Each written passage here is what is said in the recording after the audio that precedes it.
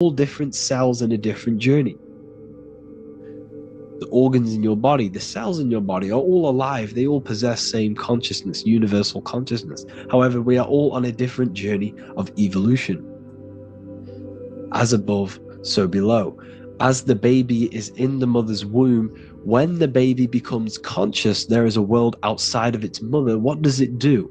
It presses and seeks a way out to be born in the other world outside of its mother. It is the same with your consciousness, your mind.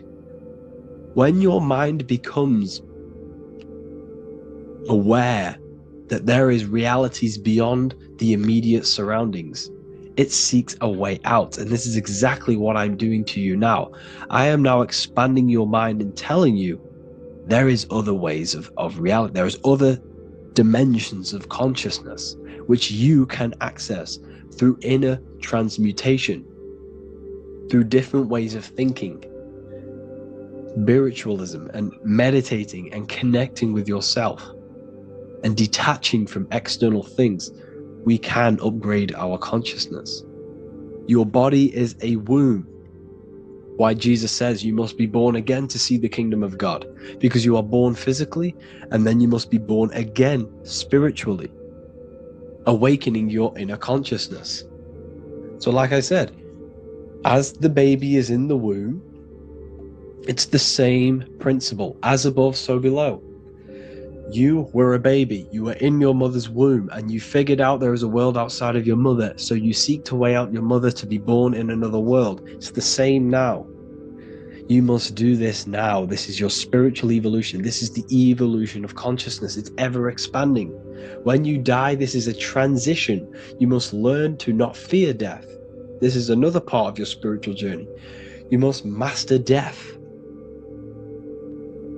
Therefore, like I said before, the mind has limitless capacity to expand into new realms of thought, continuously exploring uncharted ideas and concepts without boundaries. The mind can ever expand. It can never be filled. It can never ever know everything. There is infinite fields of knowledge, infinite fields of thought. Your current state is just one stage on an infinite pathway. You won't remain human forever. The human experience is a crucial phase where we learn to balance polarities, master the fundamental laws of the cosmos. It is a period of growth and transformation, preparing us for the next stages in our cosmic evolution. The goal is to strive for perfection, yet the true perfection is unattainable. It's like a tunnel, and there is a light at the end of the tunnel. And as you walk through this tunnel, the light is ever moving backwards. You should forever seek to meet that light, but you will never meet that light because consciousness is ever expanding. You should strive for perfection, yet knowing that perfection is forever unattainable. The journey is endless, with each step revealing deeper layers of understanding and experience. The pursuit of growth and expansion is itself the essence of our evolution. You can find all of this knowledge in the amazing book that I have read for years. I have read this book, The Emerald Tablets of Thoth, the Atlantean, by M. Dorial, translated by M. Dorial. I'm telling you now, this book, now that I've told you this, you have some context on the book. The whole book is about evolution of consciousness. He's talking about higher dimensions beings. He's talking about how you can transcend this physical plane. It is truly the most amazing book you will probably read. One of the best spiritual texts you'll see. It's hard to understand, so you must read it over and over again. And the more your mind progresses, like for me, I read this every couple months, and the more I learn about consciousness, the more I expand my own consciousness. And every time I read this book, I pick out something new that just completely blows my mind, because you can only understand this book to your level of consciousness, to your level of understanding. So now that I've told you all this information, go and read this book and it will absolutely blow your mind. And so will the Book of Wisdom Volume 2, which is now available. I released it the other day. I'm just going to read a page out now. This page is called Spirit and Matter. The Earth is not merely a dense, lifeless rock drifting through space. It possesses spirit, a living essence that animates its form. But what do we mean by spirit? Spirit in esoteric terms refers to the energy, the life force, animating the principles infused in matter. So essentially, what this page is talking about is how everything has spirit, consciousness within it. You are the middle, you are spirit and matter. You have the ability to expand your mind to the God self and raise above our animal instinct, our material self, and know the divine and expand. Animals cannot do this. Animals are not self-aware. Humans possess self-awareness. We can observe our consciousness. We can say, why do I exist? We can look in the mirror and know that we need growth. And this is what Anunnaki means. Anu means above. Anu was the supreme god of the sky, which is a metaphor. He represents spirit above, heaven. Anu came down to earth and married Ki, the goddess of the earth, which represents matter. It's a myth, it's an allegory. Anu married Ki and gave birth to the Anunnaki. Spirit came down and infused with matter and gave birth to the human, which is you. You are spirit infused in matter, Anu and Ki, Anunnaki. You are the Anunnaki. And this is just one of the teachings in my book. Honestly, this book is absolutely amazing. If you truly, truly want to expand your consciousness, give this book a read. And obviously, if you're inside the university, I give you this book for free. A paperback version. If you join the university, follow the steps inside of the general chat, you'll be able to download this book, or sorry, not download it, order a paperback for free. All you have to do is pay for the shipping. You'll also gain amazing knowledge inside of my library, where your mind will just be overblown with the amount of esoteric books. There's over 45 rare occult books, plus you get a PDF of the Volume 1 and Human Health Guide. You get reoccurring updates where I expand on symbolism, occultism, where you will just feel absolutely amazing once you understand esotericism in yourself. You'll also learn how to create the dream reality that you want with the Manifestation Mastery course, where I teach you how your consciousness creates reality. You'll have a real lectures where I post lectures on symbolism, occultism, esotericism. There's a conscious community and live calls and Q&A where you can ask me questions and I'll answer your questions. I just want to say thank you to everyone who has joined the university. Thank you for even liking and watching this video. Any support I just appreciate every single one of you. Please, if you can, leave a comment and a like on this video and let me know any videos you want me to make in the future. And I will start uploading a lot more to the YouTube. So yeah, thank you all for tuning in today. Have an amazing day.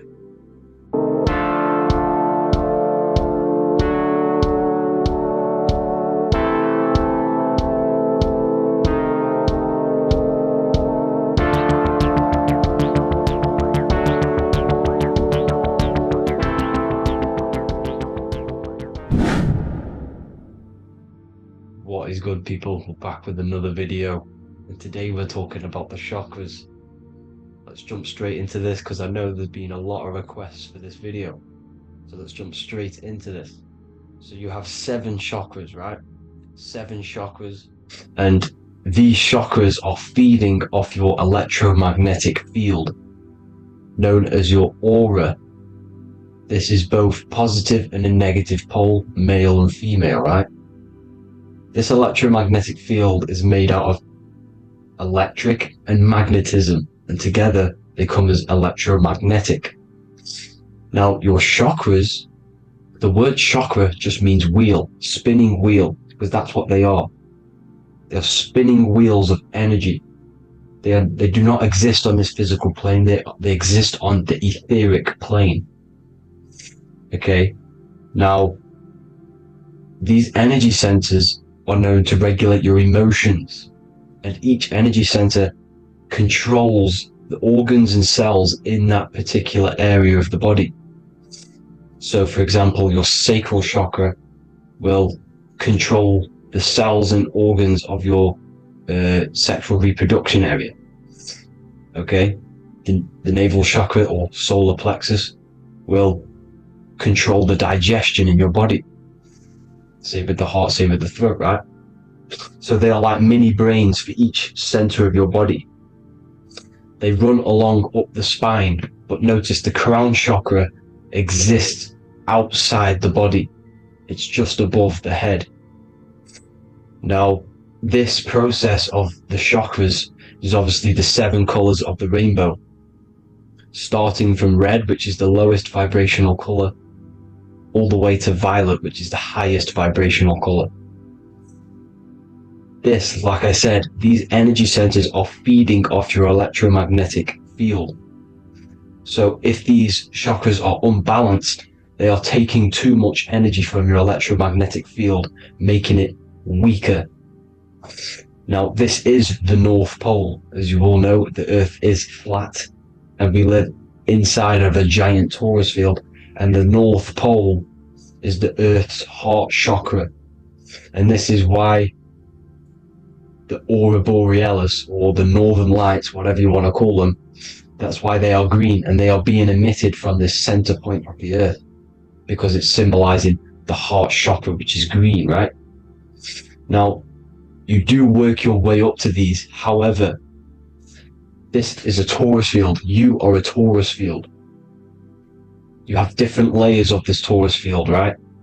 And you need to balance all of these chakras, but you can't move up these chakras until you open the one below it. So it's like a stairway. You can't go to your solar plexus without going through your sacral. You see? So you have to work up these. However, you have to work up these and then live from the heart, because the heart is the center of the Taurus field. It's the balance between male and female poles, positive and negative poles. So you have to balance all of these chakras and then bring them all into one, which is the heart chakra. Now, they exist on the etheric plane. They exist on the etheric plane, and the etheric plane is a layer of the material plane. It's the one higher than the material plane, and then after the etheric plane, it melts into the astral plane. So they exist just between the physical and the astral aspect. Now, this is the yin and yang matter, which is the lowest root chakra, physical matter, and then to spirit, because high vibrational matter turns into spirit, low vibrational spirit turns into matter. So they're interchangeable. This is the yin and yang. Now, when you see ancient paintings with the halos, you see this is like a toroidal field coming out the top of his head, you see, with a halo. This was symbolizing in the old days, in the ancient days, that they've aligned their chakra, they've reached Christ consciousness, which is God consciousness, right? Now, this electromagnetic field is the apple that we bit out of in the Bible, because you see that apple is a Taurus field. So they were metaphorically or personifying the Taurus field. That's what the Bible is. It's a massive personification. It's all metaphors. You have to read it properly. It's got a greater meaning behind it. Now, when we bit from the apple, we ate from the tree of knowledge, which is good and evil. Our lower mind took over, so we materialized to feed our physical bodies. We materialized through Saturn. That's what Saturn does. Now, if you don't understand that, go and watch the video previous to this one called Occult Secrets of Saturn, and that will show you how Saturn is the materializer. Now, this is one of the secrets behind the Masonic compass: electric and magnetic, male and female, duality, positive and negative. Now, like I said, they teach you about the Taurus field, about a magnet in school, but they don't teach you about your electromagnetic field. Everything alive has a Taurus field. It is the building block of this creation. Absolutely everything has a Taurus field. There's not one thing without it. And as you can see here at the center of the apple, that's where the seed is. That's where the life is, the reproduction of that organism. As you see, this is where the most electromagnetic energy is stored, in the center, because this is where the two duality, this is where the field meets, at the very center. This is why the seed is at the very center. Now, your spine is a elongation of the brain. The brain is heaven, and the bottom of the spine is hell. So this is Saturn, which is the root chakra. The 7 planets are associated with each chakra. Moon equals mind. Okay, now Saturn is physical matter, as I've just explained. This is the lowest vibrational color, and they want you trapped down here, which is your hell state, your animal nature, your physical nature. They want you to identify as the physical body. They don't want you to reach these higher states of consciousness. Okay? Now, in the brain, you have 12 convolutions. Now, this is what they were symbolizing in the Bible with the 12 disciples. And obviously in the Bible, it says the upper room where Jesus met with his disciples. This is heaven, the brain, the higher states of consciousness. Now, this is your North Pole. This is Jacob's ladder. Okay, this is why you have 33 levels of Freemasonry, because it's symbolizing the 33 vertebrae, which are these little things here on the back of your spine. Because once the Kundalini energy from the bottom of your spine rises to the top, this is when you get enlightenment and opens your third eye. Spiritual enlightenment. As you can see here, this is Jacob's ladder. This is the Kundalini symbol, right? And they're even showing you this in the medical symbol. They're putting it in your face. But the serpents are wrapped around the spine. Now, the serpents symbolize how the energy moves around the spine, because it's a Taurus field, you see? At the center of the Taurus field, it wraps around the center pole. It wraps around it, and this is how the energy moves up. So they're symbolizing it with the serpents. Okay? Now, every religion has a sacred river. For the Egyptians, it's the River Nile. For Christianity, it's the Jordan River, right? This river is the canal, the energy canal at the center of your spine, all the way leading to heaven, to the Holy Land. This is the chamber which the energy rises up, right? Now, they used to say the gods descended from heaven to man. This is just heaven. This is the mind state. And they said the gods were connected by a rainbow bridge. That's the chakra system, the rainbow bridge. Okay, now the ancients called this place Midgard, Earth, where both evil and good live, right? Midgard. But you can go to heaven, which is a pure mind state, because once you're in heaven, nothing negative can ever bother you. That's completeness, pure Christ consciousness. Now, this is why Jesus dies at 33. He didn't actually die, but it's symbolizing the death of the physical body. Not the death of the physical body, but his consciousness rising above the physical body to, as I said here, matter to spirit. Matter died off and he came spirit consciousness. This is symbolized by the 33 vertebrae, which is obviously the 33 levels of Freemasonry. And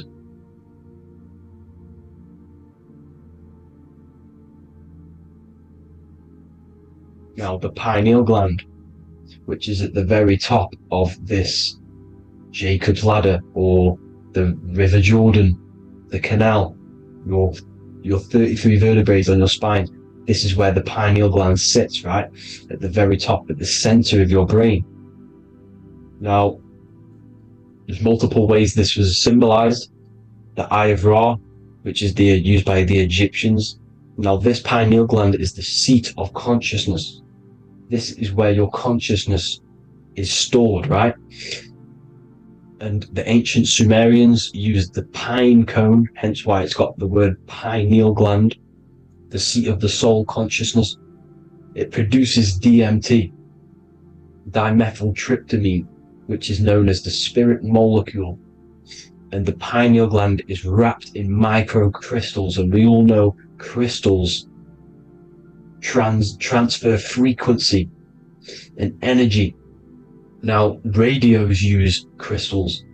A radio is a frequency transmitter, turning a frequency into a frequency that we can hear with our ears, right?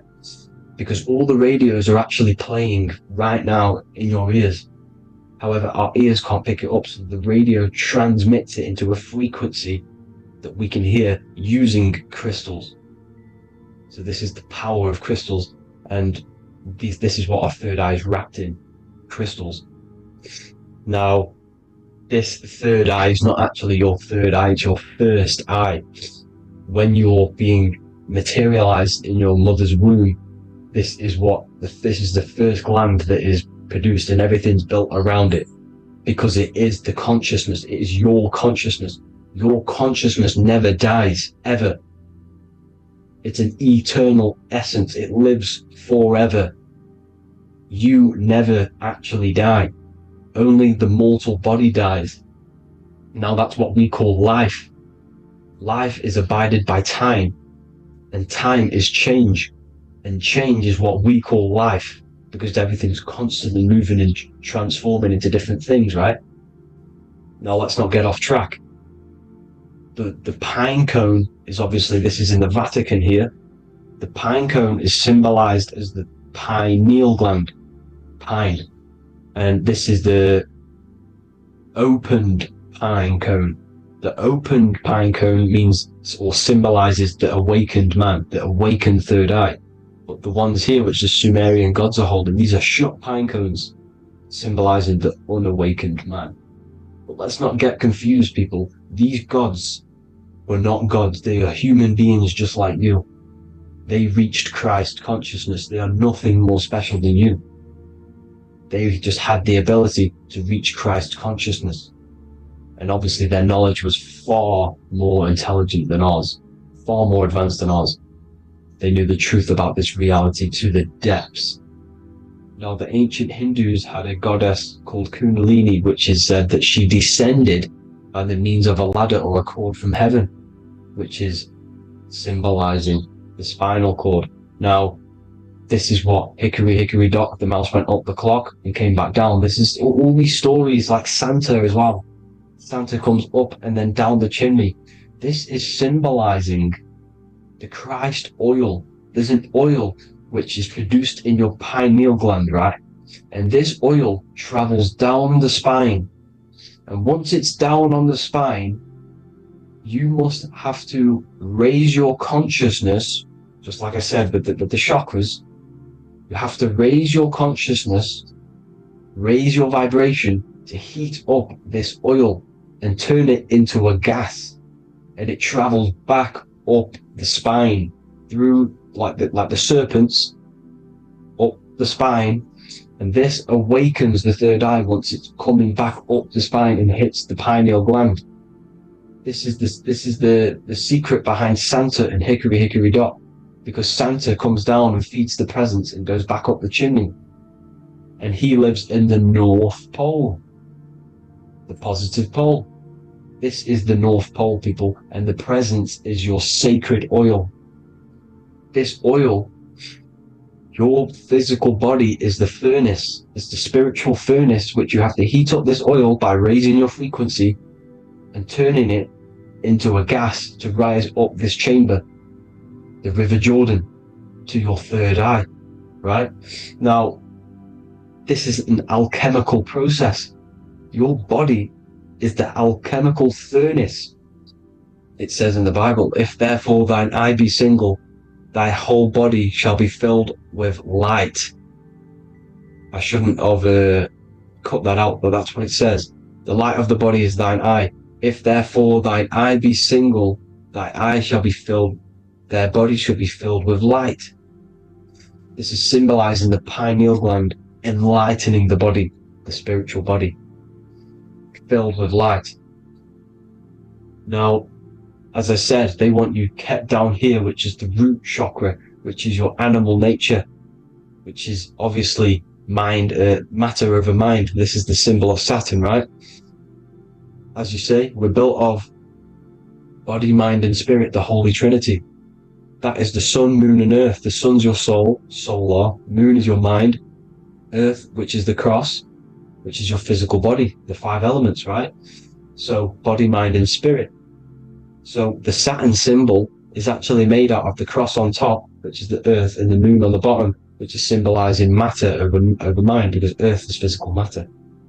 You don't want to be matter over mind. You need to be mind over matter. See, they want you identifying as your physical body. They don't want you to realize you're an eternal consciousness. You're an eternal essence of consciousness which never dies. They want you trapped in your animal nature. And this is why the Baphomet has a goat head, because it's symbolizing your animal nature, which is evil. Not evil, but you're more likely to do evil things, right? Which brings bad karma. That's your animal side. This is why the Baphomet has an animal goat head. As you can see here, he's got the Kundalini energy here. So when you see the inverted cross, the cross is your body, as you can see here. The inverted cross means your chakras downwards, down here. Your head's down here. Your mind is down here. But your mind needs to be up here, which is the upwards cross, which is Christ consciousness. And as we all know, 7 colors of the rainbow, 7 planets, 7 chakras. Red light is low frequency and long range. This is why Saturn is the slowest moving celestial body. And it's the lowest chakra, because it's low frequency, long range. The moon being the crown chakra, which is high frequency. This is why the moon moves around the quickest. The moon is your crown chakra, which moon in mind. See, so there are multiple ways of your chakras becoming blocked. Now, each chakra has a specific intelligence. It has a specific thing that it's doing for the body, right? Now, this can be overused. It can be abused. For example, masturbation. That keeps you down here in your sacral chakra, because you're abusing that energy center. You're abusing your sexual energy, which is then becoming unbalanced. So this is how energy, this is why these centers are pulling more energy out your electromagnetic field, because these centers are wheels. The chakras just mean spinning wheel of energy. So when you're abusing these certain centers, you're pulling energy out of your electromagnetic field, which is making your field weaker, which is making your frequency lower, which makes you prone to diseases, prone to lower negative energy, right?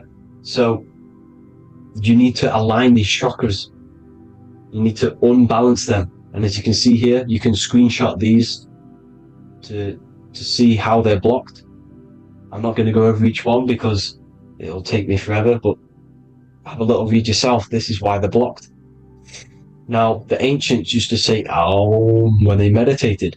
Now, these are the 7 vowels. There's not 5 vowels, there's actually 7. Now, when they say Aum, they're aligning all their chakras by saying this when meditating. This is where the Aum originated from. Now, emotion is energy in motion. So if you're feeling a certain way, that's the energy you've put in motion. It's a reflection. We live in a mirror reality. Everything's mirrored. Everything's mirrored. As within, so without. As above, so below. Everything's a reflection of some sort. So whatever you're feeling, you're doing something wrong. It's telling you you're doing something wrong from the root cause. Because your energies are the effect. You're feeling the effect of something you've caused. The law of cause and effect. Nothing escapes it. Now, the Jehovah's Witness believe that exactly 144,000 faithful Christians go to heaven or be resurrected, right? This is not true. This is symbolic. 144,000 go to heaven. Now, the petals on the chakras, this is the root chakra, this is the crown chakra. Now, if you add up the first 5 chakras, the petals, add up the petals on the first 5 chakras, you get 48. And then you get to the third eye, which has 2 petals. 48 times 2 equals 96. 96 plus 48, which you got from here, equals 144. The last chakra has 1,000 petals. Times 144 times 1,000, you get 144,000. This is a frequency. This frequency is the frequency of the ascension up your chakras. This frequency is a high frequency which turns that oil into gas, which rises up the spine, activating your third eye. Right? So this is all the religions are all symbolic for this sacred secret of Christ consciousness. As it says in the Bible, the kingdom of God is within. It's not out there, people. You must look within yourself. You are God. You are a spark of his consciousness. Infinite consciousness, right? So 144,000 is a frequency, and you must achieve this. Like I said, these people in the past, they're not gods, people. These were just humans. Nothing special. They just reached Christ consciousness. Now, they keep you in these lower vibrational states with the food, right? And as you can see here, all of these fast food restaurants are mainly are red and yellow, which are these lower states, these lower 2 chakras, lower vibrational colors, because they want you trapped down here in matter. And these foods are so low vibrational, they will keep you down here, because your gut produces, I think it's like 80% of melatonin. Melatonin is your feel-good hormone. These foods will not make you feel good. This is very low vibrational. Meat. It's not meat, it's raw flesh. These animals are stripped from their family, put on a conveyor belt, watch their friends be tortured, and then get slaughtered in a slaughterhouse. Think of all the fear that's running through their blood, all the hormones, all the fear, and you're going to go and eat that very low vibrational energy. As you can see here, this is the light photons within fruit. You can see the light, the life force in this fruit. You must think, feel, and do positive to raise your vibration. As you can see, earth equals heart. If you rearrange it, everything in nature is green, right? The aurora borealis is green. You must align all these chakras and then live from the heart, because the heart's the center of the Taurus field. You must become the consciousness in the center. So that's it for this video, people. Thank you all. God bless.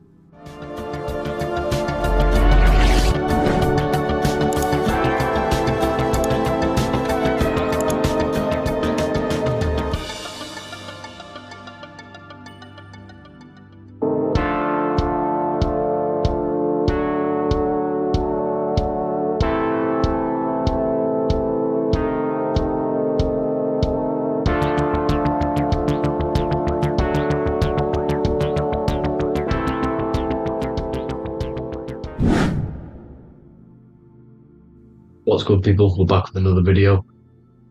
This is going to just be a quick video. Manifestation, magic, bending reality. So let's jump straight into this.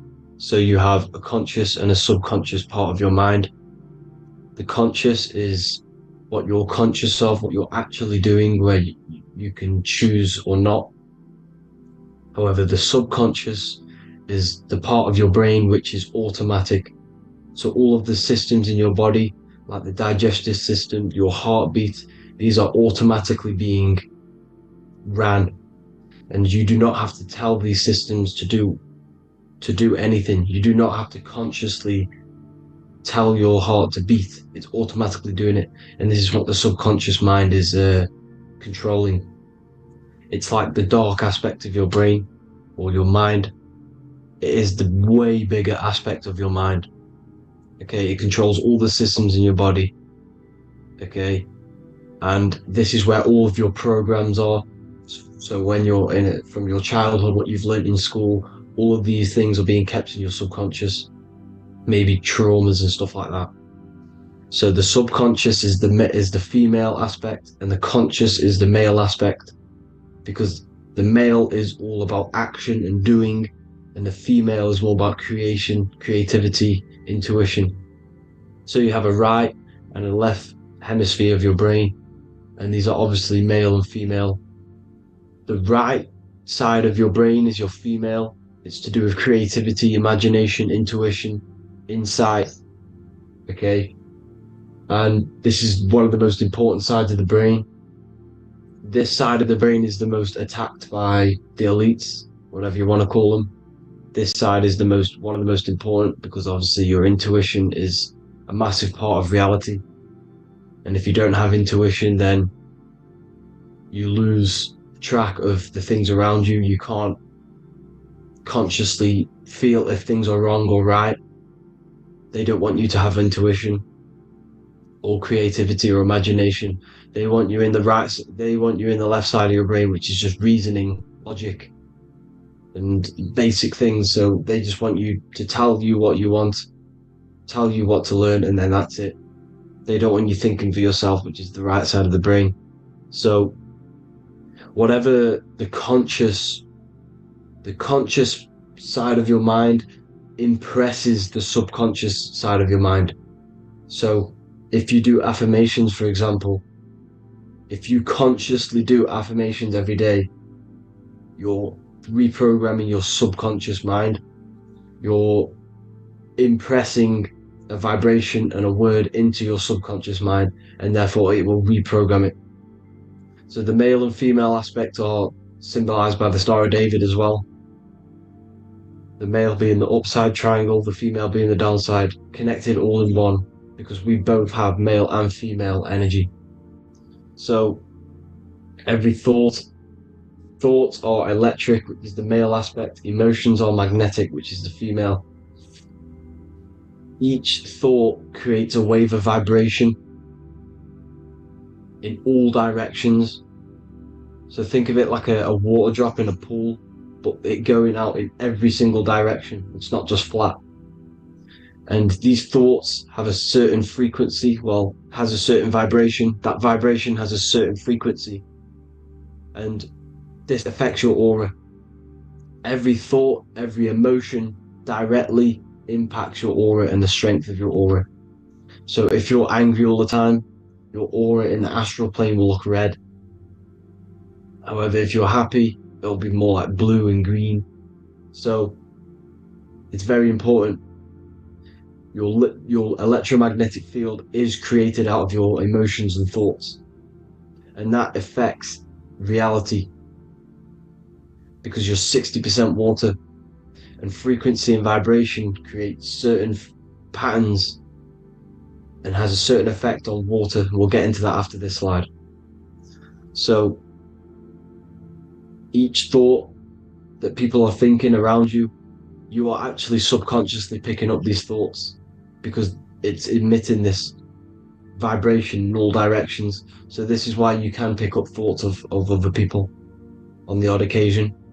However, when you're more in tune with your intuition, your right side of your brain, you can start to pick up on vibrations, thoughts, and other people's auras. You can pick up on the energy once your third eye is open, and you know whether you should be in that environment or not. This is what we call an atmosphere. When we go into a room and you can feel the tension, if someone's been arguing, for example, this is the atmosphere, this is the vibrations, these are people's auras emitting these certain frequencies and vibrations. Okay, so our aura is contained of multiple layers. Obviously we have the physical body. This is the electromagnetic layer. However, you have the different planes of existence: the spirit, mental, astral, etheric, and then physical. The physical is the lowest plane of existence, and the physical plane is a product of all of the planes above. So the mental impresses on the astral impresses into the etheric, and then the etheric creates the physical object. So the mind is the root cause of reality. The mind is the cause of everything. Your consciousness is pure cause. There's no effect. Everything you see in this reality is the effect. Everything that you experience is the effect, because the root cause was the mind. The decisions you made you experience that certain experience. And that decision was created on the mental plane. And this is just pure thoughts. And thoughts are things. If it exists in your mind, it is a thing. It's a certain frequency. So if you have a certain level of thoughts, if you're thinking positive, for example, you're going to have a strong aura, you're going to have a higher vibration. And that attracts like. Like attracts like when it comes to thoughts and vibrations and electromagnetism. So if you're thinking positive all the time, speaking positive, doing positive, you're then creating a higher vibration, and that's going to attract people on that similar frequency to you. Everything is electromagnetism, frequency and vibration. Everything. You see, so this is why, for example, if I put my hand to a TV screen, if my finger was the same vibration as the TV screen, it would go straight through it. However, the particles in my hand and the particles on the TV screen are two separate vibrations, and this is what causes the friction to stop, and not my finger to go straight through it. So like I said, when you don't feel the vibe of someone, when you don't feel right, you don't really get along with someone, this is a vibration. Your vibrations are not matching, they're not similar, they're two complete different vibrations, and they're not aligning properly. So music has a massive part on this. Music is a massive, massive tool for the elites, because music is frequency. And in 1975, the musical instrument are all tuned to 440 hertz. So Spotify, Apple Music, most of the music on YouTube is all set to 440 hertz. And 440 hertz is not divisible by 3, 6, or 9. And when you can't divide a frequency by 3, 6, or 9, it's not a natural frequency. As you can see here, this is 432 hertz. This makes a nice geometric pattern. However, 440 hertz is a distorted pattern. So when you listen to this, this actually shuts off the whole right side of your brain. Like I said at the start, this is the most attacked side of your brain. It's to do with creativity, imagination, intuition. When you listen to 440 hertz, it shuts off the whole right side of your brain. And obviously shutting off all of these forms of your brain. Music is a very, very powerful tool for the elites, because it's the only thing which can enter your soul or your ears without consent, your body without consent. Everything else has to be through consent. You choose whether to eat something, you choose whether to drink something, but frequency, you're going to hear it no matter what. This is why it's so powerful, and music influences the body in many different ways. It's the most powerful imitator of everything. It directly affects all listeners. It directly affects intentions, gestures, movements, and actions. It stimulates your mind, and certain songs, certain catchy songs, can reprogram your subconscious mind, invoking certain emotions. This is why when you listen to slow beat songs, it makes you feel more sad. When you listen to upbeat songs, you feel more energetic. This is because these frequencies have a profound influence on reality and on how you feel. Because like I said, you are 60% water, and as you can see here, each frequency creates a different geometric pattern, and inside of you is 60% water. So like I said, 440 hertz is going to make a distorted pattern in your water, and this is going to have a profound effect on your emotions and your reality.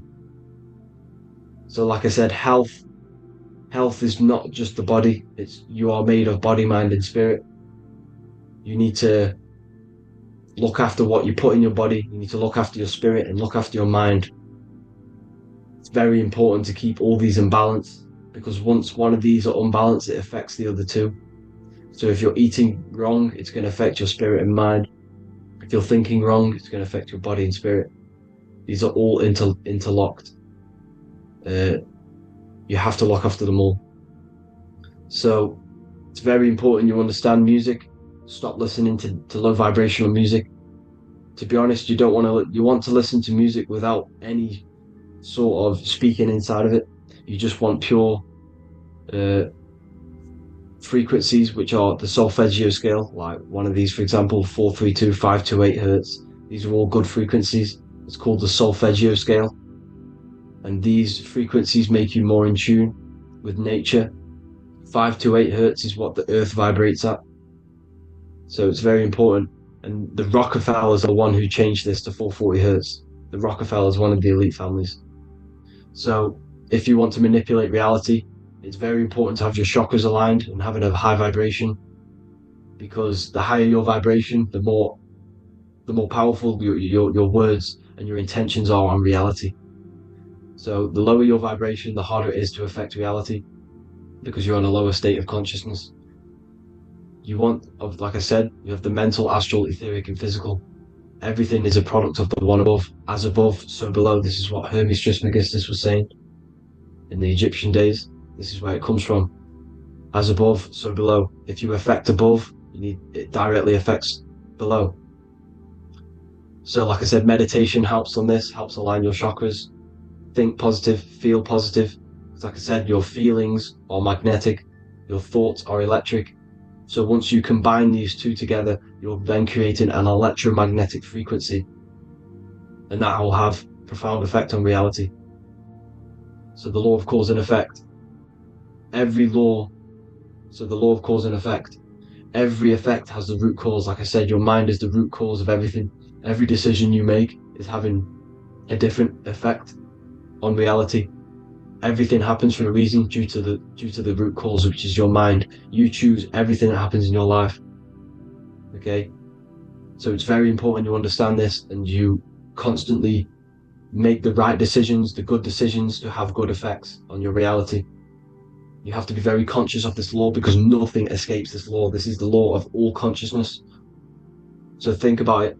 Imagine a massive ball of consciousness. However, off this ball are different sparks, and each one of these sparks are in each and everyone's body. This spark is governed by these laws: the law of cause and effect, the law of correspondence, the 7 hermetic principles. It's very important you understand this, because this mass ball of consciousness is what is obeying these laws, and everyone has this spark of consciousness inside their third eye. And like I said, everyone is the same consciousness. This is why if you do bad onto someone else, that will directly affect your reality. So if you hurt someone, it's going to come back to you in one way or another, because you are that same consciousness. This is like a mirror reality.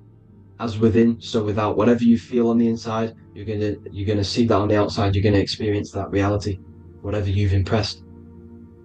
So there's different ways to bend reality to your will. This is kind of a sort of magic.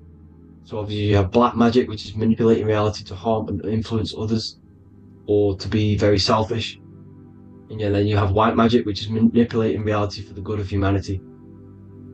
So you do have to be very careful with your intentions, people, when you're trying to manipulate reality, because this is nothing to be played with. If you are manipulating reality for the wrong reason, it's going to come and bite you in the ass in some way or another. Because everything is balanced. Everything balances out in this reality. Nothing escapes the laws. Not one thing escapes the laws. So if you're stealing from yourself, because it's just going to come back in one way or another. Inside of everyone's heart, you know whether you're doing good or wrong. You know, you can feel it when you do something wrong. You can feel it when you do something good. The heart is the center of the Taurus field. It's balance. And this is why you say follow your heart, because it's the center of the Taurus field. It's very important to listen to this inner voice inside of you, because that is telling you the right things to do, the good decisions to make. And when you keep following that voice, that good voice inside of you, it takes you to your life path. Very important to follow that voice. However, don't let the ego get in the way of it. Don't care what your friends are going to say. It's very important to understand this. So you have different ways of manipulating reality. You have sigil magic. This is where you create your own sigil or symbol.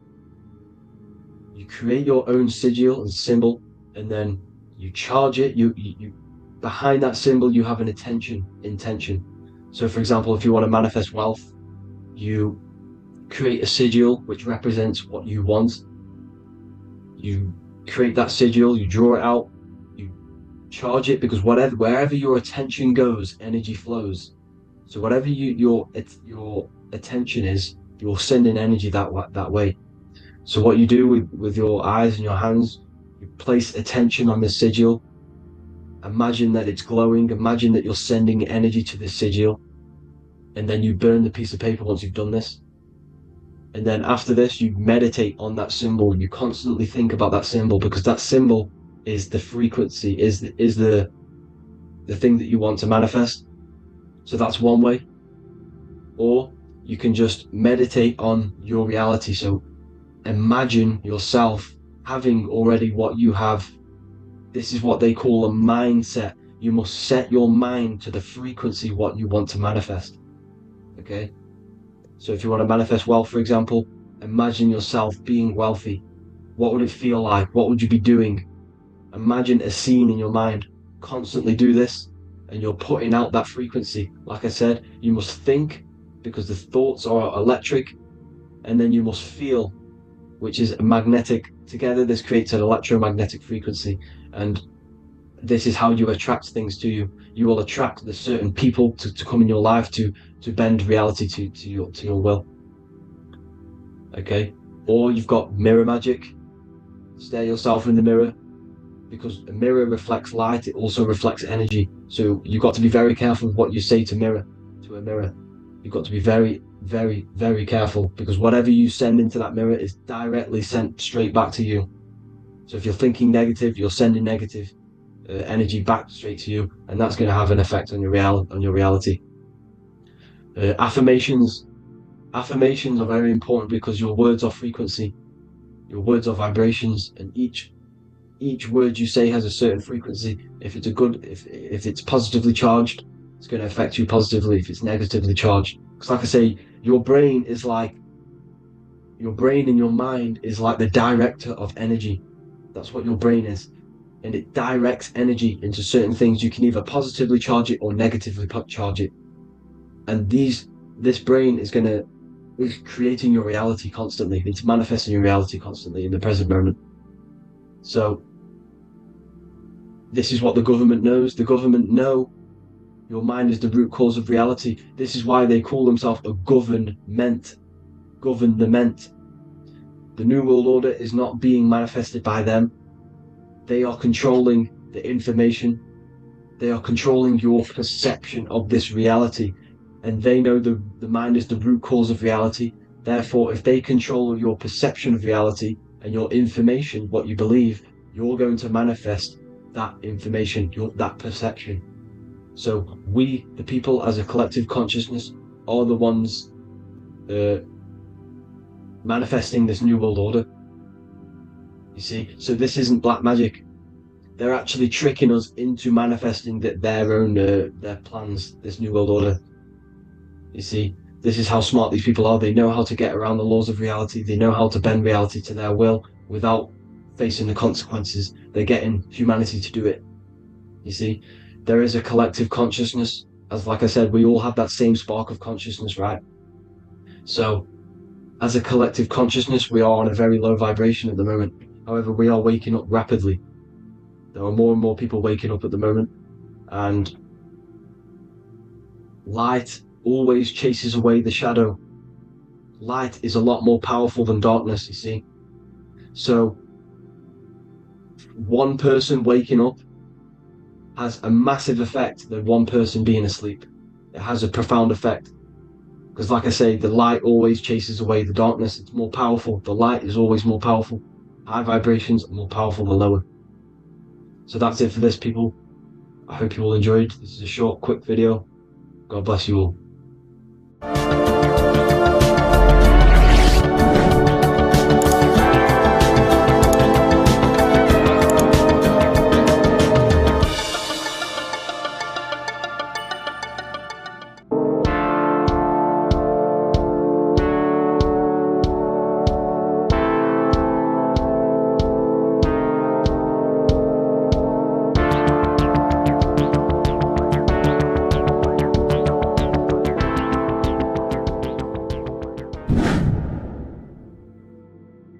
Welcome back, people. We're back with another video. Let's jump straight into this. Make sure to tune in till the end, because this has got so much information in this video. So sit back and enjoy. So everything's Taurus fields. The Earth's a Taurus field. Everything's Taurus, which is electromagnetic field, electric and magnetic. The center of the Taurus field is where the two opposing forces meet in the center. And this is what creates the plane of inertia, the dielectric plane of inertia. Okay? You got red shift, blue shift, positive, negative, south and north pole, right? This is what the ancients were showing with the tree of life. As you can see here, this is the plane of inertia, and this is the Taurus field. Everything consists of this. Everything is a Taurus field. A atom is a Taurus field. Okay, now the inertia is the 0 point. So this plane is a 0 point. It's the balance between two poles. Okay, now this creates matter, because matter is two opposing forces in motion equalized. So these two forces coming together is what creates matter on this physical plane. And this is why we can't see the electromagnetic field, because it consists of one of the elements, which is either electric or magnetic, but when they combine together, it's what creates this physical plane, which is physical matter, which is light in motion. Now, everything is one. Don't get confused by duality. Duality is two opposing forces, but them two opposing forces are created by the same substance. It's two aspects of the same substance. So for example, water and ice are the same thing, you know what I'm trying to say, but it's two aspects of the same substance, because all is one. The whole universe is one. All goes back to the one, which is God, the creator, or magnetism, whatever you want to call it, because magnetism pulsates. Electricity has two poles, red shift, blue shift. Okay, so red shift, blue shift is electricity, and electricity vibrates, and all vibration always comes back to a standstill point. But magnetism is what pulsates. This is why your heart pulses. You breathe, which is a pulse. This is the breath of the universe, magnetism. Now, this is why the earth is green, okay? Earth can be spelled heart. If you just move the H to the beginning, it spells heart, okay? Because the heart is the center of the Taurus field, which is the heart chakra for us humans, okay? We consist of the same field, as you already know. Heart being the center, which is green, which is the center of the seven colors. The center of the seven colors. This is the most powerful chakra in your body. People think it's the crown chakra, but it's the heart chakra, because it's the center of the Taurus field. You must align them all and combine them all into one, which is the heart chakra. Now, Earth is green. Nature's green. Okay, this is because we live on heart chakra, the plane of inertia. It's the center of the Taurus field. Okay, and this is what the Egyptians called Isis, which is nature. Nature is balanced, and nature is female, Mother Nature, because it looks after us with the fruit it grows with abundance, and the water. It's a female energy, Mother Nature, and this is the symbolism of an equal, balanced arms. This is the scales, it's balanced. Mother Nature is balanced. This is why the sky is blue, because what comes after the heart chakra? Blue. Sky is blue. We live in Midgard. This is what the ancients called Midgard. You don't have to take this tree literally. It's a metaphor. We live in Midgard, where both positive and negative duality here. Now, Mount Meru. Mount Meru was known as the center of the earth, okay, or known as Hyperborea. And this is the North Pole, the electromagnetic North Pole. But when I say Mount Meru, it's not an actual mountain. They weren't saying there was a real mountain in the center of the earth, a magnetic rock. No. The plane of inertia, okay, there's something called a hyperboloid. That's what it's called, a hyperboloid. And this is the center of the Taurus field. And this hyperboloid is what is in the shape of a mountain, you see? So if I go to this next one, they say Hyperborea on this map. Why do they call it Hyperborea? Because this is the hyperboloid in the center of the Taurus field, and this is the electromagnetic mountain, a metaphor. Mountain, what they're metaphorically saying, this is the electromagnetic mountain at the center, the double vortex, the center of the Taurus field, which is the North Pole. Pole of electromagnetic energy. So this is why they call it Hyperborea. It comes from the word hyperboloid. And the center of the earth is so sacred, and they symbolize this with, obviously, the North Star, which is Polaris. And this is where the swastika comes from, because it's the 4 seasons moving around the North Star. This is the Big Dipper constellation moving around the North Star, which is Polaris. There's that pole again. Pole. Magnetic pole of the Taurus field. And this is where the green, emerald green, aurora borealis comes from. It comes from this center hyperboloid at the center of the earth, where the most electromagnetic energy is stored. The center of the plane of inertia, the center of a plane of inertia. This is the all-seeing eye as well. As you can see, they got the sun, the moon. This is the Masonic cosmos, the sun, the moon, and the all-seeing eye, because the eye is Polaris, the eye of the stars. It's all a big eye. Now, the eye means a lot more as well. It's not just that. There's different ways you can interpret symbols. Now, this is the emerald tablets. Deep in Earth's heart lies the flower, the source of the spirit that binds all in its form. Okay? The flower of life is thine own place of thine spirit, and stream through the earth as thine flows through thy form, giving off life to the earth and its children, renewing the spirit from form unto form. This is the North Pole.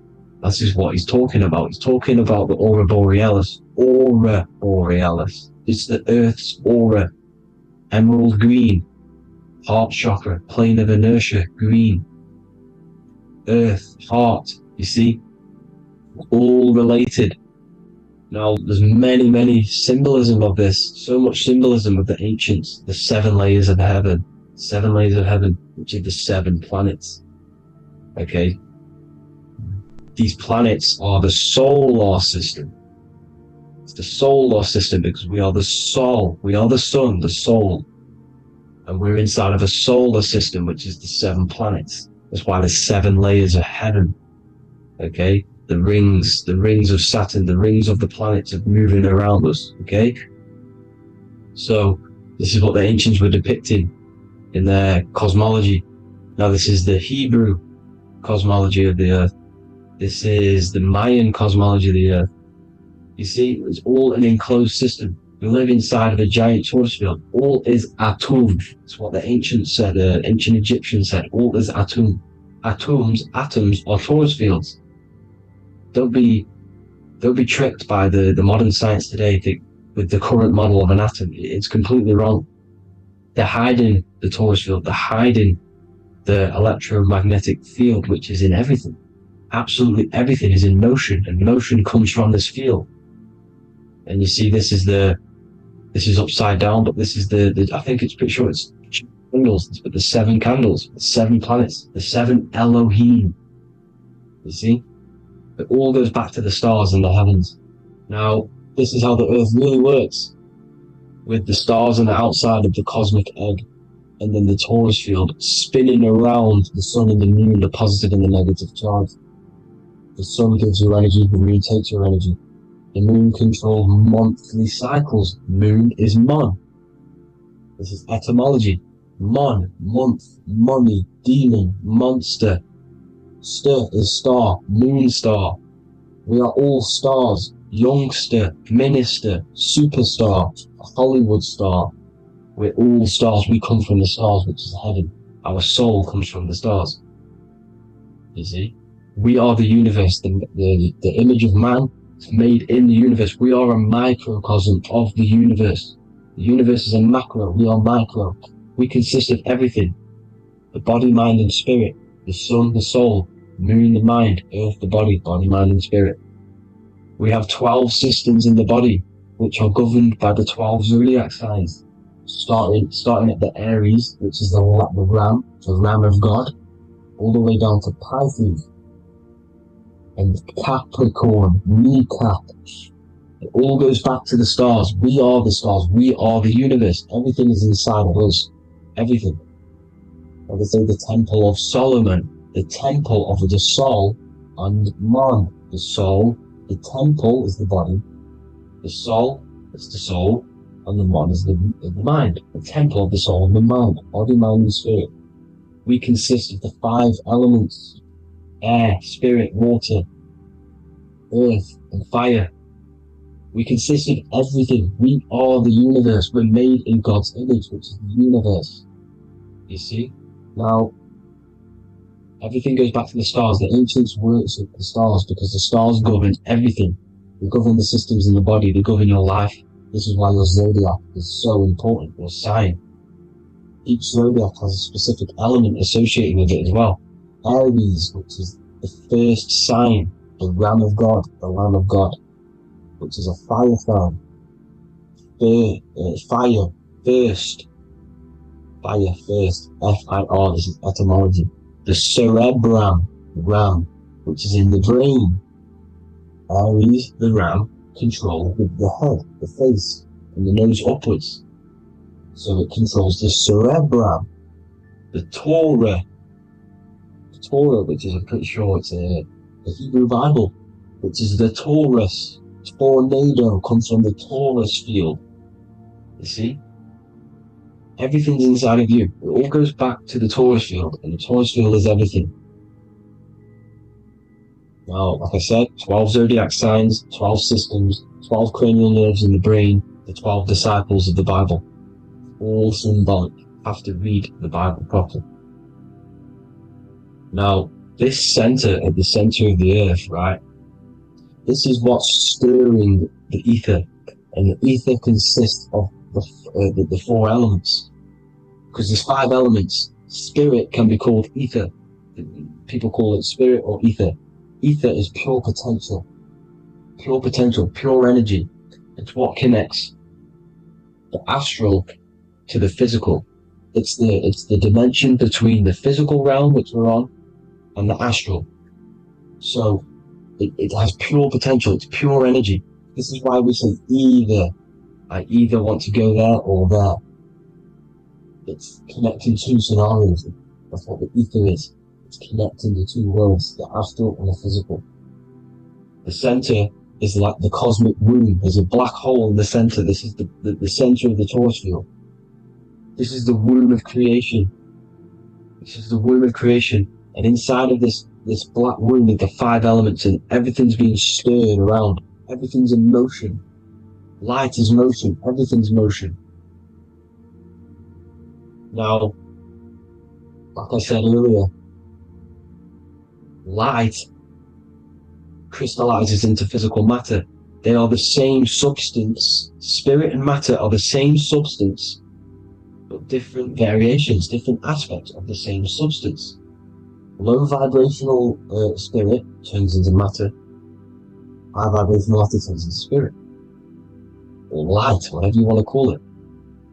Matter is light crystallized. This is where we get the 7 metals from. The planets. The planets are light. Specific frequencies and vibrations of light. When these lights, or the planets, materialize, material metals materialize, they turn into the 7 metals. Saturn turns into lead. That's why lead is red. Saturn is red. The sun turns into gold. That's why the gold is yellow and the sun is yellow. You see, Saturn is the time god. What happens in autumn? The leaves turn red and they die. This is why Saturn, Satan, Time God, the Reaper, everything is crystallized till it's death and then reborn again. You see? Rust. When things rust, it turns to red. Because it's Saturn. Saturn crystallizes everything. He's the Reaper who comes around in winter. You see? He's Satan. Jesus and Satan, the Sun and Saturn. They say we live in a solar system. The solar system. I think I've already just broke this down. The 7 planets are the 7 chakras. Everyone already knows this. But I'm going through it anyway. But this is where we get the 7 planets from. And the 7 metals. You see, all the ancients knew. It was an enclosed electromagnetic system. It's not a spinning ball in the middle of space, people. They want you to believe this so you get stuck in this material world. Because if you believe everything's material, you can never affect this plane effectively. You can never create your life effectively if you don't understand the planes of existence. Because the mental plane is a higher plane. And it breaks down and it controls the planes below it. The mental plane, hold on, I've got it here for you. The mental, the astral, etheric, then physical. Etheric connects the physical to the astral, but the mental is what's above them all. You see? Now, it's important to understand this. It's important.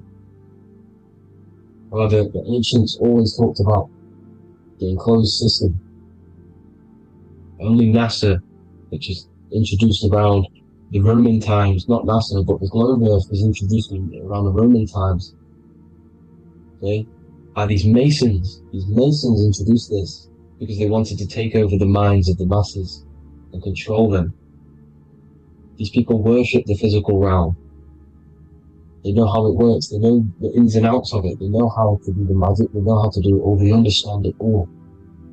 That's why Masonry have to take the oath. The oath of not speaking. You're not allowed to speak about anything you learn about in Masonry. Because they're discovering the truth about your mind and how it creates reality and stuff like that. So, this is the Masonic cosmology. The 5-pointed star, the 5 elements.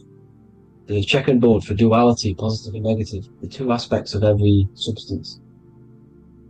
This is another ancient painting depicting the firmament.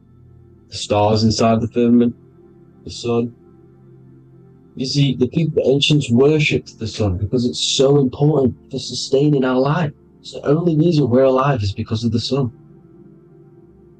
But then people think it gives you cancer today. They brainwash you to think the sun gives you cancer when it's the #1 source of all life. They want you to believe it's a big, spinning, dangerous ball in space. It's not. It's here to give us life. It's God's Son. That's why Jesus is known as God's Son. It is the Son of God. God created that to sustain us. You see?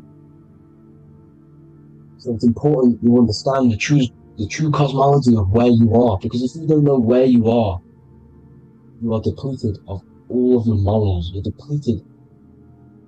You're demoralized. You're lost. You don't know where you are. You don't know where you exist. Okay? Once you accept the globe model, the heliocentric model, you will subconsciously think that you come from nothing. This is why they implemented the evolution theory just after the globe model was introduced by Charles Darwin. Charles Darwin came in after the globe model.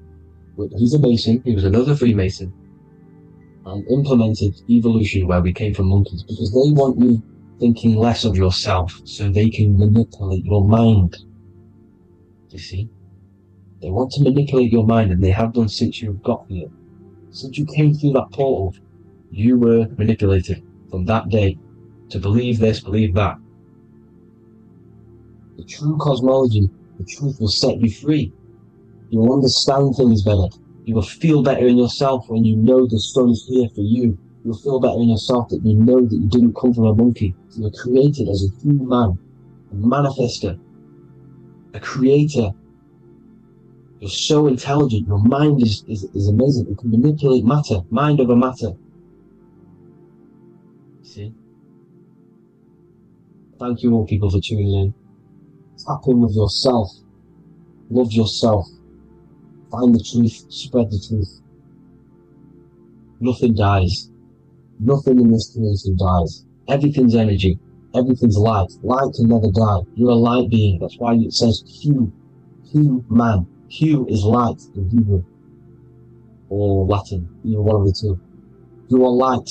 You're a light being. You never die. Ever, ever, ever die. Ever. Stop thinking you're going to die. This body will die because it contains electricity. And electricity always goes back to a standstill point because of vibration. Electricity vibrates. You are pure light. You will never ever die. Thank you all people. God bless. Make sure to like, subscribe and share.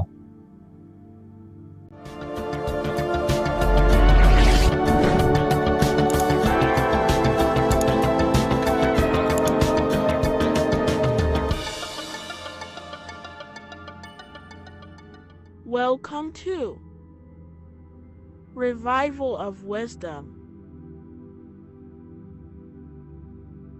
What is good, people, is Revival of Wisdom. We're back with another video. Today we're going to be talking about the importance of Saturn and the occult. Let's jump straight into this. So Saturn is the god of the earth, right? It's the time of God, change, destruction, physical matter. He creates and destroys because the energy of Saturn is the key to crystallization. It wraps things in physical matter, right? He creates everything, all life forms, and he takes things back because the day that you're born, that's the day that your expiry date is coming. The time is ticking until Saturn takes your life. This is why he's known as the Reaper. Okay? As he's personified as eating his child here in this ancient Roman painting. As you can see, he's eating the child. We are all children of Saturn, right? He creates physical matter, our physical bodies, right? He's the god of time because he's the slowest moving celestial body. He's the Lord of the Rings, as you can see here. He's the last one on the ring. He's the slowest one moving, okay? So, he is the Lord of time, destruction and creation, okay? This is why his name is Saturn, Satan. He's the devil, okay? But I'm not saying Saturn's evil, guys. It's a part of life. Everything lives and dies, right? He's the key to crystallization.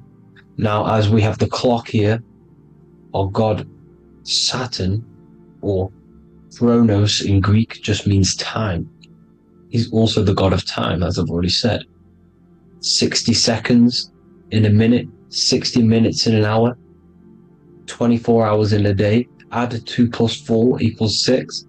60 seconds, 60 minutes, 2 plus 4 equals 6. That's 666. Okay? And as you see on the clock, 6 take away 12 equals 6. 7 take away 1 equals 6. 9 take away 3 equals 6. 6 is the number of Saturn.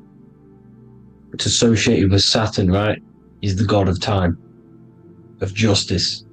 Everything goes back to the Reaper in the end. Everything lives and dies. Now, the artwork of him, he's always got the Reaper staff. You see, it's personifying death.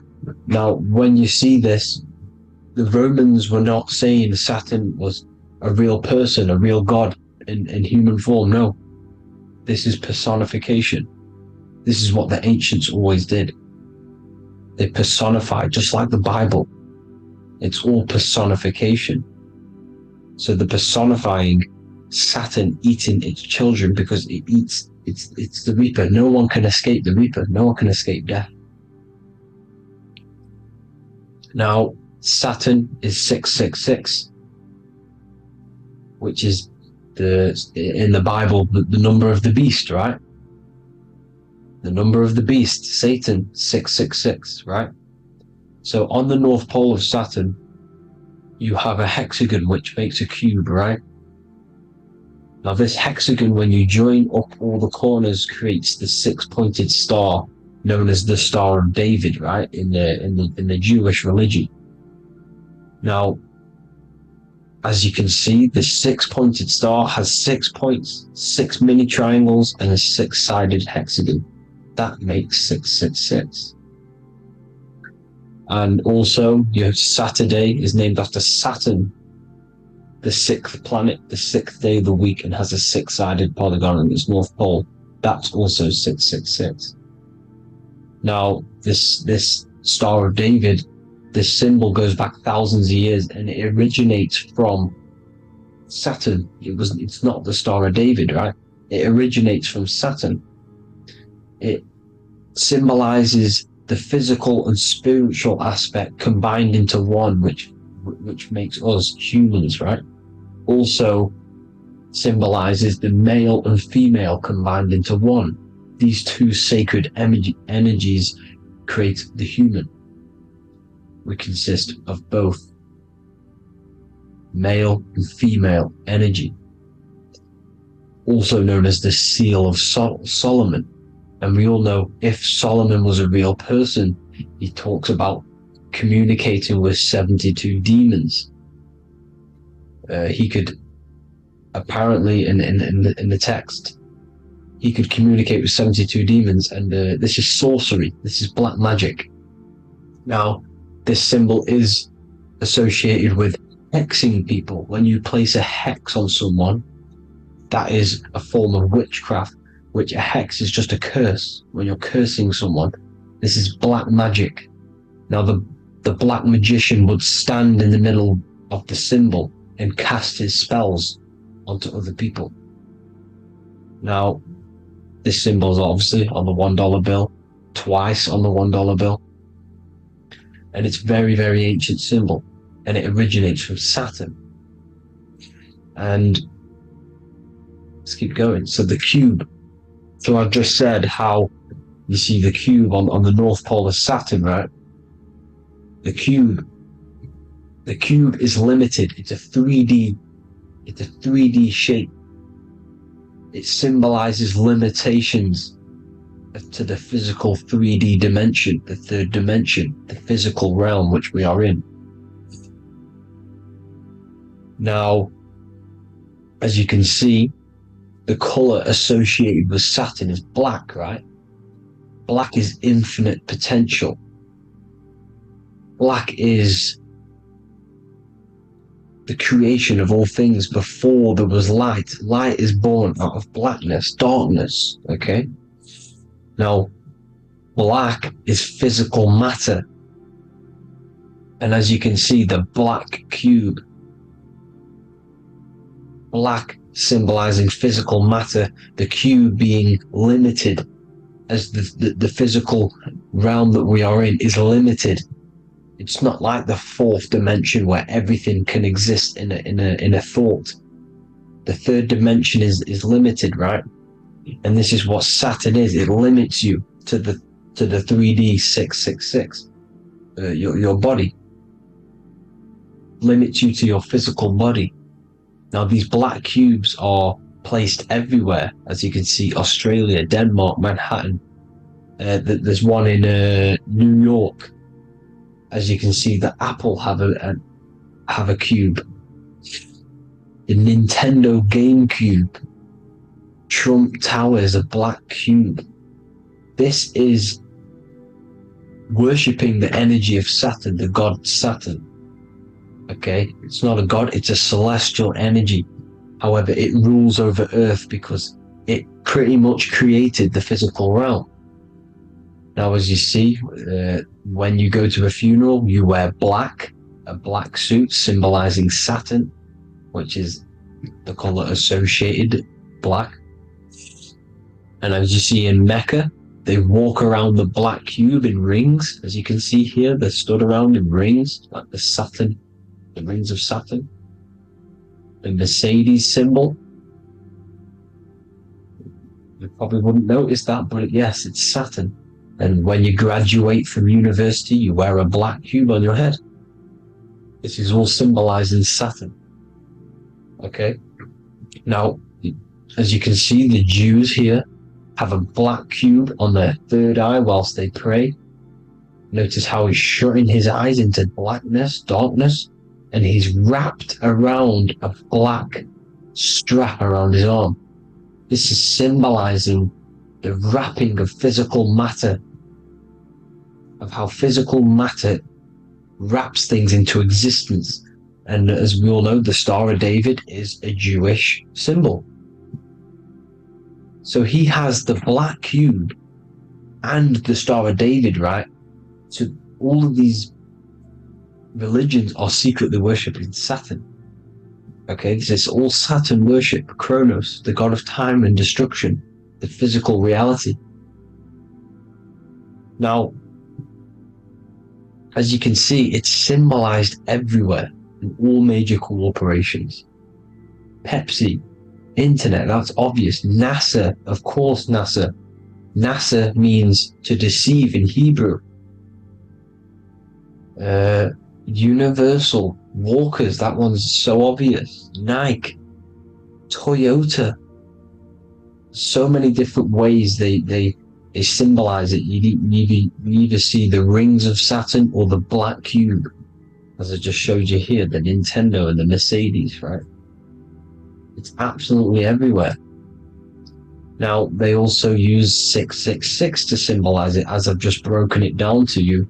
666, the World Economic Forum. We all know how they're trying to enslave us into this new world agenda. Google Chrome, CERN, Disney, Coca-Cola, Cadbury's, all of these have 666. Now every UPS barcode has 666, and even www. is Hebrew for 666, as you can see here. Monster, it's the same Hebrew letter that means 666. Drake, 6 god. That's his god, Saturn. Why? Because they love physical realm. They love the physical dimension, the third dimension. Because they can rule here through riches. They can build an empire here. It's not like the fourth dimension. They don't want to ascend. They want to stay down here in the physical realm. Okay? Now this is why they're cloning. They can move their consciousness into other clones to live forever. This technology exists. This is why they love the third dimension. As you can see, all of these sellouts here, Drake, Leonardo DiCaprio, you know, all of these people doing 666 because this is their god. This is their god. They love the physical realm. They sold their souls for wealth and fame in this physical realm. So why would they leave? You see? Now, this isn't all just evil, okay? So you have 7 chakras, right? You have 7 days of the week, 7 solfeggio scale notes. These are frequencies, the solfeggio scale. Now, it's called the Saturn Moon Matrix because the moon symbolizes your mind, because you're created out of the Holy Trinity, which is body, mind, and spirit, right? That's the triangle, the equal triangle, body, mind, and spirit. Now, the 3 main celestial bodies are Earth, Moon, and Sun. The Earth being your physical body, the Moon being your mind, and the Sun is your soul, hence why it's called solar. It's a solar soul. Now, these symbols are alchemical symbols, so when you're doing alchemy, you use these symbols to obviously symbolize what we're talking about. Now, as you can see, these are all the symbols of the planets. Of Saturn is created out of the moon on top, the moon on the bottom and the earth on top, as you can see here. You see? And this creates the number 5. Now, with the moon being your mind and the earth being your physical body, this is mind over matter, because the earth is your body's matter. This is matter over mind. You don't want to be matter over mind. This is low states of consciousness. You won't be mind over matter. You see, to manipulate matter, to create your own reality. Now, obviously, we all know Saturn is associated with the lowest chakra, which is the root chakra. This is to deal with your animal instincts. When you're down here, you identify as the physical body. You don't know anything spiritual. You're pure a physical, you have a pure physical mind. You don't believe in anything spiritual. This is survival mode, consumption. They want you trapped down here, which is matter over mind. They don't want you to create your own reality, which is mind over matter. You see? Now, that's what Jupiter is. Saturn is the moon on the bottom and the earth on top. But Jupiter is the moon on top with the earth on the bottom. That's mind over matter, you see? So, these chakras are an ascension process from spiritual, from matter, physical matter to spiritual. This is the ascension. This is the stairway to heaven. This is Jacob's ladder. You see? Now, the number 5, which is obviously associated with Saturn as well, which create the symbol for Saturn, created the number 5.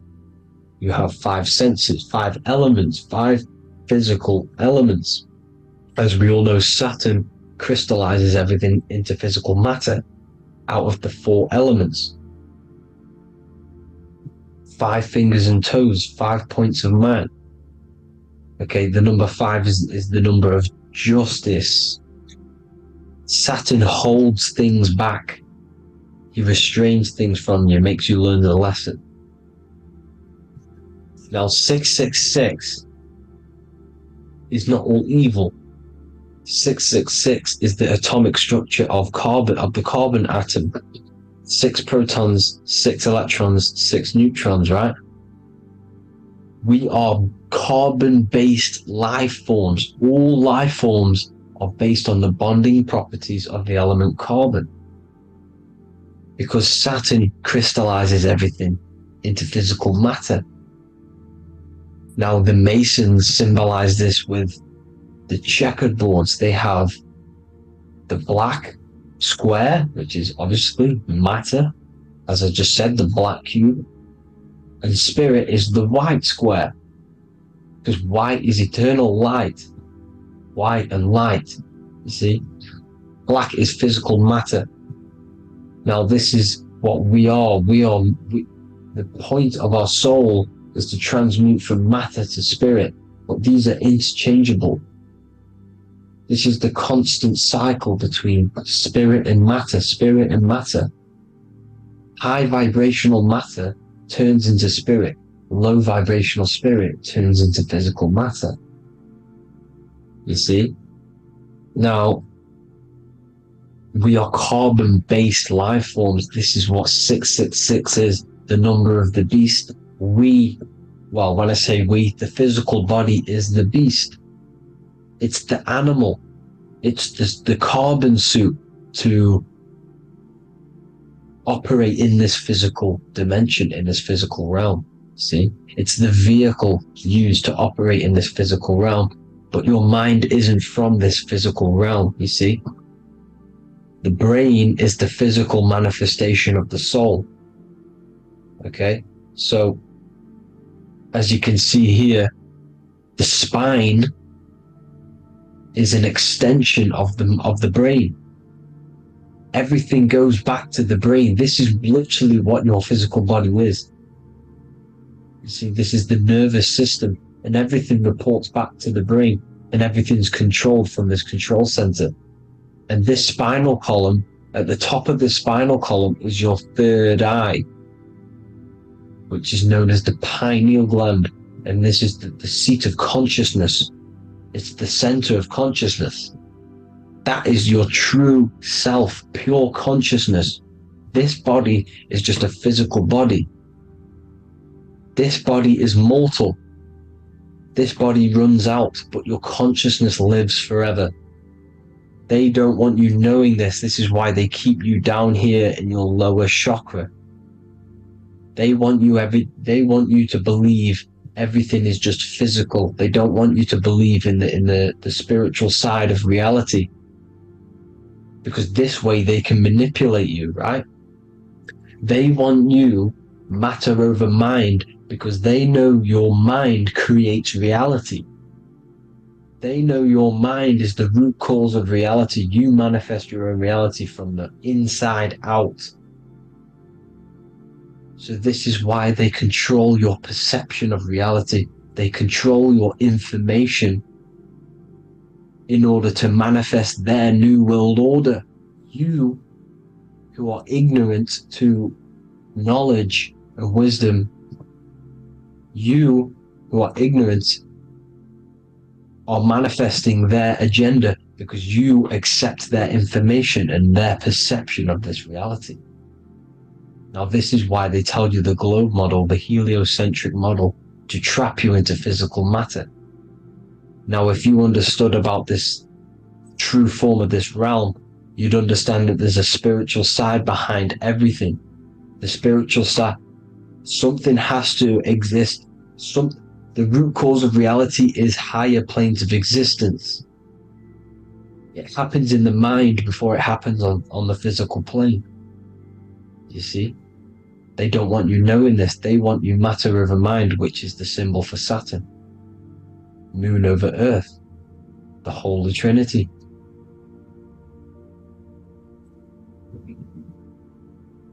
Now, as you can see, the cube also makes IXXI.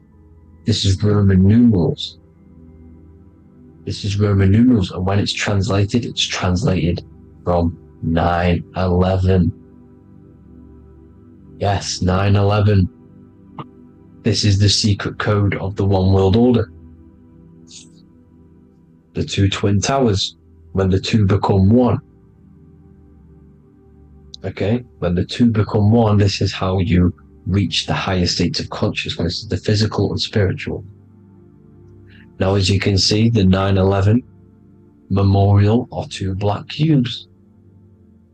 It's two black cubes. This is all Saturn worship. Now, I'm not saying that Saturn is an evil celestial body, right? No, everything has a good side and a bad side, right? It's duality.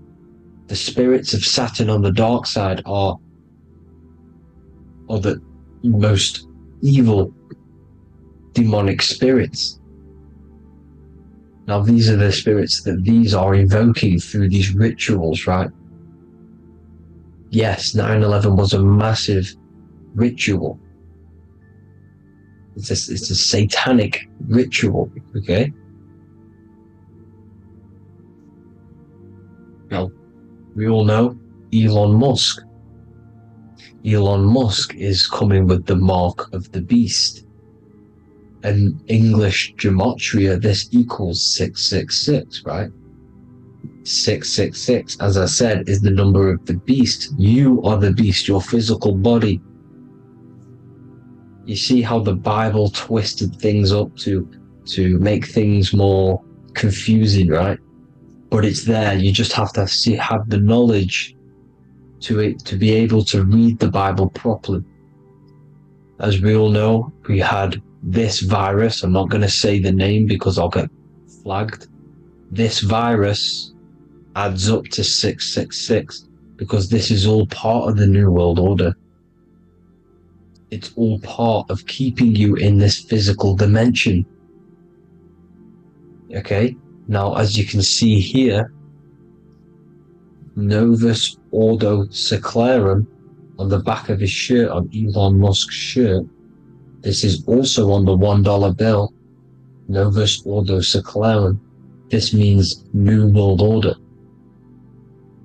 Yes, New World Order. This is on the back of Elon Musk's shirt. And as you can see here, he owns Neuralink. which is the brain chip, which they're going to be putting into, implanting this onto your brain.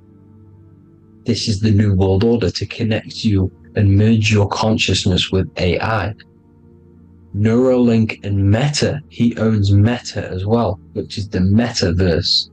These are going to be linked in, hence why they have the same symbol, but just in a different format.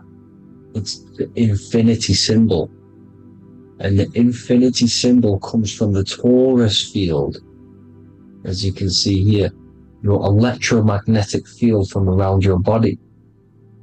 Now, the end goal is for this New World Order is to trap your consciousness inside of an alternative reality being projected from the metaverse.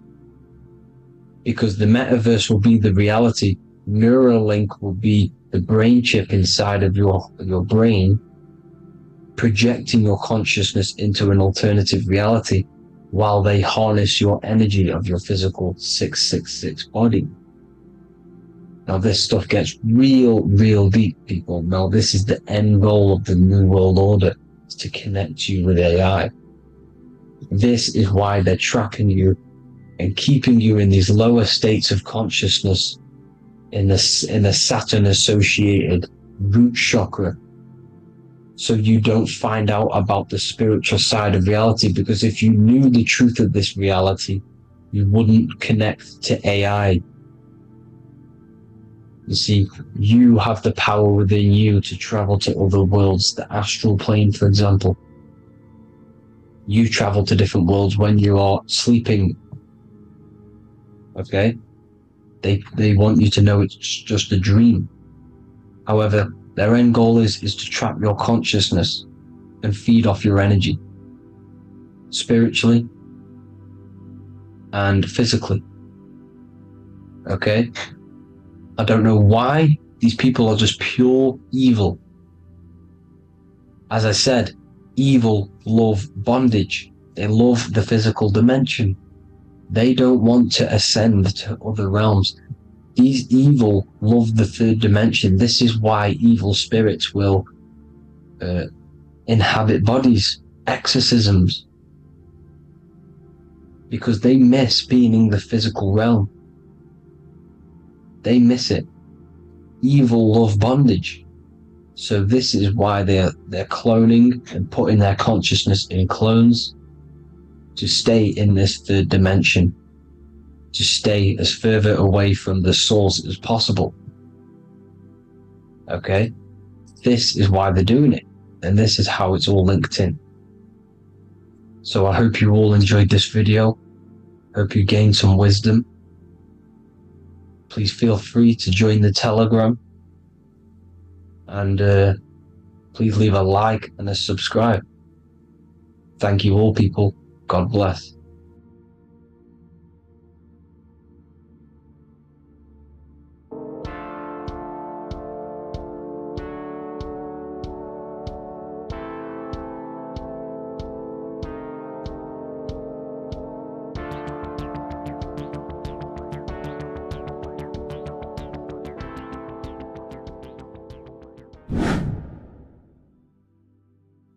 What is up, people? How are we all doing? Today, we're talking about the flat earth cosmology. So let's jump straight into this. Please drop a follow and leave a like to help the algorithm.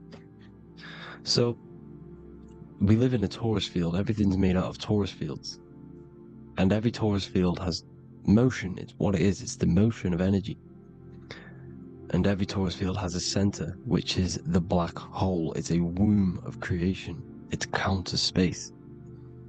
Now this is why the North Pole is magnetic, because the center of this Taurus field is the most magnetic part, the strongest part of the field. So this is why all compasses will point you to the center. And the Earth's magnetic field is spread across the whole of the Earth. And it's spinning, as you can see here. It's like a tornado at the center.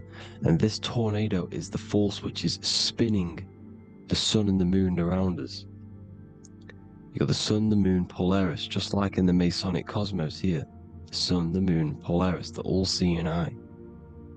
Now we'll get into Polaris a bit later, but the sun is the magnetic force. Sorry, is the electric force, because every field is electromagnetic. Now, the sun is electric. It's positively charged. It's gonna give you energy. It's feeding energy.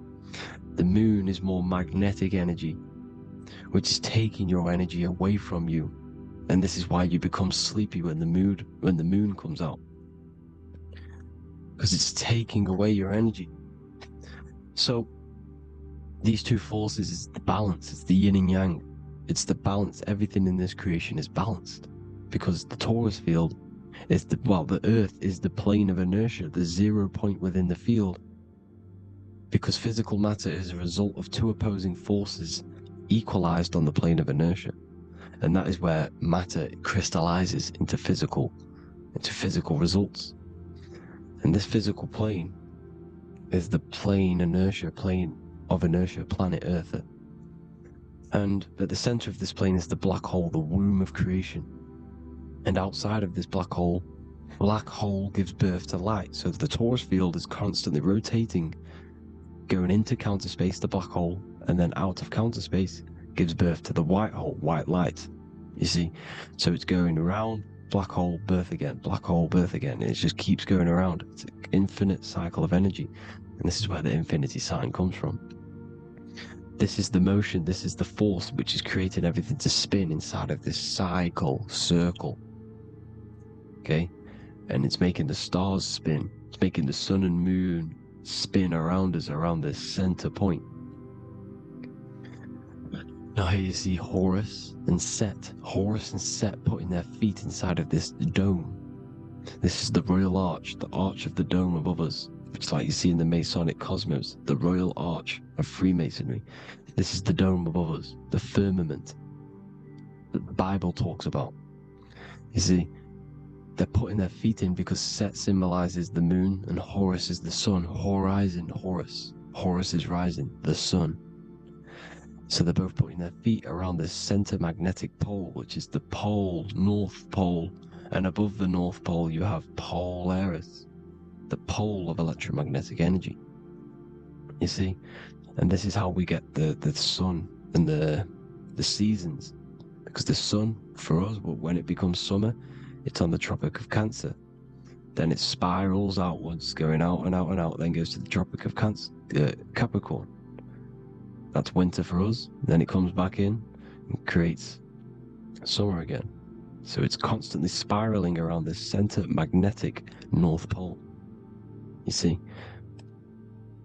So this roof above our heads is the firmament, and this is what they've taken off of us. They haven't physically taken it, but mentally they have taken this away from you. It's a female energy, and this is what the Egyptians called Nut, the sky god Nut. And this is the womb. We are inside God's creation, God's womb, and the woman's womb when she has a baby is a microcosm of this, because everything inside of this creation is macro. It's a reflection of the bigger things, as above, so below. So the dome above our heads is the dome we are in when we are a baby.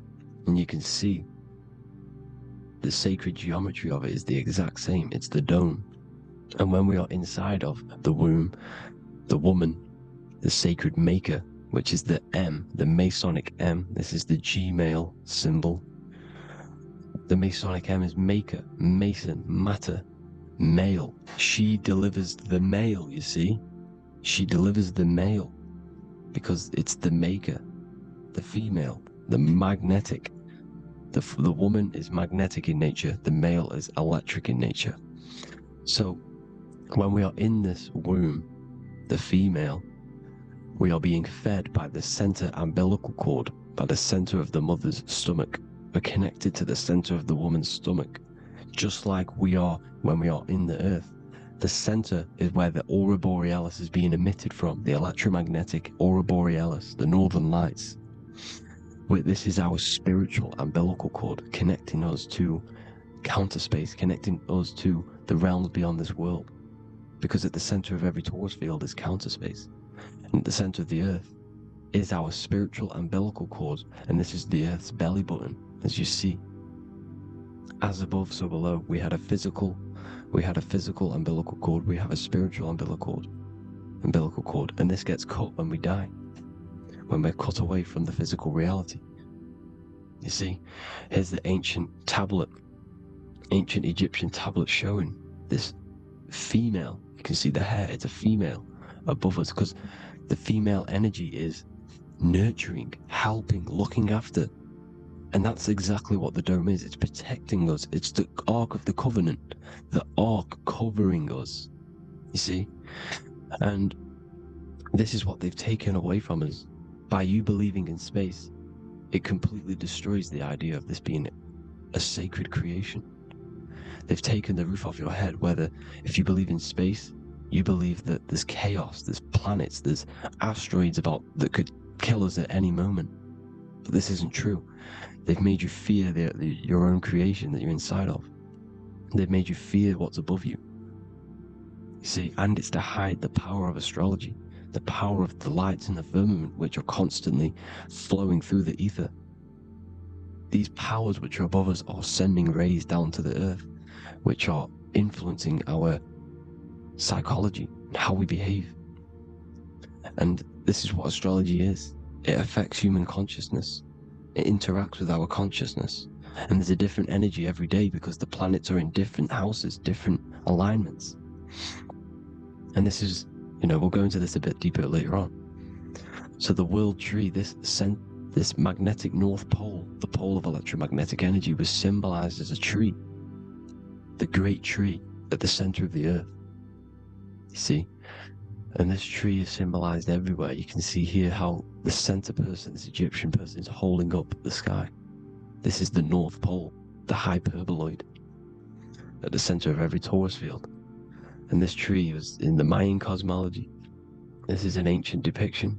This is the Taurus field. There's the plane of inertia. Here's the center tree. Here's the tree in the center, the magnetic North Pole, the woman holding the stars. Is the Hindu, with the two birds symbolizing the sun and the moon revolving around the center tree. The Mayan tree, his Horus and Set around the North Pole. They all knew this flat Earth cosmology. They knew these secrets. It's so sacred you understand the creation that you're inside of. Because if you don't, you'll be led astray. You don't know where you are. You're lost. You see? And here's the Masonic art, with the rays of the stars coming down with the tree in the center. So it was personified as a tree. And we are in Asgard, Midgard, the middle garden, where there's good and evil. So the 7 layers of heaven, which is talked about in the Quran.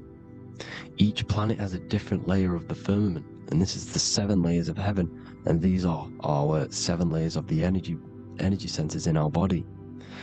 So we start in the stars, so we are stars in a physical body. And this is why we say Mr., Sister, Fraudster, Sinister.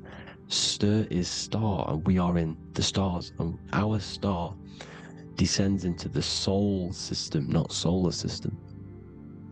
And as we descend into the soul system, we enter Satan's kingdom, Satan's world. As it says in the Bible, Satan is the god of this world. Well, if you've been into my research for a while, you know Satan is Saturn. Saturn's world, because Saturn's the outermost ring. He's the Lord of the Rings. And you enter his kingdom, the kingdom of time, and this is why Saturn's the time god. As soon as you go past the rings of Saturn, you're now in the soul system, you're now in time, you're now bound by space and time. And you're bound to the earth plane, the heart. Earth is heart. It's a rearrangement, it's an anagram for heart. And the heart of the electromagnetic color spectrum is green, and that's why the earth is green. And above green is blue, and this is why the sky is blue. In order to go to heaven on the macro scale, you have to go through the blue sky, through the 7 layers of heaven. In order to reach heaven in your body, whilst you're here, you have to go through the blue chakra to your head, which is heaven. It's micro, macro. Everything is micro, macro inside of this creation. There's an ancient, I think this is a French image, piece of art from the ancient French. with obviously the 7 layers of heaven, which they all depict. And notice how it's like a dome. We'll go into this dome symbolization, the Royal Arch of Masonry, which is next. But these 7 layers of heaven give us the 7 metals, the 7 days of the week, the 7 diatonic tones, the 7 chakras, the 7 everything. It's God's favorite number. And this is why the Masons use the G inside of the compass, because the G is the 7th letter, and God starts with G. You see? So it's 7. God is 7. Here's another depiction of the heart, the soul system, the 7 layers of heaven. La Fermenta, you see, La Firmament, with the stars on the outermost layer. Here are the 7 planets: Jupiter, Mars, La Sophie, the sun, La Luna, the moon. So Saturn. So we are in the heart of this soul system.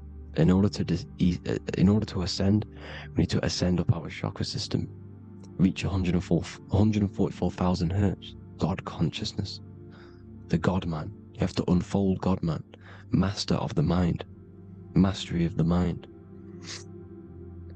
So, what are the stars? The stars make everything unique. The stars are constantly rotating around the center, magnetic North Pole, the tornado at the center, which is stirring everything. It's stirring the ether. The center is the ether, and the 4 elements are born out of this ether. There's 5 elements: ether, spirit, water, air, and earth. The ether gives birth to the 4 other physical elements, which the whole of creation are made out of. About them 4 elements. 4 is the number of stability. You know, a chair, a table has 4 legs. It stables things. It's a foundation, and these 4 elements are the foundation of this creation.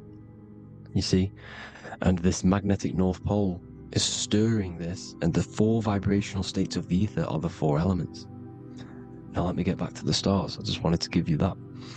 The stars are being stirred around this center point. Center. It's stirring everything, and they're always in different alignments. Every millisecond, they're moving in different placements of the stars. And the planets are called the 7 wanderers because they're not fixed. The stars are fixed, but the planets they're called the 7 wanderers, the 7 layers of heaven, because they move faster and slower than each other. Each planet is slower and faster, has a different rate of speed it's moving. So these alignments are mixing in with the energies of the different 12 constellations. And this is why you have a unique characteristic. You have a unique look, a unique energy, a unique personality. This is because when you were born and you took your first breath, that energy which was in the ether, because the ether is all around you, and energy travels through the ether. The energy that the stars were casting down and the energy that the planets was mixing in with the 12 constellations was in the ether. So when you came out of the womb and you drew your first breath, because breath is spirit, okay, so that first breath you took, that is the energy that is imprinted within your DNA, your soul, and you reflect that energy, you emit that energy. That's the energy that is with you forever until you die, until this physical body dies off. And that's what the stars are. The stars are giving a unique energy, characteristic, personality to every living thing. Every dog, every cat, every animal has a unique personality because it was born at a different time and place in the sky. Okay, the stars are your destiny. Now, the stars are constantly changing as well. If you look at stars through a telescope, they're constantly changing and forming different forms. You can see here, it looks like water. It looks like light through water because it's the ether above us, a sea of ether. And this light is being emitted through it, and it's just constantly changing, giving different energies, each star. So this is why this is what the zodiac is. It's the expression of energy. It's the expression of the stars. And each constellation has many different personality, different energies, different traits. Each planet has different traits, depending where your planets are, depending what energies you hold. No two person have the same energy. There's no one. It could be similar, but no one's the exact same. It's because of the stars. The stars are never in the exact same split place. The planet's always in different houses. So here's some Royal Arch symbolism. Here's the Royal Arch of Masonry, as it says here. The sun and the moon, the constellations. Here's Cancer, the 7 planets, the 7 stars. Here's the Royal Arch. This is the firmament. Here's the duality. Black and white, duality, good and evil, rest and motion, dielectricity, magnetism. See? So this is what the Royal Arch is. It's symbolizing the cosmic dome above us. The womb we're in. We're inside God's womb. And here's George Washington, the Freemason, inside of the Royal Arch. You see? With the G, the Masonic G, God, 7. Here you see another depiction of George Washington with the stars in the dome above his head, his Polaris, the sky vault, Polaris. We'll get into that later. Go inside of all of your ancient churches, you will see the dome. Go to the Vatican, you'll see the dome. All of your ancient churches have this dome because it's the dome above your head. The ancients knew this. This was known. We did not live in space. It was known back then. They all knew. This is Crown Court, which is one of the most important courts in the UK. You can see it's clearly so much Masonic symbolism. You've got the 4 pillars of Masonry. The Royal Arch is like an arrow pointing upwards to Polaris. His Disney World is under a dome. In his Polaris, the sky vault. You see? And also 666 in the symbol. Here's more 7 layers of heaven. Here's an ancient depiction. The firmament. Here's the astral plane outside of the firmament. The Royal Arch. You see? It's everywhere. Here's Polaris, the 8-pointed star. Polaris is in between the sun and the moon. It's at the center of the Taurus field. And Polaris corresponds with the pineal gland as well because it's the all-seeing eye. See? So, is Polaris, the 8-pointed star, which is at the very top. It's the very center. It's on top of the North Pole. And it's an 8-pointed star that's always symbolized as an 8-pointed star. Here you see the Vatican. The Vatican is a giant key with an 8-pointed star. See, it's a key. Here's the dome. Here's the Space Delta, the USA Space Delta logos. Here you see the Egyptian god looking from the center of the North Pole, looking upward to an 8-pointed star, Polaris. An arrow pointing up to Polaris. Here's another, the bear holding a key with an arrow up to Polaris, 7. Holds the key to Polaris. Here's an eagle holding a key above the North Pole to Polaris. Polaris, and here's another one. There's another bird, like a dragon, holding a key to Polaris. Because Polaris is definitely something to do with leaving this creation. Okay, maybe, I can't say for sure, but maybe it's to do with Ascension, and this is why the Vatican hold the key to the 8-pointed star. And this is why the space, well, we all know space is a lie, but they're showing Polaris and its sacred symbology. Maybe it's to do with something leaving this creation, going to another. Here's some North Pole symbolism. As above, so below. See the four seasons of the Big Dipper constellation going around Polaris.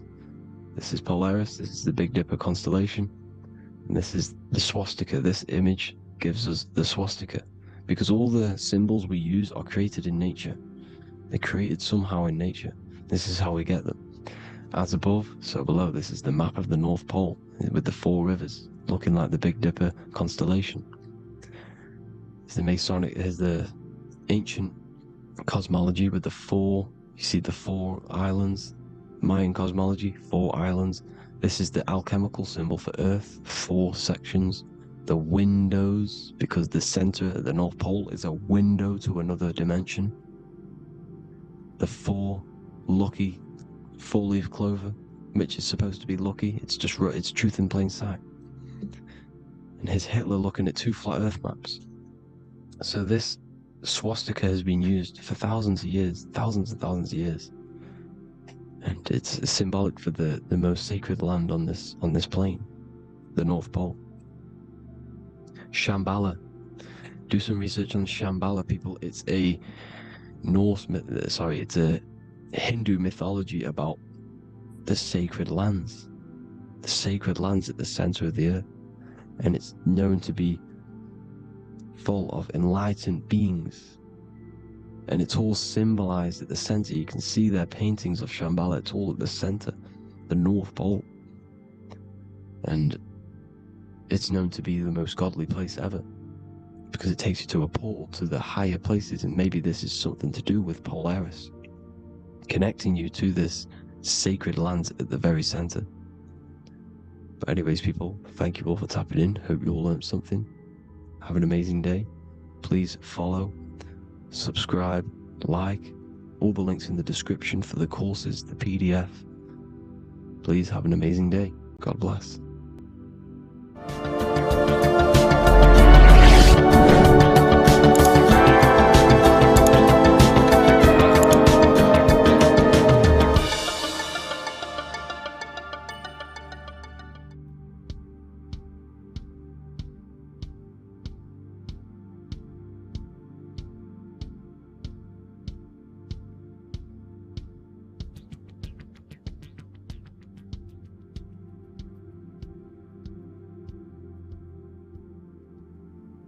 Welcome people, we're back with another video.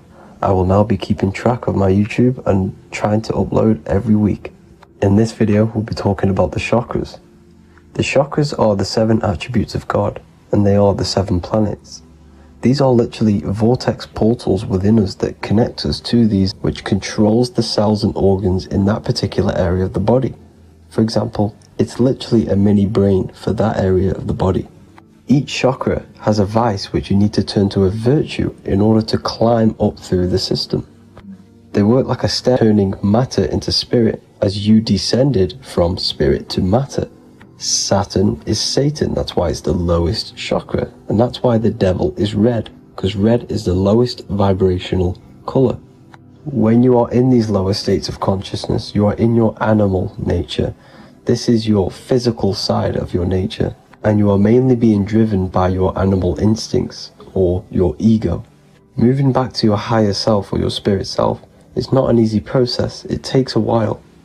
However, with discipline, consistency, and motivation, you can achieve this, and this is what the ancients called Christ consciousness. Once you have achieved this, it is basically a state of mastery of the mind. You no longer lust for the lower animal nature things. Now, let's start with the root chakra. This is located at the base of your spine, and you can feel this chakra by tensing your anus. This energy center is in control of your survival needs, your vitality, your stability, and security. Now, if this chakra is unbalanced, you will feel insecure, fear, anxiety, unstable, low self-esteem, anemia, over or underweight, and constipation. In order to balance this chakra, you need to feel grounded, embodied, stable, calm, centered, a sense of safety and trust in yourself and the world around you. The next chakra is the sacral chakra, which is located around the belly button area. You can feel this chakra just by sucking in your belly. This chakra is to do with relationships, self-worth, creativity, empathy, and most importantly, sexuality. This is the most important one in order to start to raise your vibration overall, is giving up the over-sexualized nature. In order to balance this chakra, you need to come into harmony with all the toxic relationships that you have. Get rid of the fear, the anxiety, the isolation, and 100% get rid of the over-sexualized nature. Lust is one of the most lowest vibrations you could possibly feel. It is literally manifesting hell. In order to work on this chakra, you need to feel self-worth. You need to do creative things, empathy, healthy relationships, and 100% being confident. The next chakra is the solar plexus. This is to do with personal power, will, metabolism, eating, happiness, and your self-esteem and self-identification. You can feel this chakra just above your belly, below your ribs, and you can suck in this area. If this chakra is blocked, you will feel lack of confidence, difficulty in manifesting your desires, low self-esteem, misuse of power, misuse of dominance, weak will, and shame in yourself. Biggest one for this chakra is overeating, as it's to do with metabolism. If you are overeating, you are literally unbalancing a lot of your lower chakras, not just the solar plexus. In order to work on this chakra and balance it, you want to have a positive self-identification. You want to feel happy, a happy self-esteem, effectiveness to people, not overeating, and a strong willpower. Now for the heart chakra, one of the most important chakras. Chakra is to do with love, understanding, trust, hope, openness, compassion, balance, and forgiveness. The most important because your heart is the tree of life in the body. It is the center of the toroidal field. It is the most powerful chakra. Your heart is 5,000 times stronger magnetically than your brain. Once you have hit the heart chakra and you start surpassing the heart chakra, you are now turning matter into spirit, as the lower three chakras are dense and physical, and the above the heart chakra are turning to spirit. As you can see already, this is a hard and long process of working on yourself physically and internally. The symptoms of a blocked heart chakra would be lack of love or too much love, difficulty to accepting or giving love, lack of compassion, loneliness, and lack of emotional fulfillment. Finally, a lack of connection with a divine or to nature. In order to balance this chakra, the most important thing and the most powerful thing you can do is loving people, accepting and giving lots of love. Second most important thing to balance the heart chakra is balance. You need a balanced life. You need balance in all aspects of your life. Now for the throat chakra.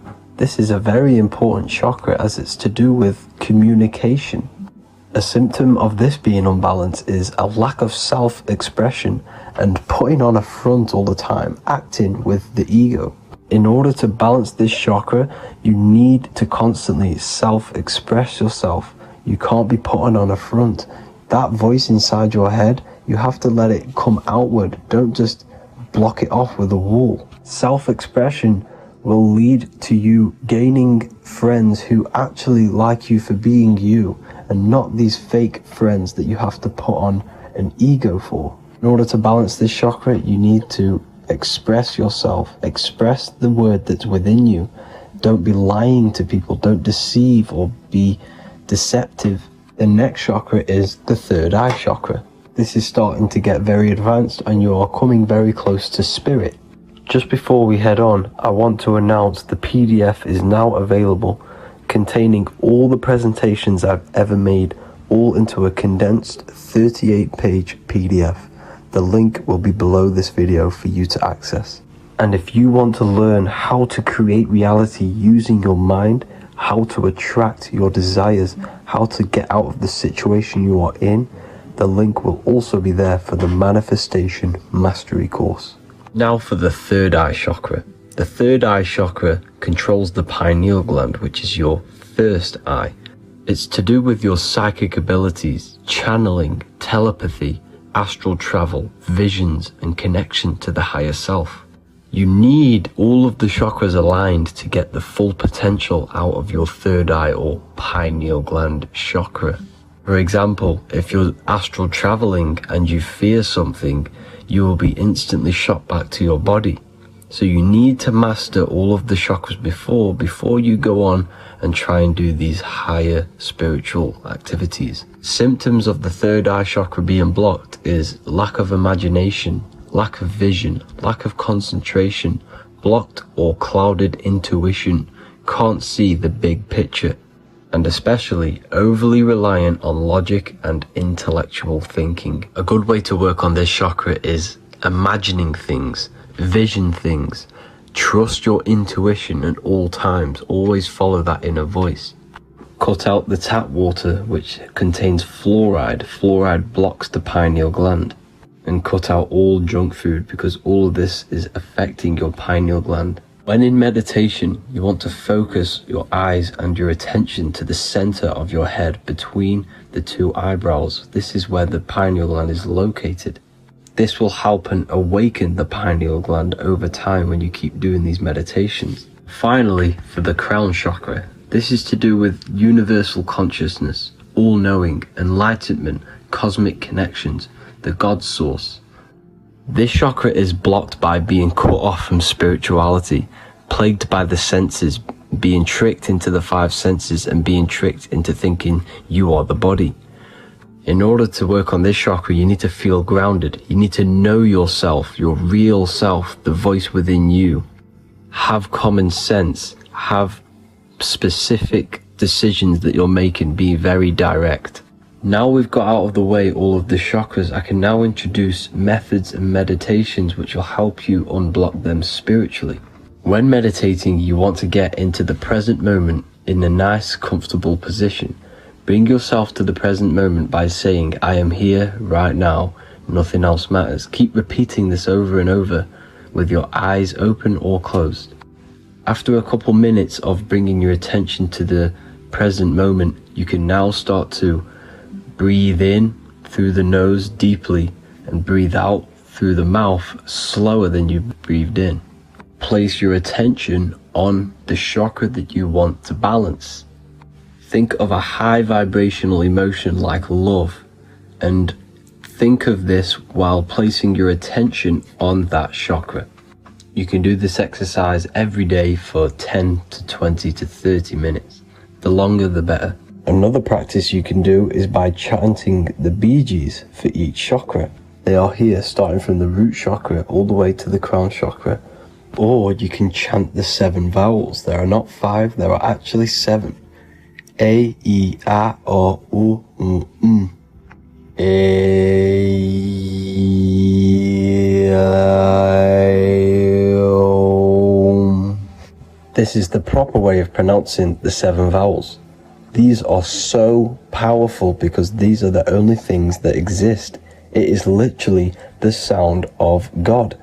By pronouncing them right, you can actually create a lot of power within you and align your chakras. That's it for this video, people. I'd appreciate a comment and a like to help the algorithm. I appreciate you all. Love and light.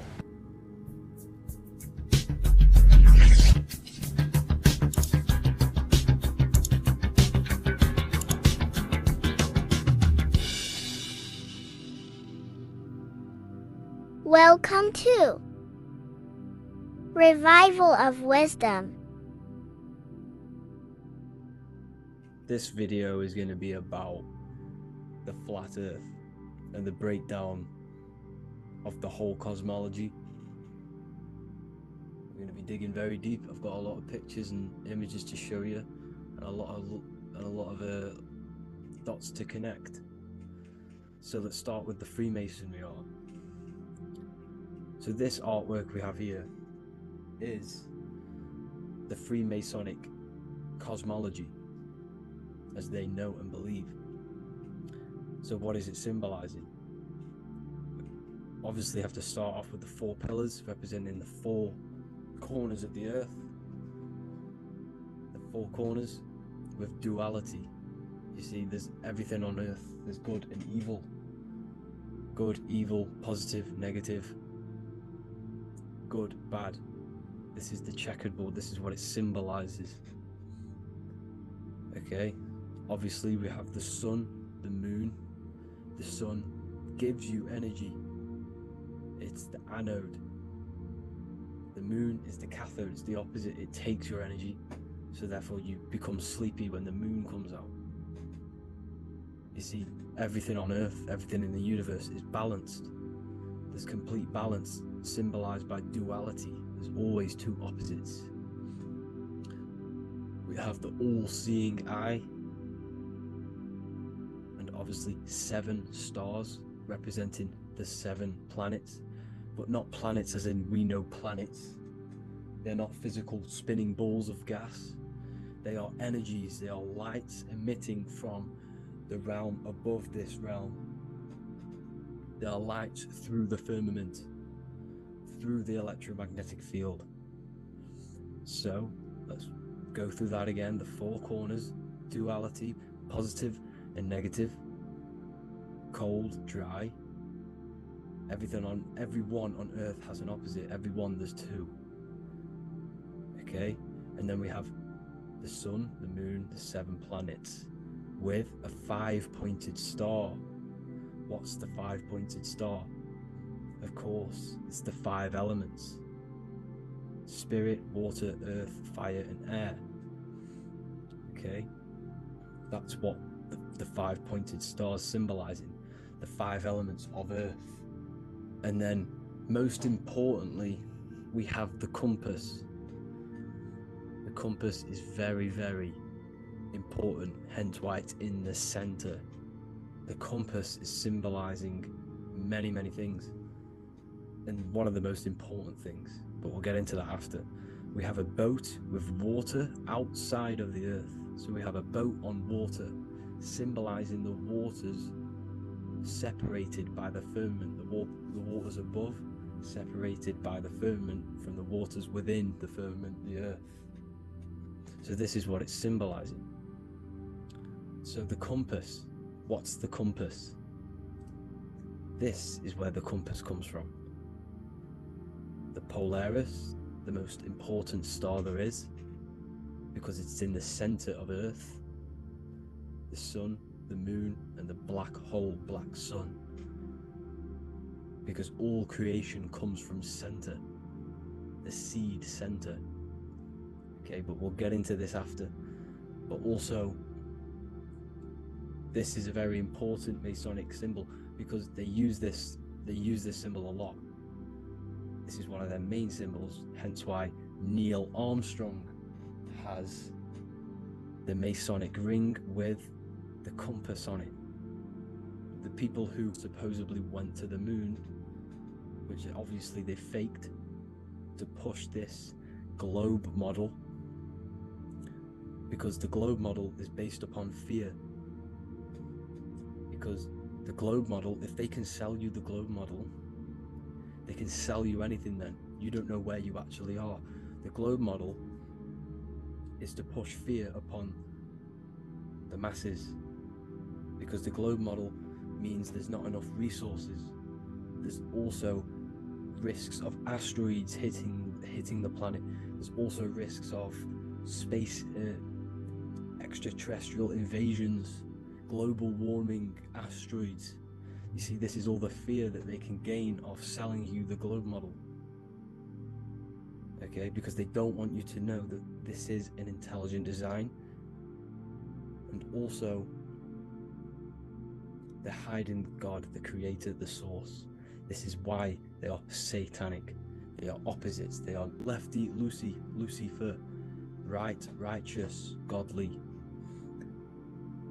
Hence why they do the symbolism on their eyes. 666. This is another famous, famous astrologer. Astronaut. This is another famous astronaut doing 666, showing that he's in the alliance of the occult. But even look at their 10th anniversary stamps. They have a Masonic compass on there. Also the Order Out of Chaos. Order Out of Chaos, double-headed eagle. Okay, the Order Out of Chaos ring, which they wear. So all of these astronauts are in the occult. They are lying to you. They are in with this order, this Masonic New World Order, whatever you want to call it. So let's break this compass down a lot more. Because as I showed you here, the center, okay, this is what the compass is symbolizing. Let's go into the North Pole map. This is from 1595. This is a rough estimate of where this map came from. It's from around the 1500s to the 1600s, maybe 1400s. There's not an actual set date on this map because obviously our history has been tampered with. But let's break down this map and the symbolism that they use towards this map, because this map is the map of the North Pole. Okay, so in the center, we have the black rock symbolizing the tower, the pole, North Pole. And what's on top of the North Pole? Obviously, it's Polaris. North Pole and Polaris. Okay, with the 4 islands around the center. Okay, 4 islands around the center. And this is what blew my mind, right? They say that Santa sounds similar.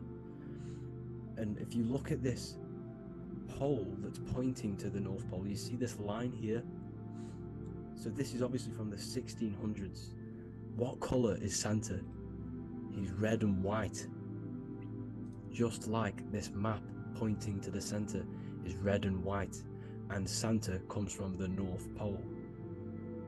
So it's not a coincidence that they use red and white. They're mocking this map because obviously they took over after the 1500s, 1600s. They took over around the 1800s. So they're mocking this map with Santa coming from the North Pole with this red and white line to the North Pole. Notice the 4 islands. Okay, like windows, their symbol. They obviously in the occult, they're part of the New World Order, is symbolizing these 4 islands with the blue behind it for the water. Okay, so this is another occult logo. They're symbolizing this center because the center is so important. Okay, we'll get into that. Also, we have the Mayan cosmology. This is the Mayan cosmology. This is what they created. This is their artwork, with also 4 major lands around the center. You see this 4 with green in between them all. 4 major lands with the underworld. You see this underworld is also symbolized by the Masons with the coffin of the skull and bones, the deceased, the dead. Okay, so this is also mentioned in the book of Enoch. Okay, and it's called Sheol, the underworld.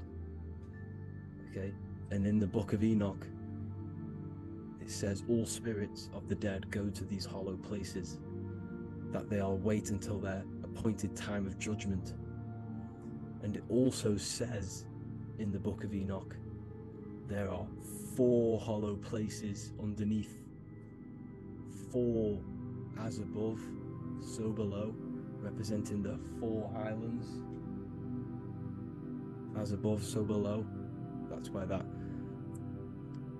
could link in. Okay. The book of Enoch is very important because it was found in a cave thousands of years ago. And has a lot of truths about this realm and about this world we live in. So let's go back to the Mayan cosmology. So the ancient cosmology, they all must have had some sort of communication. They must all be in peace, at peace with each other, because all of their cosmologies link together. See the Greek, Babylonian, Indian, Celtic. Okay, they're all linked in together. They all knew that they were in an enclosed system with an underworld and obviously a firmament. Okay, so this is what they all knew. They all must have had some sort of communication. They were a lot more advanced than us. They knew the center of the realm. Okay, and obviously the United Nations flag also symbolizes their center. You see how it has like a grid with a circle around the center. It's symbolizing that center of the realm, because that center of Earth is so important. They all the United Nations flag, all have it. See, some different ones will have that circle around the center. Because the center is the seed. All things come from a center. So the Taurus field is so important because it is the spark of life. It's the building blocks of the universe, this creation. Because all things have a Taurus field. Just like an apple with what's in the center of an apple, a seed. Because the center is where the energies hold, is where the energies meet, and it creates that spark of life. Just like your heart is the center of your body, and it has an electromagnetic field. Because the center, all things come from the center. So this is why the North Pole is so important, because this is why it's so important, because this is where the creation sparked from, the center. This is where the most electromagnetic energy is stored. So this is why the northern lights come from the center. It's electromagnetic energy. This is what the northern lights are. It's being emitted from this black hole in the center. Okay? And obviously what else is on the center? Polaris. Polaris is the center star. Okay? So the center star is what sits on top of this North Pole, Polaris, because it's a pole of electromagnetic energy, symbolized as a black rock, a black hole, pole. You see, because all creation comes from void. Light is born from darkness. Without light, darkness can't be born from light. You see, but light can be born from darkness. This is why darkness is so important. And this is why there's a black hole in the center of our realm, like the black sun. The black sun. The Polaris star, the North Star. You see, so this is this North Pole, Polaris. This is what they're talking about. And this is why compasses are an 8-pointed star, because Polaris is symbolized as an 8-pointed star. This is where a compass will point you to. It will point you to that center. So notice how a compass has this black hole in the middle, you see, and it will point you to this meeting point, the north, because in the center is the center of the Taurus field of the earth. This is where the most electromagnetic energy is.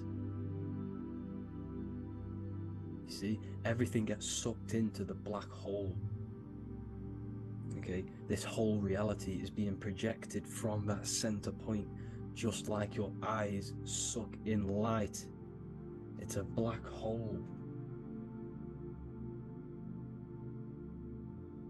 Your eyes suck in the light of this light being emitted from this center place, this electromagnetic energy at the center, which is the seed of everything, of everyone.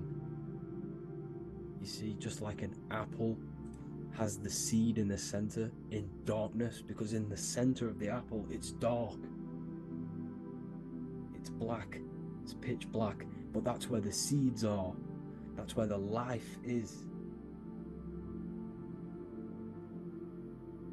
But Polaris is so important because it's that center star which lines up.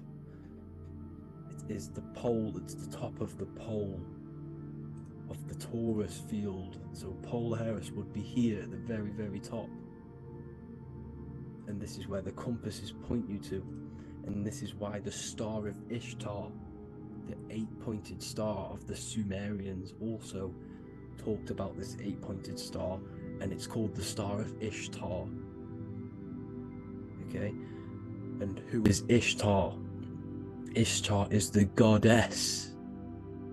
Okay, so she's not a male, she's a female, because every creation is brought through a female, a womb. Every single human on earth is brought through the womb, the sacred feminine energy. And the womb is pure darkness. There's no light in a womb, just like the center of our realm. It's a black hole. Okay, and guess what? She's the god of fertility and sexuality. She is responsible for all life. Okay, so the star of Ishtar is the star of Polaris, which is symbolizing the responsibility for all life, the center of our realm, the black sun, the black hole. Okay, so this is what that god of Ishtar of the Sumerians is talking about, the goddess, the womb, the seed of creation. So this would be the portal, more than likely the portal in and out of our realm, because it's the top of the Taurus field. And what's above this realm is the heavens.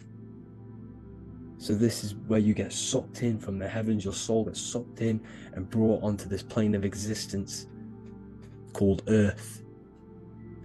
These are some space NASA symbols.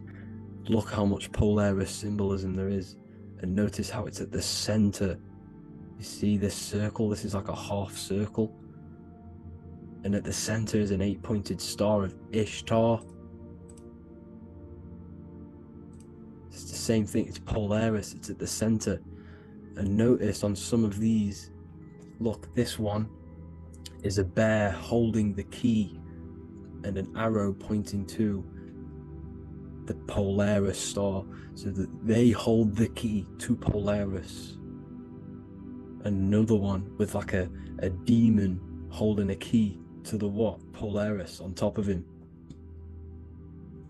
Also an eagle, which is a Masonic symbol, the eagle holding a key. On top of the center, you see, and notice how there's an arrow going up to the Polaris and an arrow down, as above, so below, to Earth. So you can go out to Earth, out of Earth, and into Earth through Polaris, and the eagle holds the key. You see? The eagle holds the key, just like this. This demon dragon holds the key to Polaris. And look at this one, Earth, with an arrow up to Polaris, an 8-pointed star. So Polaris is more than likely that portal which the Anunnaki used, the Sumerian gods used, because the Anunnaki symbol is also an 8-pointed star. Okay, and like I said, that center is the seed of creation. The center is the black hole. Okay, just like your pineal gland is at the center of your brain. The pineal gland is at the center of your brain, and that's what connects you to that spirit realm, to the source.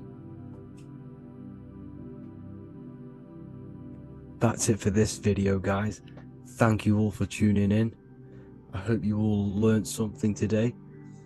Please leave a like, a comment, and please subscribe to the channel for more content. God bless you all.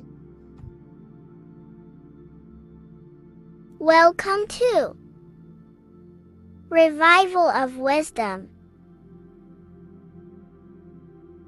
Welcome people. We're back with another video. Please make sure to hit that like button, subscribe, and turn on notifications to never miss a video. The Earth is a giant torus field consisting of a positive and a negative pole. The Sun being the cathode with a positive charge and the Moon being the anode with a negative charge.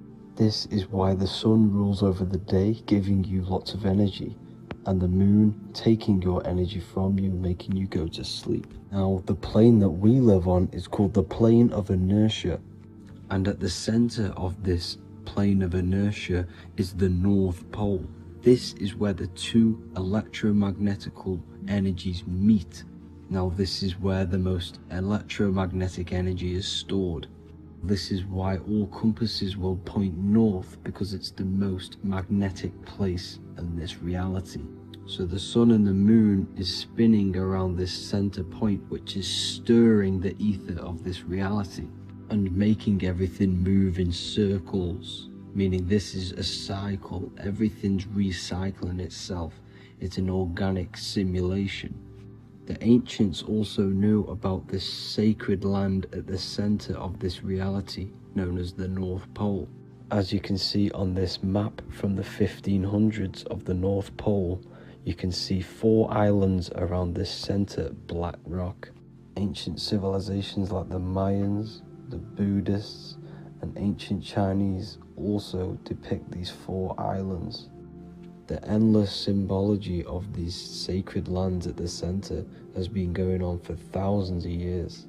These sort of secrets are now kept by the elites, but as always they have to show the truth in plain sight, and this is what they are doing with the Windows symbol and also the Wizard of Oz. Now in the Wizard of Oz, as you can see, there's something called Munchkin Land. Munchkins are these unusually short people. Then on the ancient 1500s map it says Pygmy, and then the Pygmy people in mythology are also these unusually short people. Just like Santa and his elves, they come from the North Pole, and elves are these unusually short people. These stories that we are told about Santa and Munchkins are putting truth in plain sight about this sacred land. This sacred land at the center of the earth is where the aurora borealis comes from and is being emitted from this black hole in the center, also known as the black sun. The aurora borealis is the earth's aura, hence why it has the word aura inside of it. It is the life-giving essence to all life within this realm. As this dualistic reality we live in consists of both physical and spiritual, the black sun is like our sun for the spirit. It's our spiritual umbilical cord, connecting us to the spirit realm. And the rising sun is the opposite. It's our sun for our physical 666 carbon suits, known as our human body, our physical aspect. As it states in the 40,000-year-old emerald tablets, deep in Earth's heart lies the flower, the source of the spirit. The flower of life is as thine own place of spirit, and streams through the earth as thine flows through thy form, giving off life to the earth and its children. So the North Pole is the core of this spiritual reality, and the closer you get to it, the more spiritual and lucid it becomes. So the elites have covered this up in order for us to forget the true nature of this reality. And they did this cover up by introducing the globe model. Nicholas Copernicus was around in the 1400s, and he introduced the globe model. As you can see, he is a Freemason. He depicts himself with a globe and a Masonic compass in all of his paintings and portraits. Galileo was also a Freemason, as you could see in all of his portraits with a globe and a Masonic compass. He was also a massive part of introducing the globe model after Nicholas Copernicus. So yes, the globe model was a spiritual and political move to gain more control over the masses. After the globe model was then introduced, they introduced the theory of evolution by another Freemason, Charles Darwin. See how these two theories go hand in hand? They both degrade humanity, and they make you confused of where we actually came from.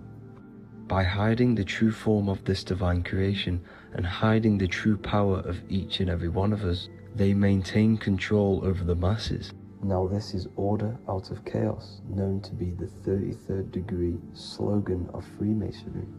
Now this is the Masonic cosmology, and as you can see, you have the checkered board for the duality, the 5-pointed star for the 5 elements, the 4 corners for the 4 pillars, the all-seeing eye, which is Polaris, the sun, the moon, and the 7 stars.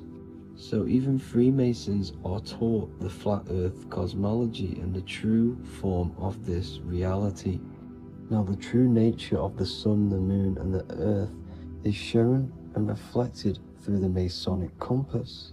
The Masonic compass is the sun, the moon, Polaris at the top, and the black sun at the bottom. It makes sense why all the scientists who introduced the globe model all used the compass and the globe together, because it's truth in plain sight. As I explained in my other video, all Freemasons have to take the oath, so it goes to show, why are we all learning these theories from Freemasons who can't talk about certain topics that they learn about? Why should we believe their theories when they're holding back the real truth about this reality? Now going on to NASA. NASA means to deceive in Hebrew, and they are also funded by the government. They are not a private company. The old owner of NASA, Werner von Braun, on his grave has the Bible verse Psalms 91. The heavens declare the glory of God, and the firmament showeth his handiwork. Now why would the owner of NASA put this on his grave? Seems a bit suspicious to me, alongside with the NASA astronauts are all Freemasons. And not to mention the countless mistakes they've made on their live videos in space stations, the moon landing, and the CGI footage of the Earth, which is obviously photoshopped. Just by tricking the masses that they live on a spinning ball, the elites gain the perception of the masses. Not only does it hide the divine creation we're inside of, it hides the divine spark within you.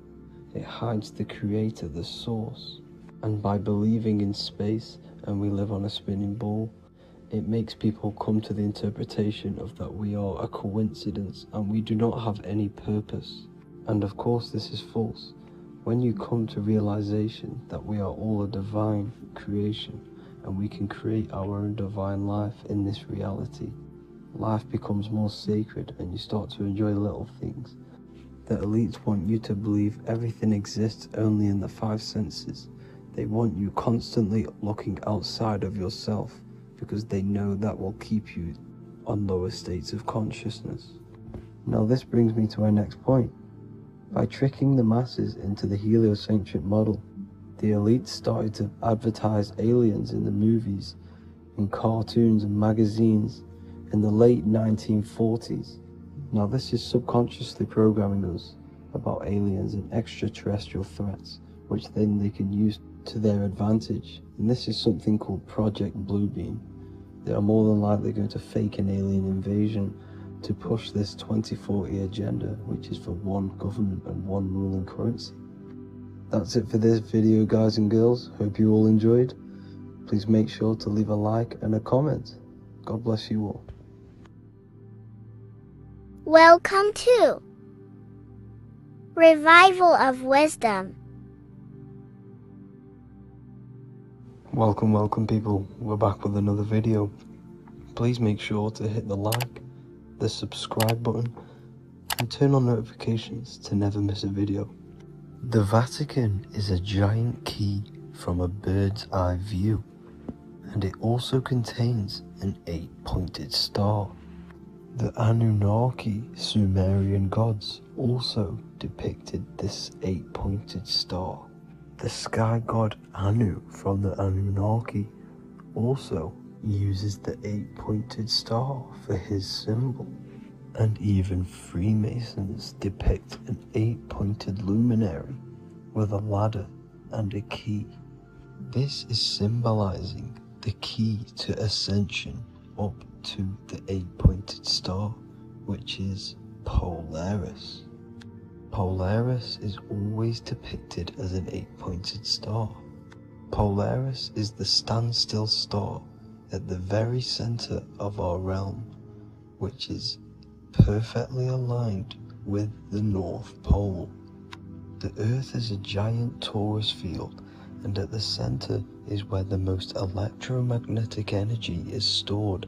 This is why all compasses point to the north. Hence why a compass is an 8-pointed star, because it points you to Polaris, which is the North Pole, the center of this realm. The 8 points of the 8-pointed star symbolize the 8 points in space and time. So yes, Polaris is the portal which you ascend through if you outgrow this consciousness by aligning your chakras. Our earthly realm is a macrocosmic reflection of us, and we as humans are the micro reflection, with the earth containing its 7 chakras as well as us. The North Pole is the 7th chakra, which is the crown chakra. So the key to Ascension is held by the Vatican, hence why it's a giant key, because they mislead the masses through their religions, which teaches the masses to look outside of themselves. As stated in the 20,000-year-old emerald tablets, written by the Egyptian god Thoth. On Earth, man is in bondage, bound by space and time to the Earth plane. Encircling each planet, a wave of vibration binds him to his plane of unfoldment. Yet within man is the key to releasement. Within man may freedom be found. So the 7 planets are associated with each 7 chakras. The lowest chakra being the root chakra, which is associated with Saturn.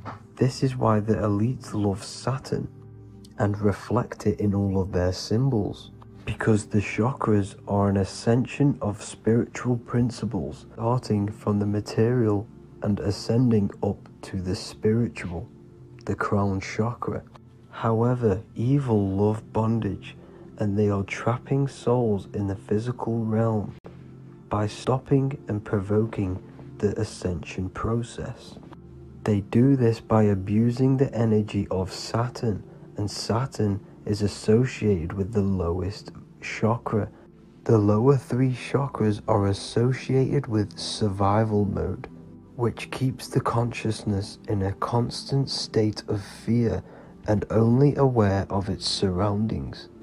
Once you start to ascend up your chakras, you become more consciously aware of spiritual deeds.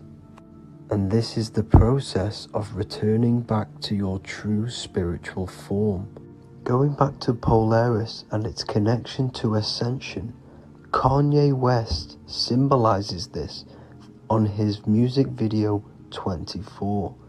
As you see him rise up into the sky, you see an 8-pointed shape around him, which symbolizes the 8-pointed star, as you see the beam of light. And even NASA symbolize this in their Space Delta logos, a bear holding a key with an arrow up to Polaris, the 8-pointed star. Here's another NASA logo of an arrow from the Earth to Polaris. The series Lock and Key on Netflix is all about portals and doorways, and they have the Kundalini energy as one of their keys. Kundalini energy is the energy which rises up the spine, the 33 vertebrae, and activates the third eye. The third eye is the spiritual gland which connects humans to other spiritual realms. We are not the body. Our spirit, our soul inhabits the body. We exist physically, spiritually, and mentally. Therefore, we are multidimensional. The intellectual and spiritual inhabit the body. Therefore, this is just an avatar within this timeline. However, within each and every one of us, we all have the key to releasement, as says in the Emerald Tablets. This releasement is ascension, up until higher states of consciousness. As stated in the Emerald Tablets, man is in process of changing to forms that are not of this world, grows he in time to the formers, a plane on a cycle above.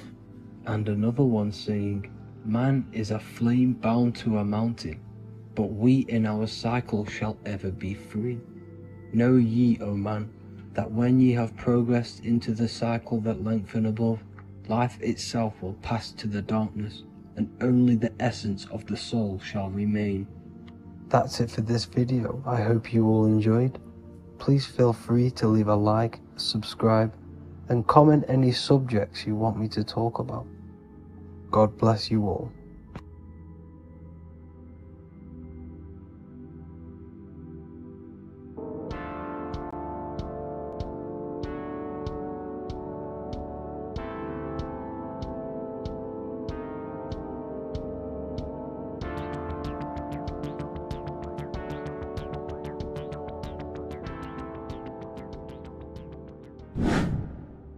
Hello and welcome to another video, people. Before we start, please like, comment, and subscribe if you wish to see more content. Today we're going to be talking about the mental universe and how everything is mental. This is the #1 law on the Kabbalion. If you've never read that book, it's called The Kabbalion. A very good book. It's the first law because this is the most important thing you need to understand. Is how everything exists within the mind. Behind every single one of these eyes is the same consciousness expressed in different bodies. The mind is what gives perception to what you're experiencing. Behind every single one of these eyes is the exact same consciousness, but the brain that they inhabit is giving them a different perception, a different being, a different body. Now, this is the difference between humans and animals. Humans possess a advanced consciousness, an advanced mind that gives us the ability to be aware of ourselves mentally, physically, and spiritually. We can reflect on ourselves. When a dog looks in the mirror or an animal looks in the mirror, it doesn't know what it's looking at. It doesn't realize it has a consciousness. It can't reflect on itself. It can't say, I want to improve in this area. It doesn't have that consciousness. We have a divine consciousness. Take away the N for divine, and you get with a D, put it with a D, you get divide, because we have a divided two-way consciousness. An animal only has one. However, it's still the same mind. We're all mind. We're all mental. We all exist within the mental plane. Look at this person walking. The body, the brain, is sending electrical signals through the 12 cranial nerves, which the 12 disciples that spread the gospel of Jesus, right? You have 12 cranial nerves in your brain. There are 12 disciples which spread the gospel of Jesus. Jesus represents the mind, the intelligence, the invisible intelligence that we all are, the same intelligence, the same exact consciousness, which then sends a command into the brain. Then the brain sends these 12 electrical signals through the 12 cranial nerves to control the rest of the body through the nervous system.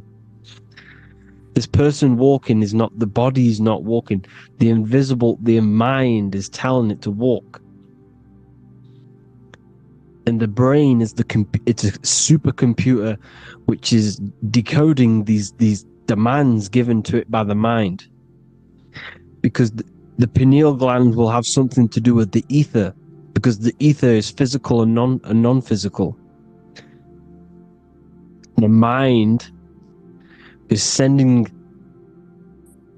the commands through the ether to the pineal gland, which is then getting broken down into electrical codes within the brain and sent throughout the nervous system to control the body.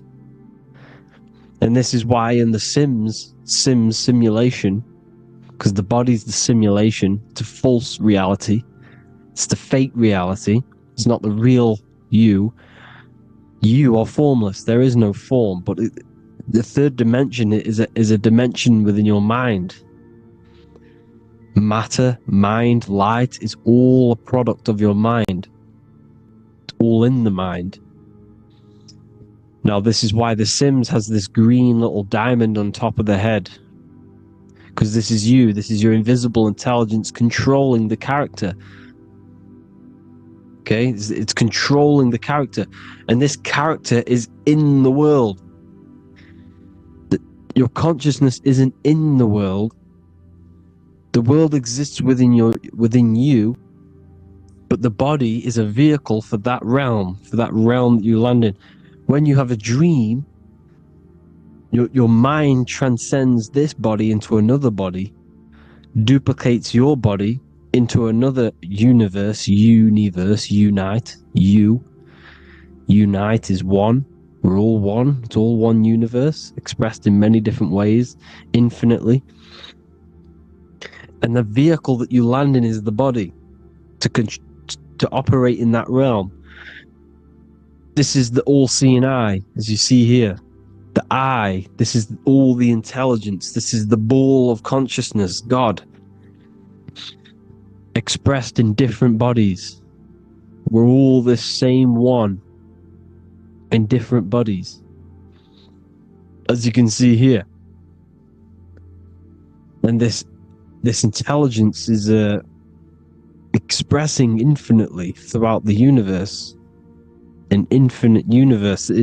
There's no beginning, no end. There was no beginning of the universe. There is no end. It's infinite. Always has and always will. But the mind is what gives you the ability to explore the universe, to make perception of it. We are God in disguise. We are God in disguise. We are God in flesh. But the body can become attached to the mind, can become attached to the body if the mind is not aware of itself. When the mind is that blinded by matter, and we lack knowledge and understanding of what we truly are, a formless, infinite being, a traveler. This is why Freemasons are called Freemasons. Mason means traveler. Free. You're a free traveler because your consciousness is a traveler of the universe. When we lack understanding, our mind bounds to the body because we don't separate the body with our different layers of consciousness. When we separate them and identify that we are mind, body, emotion, you then can apply this knowledge to when you want to astral travel and explore the different realms of your mind, because the mind is the universe. People, this is what we need to understand. The mind is the universe. I am you and you are me. This is the Egyptians showing you this. The Ankh is the symbol of life. This is the one ball of consciousness, mind, giving it the Ankh life to all the different life forms. The cows, the birds, the snakes, and the big Ankh given to the humans, because the humans are the most intelligent. We have the most advanced consciousness. We have the most advanced consciousness. This is why the one is giving a big Ankh to the humans here. Here you see it again. This is not the sun. This is also showing Ankh giving out its life to all things infinitely. And this is the Most High. We are the Most High in disguise. When we strip off the body, we strip off the desires for the physical world, We strip off all of these fake identities that the mind gets attached to. That is God. The universe. You are the universe experiencing itself. I and I. The letter I and the number 1 is just one line. The letter I is the number 1. Because your I am, when you refer to yourself as I, every single one of you who's watching this video refers to yourself as I, which is the one. We are all the one. We are all intelligence. We are all invisible. We are all the one. 1 is the only number. 1, 2, 3. Everything goes up in ones because there is only one. Doesn't matter how far you go down the line with numbers, all of their numbers are created by 1 because there is only one. It's me and you are the exact same consciousness expressed in different bodies. Mind. Cause. There is only one cause. There is only one mind. There is only one being. But because we lack understanding of this, we think we are the bodies. And this causes division because the physical world is the most illusionary world. It's an illusion. It's all an illusion. Now you see with the two, you look with the 2 eyes, but you see with the inner eye, the mind. Okay, the mind is the mental plane is a shared plane, and it gives perception to what you're looking at. The mind. I'm affecting you when I speak because the mental plane is shared. We all share mind. We all express mind. When I'm speaking to you, I'm affecting you because we are mind. So the words that I'm saying, which are being manifested from my mind, are being manifested through my body into vibration, is affecting you. I'm affecting you with what I'm saying. And these words are having an effect on your mind because we're all mind. This is why you need to be careful what you're listening to, music and all sorts. Because music can also create thought loops within your mind. Because the chorus, we shouldn't be listening to choruses. Choruses are loops. And what they're saying in the chorus is being looped. And this can create thought loops within your mind. Go and listen to an old song that you used to listen to about 5 years ago, 10 years ago, 20 years ago. Go and listen to an old song and you guess what? You will get nostalgia. Why will you get nostalgia? Because that song will trigger the thoughts that you were thinking in that time of listening to that song. So songs with choruses create thought loops and they reprogram your subconscious mind. It's important why music is very powerful. Mind and mind, same word. See, language is the truth, people. This is why I use language in all of my presentations, especially the English language. It's riddled with occult truth. I is my me. I, you, and me are I, one. We are not the name, we are I. Every single one of you is I, because we are all the one, all mind. Now, the only thing that is truly mine is my mind. When you say something is mine, it's an illusion. It's not yours. The only thing that is mine is mind, my mind. Okay? It's my mind. It's the only thing. It's the same word, mind and mind. Like I said before, everything's one. Hot and cold. is different degrees of the same thing, of the one substance, of degrees. The 7 colors are different frequencies of the one white light. Everything is one. There is only one. We are all one. Everything is one. Hot, cold, day, night. It's the same degree of one, which is mind. The mind's perception is what's giving it, labeling it hot or cold.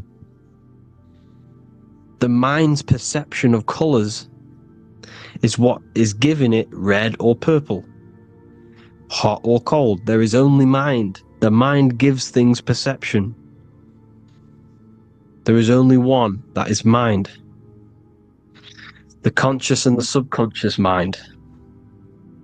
The male and the female, these are married. The subconscious mind is your hidden part of the mind. Okay, it's hidden. You can access it through different meditations and Reiki teachings, and dreams or manifestations of your subconscious. This is how you know mind and matter are one, because your mind creates matter in dreams. Your subconscious manifests everything in a dream, in the astral realms. The conscious is what you're conscious of, what you're consciously thinking of. So me, I am conscious that I am speaking into this mic and creating this video. My subconscious mind is the hidden part of the mind, which is speaking to my heart, telling it to beat.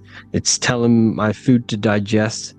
It's regulating all my blood. It's doing everything in my body without me being conscious of it.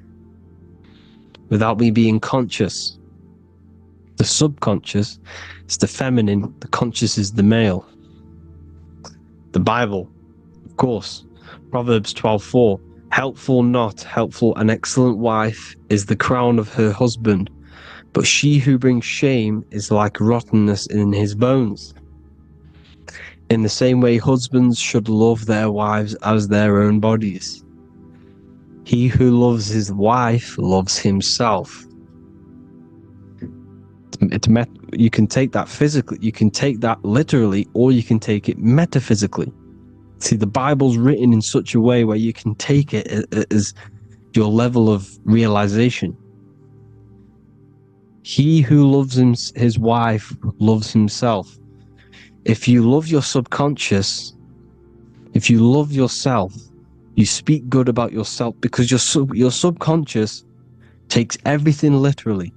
If you say, I hate you to someone, your subconscious does not know the difference between me and someone else. It only thinks me, me, me. Why? Because mind is the only thing that exists. You are mind, I am mind. If I say, I hate you, you're saying that to yourself. Your subconscious picks that up and says, I hate myself. And that's telling your subconscious that's what you want. Because your subconscious manifests 90% of your behavior. The programs within your subconscious. Tying your shoelace is a program. You don't need to be conscious of it. You can just do it because it's a program. It's deeply interwoven in the subconscious. Driving your car, texting on your phone. You don't have to think about what letter. You just do it because you know where the letters are. It's a program. Therefore, if you look after your subconscious, they are a married couple. It's your wife. Your subconscious is your wife. And it manifests 90% of your daily basis thought patterns, actions, behaviors, emotions, all the things that all the trauma that you've experienced is stored within your subconscious, which is affecting you.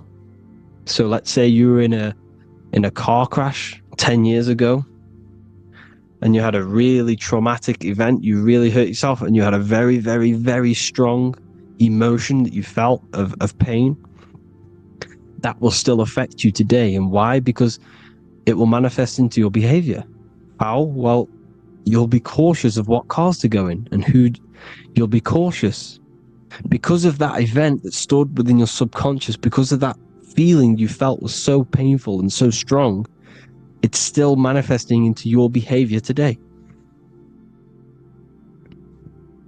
For example, you won't go in certain cars, you won't go with certain drivers.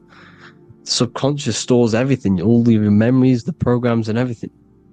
So if you trick your subconscious, that's how you manifest your life. If you trick the subconscious, you already have something.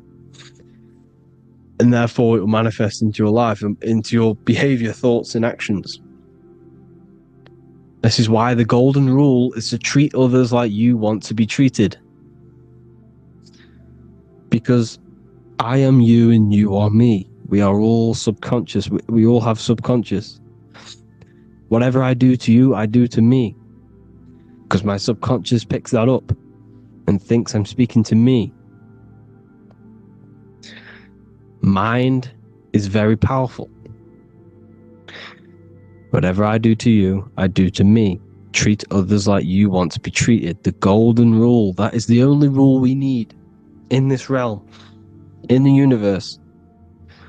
If everyone understood this rule and how the subconscious works and how karma works, we'd live in heaven on earth, the Garden of Eden, the golden age. As a man thinketh in his heart, so is he. Proverbs 23:7. Where your heart is, there will be your treasure. Your heart's the emotions. This is the storehouse of emotions. It is where you feel emotions. You have to let your emotions move through you, not become you. You can't let your emotions become you. But except be like the sky and let them pass through you. Be like the clouds and the stars passing over. Let them pass through you. Do not let them become you. And this is how emotions can take over your mind. We are driven by, when a man is driven by emotions, he has no self to control. You must control the mind, because the mind can be corrupted. Because your thoughts are electrical in the brain. Your thoughts come from the mental plane. So how the mind works is that you place your attentions on something in the mind, and infinite information just flows in. Think about it. When you think of a certain topic, as soon as you think of that topic, information comes flying into your mind. Different ideas, ping, ping, ping. It's all connected. It's why we call it a mindset, because your mind sets itself to frequencies. And when we think of something, we tap into that frequency, and just the universe, the mind, the mental plane just flows in information based on that frequency and that thought. The universe is just information. All of the information out there, nothing is new. It's all there. You just have to tap into it. You can tap into these different thoughts, and it's all there. Everything already exists within the mental plane. You don't think anything, you receive thoughts. We all share the mental plane. We affect each other. I'm affecting you. Listening to me is affecting your mental plane, your mind. The physical plane is the lowest plane. It's the world of effect. Everything you see in the physical plane is the effect of mind. Like I said, the person walking is the effect of their mind telling the body to walk. The physical plane is the lowest dimension of your mind. Mother Earth, we are in a mother. We're in the womb still. The Earth is feminine. It looks after you. It provides you with food for free. It grows on trees, with water. It's Mother Earth. It's the womb. The dome above your head is your mother's belly. Okay? Is your mother's belly. You're in the womb still. You're forever in the womb because your mind's constantly expanding. Because when the baby's mind figures out that there is a reality outside of its mother, starts to hear the people on outside of its mother, what does it do? It figures a way out of the mother, and it becomes born again in the water, in a hospital, into the other world. It's the same with our minds. When our minds figure out there is other worlds beyond this physical, we explore them. The astral plane, for example. You figure a way out of the body. Because when you're the firmament, look at the word firmament, meant at the end. Firm is firm, something strong, something like a rock is firm. If your mind is firm like a rock, you will be stuck under the firmament. So, for example, people who are very programmed and can't think outside the box, they have a firm mind and they'll be stuck under the firmament because your mind is the only thing that's keeping you under the firmament. It's the only thing. When you're doomed, doom is dome. This is the dome, which is your head. Your head is the dome. Above your head, above the earth is the dome, the ethereal barrier. But that's just an external manifestation of your head. You don't leave the earth, you leave your body to leave the earth, because your body is the earth. It's a dimension within your mind. So when you're doomed, you're domed. Your reality is your level of realization. You realize something, or when you have an idea, the mind, and the EYE or I, same thing, mind, all mind. Reality is your level of realization. You realize there's other worlds. That's your reality. Your perception's your reality. Mind in Latin is mens. Jesus was known as the fisher of men, which is the fisher of minds. He was fishing minds worthy of knowing the higher truth, the deeper occult knowledge. Jesus figured out that we are all God. And he got killed for it, because in that age they were trying to suppress this information. Jesus figured out he was God, because we are all God, every single one of you, and they killed him. Because we're all mind. We are not the body. We're the invisible intelligence, which is God. But you are not God if your mind is attached to this physical world, to the worldly pleasures. If you master your mind and travel the depths of your mind, that is God. Mental and men. Look at the word mental. It has men in it. Men in the Bible means mind. Here you see the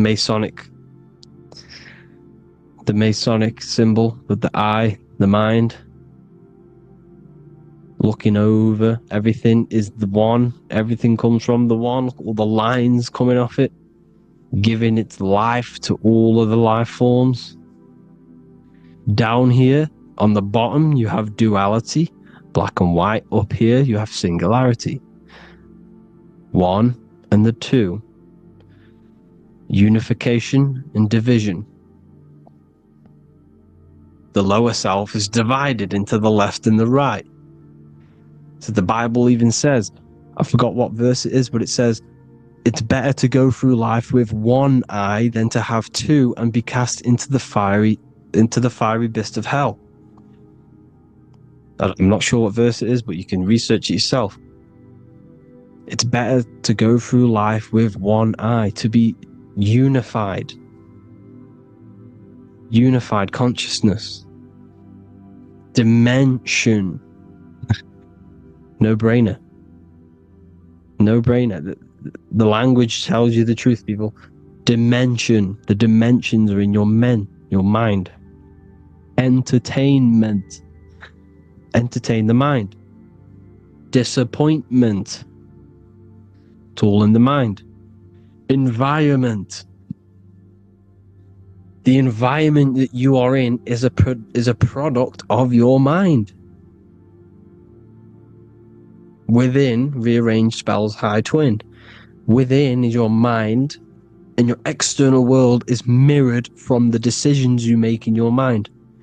Advertisement, commitment, it's all meant, it's all mind, everything is mind. Everything. So, this is important. The collective thoughts and collective beliefs. The collective, because we all share the mental plane. And because of this is why we are in a weakened state of consciousness at the moment. Because the collective thoughts and the collective minds overall are asleep. And they don't believe in anything. You see, everything is true within the mind. You think of something, it is there instantly. You think of a chair, it's there in your mind. You think of anything, it's there instantly. So everything's true within the mind. Anything can happen in the mind. Anything can happen on the physical plane if the collective consciousness, the collective minds, believe it to be true. This is why back in the days, in the ancient days, you look at all the old world stuff, you see all this crazy technology, and it's because as a collective, as humanity back then, they believed that they had much more open minds. Therefore, the things manifested in the physical world were a lot more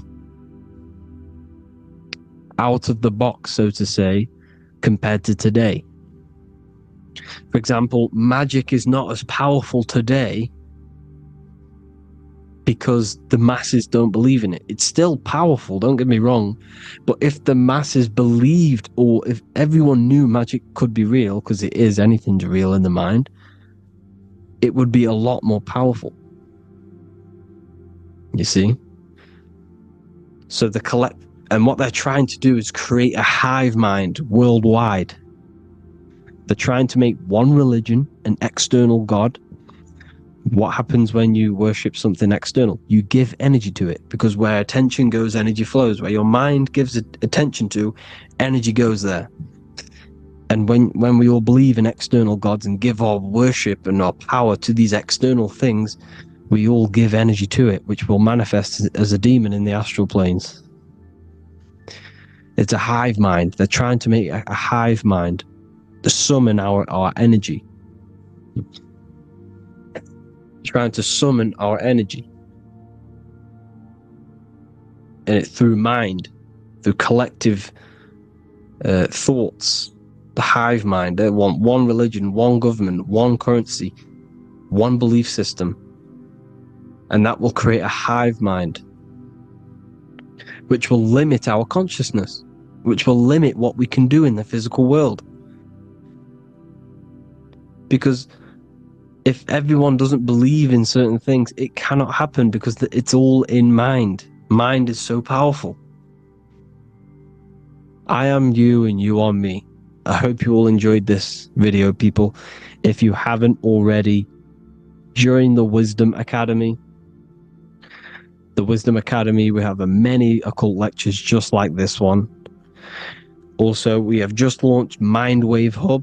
If you want genuine frequencies, genuine binaural beats, because the ones on YouTube, the ones on Spotify, Apple Music, they're all tuned to A440 Hertz, which shuts down the right hemisphere of the brain.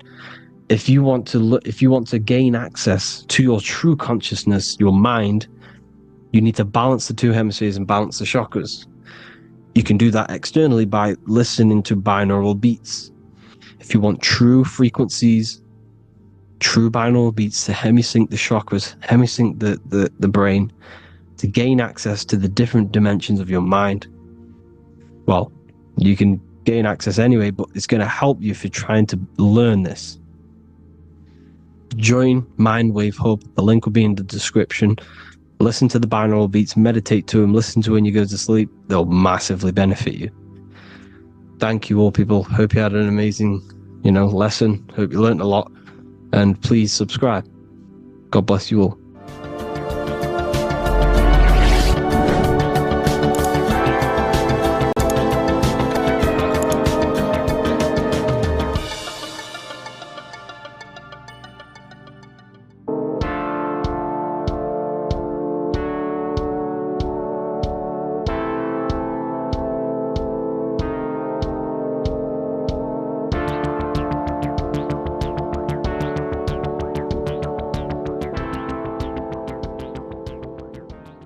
Welcome back everyone to another video. Today we're going to cover everything that you need to know about the mind, starting with the two aspects of the mind, the conscious and the subconscious. The male aspect of your mind is the conscious. This is the 10% of your mind. The conscious part of your mind is only aware of everything around you, your vision, your sight, your smell, your taste, your hearing, and your current state of emotion and thought. Every thought that you consciously think about has an emotion directly attached to it. That emotion is then impressed onto the subconscious part of the mind. The subconscious part of the mind is the female aspect of your mind. It is also a whopping 90% of your mind. Subconscious mind is controlling all of the subconscious processes which happen within your body. For example, your subconscious mind is controlling your heartbeat, your digestion of food, and all of the things that you do not have to tell the body to do. It is the hidden part of our mind which is controlling all of the hidden things. The subconscious mind is like a recording supercomputer. Everything that you have experienced in your life is all recorded and stored within the subconscious mind. One of the most important things about your subconscious mind is that it stores your mental programs. Everything in the subconscious mind manifests into behavior and actions within the body. Your daily basis routine and habits are all mental programs within your subconscious mind. These mental programs are created by mainly two ways. 1, repetition, and 2, emotional impact. The repetition is fairly simple to understand. The more you do something, the more it impresses onto your subconscious mind and becomes a program. That program will then manifest into your behavior. However, with the emotional programs, they work a bit different. The stronger that you feel an emotion, the stronger it is impressed onto the subconscious mind. And then that emotion becomes a program. For example, you had a very traumatic moment happen when you were a young child. The emotion that you felt was so strong in that moment that it impressed into your subconscious mind so hard that you can recall that moment like it was yesterday. That traumatic event that happened to you when you were young will still manifest into your daily basis behavior even to this day. However, it manifests subconsciously. For example, if you were in a car crash, you will be wary to enter cars with certain people. All because of that traumatic emotion that you felt and impressed onto your subconscious mind. Another example of the subconscious manifesting into our behavior is posting on Instagram. Most of the time, the reason why you post is because your subconscious mind is seeking gratification. So before you actually do something, question yourself and find out the root cause of why you are doing this. Another thing that you need to understand about the subconscious mind is that it takes everything you say and hear literally. So for example, if you go and say, "You are an idiot" to someone, your subconscious mind will only pick up the word idiot. It only knows yourself. It doesn't know anyone else. You are casting a spell on yourself just by saying that to someone else. This is why the golden rule is to treat others like you'd like to be treated. Now, you can rewrite these programs which are already in your subconscious mind. However, it does take consistency. You have to change these programs which have been running for years. And by changing these programs, you change your behavior, because these programs manifest into your behavior. The best way to do this, personally, is to listen to affirmations first thing when you wake up in the morning, and do this for 10 minutes every single morning.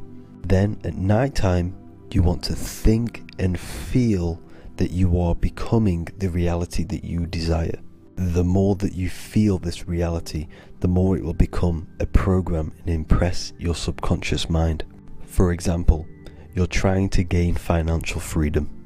If you trick your subconscious mind into creating a program saying that you are financially free, this will manifest into your behavior. You will start doing more work. You will start looking for ways to make money. Your mind will be set on the frequency of money and financial freedom. Therefore, you will receive thoughts based around this program. If you take enough action, your life will dramatically change because of this program that you created in the mind. This is why we call it a mindset, because your mind is a frequency tuner which sets its frequency onto different thoughts, because thoughts are frequency. If you fill your mind with a specific frequency, you will gain thoughts and ideas based around that frequency. To create a stable mind, you need to master your emotions. You need to change your mindset. Everything that you experience is neutral. Based upon the mindset that you see it, you either give it a positive or negative charge. By understanding this deeply, you will then control your emotions. I hope you gained some wisdom and enjoyed this video. Please, if you can, leave a comment and a like, and subscribe to the channel if you like this content. Love and light to you all.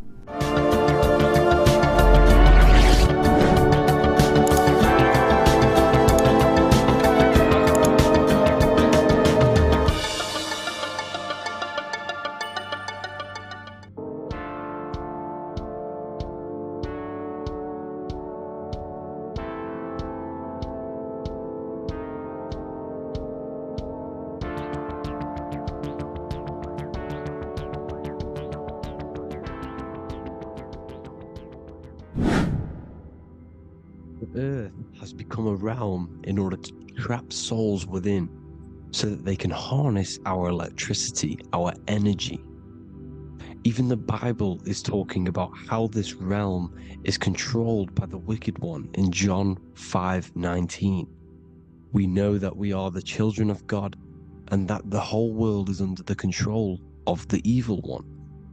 Ephesians 6:12, for our struggle is not against flesh and blood, but against the rulers, against the authorities, against the powers of this dark world, and against the spiritual forces of evil in the heavenly realms.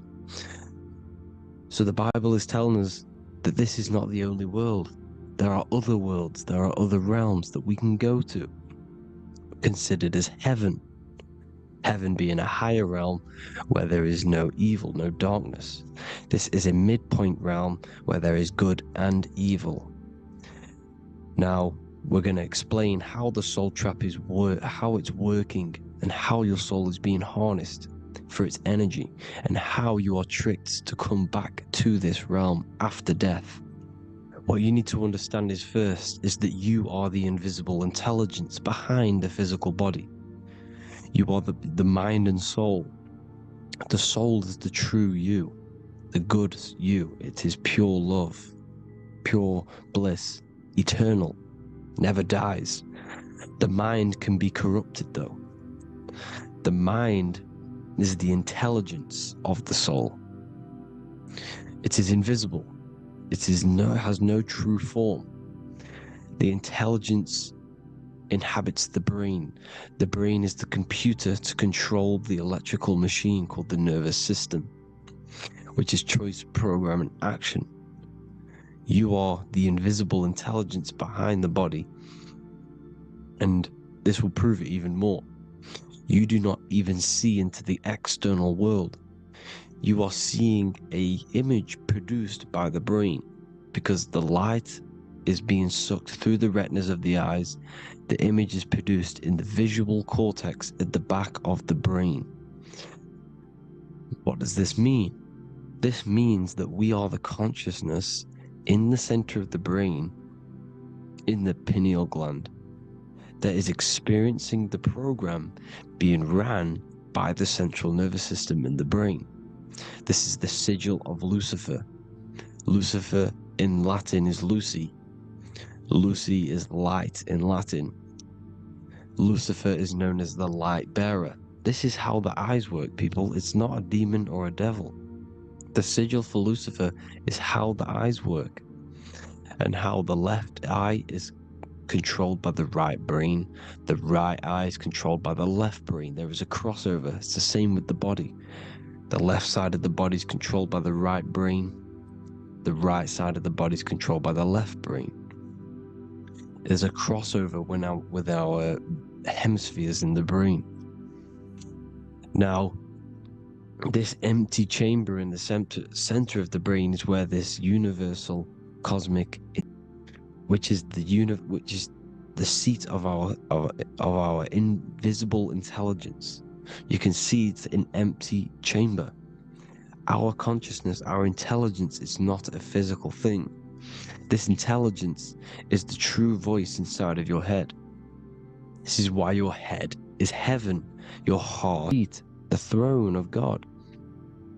God is in heaven because the consciousness, this divine intelligence that's controlling the body, is sat in the center of the brain.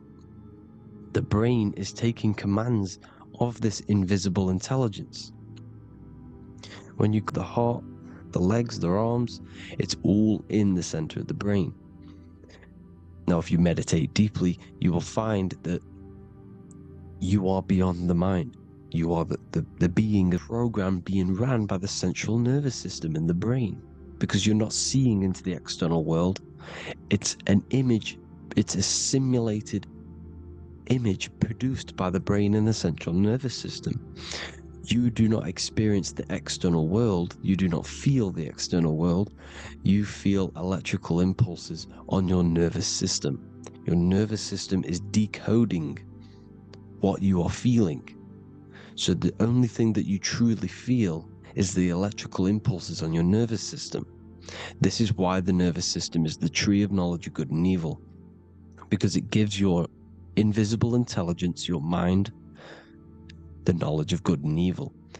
It can detect good things, it can detect bad things. If it's hot, if it's warm, if I need to go, the nervous system is doing this. It is the tree of knowledge of good and evil. Okay? Now this universal intelligence is symbolized as the single eye. Okay? Matthew 18:9. It is better for you to enter life with one eye than to have two eyes and to be thrown into the fire of hell.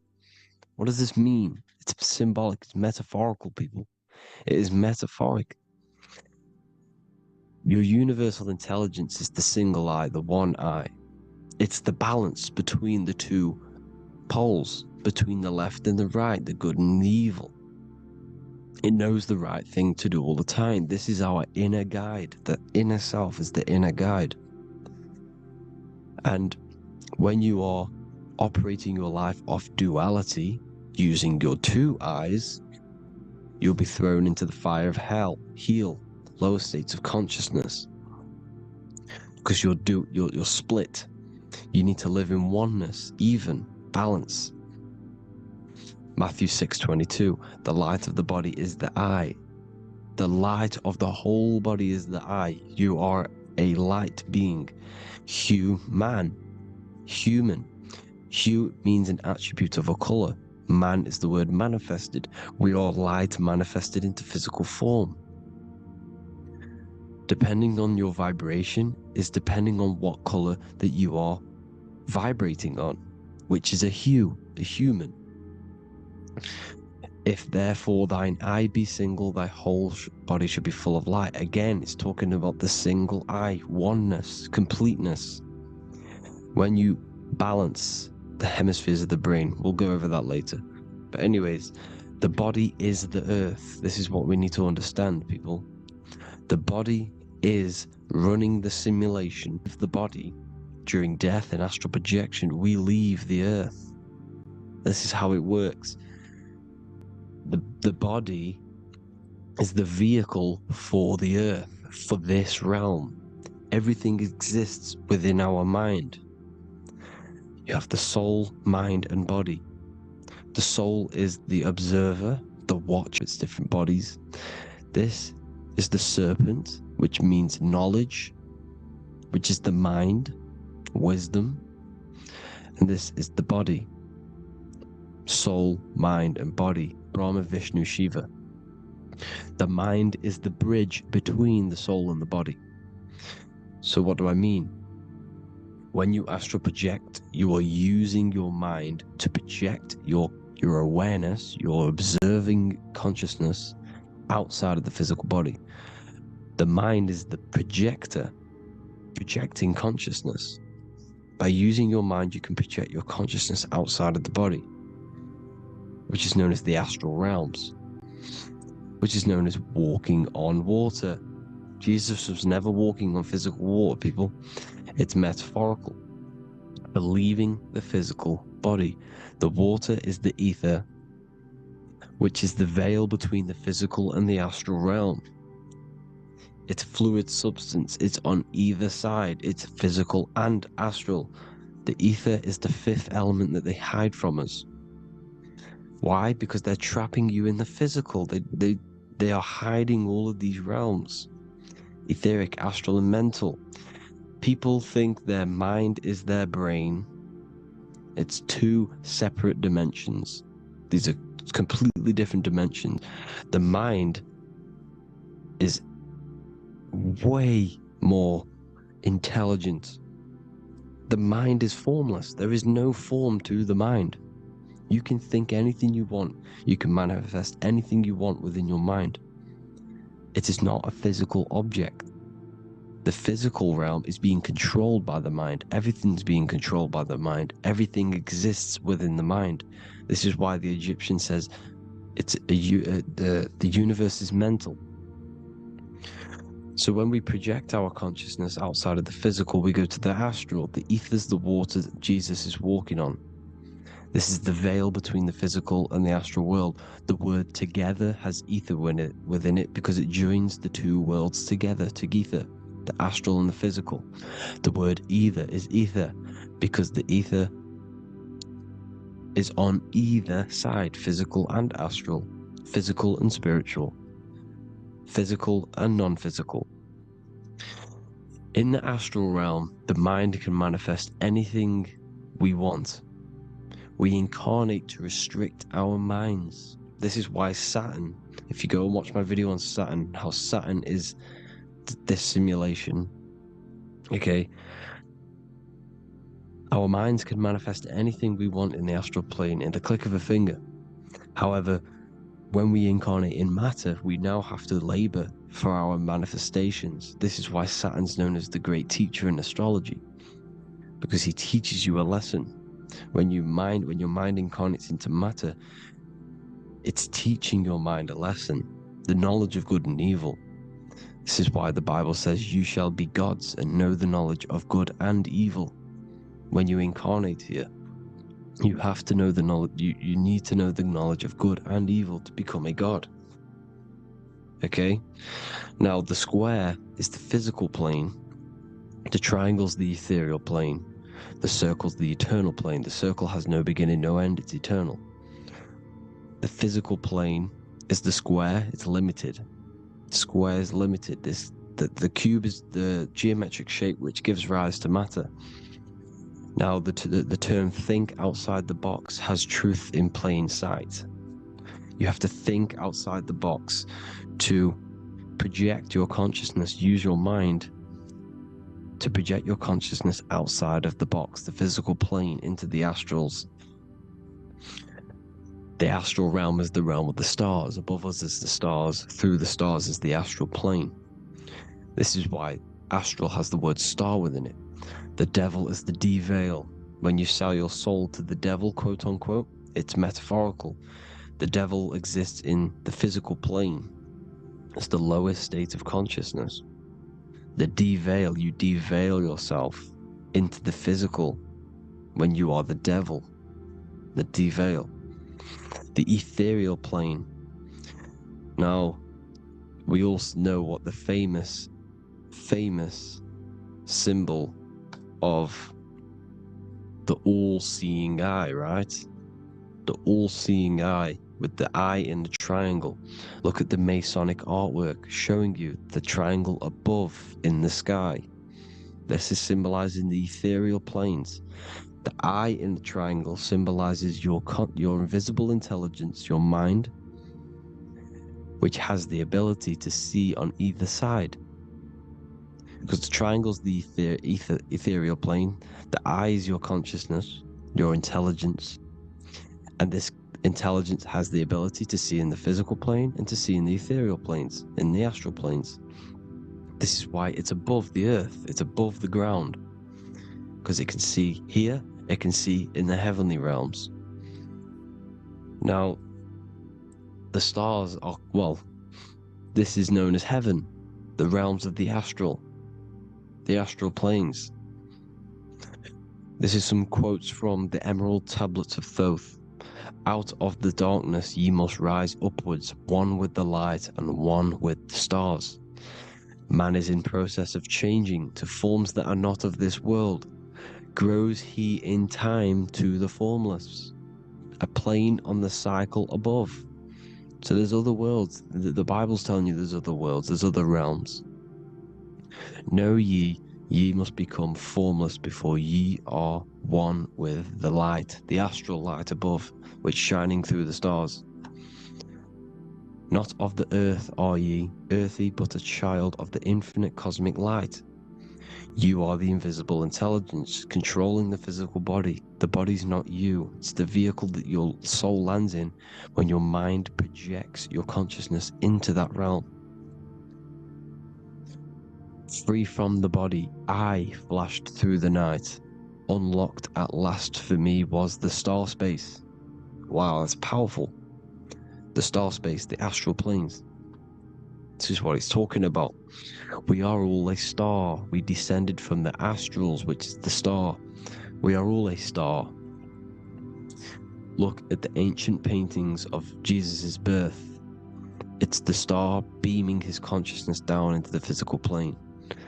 Here's another one. Here's some Freemasonic artwork showing you, again, the ether, that invisible intelligence, the eye, manifesting itself inside of here, in the physical realm, where the people are.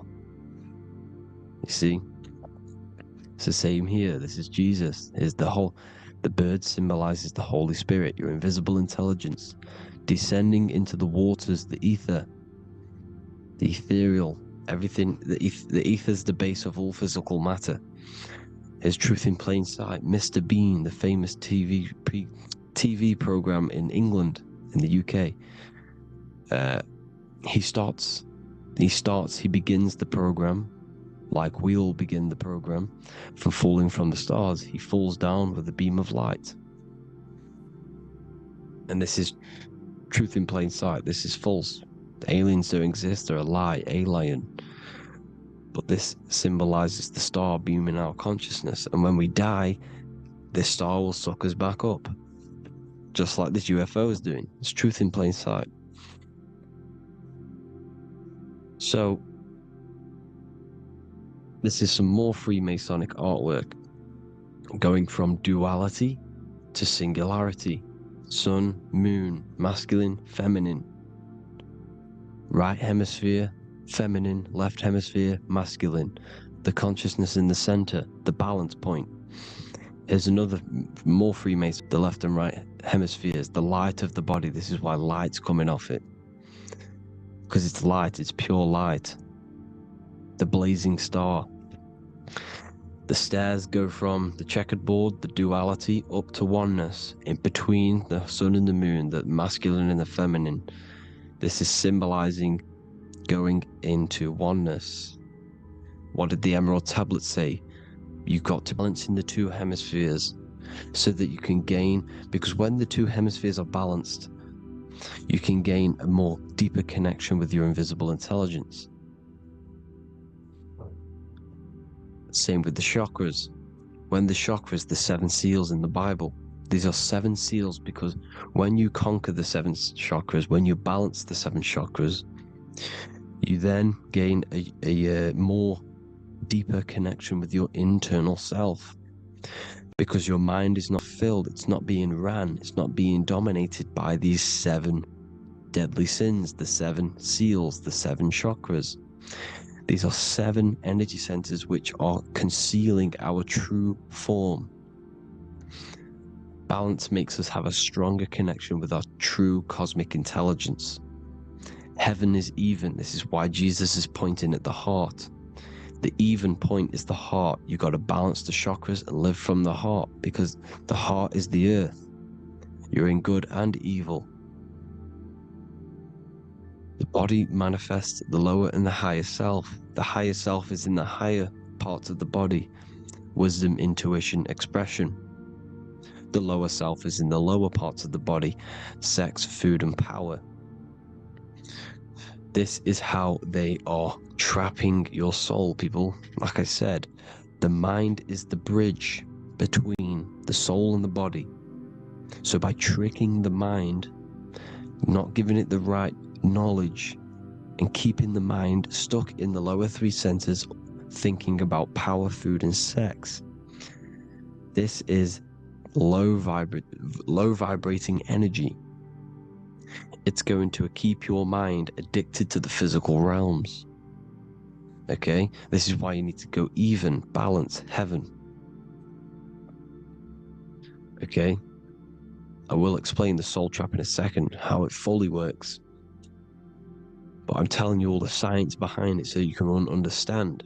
When you are doomed, you are domed. This is the dome, the firmament, the firmament, the mind. Ment is mind, firm is firm.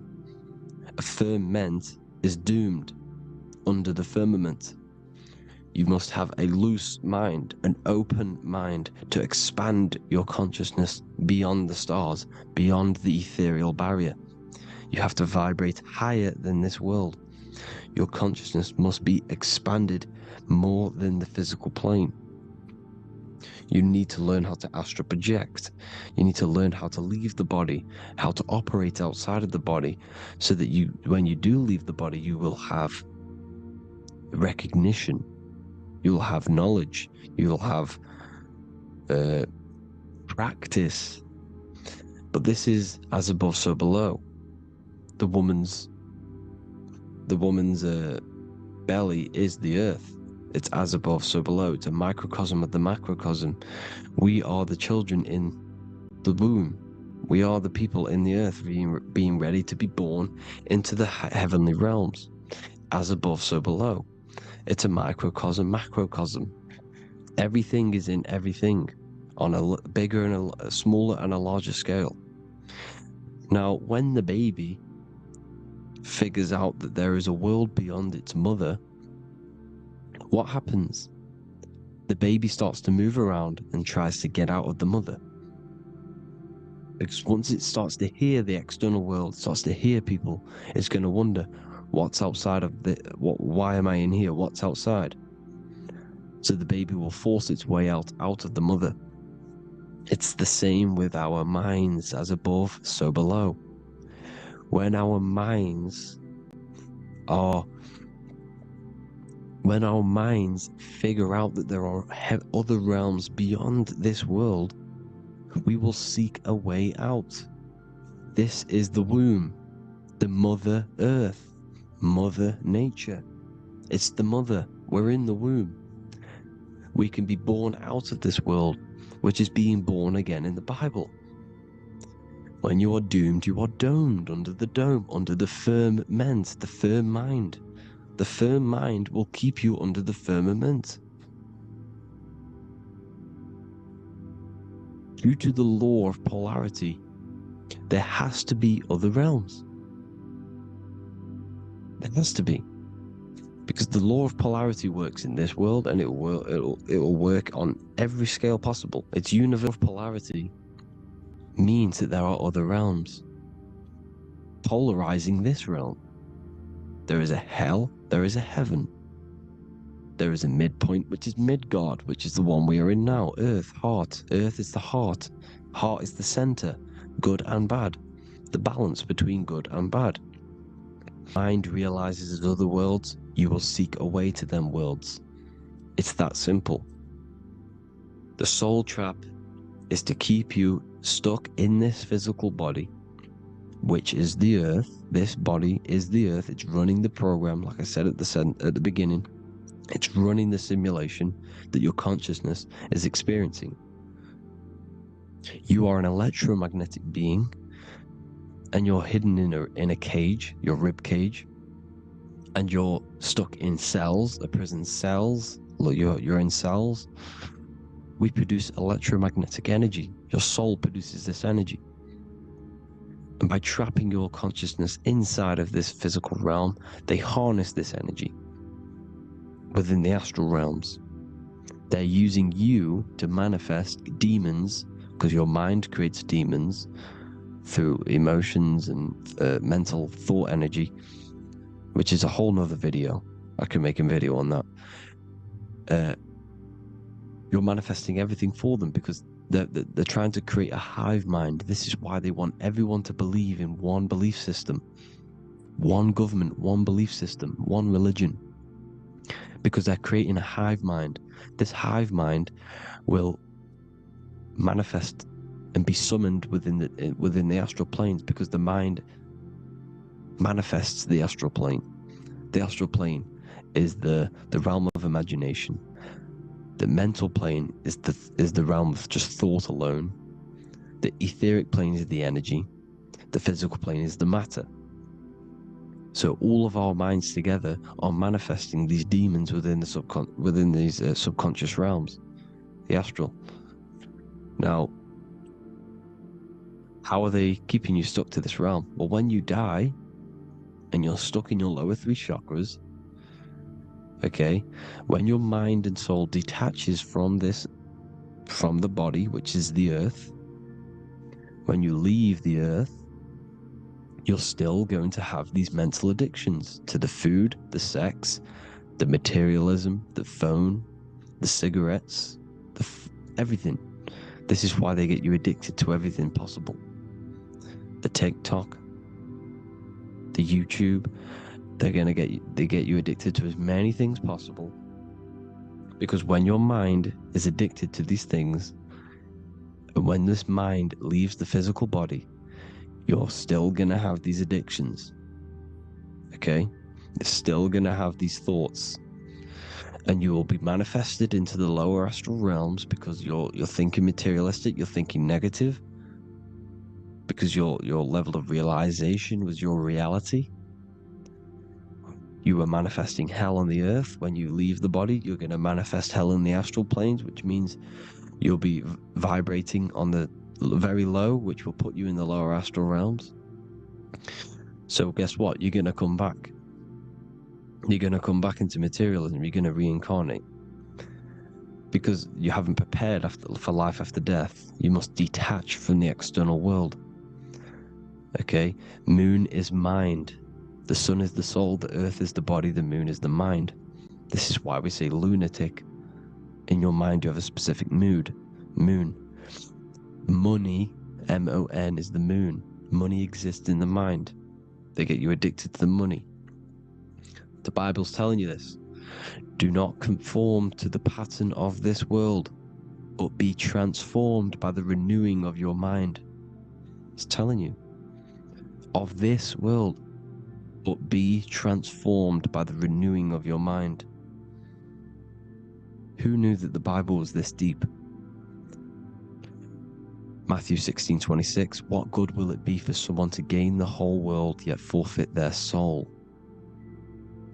James 4:4, don't you know that friendship with this world means enmity against God? Therefore, anyone who chooses to be a friend of this world, of the world, becomes an enemy of God. John 4:4, dear children are from God and have overcome them, because the one who is in you is greater than the one who is in the world. It's talking about the invisible intelligence. It's greater than the physical world. John 2:15, do not love this world, nor the things it offers you. because this world will create you to, if your mind has attachments to what this world offers, sex, money, and power, pretty much, you will reincarnate here. You will come back here, because when you leave the body, your mind will still have these addictions. Do not love the world, nor the things it has to offer you. All of this is in my newly published book. The paperback versions are now available. Finally, for all the people who have been waiting, the Book of Wisdom. All of this knowledge is inside of the Book of Wisdom. The paperbacks are available. There's worldwide shipping. You can get it anywhere, pretty much, any country. My new website, it's amazing. There's going to be some amazing products coming on the new website. But I thank you all for the support. Before I leave, I need to explain what is going on with the soul trap. Like I said at the beginning, the mind's the bridge between the soul and the body. The body's the realm. By tricking your mind with false knowledge, they are keeping your soul stuck to this realm. They get you addicted to all the physical things, and that is it. As soon as you're addicted and you die, you're going to come back. So by tricking your mind, which is the bridge between the realms, they keep your mind stuck within this body. They keep you in physicality. They deveil you, the devil, the deveil. Thank you all for the support, people. If you do want to join the Academy, all the links will be posted below this video for the book, The Academy.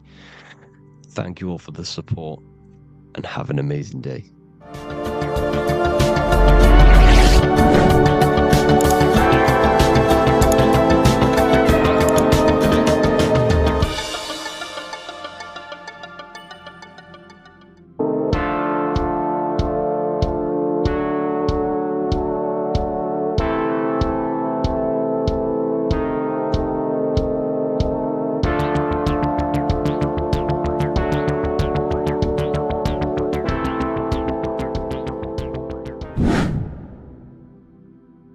What is good, people? We're back with another video, and this is going to be talking about the connection between the micro and the macro. You know, you are the universe, everything is inside of you. So the first thing you need to understand is that the law of mentalism, we are a thought in the creator's mind, everything's being thought into existence. We have a spark of this mind, this same mind of the creator, and everything is a state of mind. Particles or atoms, whatever you want to call them, are a mental thing. They're a product of the mind. Everything's thought into existence. Thoughts influence everything. Thoughts are energetic effects which send out waves into the quantum field around you. And your consciousness is actually the universe experiencing itself, expressing itself, and viewing itself. So we are the creator, but viewing itself in separate bodies. And this is why they call the material world the world of illusions. Because everything's separate here, but we all forget that we are all one. We've all been brainwashed to think we're all separate, but we're all one. We're all the same mind, the same consciousness, everything. So everything's created out of toroidal fields. God created the toroidal field. That's the only thing that exists, because the atoms are toroidal fields. And it's the basis behind all creation. As you can see it in the owl's eyes. It creates the infinity symbol. And this was the apple. That apple is a toroidal field. And the toroidal field is made out of dielectricity, which is ether. Ether is black light, and this is counter space. This is another realm. This is what creates God to be omnipresent, to be everywhere at one place at all times. He is everywhere, because ether is everywhere. And ether is infinite potential. It connects everything together, and that's what energy moves through. It moves through the ether. And that's black light. Everything is light, as it says in John 4:2. God is light. Everything's a vibrational state of light. So the Taurus field is made out of dielectricity, ether, black light, magnetism, which is white light, which is the center of the toroidal field. And magnetism radiates, it has no vibration. And then when white light splits, it turns into electricity, which is physical material, and that has a vibration. This is the Holy Trinity. The sun, the moon, and Saturn. Saturn, the god of materialism. If you've watched my videos on Saturn, you know that Saturn is crystallizing everything into physical matter. This is why we get electricity. This is where electricity comes from. because electricity is only a product of the physical world, which is redshift, blueshift, Adam and Eve. And this is what creates the redshift, blueshift is what is a product of magnetism. When magnetism, white light splits, and this gives us vibration. And this what creates the toroidal field, which is the basis of all physical creation. The sine wave is created out of the magnetic wave and the electric wave. The electric wave is the blue wave, and the magnetic wave is the straight wave, which is radiation. This is vibration frequency. So the magnetic wave is straight, and then you have longitude and amplitude, which is depth, which is dimension. You see how the electric wave has depth and a dimension. This is why you get the cross. This is the cross of Earth. This is the symbol of Earth, of bondage, of physical matter, because it consists of magnetic wave and depth, which is electric wave. And this is where you get the sun cross or the earth cross, whatever you want to call it. It's the cross of physical matter, and the ancients knew this. This is why they used that symbol. Redshift, blueshift, which is the toroidal field, is the basis of all creation, physical creation. And this is why you have the police siren is red and blue. The Matrix movie, red pill, blue pill. You have red blood and blue blood in your body. The Democrat and Republic, the two parties, red and blue. Like your taps, on your taps, you have a red and blue tap. One's generative and one's destruction. Fire, destruction, water, generative. So this is the basis of all things. And electric wave has dimension, like I've already said, depth, material, and it's measured in hertz. It's measured in hertz because it hurts you, it decays, because the electric wave has a vibration, and vibration always has to go back to a standstill point. This wave cannot go forever, but the magnetic wave will go forever. It's radiation. Magnetic is radiation. It radiates forever, it pulses, but the electric wave will at some point come back to a standstill point, and that's why it hurts, it decays. That's why our physical body decays, because we contain of electricity. This body is an electric body, and it will return back to stillness like a guitar string. If you vibrate a guitar string, you pull it, it will vibrate, make a sound, and then go back to a standstill point. It's the exact same with every single toroidal field within the body. It will decay, and this is why our bodies decay, and everything in creation decays. So we're born into sin. The sin of Eve. The sin of Eve is us biting into the tree of knowledge of good and evil, which is the systems in the body. And the sin of Eve is biting into the sine wave. We bit into the sine wave. The sun moves in a sine wave. Our DNA is a sine wave. Time is a sine wave. Everything in this creation is a sine wave. This is why the dollar bill is a sine wave. Magnetism and electric waves in one. And this is the sun doing its sine wave, which creates, when you go bowling, it kind of creates that pin that you hit over. That's the pin of the sun. The zodiac sign is a sine wave, because the zodiac sign is an expression of the toroidal field, because magnetism unfolds into 12ness. And that's why you have 12 zodiac signs, 12 systems in your body, 12 cranial nerves in your head, in your brain. So if you can imagine this, see where my pointer is. Always starts with Aries. Aries is the head. It's the first thing that's created in the womb. And this is Aries, the ram. And this is why it's called a cerebrum in your brain, which is the first thing that creates when you're in the womb.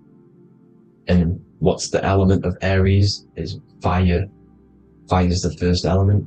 F-I-R, first, because it's the first thing on the wheel, the first expression of energy. As you can see here, my pointer, this is the center of the toroidal field. It would go Aries, Virgo, Capricorn, Pisces, Scorpio, Cancer. Then we go back to Libra. Libra would be center. But you see how the toroidal field is the expression of the 12 energies. That's what the constellations are, the energy expressions of the toroidal field. So it would go outwards, starting from Aries here, all the way back to Pisces, which is beyond the bottom half. But Libra would be the center. That's why Libra is the equinox. It's the equinox. Libra is when it goes from summer over to autumn. It's the equal. It starts to transition into the winter side. Equinox, equal, which is Libra. And that's why Libra has the two scales. It's symbolized with the two scales. That's because of, the sun moving over. It's being judged. It's equal now, but then it's going to tip over into the winter. That's why Libra is here, the center of the sine wave. And like I said before, magnetic energy unfolds into 12ness. Magnesium is number 12 on the periodic table. It's the sacred number. And this is why the scientists are trying to, NASA is trying to bring in another constellation to destroy the holy science of astrology. So Aries rules the head, which is Mars. Taurus rules the neck, the lower head. Gemini, the two twins, which is your lungs, your two twins, your arms, two twins. Cancer, the breasts, or the chest area. Leo, the heart, which is the sun, which is fire, the center of the toroidal field. Virgo, the belly, which is the intestines. Libra, the kidneys, the two scales, the kidneys, balancing out everything. Scorpio, the sex organs. Sagittarius, hips and thighs. Capricorn, I've missed that out, which is the kneecaps. Capricorn, kneecap. Aries, which is the ram, which is the cerebrum in your brain. And then Aquarius, the calves and the ankles. And the Pisces, the two fish, the 2 feet. So everything corresponds, as you can see here. This is an ancient way of depicting it, of the folded human. And this is everything. Each constellation rules that part of the body, gives energy to that part of the body, makes you do certain things. So magnetic energy unfolds into 12ness, electricity unfolds into 7s. That's why when you get electric, the light spectrum that we see, it consists of 7 colors. Why we have 7 planets. The 7 planets give us our 7 metals and the 7 solfeggio scale frequencies. So the rotor, this is the rotor, and rotor is an anagram for Torah. The Torah, which is I think it's the Hebrew Bible. Don't quote me on that, but it's one of the holy books. Which is the Torah, the Taurus. Everything goes back to the Taurus field because it's the basis of all creation. So the chief cornerstone, it says in the Bible that the builders rejected the chief cornerstone. The chief cornerstone, you are the builder. You decided to incarnate into the physical world, into the electric world, the world of Saturn. When you are created in the womb, it takes you 9 months for you to be created. So for example, if your parents, if you went into the womb here, it'd take you 9 months. So let's say you're born in Scorpio. So you'd go back 9 months, 1, 2, 3, 4, 5, 6, 7, 8, 9. You consist of all of these 9 energies because it takes 9 months or however long you took to be born. Some people are born earlier. You'd have to find out how many months you were in the womb for. But you consist of these 9 energies, and each constellation has a cell salt associated with it. And these cell salts are vital for your health, and your cells are the optimal health of your body. So the chief cornerstone that you rejected is these 3 cell salts, these 3 constellations. So you're mineral deficient in these 3 constellations. For example, fluoride, magnesium, phosphate, and potassium sulfate. So that's the chief cornerstone. And a cornerstone, people always get it rejected with the cornerstone. The cornerstone is not, it doesn't say the cornerstone in the Bible, it says the chief cornerstone. The cornerstone is a cornerstone of a building, but a chief cornerstone is the top of the pyramid. This is where we get the pyramid of the wheel. So you're mineral deficient in whatever 3 zodiac signs you're not. You were not in the womb for. This is the chief cornerstone you rejected. So the human body is the micro. It is the universe in a physical form. It consists of everything in the universe. Just like your consciousness is the universe, watching itself, experiencing itself. Your body is the whole universe. 12 systems in the body, 12 zodiac signs, 7 chakras are the 7 planets. The Holy Trinity of you is your Temple of Solomon, the soul and the mind, the sun and the moon. Everything is in you. You consist of everything, all the energies, everything. Heaven and hell. Heaven and hell is a mind state. It's a state of the mind. Head, H-E-A, which is heaven, and the heel, the bottom of your foot, is hell. And the bottom of your foot is the soul. So they're basically saying, it's wordplay. They're saying that your soul is in hell because, with the elites being in control. So they call the bottom of your foot the soul, trying to say that you're in hell. The Christ is in you. And this Christ is Greek for Christos. Christos is Greek for the oil, and this oil is produced in the cerebrum, the Aries, the ram, the cerebrum, it goes down the pineal, the pineal and the pituitary are underneath the cerebrum, goes down the pingala and the ida, the pingala being the positive charge connected to the pineal gland, pin, and the ida connected to the pituitary. And this is the two serpents going down the spinal column. And this is why Jesus goes from Nazareth to Bethlehem, and then Joseph and Mary are waiting for Jesus in Nazareth. Joseph and Mary are the pineal and the pituitary gland waiting for Jesus to come back up the River Jordan, or spinal column. So this is the oil. This is the story of Santa as well. Santa comes from the North Pole. Why? Because the North Pole of the Earth is the center of the toroidal field, and the North Pole of you is your spinal column, which is the North Pole of the toroidal field. The North Pole, he comes from the North Pole. This is the North Pole. This is the South Pole of the toroidal field. Comes from the North Pole, which is your mind. And he goes down the chimney and then back up the chimney. This is the chimney. And he drops off the present, which is the Christos, the oil. And this is why Jesus is crucified at 33, because he crosses over the vagus nerve at the top of your spine. When this oil comes back up the 33 vertebrae, these are your vertebrae here. When it goes up to the 33 vertebrae, it gets crucified at 33 because it crosses the vagus nerve, and he's crucified on a cross at 33. This is the story behind Jesus and Santa. The Ark of the Covenant in the Bible is the two hemispheres which cover the vital parts of your mind, the brain side, which is the cerebrum, the pineal, the pituitary, etc. So the two hemispheres are the two angels, the Ark of the Covenant. This is the Ark of the Covenant covering the two vital parts of your brain. So these are the optic thalamus is another part, and it protects the Christ oil, which is inside at the center of the brain. See, the Bible is all a massive metaphor about yourself, because you are the universe. You are a microcosm of the universe. Your consciousness is experiencing itself, and the universe experiencing, and your body is the whole universe. Your head's heaven. So Moses crosses the Red Sea. These are the two hemispheres of your brain. This is the corpus callosum, the Red Sea. So he's pretty much saying that he's uniting the two hemispheres of your brain, because most people in this generation are stuck in the left brain, which is just logic, reasoning, science and maths, writing. You know, this is what school teaches you to do. It keeps you stuck in your left brain. And you want to cross over to you want to cross the Red Sea, which is the corpus callosum, to the right brain, which is awareness, art awareness, creativity, imagination, intuition, insight. You know, using the higher mind, creativity, imagination. If you don't have intuition, then you can't read energy, you can't pick up on bad things. This is what Moses is symbolizing by crossing the Red Sea.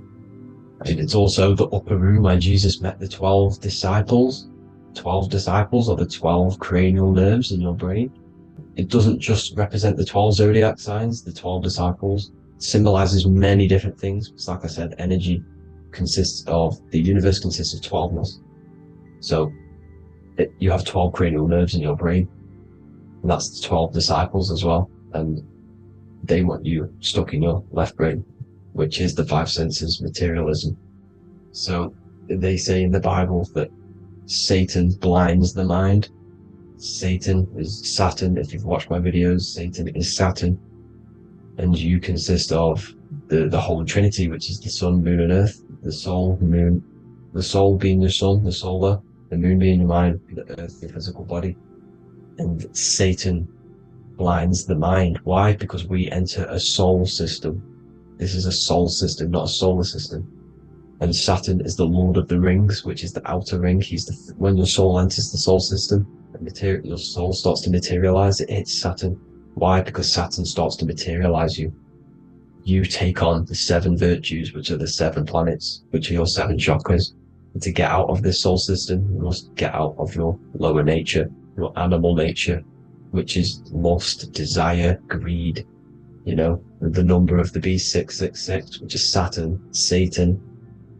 So you enter the soul system, you take on the 7 energies, which you turn into physical matter. And this is your descension from heaven to all who say hell. and then you must raise back up from matter to spirit. They say Satan blinds the mind. Why? Because your mind gets materialized, your soul and mind get materialized. And when you get materialized, it's an intense experience. You lose the divinity within you. You forget the divinity. So Satan, which is the first planet, the first energy you take on, the material body, he blinds the mind. He makes you forget everything, your divinity. Then you must remember, ascend up Jacob's ladder, the 33 vertebrae, to heaven. And this is a microcosm of the macro, because you will ascend back up to heaven if you do this, when you leave your physical body, when your body decays. So when it talks about in the Bible, completely destroy them, the Hittites, the Amorites, the Canaanites, all the ites, this is what God says to the Israelites. It says completely destroy them. It's basically symbolizing saying destroy your lower nature. The Canaanites, cannibals. We're under a Canaanite system now, which is cannibalism. And this is flesh eating, lust, greed, all the demonic stuff, the chakras. You must get out of these lower three chakras and return back to spirit, which is heaven, which is spirit, love, being holy, being truthful, being passionate. Going back to Satan blinding the mind, all of the planets are made out of these three symbols. Satan blinds the mind, and that's why Satan's symbol, this is the symbol for Saturn, Satan, this symbol for Saturn is the cross, which is physical matter, the earth, over the moon is your mind. So the Saturn symbol saying matter over mind, he blinds the mind, Satan blinds the mind once you enter the soul system. And you must remember, in the Bible it talks about the Genesis, which is Eve, the sin of Eve, which is biting of the tree of knowledge, with the serpent which wraps around the tree. It says the serpent placed himself on the tree. Well, the serpent is the spinal column. It's the serpent telling you eat from the tree of knowledge of good and evil, which is your nervous system. And eating from the tree of knowledge of good and evil is doing bad things. For example, over-sexualized, overeating, eating the wrong food. That's eating from your nervous system. It's decaying you, and it's preventing you from achieving the God self, the God consciousness. This is the symbolism of, the tree on the serpent, telling you to eat from the left brain, with the left brain being the sinister. Sinister is Latin for left. That's sin. Sin is left. And left is lefty Lucy, Lucifer, right, righteousness, right, God, godly. The tree of knowledge of good and evil, which is your nervous system, because it determines good or bad. That's the only thing you experience in this world is your nervous system. And then the tree of life is the cardiovascular system, and the Garden of Eden is your body. So that's it for this video, people. I hope you've got a greater understanding of how you are the universe and everything is inside of you. Just keep in mind you are the universe experience in itself, and your body is a reflection of everything. The 12 constellations, the 7 planets, everything's inside of you. This world is an expression from the inside outwards. You can't affect the outside world to manipulate reality. Everything's inside of you. I hope you got a greater understanding of this. God bless.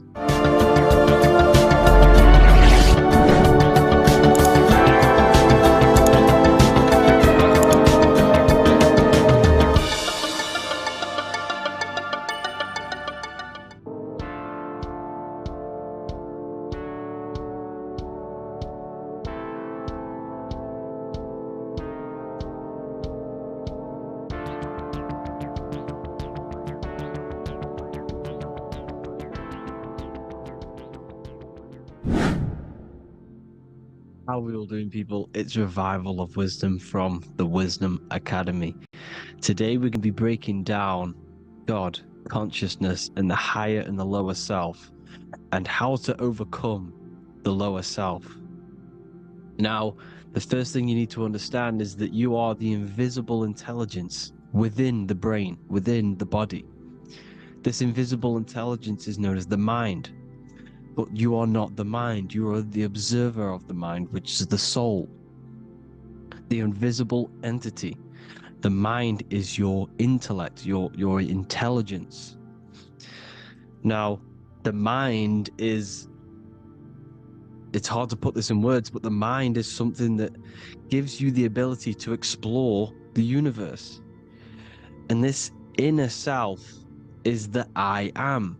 It's the quiet, the inner self, the voice you see in you hear in your head. This is why within spells high twin, inside, internal. The I is also the number one, which is one line. Because the one and only, is the inner self, which is the I am. This is why you say, my name is Harry. You are not Harry, you are the I, the inner self, the intelligence. Okay, this is why Jesus in French is I am. You look with the two eyes and you see with the inner eye. I and I, the same thing. Okay, because the I inside is what gives you the perception of what you're looking at. So when someone's trying to explain something and then you catch on saying, I see now, it's because you're seeing with your inner eye, the one that gives you perception, gives you intelligence, gives you the ability to understand things. This is the internal I, the invisible self, which the physical body is nowhere near as complicated as this inner self. It's in infinite potential. God, G-O-D, generator, operator, destroyer, soul, mind, and body.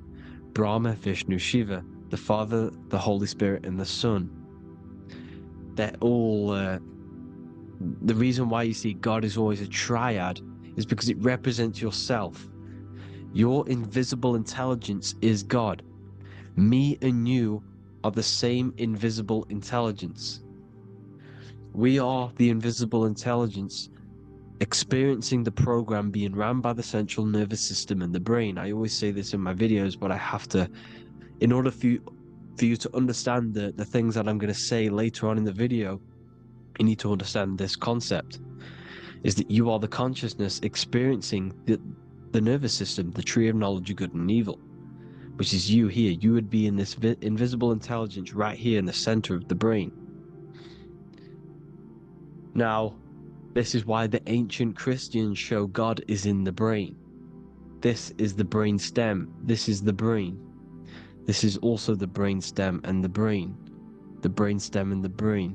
It's all depictions of the brain, because the brain's the computer, the electromagnetic computer, which decodes the demands created by the invisible intelligence, the I, the inner self, you, your true self.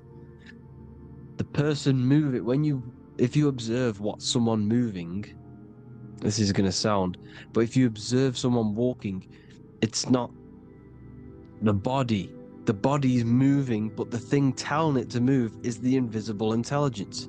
Before you kick a football, a decision is made within your invisible intelligence, your mind. And this consciousness, this invisible intelligence, is either stuck between the lower self and the higher self.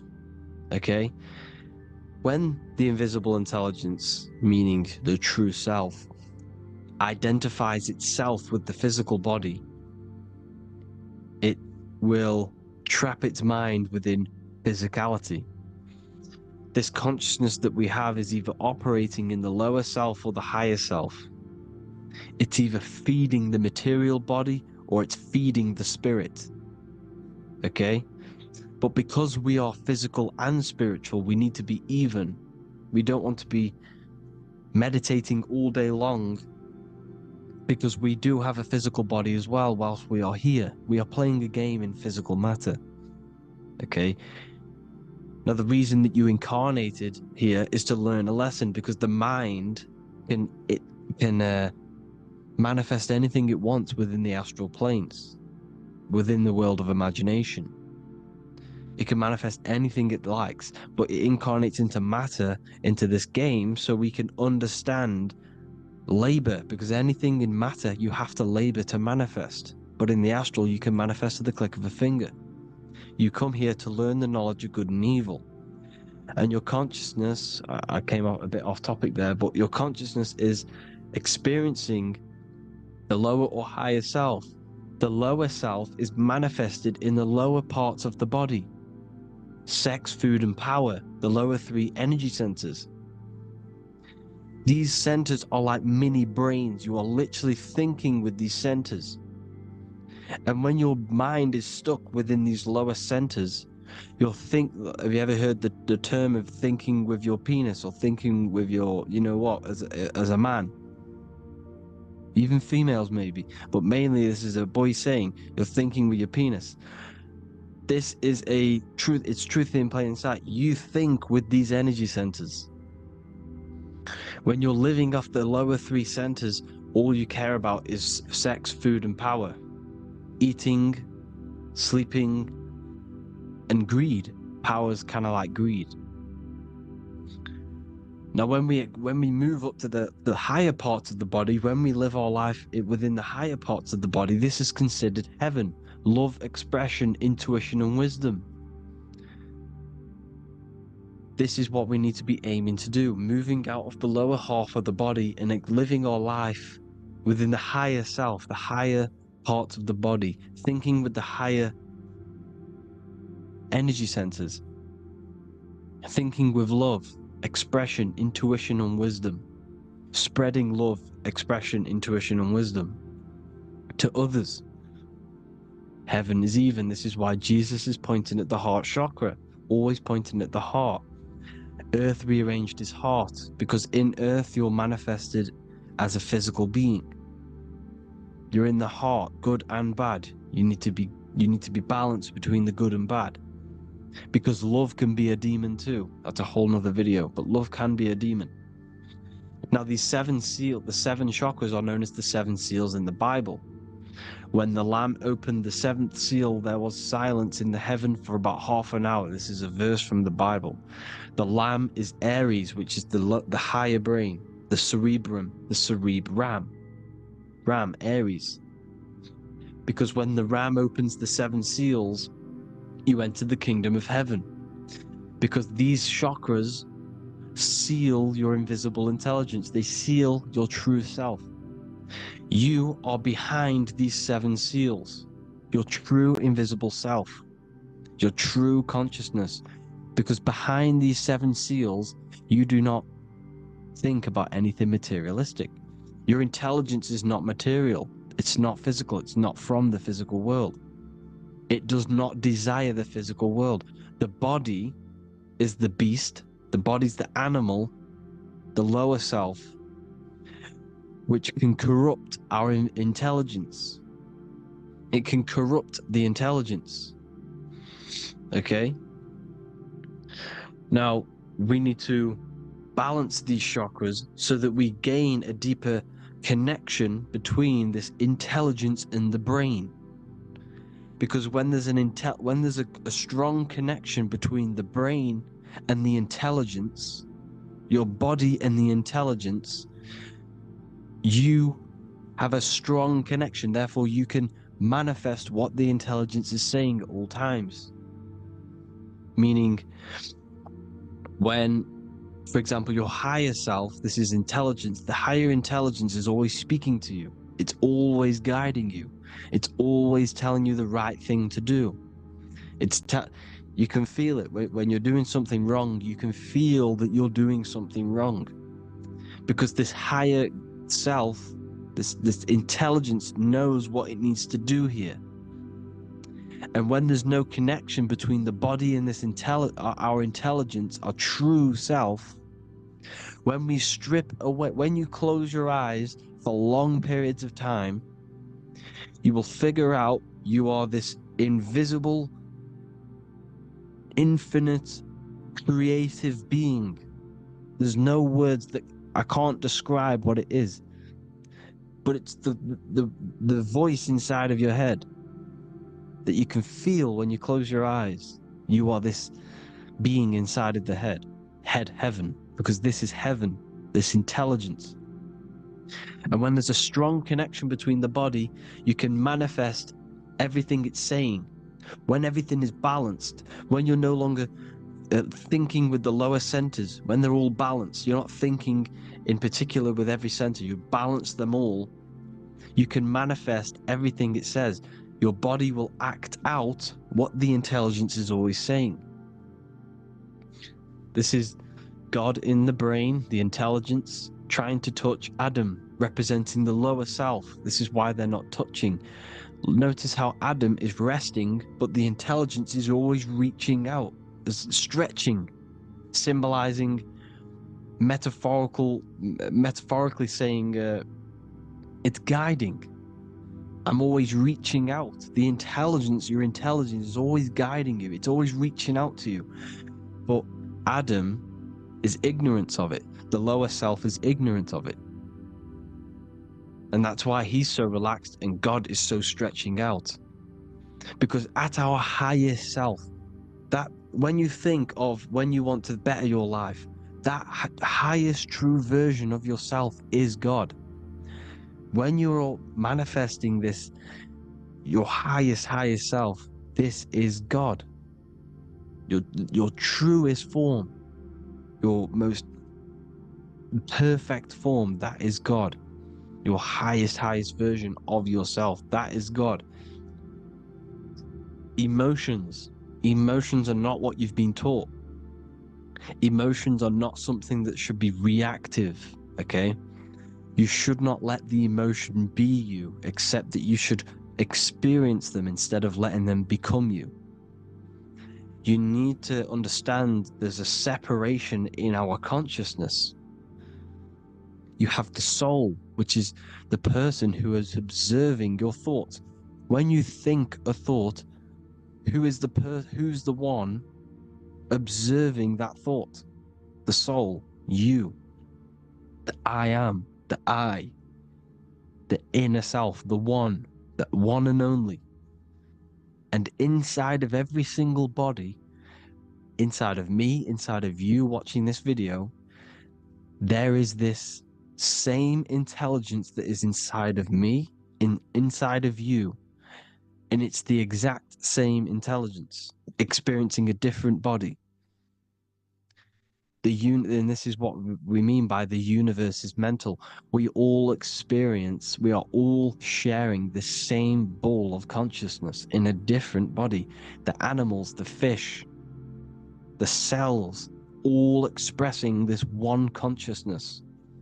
Me and you are the same. This is why the golden rule is treat others like others should be treated, because I am you and you are me in a different body. Now, going back, you need to identify that there's different levels of consciousness: soul, mind, emotion, and body. Okay?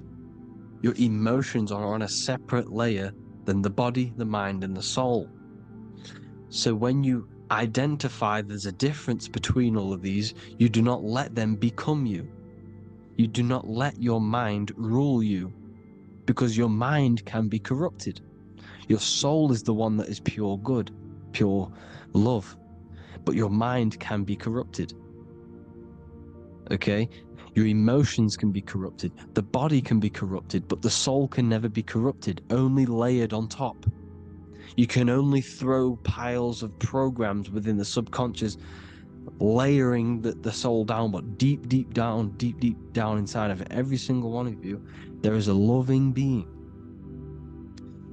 Because the love comes from the heart. Love is the universal emotion, expression. Now, your thoughts can become bondage, your emotions can become bondage. Now, what do I mean by bondage?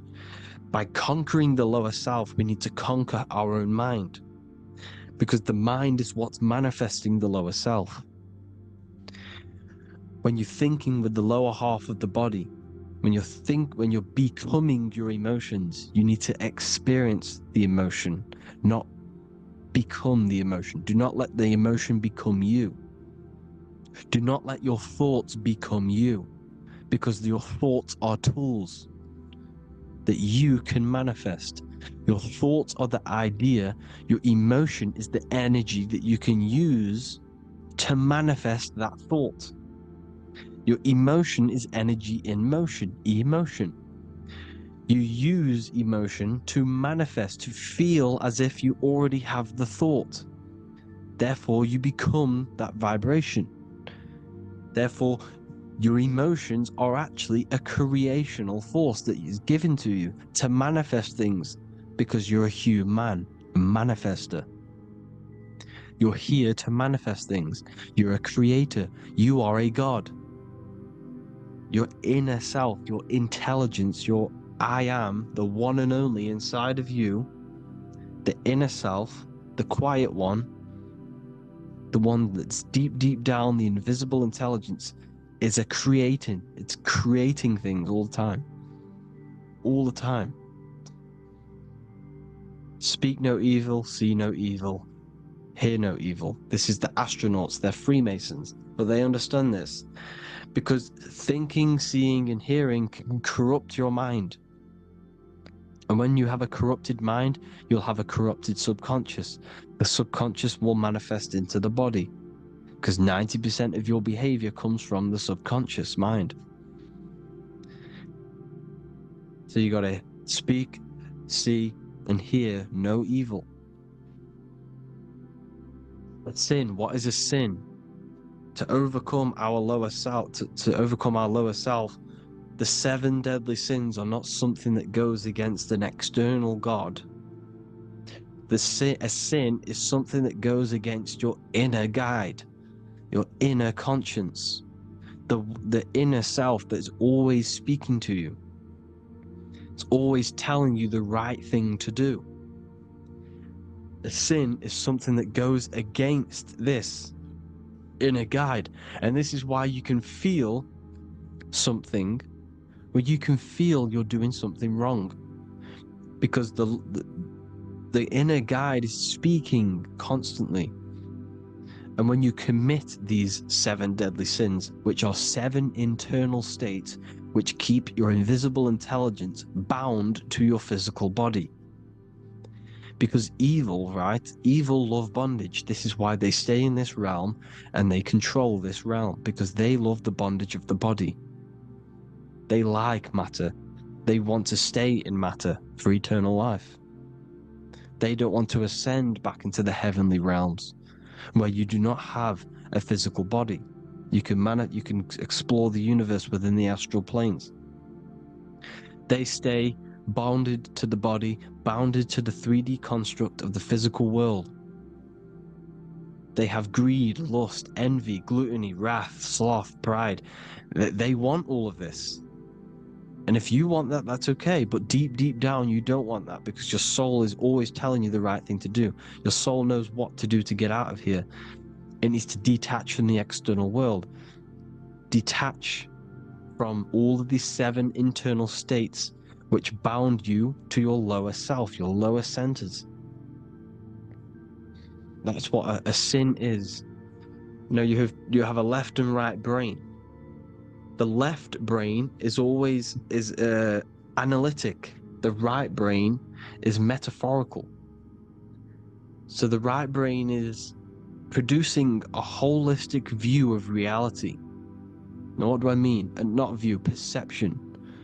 When you see, because your eyes are parts of the brain, when you look at something, and you look, that image is produced in the back of the brain in the visual cortex.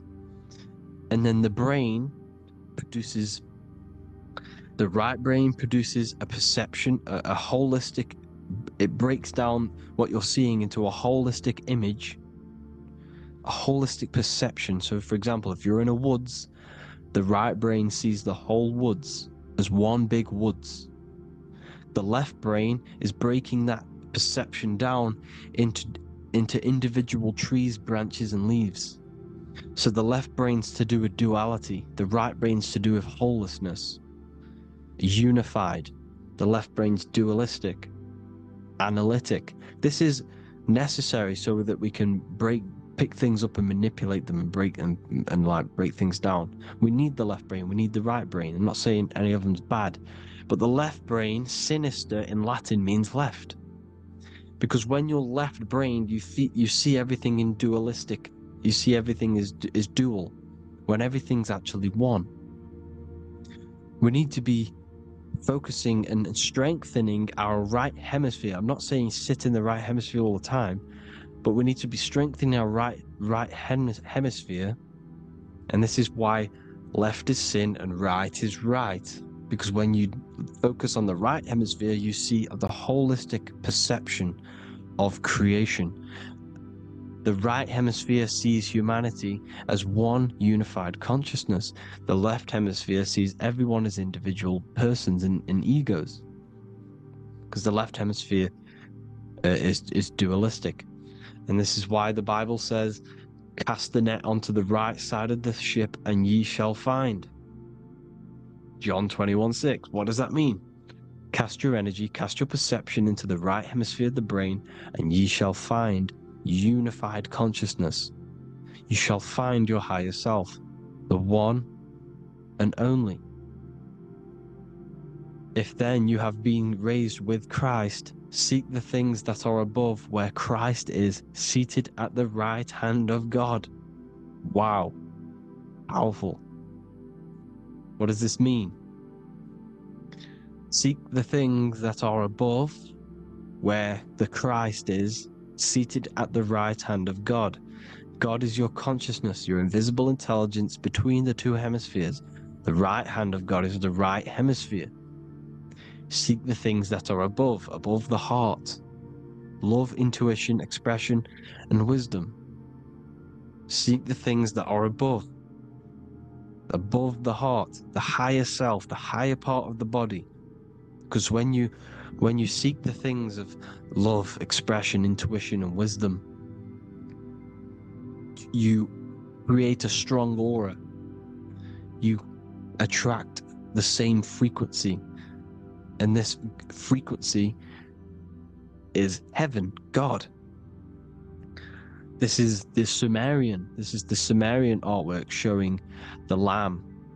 This is a step symbolizing stepping upwards, raising up. He's stepping over the Lamb up to the bird. His hand is going to the bird. The Lamb symbolizes the lower self. Okay? The bird with the wings is in the sky. It represents the higher self. This is why angels always have wings, because it represents the higher self in the sky.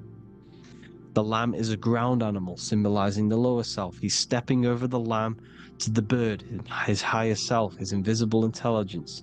Horus and Set, Jesus and Satan. Look, Horus has an evil brother, Set, just like Jesus and Satan.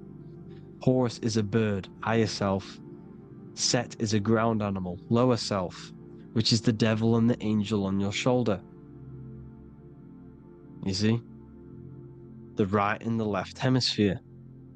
The two wings. So, the devil and angels always speaking to you. The higher and the lower self. It's the battle between the higher and the lower self.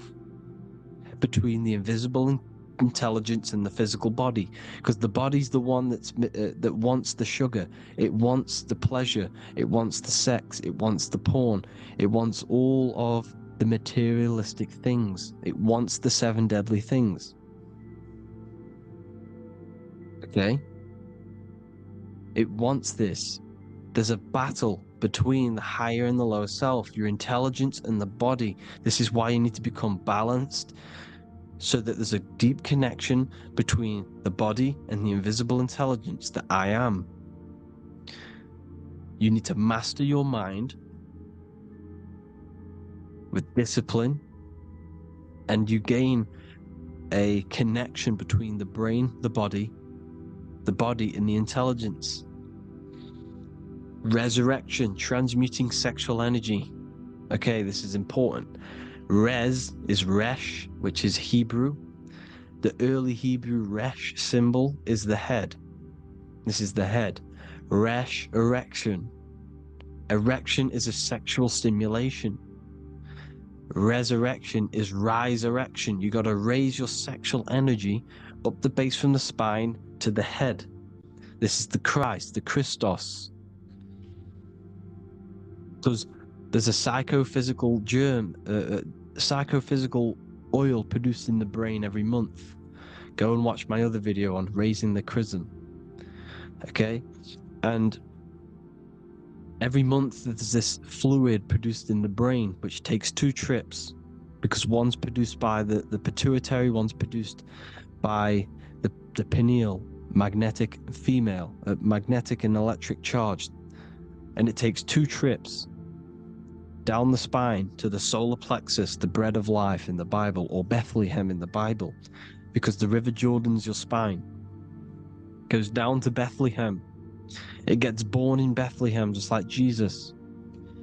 Because when this oil travels to the solar plexus, it creates the seed, the seed of life, and it feeds the body, all the central nervous system, all the cells. It regulates the blood, does all sorts of good things for the body, this oil.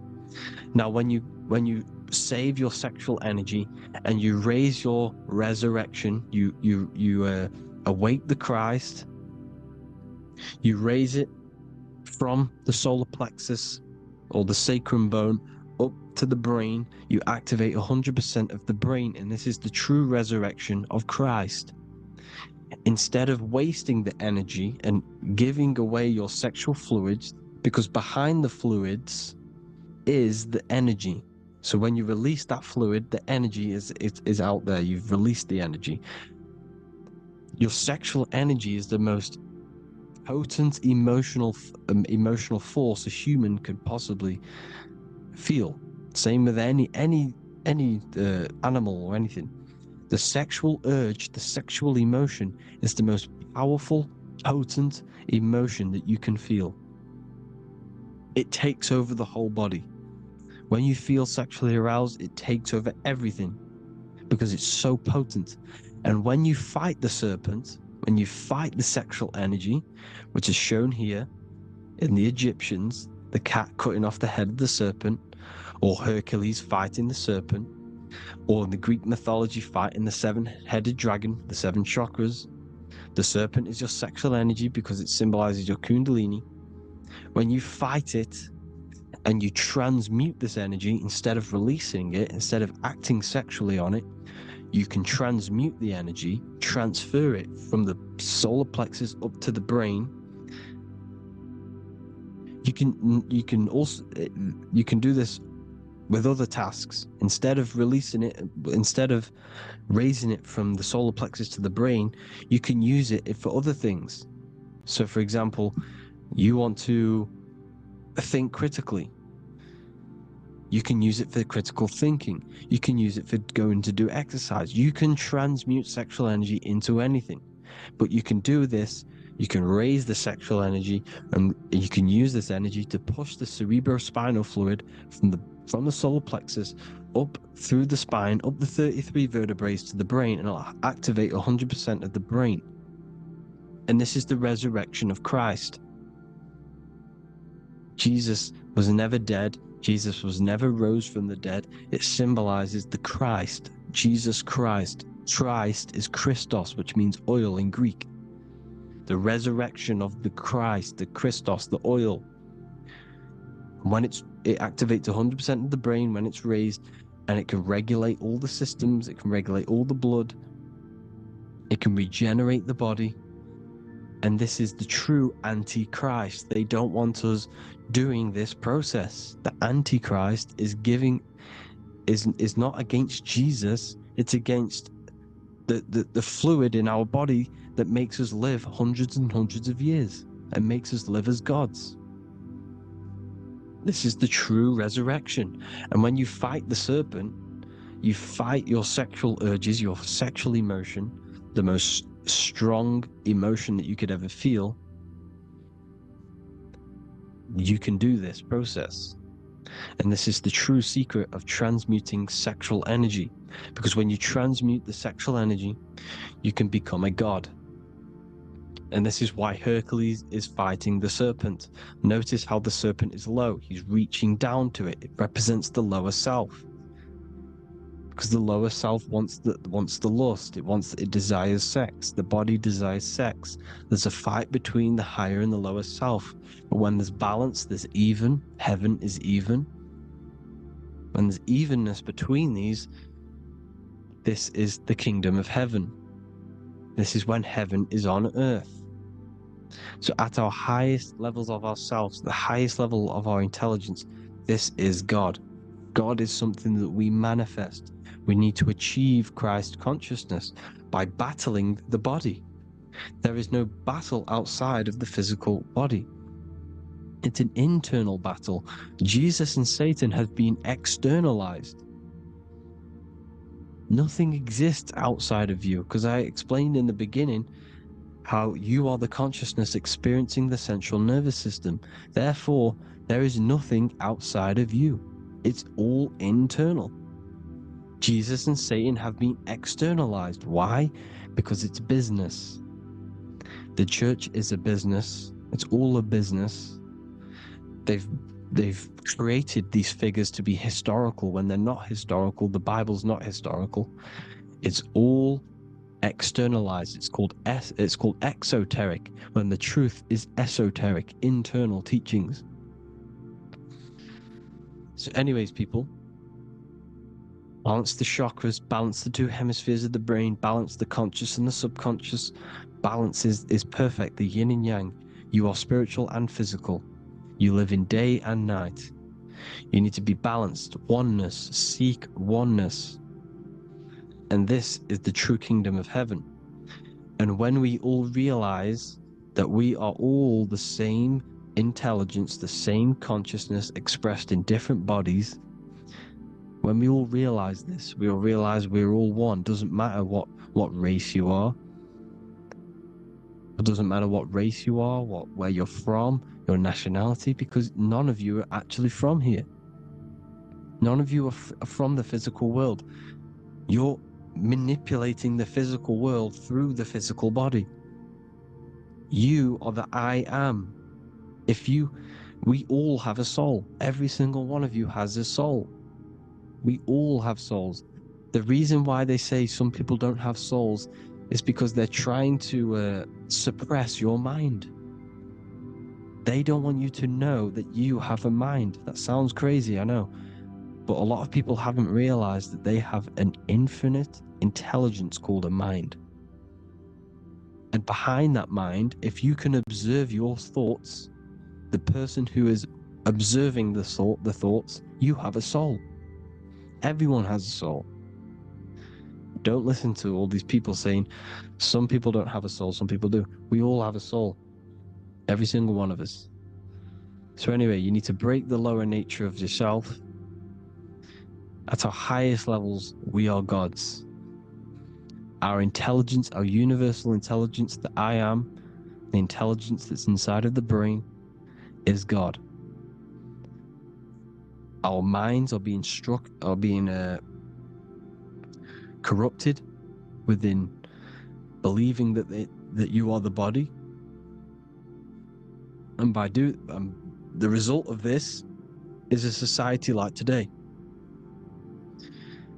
because everyone thinks they're the body, and everyone's living in the lower nature of self, where everyone only cares about themselves. But when we realize we're all one big consciousness ball, we're all the same consciousness expressed in different bodies, there will be peace. So thank you all, people. If you do want to learn more, if you do want to read my book, it's called The Book of Wisdom. I'll put it in the description. It's an amazing book, people. It's going to give you the best understanding possible about creation, yourself, and the world. It's amazing. The Bible, everything. I have just launched a new cymatic library. A friend of mine has just added this to the website. He creates beats, and he creates the purest beats, so they are actually the frequency that it tells you. Most of the stuff on YouTube and Spotify and Apple Music it says it's a certain frequency, but we know these major platforms are all playing with the frequencies of the apps. So if you want a real binaural beats, solfeggio scale frequencies to meditate on or listen to throughout the day. Join the Occult Library. You can get a 2-day free trial. I'll put the link in the description. Thank you all, people. Hope you all enjoyed this video. God bless you all.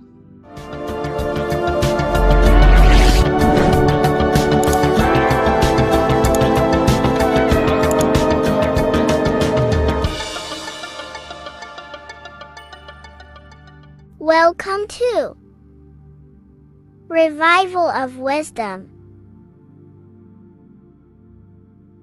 Welcome people, we're back with another video, and this video is about Freemasonry and their connection to the Illuminati. Please, as always, to make sure to hit that like and the subscribe button and turn on the notifications to never miss a video. On May the 1st, 1776, the founder of the Illuminati, Adam Weishaupt, founded this secret organization, and this date can be found in Roman numerals underneath the all-seeing eye pyramid on the $1 bill. This $1 bill also says Anno Coptus Novus Ordo Secularum. This is Latin for announcing the birth of the New World Order. This New World Order will be headed by Lucifer, the all-seeing eye, and followed by the 13 layers of bricks for the 13 elite bloodlines. So your Orsini's, Rockefellers, Rothschilds, Soroses, and the other 9 elite families.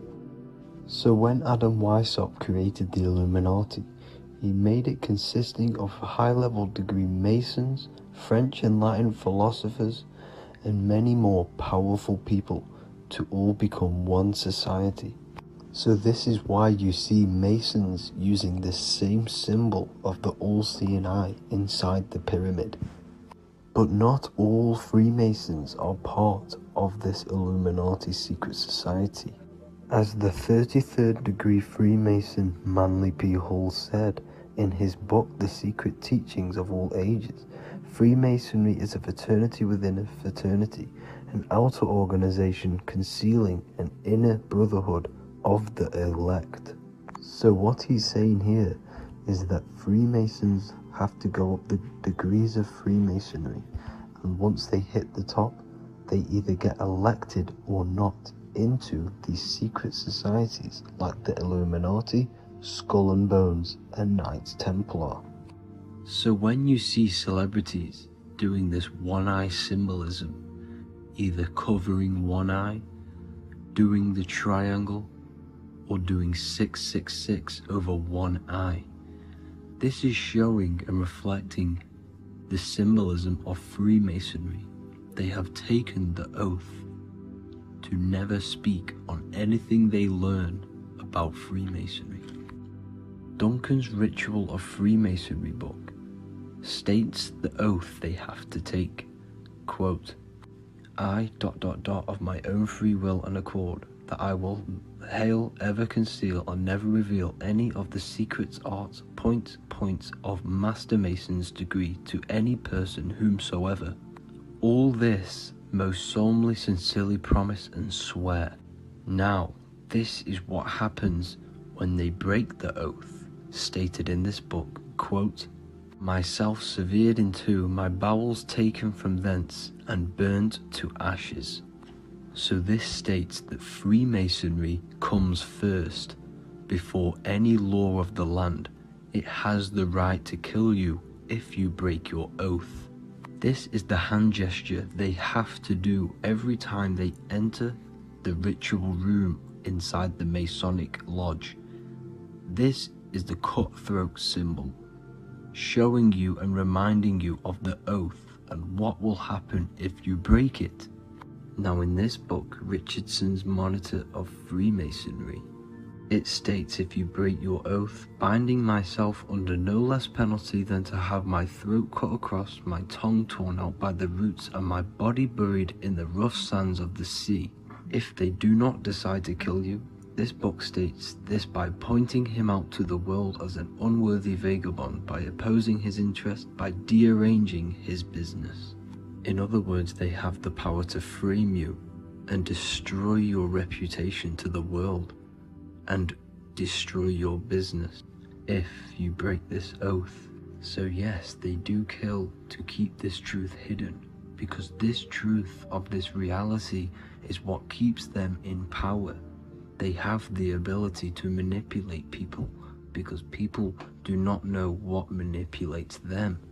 This is why they call themselves the government. They govern the ment, which is the mentality, because the mind is the root cause of reality.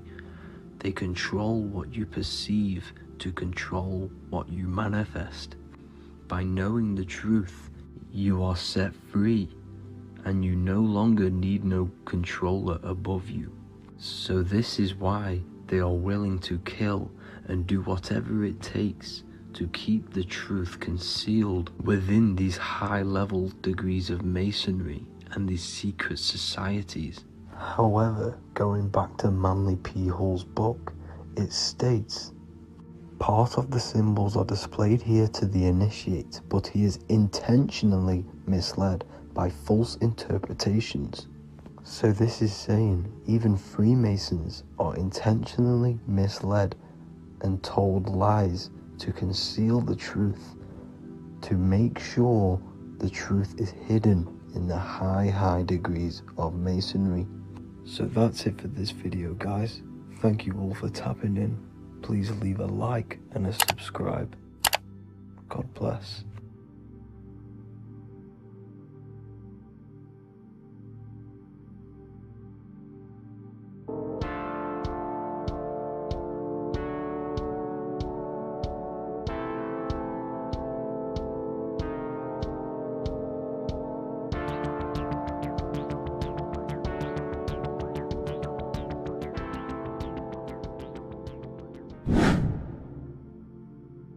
What is good, people? It's Revival of Wisdom. Today we're going to be talking about Saturn. I've done this video in the past. However, this video is going to contain a lot more in-depth explanation of Saturn. So the 33rd degree Mason, Manly P. Hall, said, Saturn is the key to crystallization, physical matter. Light is matter, matter is light. They are interchangeable. Low vibrating light turns into matter, high vibrating matter turns into light.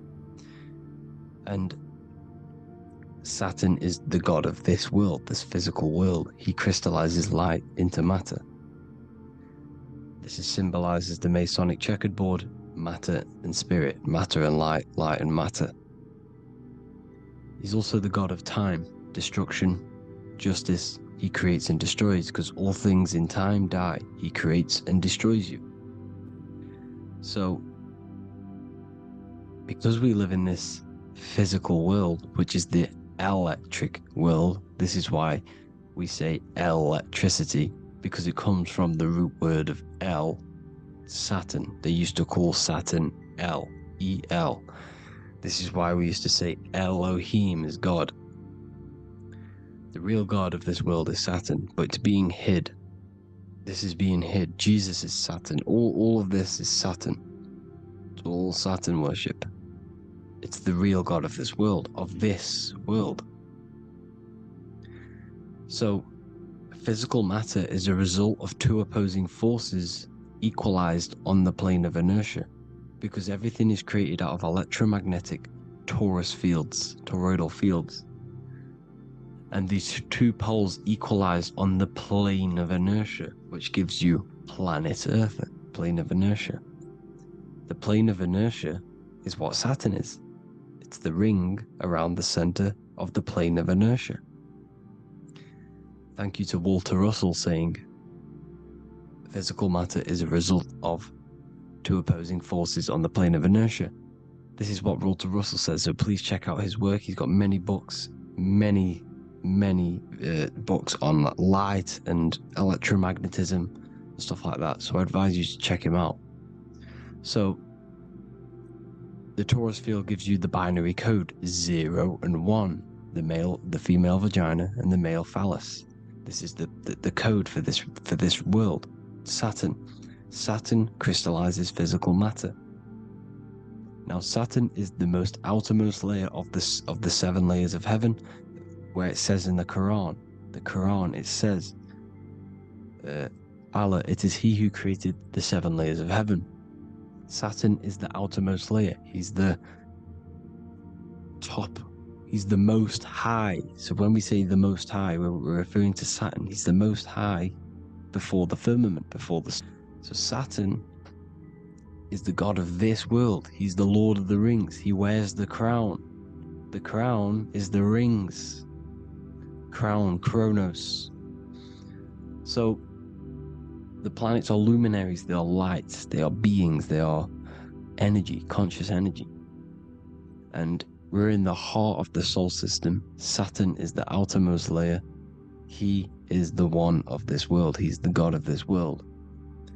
Now, on the North Pole of Saturn, you have the hexagon. Add up all the sides, it creates the 6-pointed star. Or it can be created as a cube. The cube is very important. The 6-pointed star is very important. 6 points, 6 triangles, 6 side, 6, 6, 6. Black cube adds up to 6 in gematria. Now, what did I say in the beginning? Saturn crystallizes the physical world. He creates physical things out of light. You are a light being. This is why we say human. Hu means the light spectrum. Man, we are light manifested into physical forms. Human. And we are incarnated through Saturn. Satan, same thing.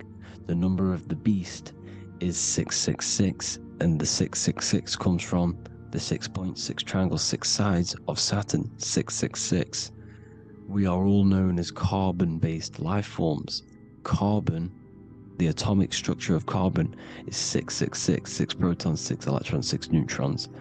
We are materialized into our physical bodies through Saturn, through the number of the beast. These bodies are the beast, it's the animal.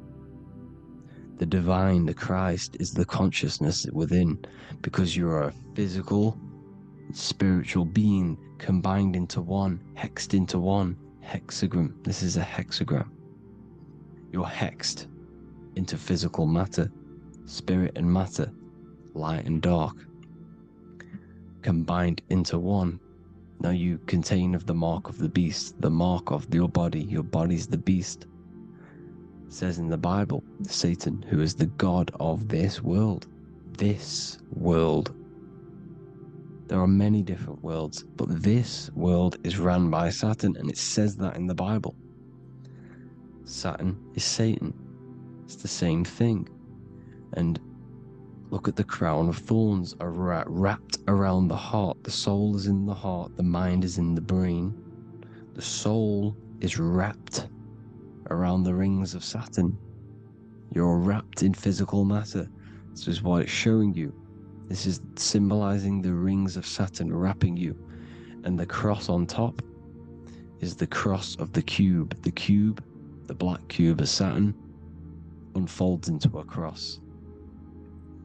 So Satan, who is the god of this world, Corinthians 4:4 in the Bible, Satan, who is the god of this world, has blinded the minds of those who don't believe. Saturn blinds your mind, because the god of this world materializes you, and he blinds your mind when you incarnate into physical matter. When you enter this soul system, not the solar system, you hit Saturn first. He materializes you. And look at the symbol for Saturn. This is the symbol for Saturn. All of the planet symbols are created out of the Holy Trinity. The Earth, Moon, and Sun. Body, mind, and soul. The sun is your soul, the moon is your mind, the earth is your body. Your body's made out of the 5 elements. The sun is your soul, because the sun is life force, gives life to everything. Your sun is a soul.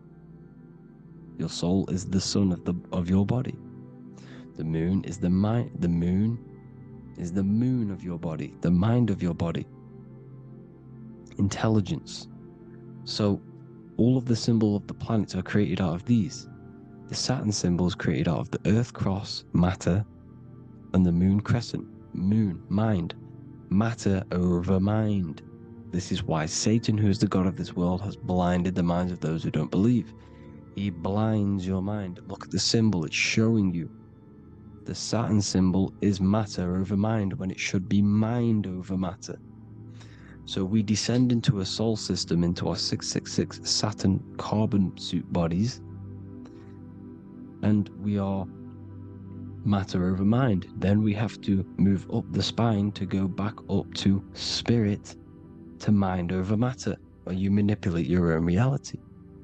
Now look at this, it creates the number 5. 5 is the number of change. You're moving from this side of the number sequence over to the right side. You're moving from the spiritual into the physical world. You're incarnating into the 5 elements, the 5 senses. So the cube, the black cube of Saturn, is another major symbol. Very important symbol. Here you see the cube, and the color black is associated with Saturn because Saturn's associated with death. He creates and destroys. Light and dark. Death is associated with black, spirit, because you can't see spirit, which is blackness. So the black cube is black because Saturn rules the nighttime, which is dark, blackness, and he rules the winter, which is death, blackness. So Saturn is the black cube. Cubes have 6 sides: up, down, right, left, back, and forward. Cubes are 6-sided. Everything is 6-sided inside of this creation because you're incarnating, you're materializing, crystallizing into the cube, the world of the cube. Everything's a cube. Everything's got 6 sides. Here's Leonardo da Vinci showing you that you're in the cube. Leonardo da Vinci did this famous painting. You're in the cube, you're hexed into physical matter, where you're incarnated into the 3rd dimension, the 3-dimensional world, which is a cube, 3D. And black cube adds up to 6 sides of the black cube. The Kabbalah means cube god in Arabic. And look at what they do. They worship the cube, the black cube, and they stand in rings like the rings of Saturn. Australia, Denmark, Manhattan, Santana all have these black cubes. You go to New York, you will see the black cube there as well. These black cubes are everywhere because it is the real God of this world, So look at the cross. The cross unfolds into the cube. Xbox, Nintendo GameCube, Sega Saturn, anything to do with a simulated gaming reality, they put Saturn in it because we're in the simulation of Saturn. This is a simulation. And this is why they reflect this through the Xbox, GameCube, Sega Saturn, anything to do with gaming, simulations, is all Saturn. Because we're in the cube of Saturn, the black cube. We're in the GameCube, the Xbox, the Sega Saturn. As above, so below. So they reflect it through the simulations that they create inside of this simulation. Cubes have 8 points for the 8 points of time and space. 8 is the number of time. Everything's cycling, infinity. So look at the cube. The cube is symbolized as in Judaism. The Judees have the black cube. They wrap themselves in a black band and they cover their eyes into blackness. The black cube, for the black cube of Saturn, they use the star of Saturn, and they worship their god on Saturn Day because it's all Saturn worship. And look how the Saturn god is wrapped around with these thorns or leaves, just like Jesus is wrapped around his heart. And Jesus on the cross is us on the cross. We are in the cross. We are in the cube. The cross is the cube. And the cross is even in the Saturn symbol. This is another symbol for Saturn. There's 2 symbols. You got this one, the one I just broke down, Then there's this one. This is the cross of Saturn, the cube god, the simulation, the game cube. Now, Chronos is another word for Saturn. Chronos means time. When you clock into work, you go to the Chronos machine. Well, I did anyway. And I tap my card on the Chronos, because Chronos is time. Anything to do with time is Saturn. He creates and destroys. Look at the artwork of Saturn with the sand, the time. Look at this, how he's cutting off the baby's wings. He's crystallizing the spirit into matter. He's cutting off your wings. Satan, in the Bible, he falls from heaven into earth, and he loses his wings. He becomes a serpent. See that's it's all symbolic for us. We are the fallen angels, fallen angles of light. We're fallen angles of light. We are light beings. Now we're fallen into physical matter. Saturn's chopped off our wings. He's chopped off our spirit wings, because when you astral project, you can fly. You will fly around. He's got the Reaper staff here, always depicted with the Reaper staff. Now look at the clock. Saturn day is the 6th day, the number of the beast, 666. Look at the clock. 6 take away 12. 12 take away 6 equals 6. 7 take away 1 equals 6. 8 take away 2 equals 6. 60 seconds in a minute, 60 minutes in an hour, 24 hours in a day, 2 plus 4 equals 6. That's 666. Everything's 666 because it's time. Saturn. All goes to Saturn. He's the god of time. We're in time now. We're in time. We're in the time, which is God. The god of this world. The god of time. Now look at this. The Reaper is also depicted as the Reaper with the staff, the black cloak, black symbolizing death, spirit. Judges wear black because Saturn is the law. He's the god of this world. He's the law. This is why they wear black cloaks. When you graduate from university, you wear a black cloak and a black cube on your head. You've been hexed. Funerals, you wear black because it's all to do with Saturn, Father Time, Father Crystallization. Now Saturn, here's another one of him cutting off the wings of a child. Because he cuts off the wings. He creates and destroys your body. We're in the electrical world. Everything that is electrical vibrates. All vibrations have to come back to a standstill point, which is death. This is why your body dies. Your atoms stop vibrating. Herona. Look at the crown. The crown is the corona. Corona means crown. And look at this is an alcohol brand for beer. You can see the staff of Saturn in the symbol with the moon crescent. Corona, which is the crown, Saturn, the crown on Saturn, the rings. And then you've got the staff. It's all Saturn worship.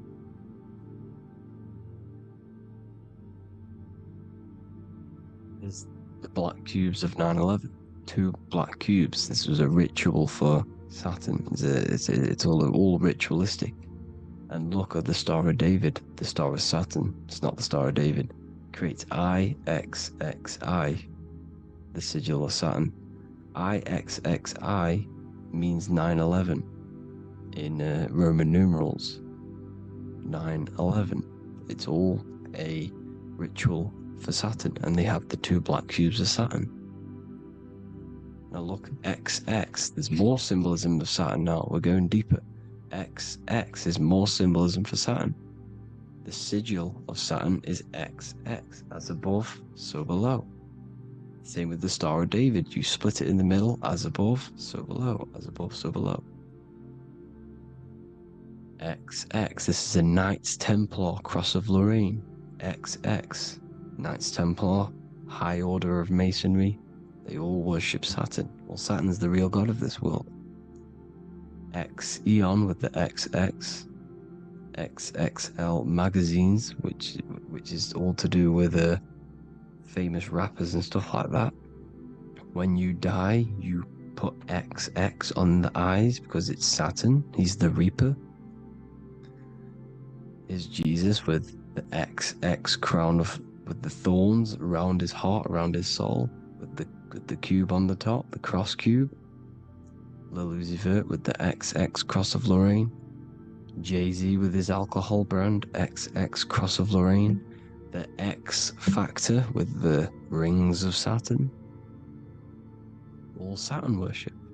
The seal of Melchizedek is also Saturn. This is the cube. This symbolizes the cube with the 8 points for the 8 points of space and time. And this is the cube. It's another ancient symbol for Saturn. Here you see the star of Saturn with the Melchizedek symbol around it, which is all to do with Saturn. Here you see an altar, the Holy Grail, the Melchizedek symbol on it, and they're worshipping it. This is why we wear rings, wedding rings for the rings of Saturn. It all goes back to Saturn. Earrings. The 8-pointed star of the ancient Sumerians is all Saturn. It's all Saturn.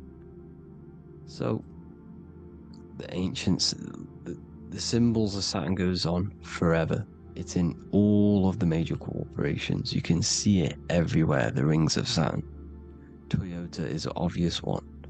Internet, Nike, Target, Sega, Saturn. It's all Saturn worship. All Saturn worship. Because he is the real god of this world. Here's Kanye West's album with a Saturn here. Here's Michael Jackson's album saying X, escape. There's the X again.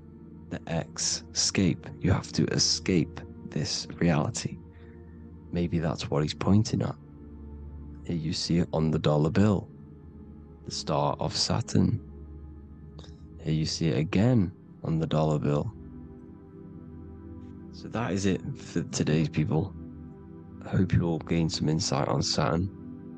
Please like, comment, and share if you can. Subscribe if you like the channel. Please have an amazing day. God bless.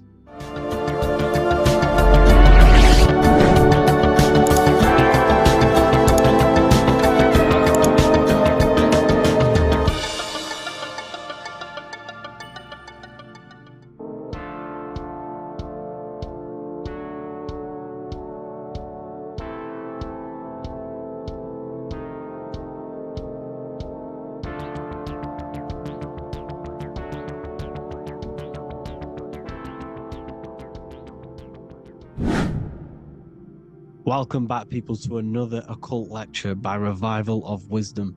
Today we're going to be talking about magic and how it's being used on us for the New World Order. Magic has the word mag within it, which is magnetism. Magnetism is the force.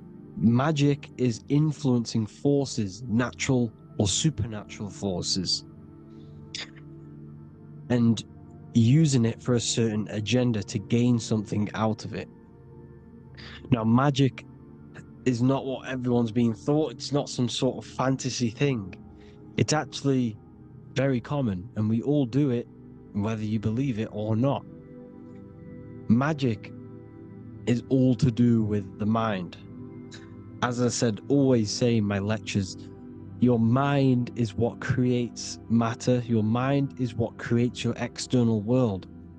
So it's all about manipulating and planting seeds within the mind, because your mind is a garden, and thoughts and words are seeds which are being planted in that garden. Your life, your physical life, the people you have in your life, your friends, your car you own, the job you have, is all a reflection of the thoughts that you've been thinking in the past. You are where you are in life because of the thoughts that you've been thinking. Therefore, your life is a direct reflection and manifestation of your mind. the Garden of Eden. Okay? The mind is what they are targeting. What you see, say, and hear has a direct effect on your mind. Me talking to you is influencing you. The words I'm saying is planting seeds within your mind. Now it's up to you to consciously act on these thoughts or these words, or to maintain these words. As above, so below. As within, so without. What's inside of me is outside. What comes into the storehouse comes out of the storehouse. You have the left, you have the right, you have the up and you have the down. As above, so below. Whatever is in your mind will be expressed in some sort of way, consciously or subconsciously, spiritually or physically. The mind is what manifests everything. And this is what we need to understand. We need to understand is that the mind is not physical. All things spiritual manifest physical. All things seen come from the unseen. The words you're thinking, that everything you have is coming from the unseen. The actions that you do come from the unseen mind. Another expression for as above, so below is you are the universe itself. You are a universe, a mini universe. But just because you are mini does not mean you are the whole thing. If I take a little piece of infinite, let's say there's an infinite light source. Let's say I take a little chunk of that infinite light source. That little chunk I took is still infinite because it's been taken from infinite. You are the universe. Your awareness, your mind is the universe. It's information. You are the universe experiencing itself. This is why we say we are all God. As above, so below. What is in me is outside of me. The sun, the physical manifestation of the sun, is your soul. The 12 constellations are manifested in the physical body. The 5 elements are manifested in the physical body. They're manifested in the 5 fingers you have. As above, so below. This is manifested, well, this is a symbolized in Freemasonry and secret societies as the 2 pillars. The mirroring reflection, the reflection of reality, the mirror. As above, so below. What happens in the mind, what happens in the astral, happens in the physical. This is Aleister Crowley. This is all symbolism. This is the 2 pillars with the all-seeing eye and the triangle at the top. Aleister Crowley was a master magician, very powerful dark magician, black magician. There's 2 types of magic. You have white and black, just like the checkered board. The Masonic checkerboard, you have white and black, you have good and evil. White magic is influencing natural forces to gain something that will help the collective consciousness, help the collective, help the earth, help other people. Black magic is something you manipulate something so you can get something personal out of it. Doesn't matter if it's good or bad. It's still considered as black magic because you're being selfish. Everything you do should be contributing towards the collective consciousness and helping others. And this is why the ancients lived in a system where everything was in unity. We understood that I am you and you are me. What I do to you happens to me because I am you and you are me. We are the same mind substance on the inside. We're all the same mind substance being expressed in different bodies. So what I do to your mind will have a ripple effect on my mind because all of our minds are connected within the mental plane. So this is why they know all this knowledge. They know all this knowledge. So yeah, this is the mirroring effect of reality, the 2 pillars, or symbolizes the number 11. The number 11. We'll go deeper into that. The technology we're using is magic. It's a form of magic. Television is tell-a-vision. They're telling a vision into your subconscious mind, into your memory. And when you turn on the tele-vision, you get a program, because they're telling a vision to create a program within your subconscious mind. You see, the conscious mind is only 10% of your mind, which is to do with your, what you're aware of, your five senses. What are you consciously aware of? Well, I'm aware I'm here, I'm talking. I'm aware of what I'm wearing, the five senses, what I can hear, taste, smell, hear. What I'm wearing, I'm aware of what I think of. But the subconscious mind is the 90% of your mind. It's the hidden part of the mind, which is telling your heart to beat, telling your body to breathe. It's storing all of your emotions. It's storing everything you see, storing all the belief systems that you have. It has everything. It stores all of the habits you have, the values. It stores everyone's name that you know. All the words that I'm speaking right now is all coming out of the subconscious. Everything is subconscious. And it literally manipulates 90% of your daily basis behavior. Most people don't know this. What you did yesterday is what you will do today because of these beliefs and mental programs within the subconscious, stored within the subconscious. So the subconscious is what they're aiming at. They're trying to create programs within the subconscious, because the subconscious manifests 90% of your thought patterns, 90% of your actions and words. They know all this stuff. So the subconscious mind is the most powerful part of the mind. Another way the subconscious manifests and influences your life is, let's say you were in a car crash years and years ago, 10 years ago. Let's say you're in this car crash, right? And you really hurt yourself. The emotion you felt in that time when you were injured in that car crash had a great impression on your subconscious mind.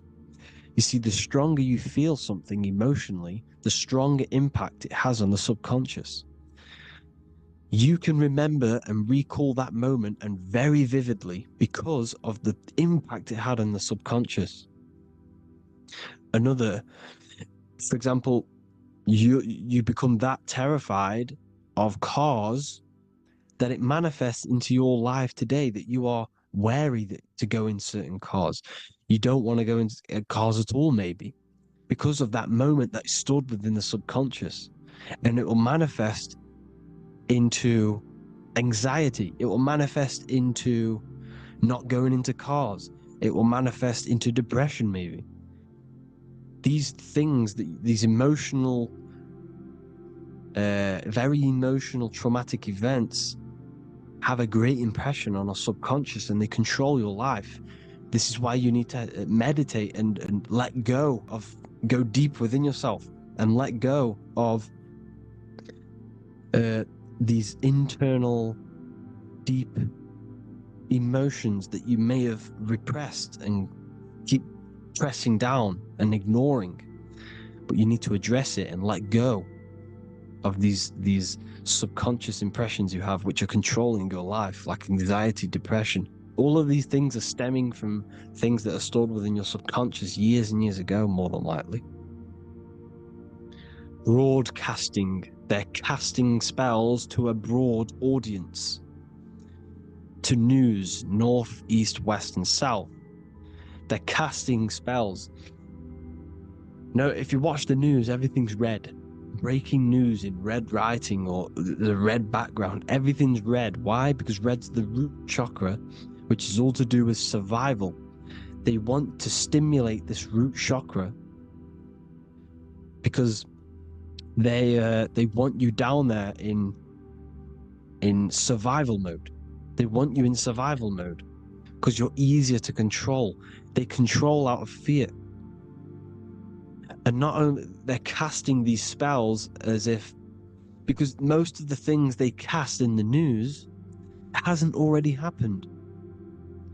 They're constantly bombarding you with, there might be a war breaking out, war this, war that, kill here, kill there, murders. It's impressing, it's casting spells on your subconscious mind.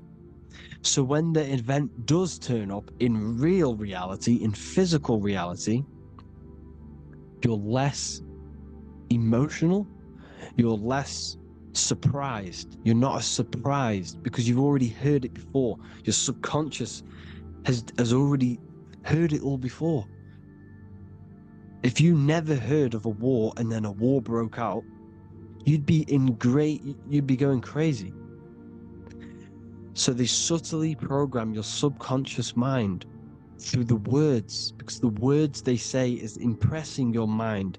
It has an effect on your mind, which will have an effect on your behavior, your words, your conversations you have with people. They're casting spells to north, east, west, and south on the tell a vision. They're telling a vision by broadcasting, by saying spells. This is why we call it spelling.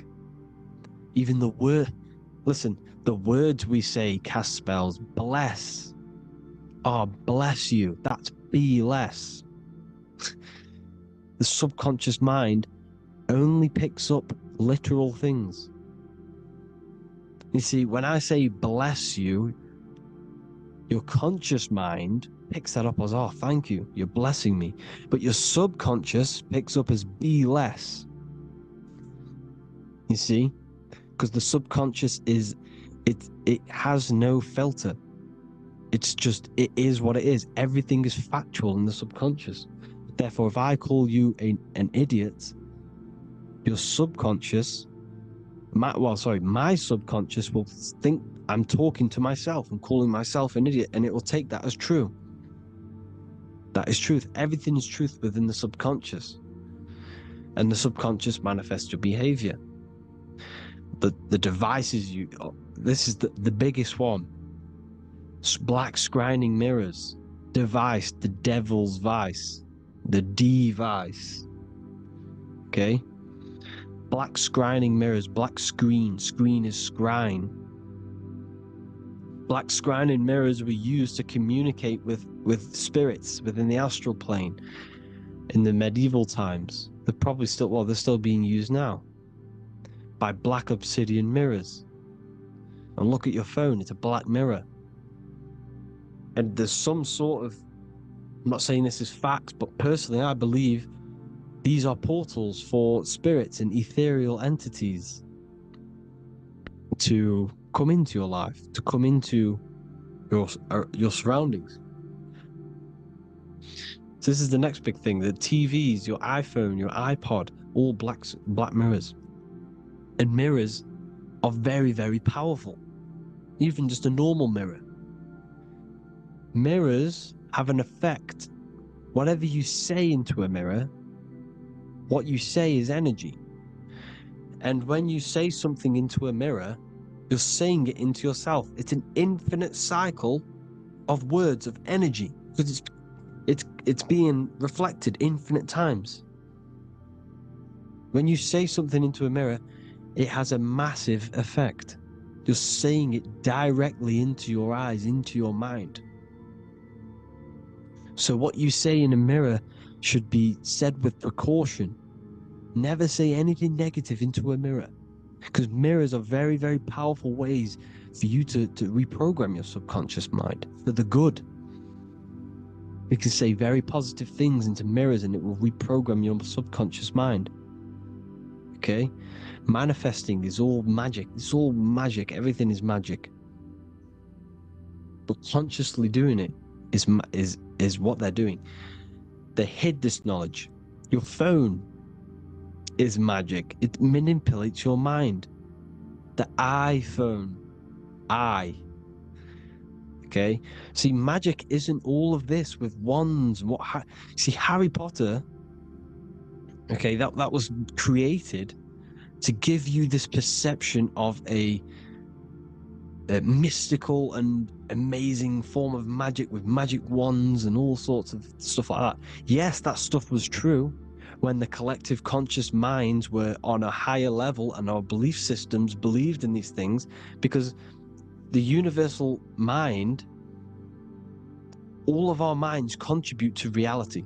If the masses don't believe in magic, if the masses don't believe in a certain thing, it's going to have an effect on physical reality. So when the collective minds are higher and have more open minds, things like Harry Potter can come true. See, it's all in the mind. The iPhone, the eye is the symbol for the mind, the invisible intelligence. The triangle is the ethereal plane. Okay, so the eye in the triangle is the eye that sees into the beyond the ethereal planes. The square is the physical plane. So the iPhone, your phone, is a black box, just like the Saturn black cube. It's a black mirror. It's taking photos of you every 2 seconds, and it's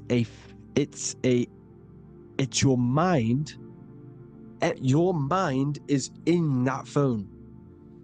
Everything you like, everything you text, everything you type in Google, everything you say to someone, every conversation is all recorded on the phone. Therefore, it is a direct reflection of your mind. Your mind is imprinted into your phone, because your mind, everything you think in your mind, you're manifesting into typing, saying, taking pictures into the phone, and it's collecting it and storing it. And what they're doing, and this is for all forms of magic, it's manipulating the mind. It's all manipulating the mind. Reels, Instagram, TikTok, this is all dopamine. It's all controlling the mind. Every like you get, every follow you get, every share that you get is dopamine within your brain. They're literally targeting your brain and mind. It's all manipulating, because what they're pushing through the phones, through the media, through the news, through the televisions, is visions and programs. You are the one manifesting the New World Order. They're not manifesting the New World Order. They're giving you the information so you can manifest the New World Order. Everything they say is contributing to your mind. For example, digital money and all the information they put out for you to see is contributing to your enslavement. Your mind is manifesting the New World Order. They know this. They don't manifest it. There's billions of us. We could easily run over them physically. But on a mental level, these people have the knowledge and they hide it from us, and they let us manifest reality because we are the collective. They give us the information which manifests their agenda.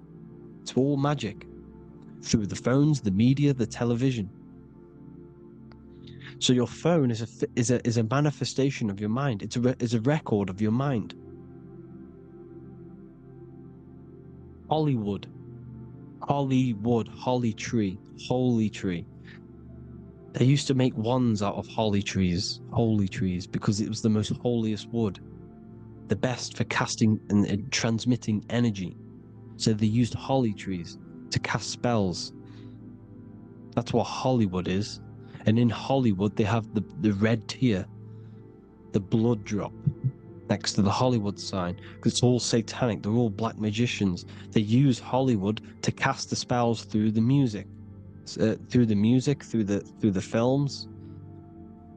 You see, music is a form of magic. All of this is magic. Everything they do is a form of magic, because they want an agenda behind it. But it's not black magic. They're letting us create our prison. This is what you have to see. Yes, they're evil, but they're not doing anything evil, or else they would face the karma. They let us manifest this agenda through giving in the information, by telling you what's going to happen in the movies. Everything that happens in a movie, it's all there on purpose to program your subconscious, to plant a seed within your garden, your subconscious, your mind. Because when the mind has already seen something, when it comes up and turns up in physical reality, you will be less shocked and you won't rebel. So they lure you slowly. They make you aware of these things over time. They make you gradually think it's okay. Like the technology, we never used to use these phones. How did we become so addicted and reliant on them? Well, because first they gave you a little flick phone. Well, no, sorry, they gave you a phone in your house. And then once you got used to that, they say, oh, here's the newest version of a little flick phone. You started texting your friends. Everyone was loving it in high school. They could now meet up without saying, let's meet on the weekend at this point at this time. Like your parents probably did. Or maybe some of you watching this, you probably had to tell your friend to meet on the weekend at a certain time because you had no way of communicating. So everyone got these phones and got addicted to them. Then they slowly got addicted to the new iPod with a touch screen. Now they invented touchscreen. Then everyone got addicted to touchscreens. Then because all of this is producing dopamine in the brain, which creates you to become mentally addicted to things and physically addicted, chemically addicted. Because dopamine's a chemical. Your subconscious becomes a program within your subconscious, and your body becomes chemically addicted to these phones. And these phones are the enslavement of humanity, technology. Without this, we wouldn't be in this mess, without technology. Because they're creating a hive mind. We're creating a hive mind. So back on track anyways, they program you. Look at the films, 9/11, all produced by Hollywood. Here's the 11, like I said at the beginning, the two pillars which reflect reality. What happens in the mind happens in the physical. What happens in the astral happens in the physical. Okay, what happens in the physical happens in the mind. It's the two pillars, the mirrors. 9/11. 9 + 1 + 1 is 11. Flight 11 was hijacked. New York is the 11th state. New York adds up to 111.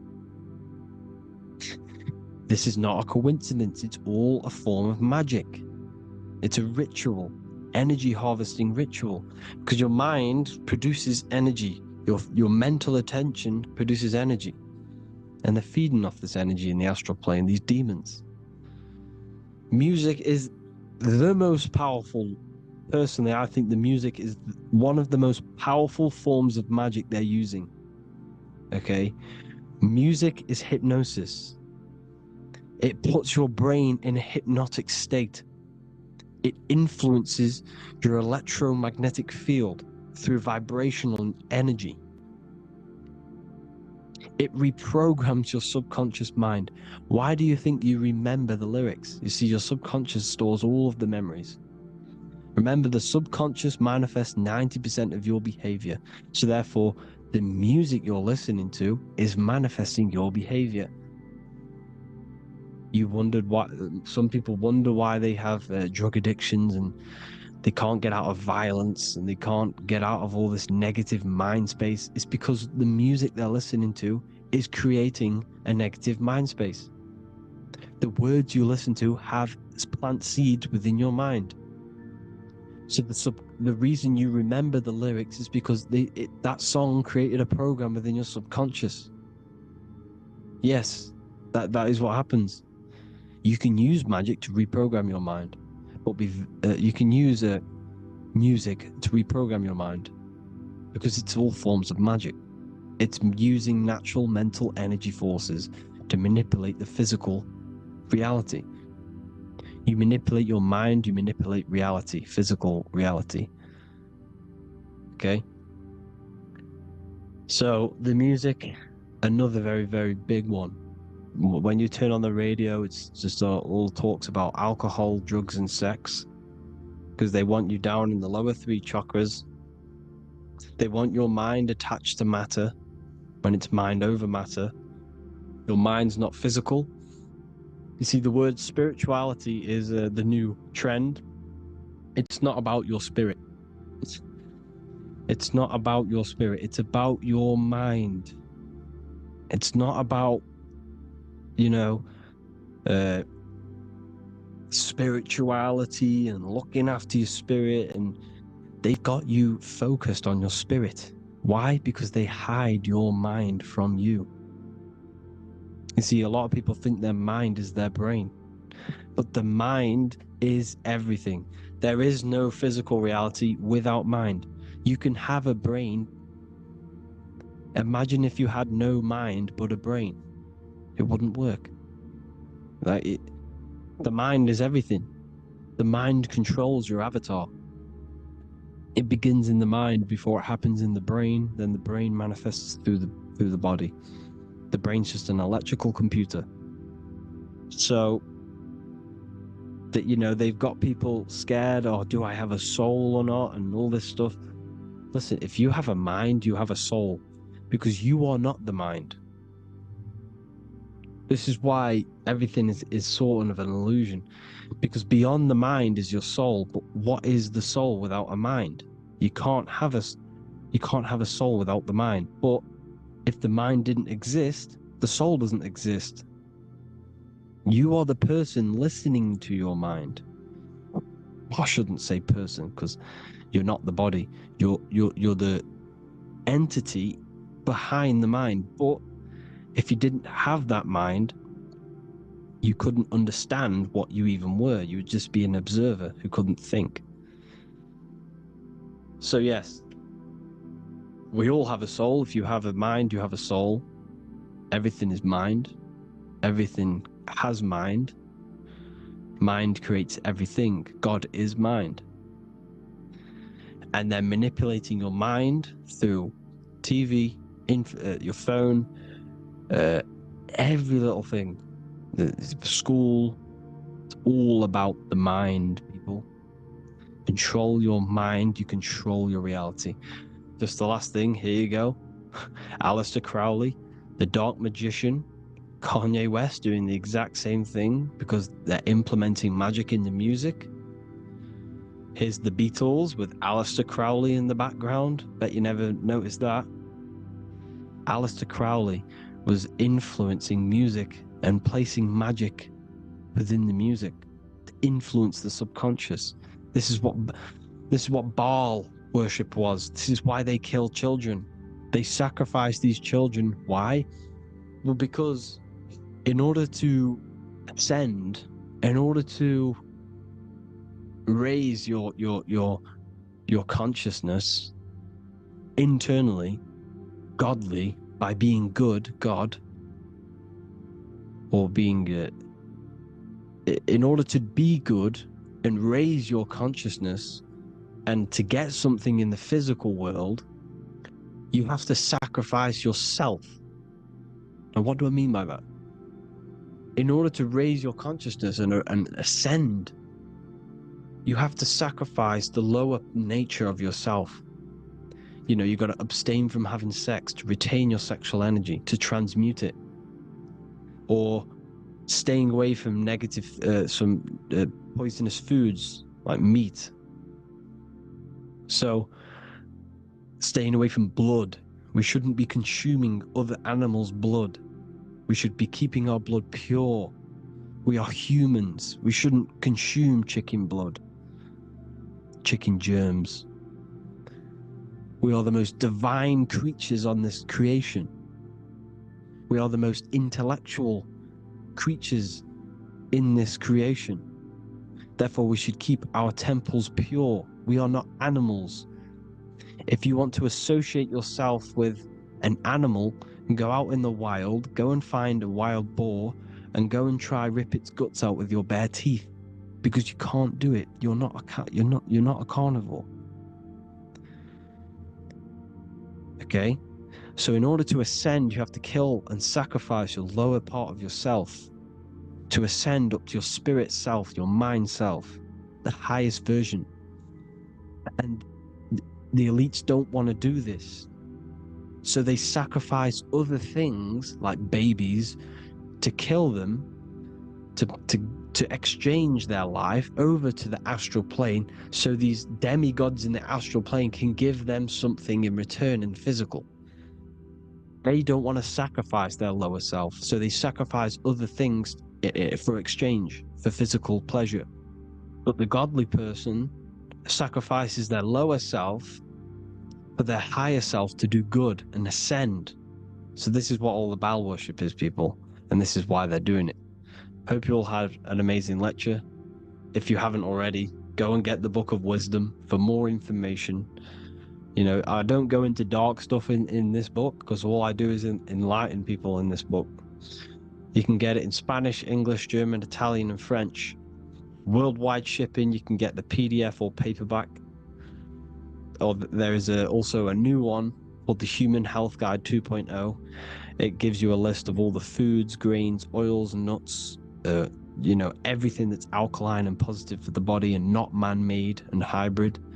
It tells you all the products to stay away from, how to fast, how to improve vision, how to improve everything, literally. So the Human Health Guide has been released. If you want that, I'll put all the links in the bottom of the description.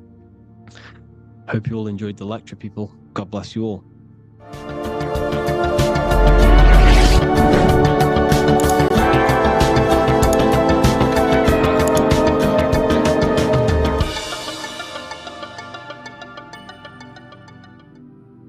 You are not breathing correctly. 98% of people only use a third of their lungs capacity, which is shallow breathing, which ages you, lowers your brain capacity, and also lowers your state of consciousness.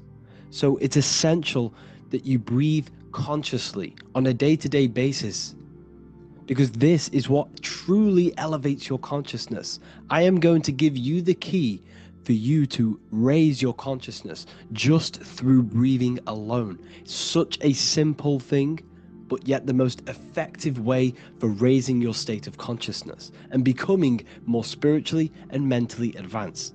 So tune in for this video, and I'm going to show you exactly how to do it and the symbolism behind breathing. Air is more than just air. It carries electromagnetic energy. So now I'm going to give you the science behind this spiritual truth. This invisible force is what sustains all physical life, providing the life force energy essential for existence. Electromagnetism. Everything is fed off electromagnetism. Your body is an electromagnetic battery. Now, we can prove that air carries electromagnetism just by doing a simple test, a simple scientific experiment, by getting liquid oxygen and pouring it between a north and south magnetic pole, two polar opposite magnets. We see that the liquid does not fall straight through it. It is sucked, it is magnetically attracted to these two opposing forces, opposing magnets. This is proof that air, liquid oxygen carries electromagnetism. When you are breathing electromagnetism, the essential life force behind all living beings. This is known as energy or prana, chi, ether, or spirit. This is all the same thing. Air is not just empty space, it is energy. It is prana, it is life force, it is spirit, it is ether, chi, prana. You are an electromagnetic being.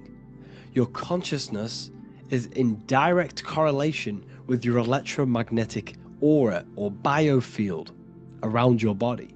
Your state of consciousness is mirrored within this field around your body. Now, your breath, when you breathe in, you're breathing electromagnetism or life force. Breath is the vital link between the physical and the spiritual, bridging the body with the soul. Through breath, we connect with both tangible world and deeper, the unseen realms of energy and consciousness. Breathing deeply and properly elevates our consciousness, enhancing the brain's functions, heightening the sensitivity of our five senses. It also brings a profound calmness to the mind, creating a state of clarity and inner peace. Like I said earlier, breathing properly is the fastest way to elevate your consciousness. It is the fastest way, because breathing, when you stop breathing, what happens? You lose physical consciousness. Your body will shut down if you do not breathe in this vital electromagnetic energy in the oxygen. If your body does not get this for 5 minutes, or however you can last without breathing, this makes you lose physical consciousness. Your body will not survive without this essential life force energy. Therefore, air is one of the most overlooked things. This is why we see the symbolism of Buddha having a big belly. Why does he have a big belly? Because it's symbolizing breath work, proper spiritual breath work, the certain teachings of breath work, of when you breathe in through the nose, you have to breathe in through the nose. You don't want to breathe in through the mouth, because the nose acts as a filter which catches dust particles and filters out the air before it enters the lungs. The mouth does not do that. The nose is for breathing inward. We breathe in through the nose, and when we breathe into our belly, not our lungs. When we breathe into our belly and our belly expands outwards, we are then moving this energy down from the nose down the spinal column. And when we breathe back out, the belly goes in, which is raising the energy up the spinal column, back out through the mouth. This is the true way of breathing, because when we breathe, we are moving energy. We are moving electromagnetic energy. When we breathe in through the nose, the energy travels down the spinal column. And when we breathe out, we are raising this energy back up the spine, some of it going out the mouth and some of it reaching the brain, activating dormant brain cells in the brain. But when we breathe, we need to make sure we are using 100% of our lungs' capacity, because the lungs is what transforms this special energy into consciousness, physical consciousness. So this is why Buddha has a big belly. It's not because he was fat. It's not because he was overweight. It's symbolism. It's symbolism of breath work. So try this. Do this for 2 minutes while you watch this video. Breathe in through the mouth as hard as you can until you no longer can fill any more air into your lungs and belly. Breathe it into your belly, not your lungs. And breathe out through the mouth. Do this for 5 minutes or 2 minutes, however long. I promise you, breath affects your consciousness. You will notice the difference. If you do it quicker, the quicker it'll affect your consciousness, and you might go lightheaded. But that lightheaded is you activating your spirit, your energy body. So try this just when watching this video. When you breathe consciously, you are renewing both your energy body and astral body, aligning your consciousness with a higher state. This practice feeds new life force energy into the body, revitalizing and enhancing your overall well-being. Like I said, your brain requires the most amount of oxygen. When we have shallow breathing, this is reducing the brain's capacity. Because when we are not breathing properly, which 98% of people are only using a third of their lungs' capacity, we are essentially only using a third of our consciousness, because your breath is directly correlated to your consciousness, your state of consciousness. When you breathe in through the mouth, out through the mouth, out in through the nose, out through the mouth, consciously and deeply for 5 minutes, you will notice that your senses are more powerful and sensitive. Your brain is quicker. It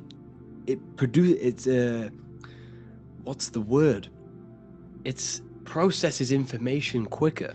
You become quicker, you become a superhuman, and you feel more spiritual because it activates your spirit, your astral and energy body. So when we meditate, it's definitely important to breathe in through the nose and out through the mouth as deeply as possible to align with a higher state of consciousness.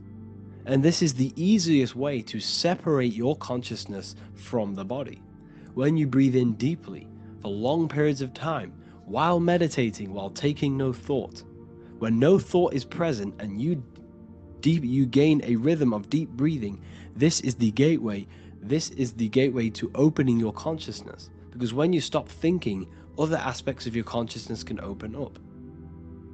All of our lives we've been thinking, which is blocked off the higher states of consciousness. So breathing is very, very important. It affects our overall well-being. And this is Yahweh, the in and the out of breathing. When we breathe in, this is Yah. You can hear it. It sounds like Yah. And when we breathe out, that is Wei. This is the name of God, apparently. But God is within you. You can connect with God. You can connect with source consciousness within you by breathing, by raising your state of consciousness through breathing and meditation. This is why the Bible tells you the Spirit of God has made me, and the breath of the Almighty gives me life. You are consciousness. You are God. You're an extension of God's consciousness. Job 27:3. As long as my breath is in me and the Spirit of God is in my nostrils. The Spirit of God is through breath. John 20:22. And when he said this, he breathed on them and said to them, receive the Holy Spirit. The word spirit means breath. In Greek, Hebrew, Latin, it all means breath or wind or air. The Holy Spirit is a certain way of breathing, a breathing technique that elevates your consciousness, that syncs you up to a holy consciousness, an elevated state. That is the Holy Spirit. That's why it tells you in the Bible, when he said this, he breathed onto them. He breathed onto them and said, receive the Holy Spirit. You must breathe to receive the Holy Spirit. When you breathe, you are renewing the body's energy. You're taking in new life force, which is regenerating your cells, regenerating your brain, nervous system, and also connecting with consciousness, pure consciousness. This is not something that we should be doing during meditation. Yes, it is. We should be doing it during meditation, but this is something that we need to apply all of the time. This is the fastest way you can raise your consciousness. I just want to say, all of this knowledge is inside of the Book of Wisdom, Volume 2. Make sure to give a like and a comment on this video to help the algorithm. And let me know what you think about the last book or this book if you have read them, to let the new people know what they're looking at with this book. This is truly life-changing. The Volume 2 and Volume 1 is truly life-changing. You can get them in a bundle also. Learn hidden knowledge inside of the Ethereal University. This is where truth seekers belong. I'm not here to try sell you this, but this is the place for truth seekers. And if you are serious about your spiritual journey and serious about gaining knowledge, which gives you the advantage over life, join Ethereal University. This will definitely help you. Thank you for watching this video. Please leave a like and comment. Make sure to give me any suggestions on videos that you want me to make in the future. Thank you all. As above, so below. This is one of the most crucial teachings within esotericism, occultism, or what we like to call it today, spirituality. I don't like calling it spirituality because it's not spirituality. I teach human consciousness. I teach the science of you and your consciousness alone and your being. And in order to fully understand you and this world around you, you must understand this number one principle of as above, so below. There is many misconceptions of this, and there is many simple teachings of this, but I'm going to break it down today from the most simplest to the most complex, and you will see the connections between all things. This is the most important lesson you could ever learn, and I'm going to teach it you today.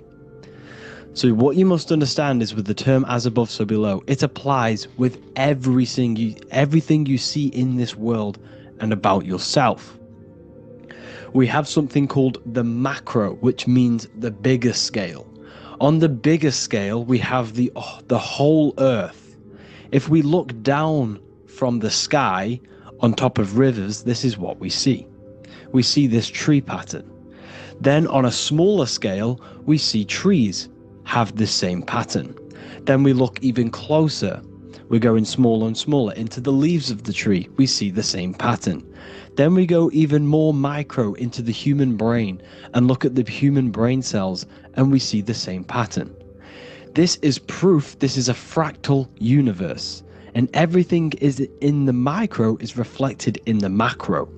As above, so below. As within, so without. On the macro is a reflection of the micro.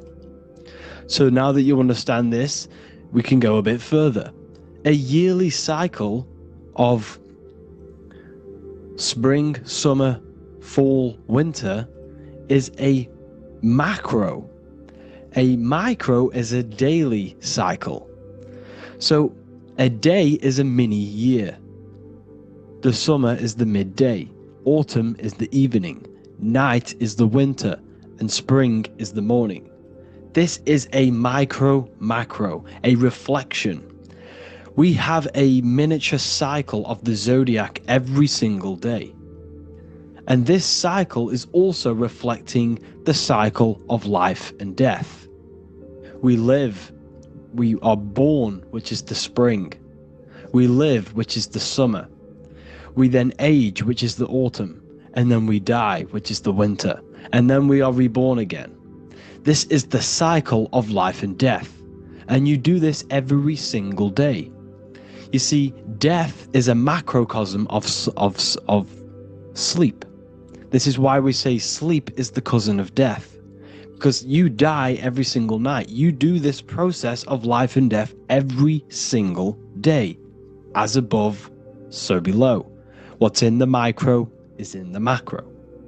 So when you go to sleep, you are essentially dying, and then in the morning when you wake up, you are then born again.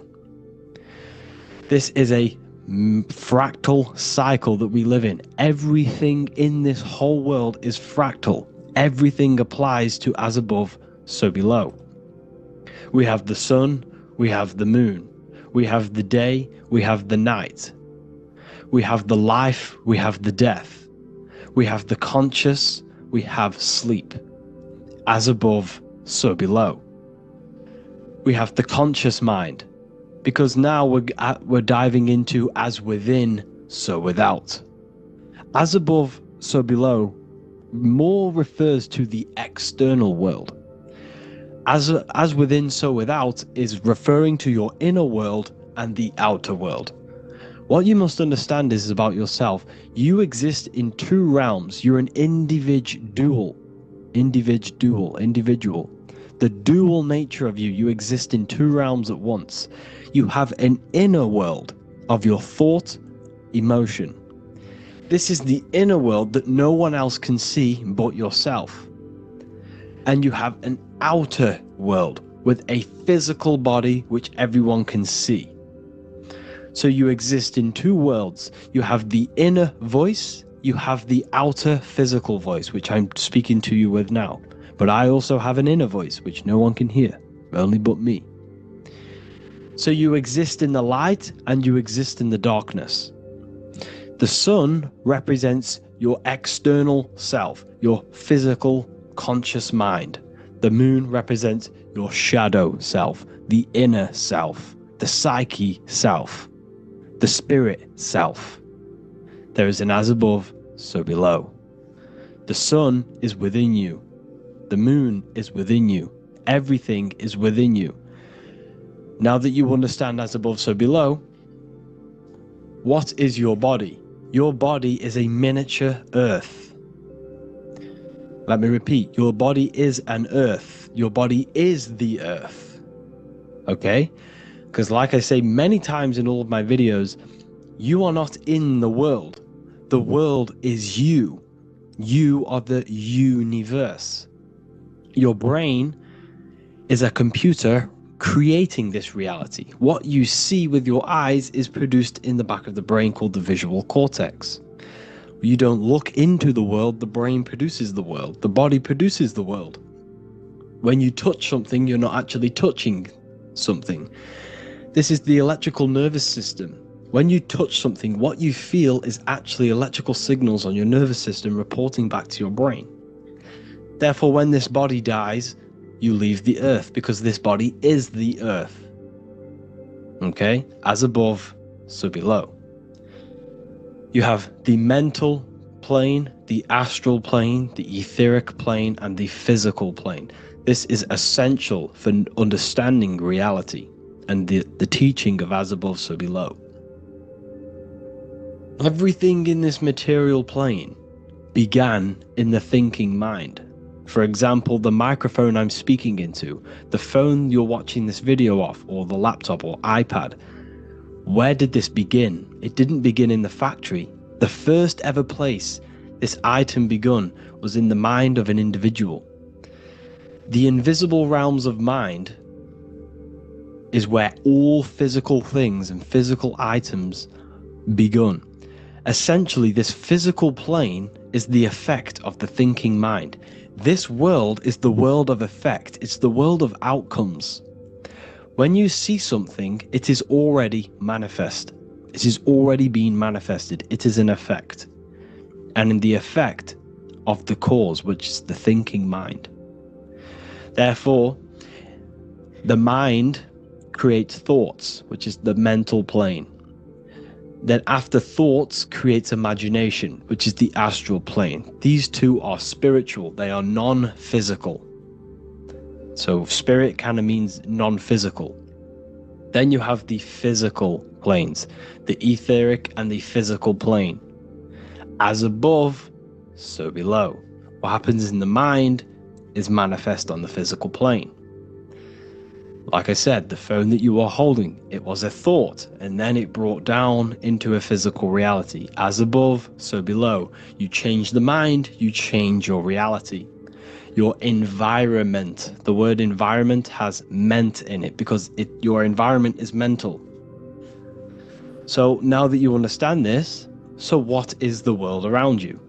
The world around you was created by the mind of God. It was manifested through God's thought. So you are living in the mind of God. You are a thought in the mind of God. God thought you into existence. But like I said, we are all fractals. Everything is fractal. If God exists, this means that you are God, as above, so below. God created you through the thinking mind, and he gave you a thinking mind. So God created the macrocosm. God created the macro, the whole world. He designed the whole world, the sun, the stars, the moving. He designed this. But then he gave you the thinking mind to design your own life and create your own life in his world. You are a microcosm of God's macrocosm. Just like God thought you into existence and the whole world into existence, you are a microcosm thinking your world, your reality into existence. You see this now? Everything is a reflection. Everything is a mirror. Everything is fractal. So in order for you to change your reality, you must change these higher planes. Your thought and imagination are the two key aspects of creating physical reality. Every object you see around you was begun in these higher planes of the non-physical, and they were brought out of spirit into physical matter through the thinking mind and physical action. So now we're going to get a bit deeper. The brain is not the mind. Now that you understand, we have spirit and matter. As above, so below. You have a non-physical side of reality and a physical side of reality. The mind is the spiritual brain. The brain is a physical manifestation, a physical effect of the mind. The mind uses the brain to operate in the physical world, and it's the same with the heart. The soul manifests itself physically through the heart. The heart is a physical manifestation of the soul, of the emotion, thought and emotion, the mind and the soul, the brain and the heart, heaven and earth. So you have the inner world and the outer world, the spiritual, non-physical, and the physical. So we are all on this process of awakening, an expansion of our minds into new fields of thought, into new fields of awakening ourselves. Because essentially we are born into this world. But you are born many, many times. You can be born physically and you can be born spiritually. Like I said, everything is fractal. So just like when the baby finds out that there is a world outside of its mother, what does the baby do? The baby seeks a way out of its mother, and then the baby is now born into a new world, a world outside of its mother's womb. It's the same with you and your spiritual process. As your mind becomes aware that there are other realities beyond your physical body, it then seeks a way out. And this is why you are probably watching my YouTube, because you are now on the path. Something within you has guided you to this path of knowledge, truth, enlightenment, and expanding your consciousness. And it is your soul who brought you here. Your soul speaks through emotion, a guidance. Emotion is the language of the soul. When you feel very bad, this is your soul telling you you're not in the right place. You're doing the wrong things. Because the soul is always unfolding its purpose, which is expansion and learning. That is it. The mastery of the self and the learning of the mind is the only thing that counts in the end after this life. So you are on a journey of expansion, of learning, creating, and spiritual rebirth. As above, so below. What does this body tell you? When I see someone overweight, I don't see the overweight. I don't see the body. I see the mind. I see an undisciplined mind. I see a mind that lacks self-control. I see a mind that seeks external validation. That's what I see when I see an overweight person. I don't see his body. I see the result of his mind. Because what does the Bible tell you? You shall know them by their fruits. It's the same saying as above, so below. You shall know them by their fruit. The fruit is their manifestation. Your body is a direct correlation and manifestation of your mind. Your inner world projects your outer world. As within, so without. As above, so below. Now, what do you see when you see this man's body? I see discipline. I see strength. Mental strength, not physical strength. I see mental resilience of pain. Because all of this man's mental energy has been manifested physically within his muscle. This body is a direct manifestation of this man's mind's pain and suffering, and it shows discipline. This is why people instantly respect you if you are in shape. You walk into a room and you are in shape, people will instantly give you respect because they know that you are mentally disciplined. The body is a reflection of your inner world, and it's the same with your friends, your family, your connections with people. If you think about yourself very negatively all the time, and you don't have a good connection with yourself, you don't have a connection with your true self, this will manifest into every single relationship you have in your life. If you don't have a good relationship with your inner self, You don't have a good relationship with the people and the friends around you. Because as within, so without. If you think negative about yourself, you will only pick up the negative in other people. If I think very highly of myself and I think very happy and good things about myself, I will then see the good things in other people. Because it's as above, so below. As the inner world is, so is the outer world. It's the same with your life circumstances. Your life is a direct correlation of every thought you thought in the past. If you possess millions of pounds, millions of dollars, this is because you have thought this into physical reality. You live the life you are deserved. You live the life that you manifest through your thought. If you live a very poor life, this is a reflection of your mind. This is a reflection of what you have thought into physical existence. Because like I said, everything begins in the mind, as above, so below. And this is even present within the body. So where is the head? The head is at the very top of the body. And where does all manifestation begin? In the mind. That's where the mind is, in the head. And then the thoughts we think travel down the body into the heart, which is the emotion. Every thought we think is in the emotion. Every thought we think creates an emotion. This emotion then drives the action. Where does the action come from? The feet, because the feet move our body. We move with our feet to take action. Our hands. You see, so the body is even a micro reflection. I can't even say it. Reflection of the order of manifestation. This blew my mind when I figured this out. You see, the head, the thoughts begin here. This is the beginning of all manifestation. Then it comes down to the heart. This is the emotion. Then you take the action. The thought and emotion then sparks the action, which is taken with the hands and the feet. And where's the lowest point on the body? The feet, and that's touching the physical earth. So the head is where the thought is, the non-physical, and the lowest point on the body, which is touching the physical earth. So the head represents spirit, the feet represent matter, spirit and matter.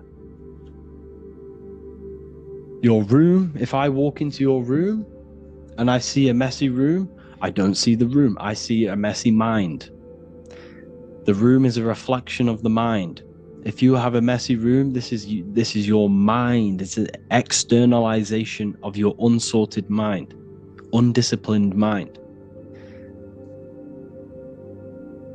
So like I said, we are all God, and we must find the God self within us. And I teach all of this inside the Book of Wisdom, Volume 2. This is not just a book, this is a revolution. This is the beginning of a new age with this book. If you have read it, I congratulate you. You should feel very proud of yourself if you have an open mind. You should feel proud of yourself for watching these videos, because not many people have an open mind. Remember this, people. You are special if you're watching these videos. You have the mind. You have the ability to see through the illusion. And I take my hat off to you. You want to take this to the next step? Read the book. Or if you want to take it to the serious levels, join the university. The university, you gain access to every piece of my material that I've ever done, all of my books, all of my lectures that are hidden from YouTube, that are hidden from everywhere else, the lectures that give you real power. And if you feel alone on this journey, we have a conscious community where you can connect with like-minded individuals, because I've been there. I've been there when you feel lonely, because you feel like no one else is thinking the way you are feeling. You can't talk to people about these things because people just think you're crazy. That's why I put together this, so we can connect, so we can unite, so you can connect with people, so you don't feel crazy about thinking about this stuff, learning about this stuff. And if you truly want to level up your life, people, and take your studies serious, this is for you. We do live calls, we do lectures. There's a whole library filled with books you can read. It's the perfect place for the truth seeker. I thank you all for joining. Please leave a like, a comment, a subscribe. Let me know any future videos you want me to make in the comments. Thank you all. Have an amazing day.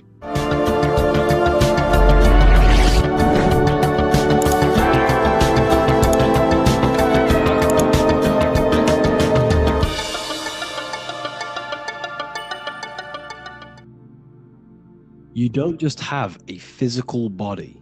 You have a physical, mental, spiritual, and emotional body. Each one of these aspects are a body of its own. Body does not just refer to a physical substance.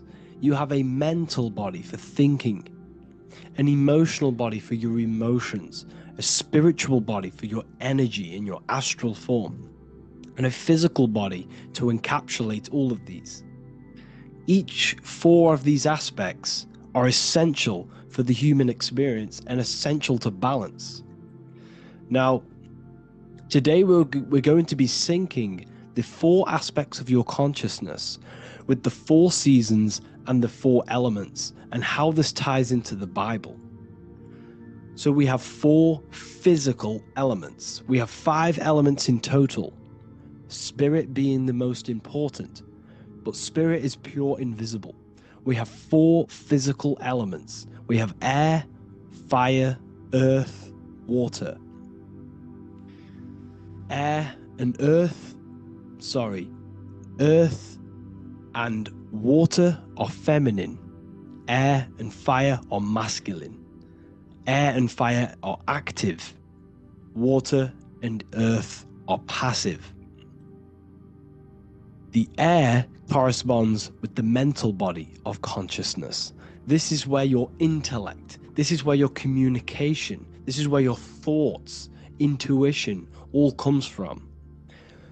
This is the mental body of consciousness that allows you to think, allows you to process, figure things out, and have intellect and gain knowledge.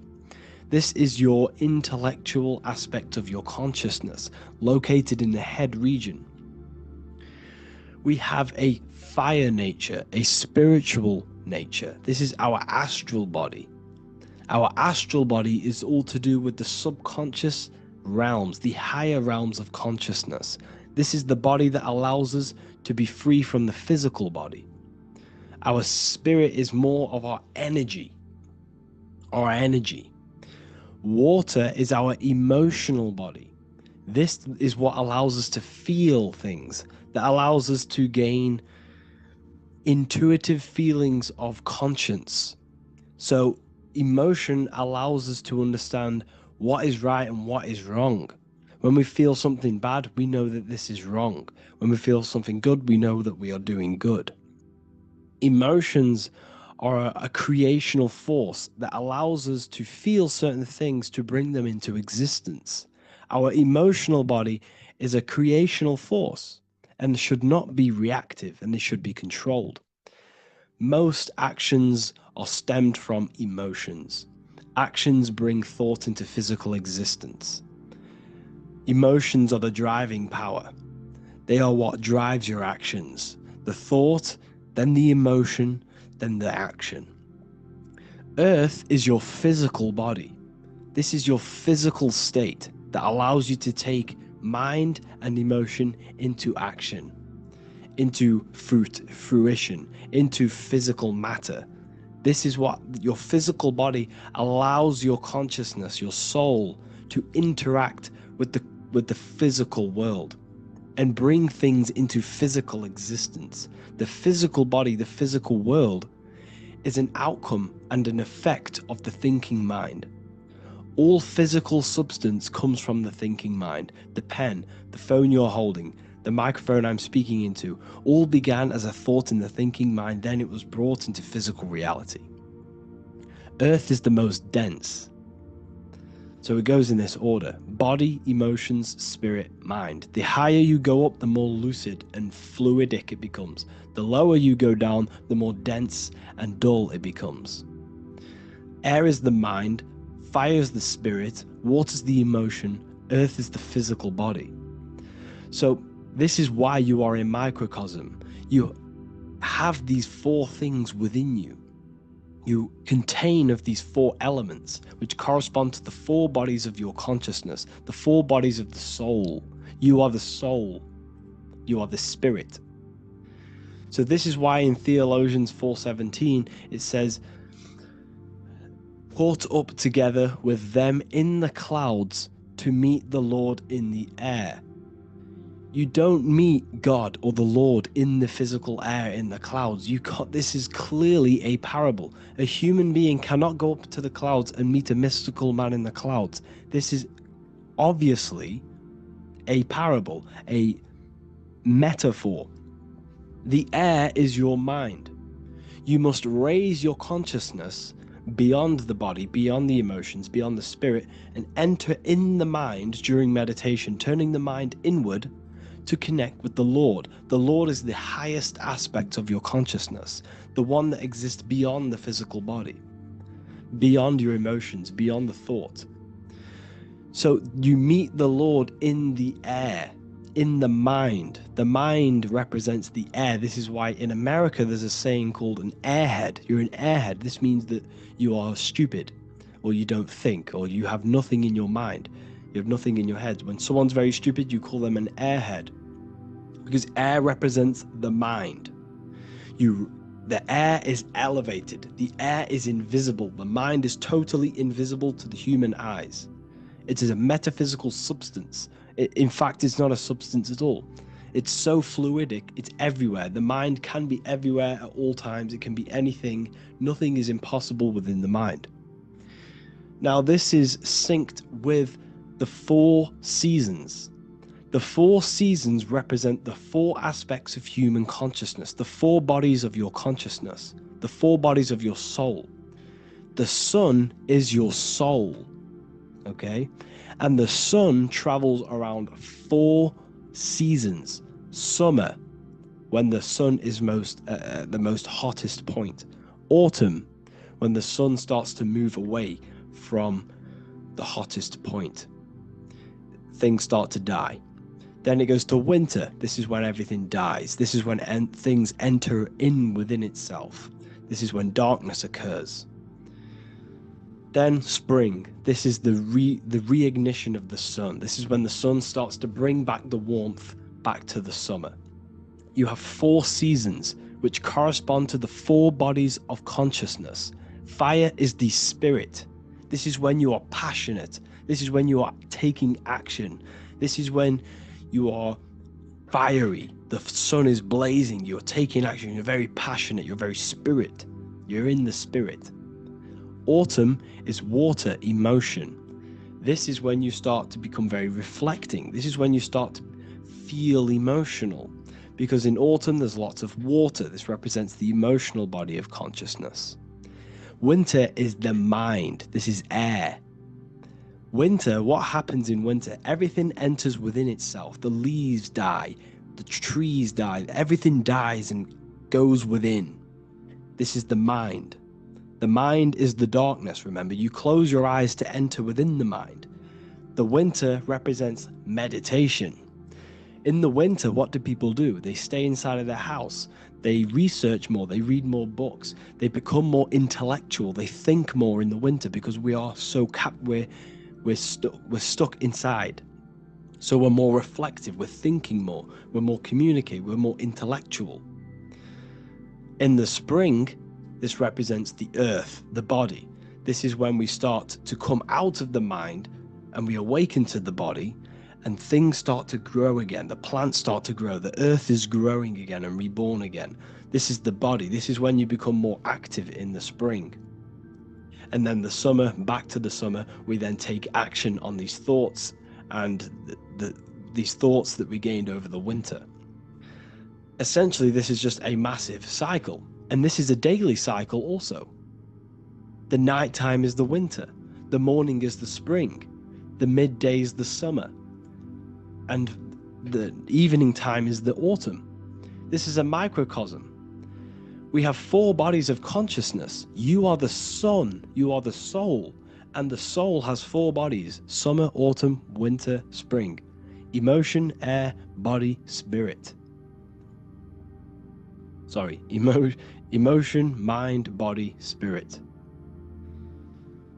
So you are the soul. You are the pure essence of consciousness. The sun is your soul in the heart. And the seasons are inside of you because you are a microcosm. Okay? You are a microcosm. The word sun is son. The Latin word for sun is sol, which is soul or solo, because the sun is solo. It's on its own. You are the soul, and the soul has the 4 different bodies of consciousness. So, before we move on any further, if I've blown your mind, please, if you can, leave a like, a comment, a share, and a subscribe. Let me know what videos you want me to make in the future. Please drop a like, it definitely will help me. You are a microcosm of the macrocosm. Man is a miniature universe that goes through its own cycles. The seasons of the summer, winter, spring, and autumn do not occur merely outside of him, but within him as well. The summer is within you. You feel different in the summer. You feel different in the winter. You feel, depending on the body of consciousness, it's your soul's interacting with. So the sun in the sky is your soul inside, and the sun goes through these cycles, which is affecting your bodies of consciousness, because the cycles represent your bodies of consciousness. Now this ties in with the Bible. This is why we have 4 Gospels. This is why Matthew, Mark, Luke, and John are always seen with the 4 different zodiac sign animals or symbols. So you always see each one of the Gospels. If you just type in on Google Matthew, Mark, Luke, and John, type in ancient pictures, paintings or pictures of them, and you will find these 4 zodiac signs are always standing with each one. Taurus, the bull; Leo, the lion; Scorpio, the eagle. An old symbol for Scorpio was the eagle, and a man for Aquarius. Here you see very, very ancient paintings and artwork. Here we see Matthew, the man, Aquarius. Here we see John, the Scorpio. The same here. We also see it on the tarot cards, on the world card. We see the 4 fixed zodiac signs. Here we see it as well. These are called the 4 fixed zodiac signs. Now, when we look at the zodiac, we're no longer looking at the sky, because what you must understand is as above, so below. What is above you is inside of you. What is above is what is below. What is outside of you is within you. The zodiac is inside of you. The zodiac revolves around the sun. The sun is your soul. These are different energies of your soul. Like I said earlier, the 4 seasons are the 4 bodies of your consciousness. And in each body of consciousness, you have these different energetic energies that you can work with. Okay, so this is the true astrology. This is the true astrology, the internal esoteric astrology. You can't find much information on this at all. Very hard to find. So what we're looking at are the 4 bodies of consciousness. Obviously, when we look in the middle of each season, spring, the middle of spring is Taurus. The middle of winter is Aquarius. The middle of autumn is Scorpio. The middle of summer is Leo. These 4 signs are known as the 4 fixed signs. Okay? Scorpio is fixed. It's the middle of autumn. Scorpio is a water sign, emotion. Aquarius is the air sign, the mind. Taurus is an earth sign, the body. Leo is a fire sign, the spirit. This is why we see Matthew, Mark, Luke, and John with the 4 fixed signs of the zodiac, which represent the 4 bodies of consciousness. Leo, the spirit, fire. Luke, Taurus, earth, body. Matthew, Aquarius, air, mind. John, Scorpio, water, emotion. Each gospel is depicting Jesus and showing Jesus in each gospel. Each one of these gospels is showing and depicting Jesus according to the different body of consciousness. In John, this is when Jesus starts to turn water into wine. Water is emotion, wine is transmuted emotion. This is when he does miracles with his emotions, water into wine. Aquarius, which is Matthew, air, the mind. Inside of the Gospel of Matthew, this depicts Jesus as an intellectual person, a person who's communicating and using his mind, his mental body a lot inside of the Gospel of Matthew. Go and read it, and you will see this. Luke, Taurus, earth, the body. Luke shows and depicts Jesus according to the body of consciousness, the physical body. He shows Jesus as a human, being a human being, helping people physically and helping people's physical needs, like giving away food and doing all sorts of good things for other people.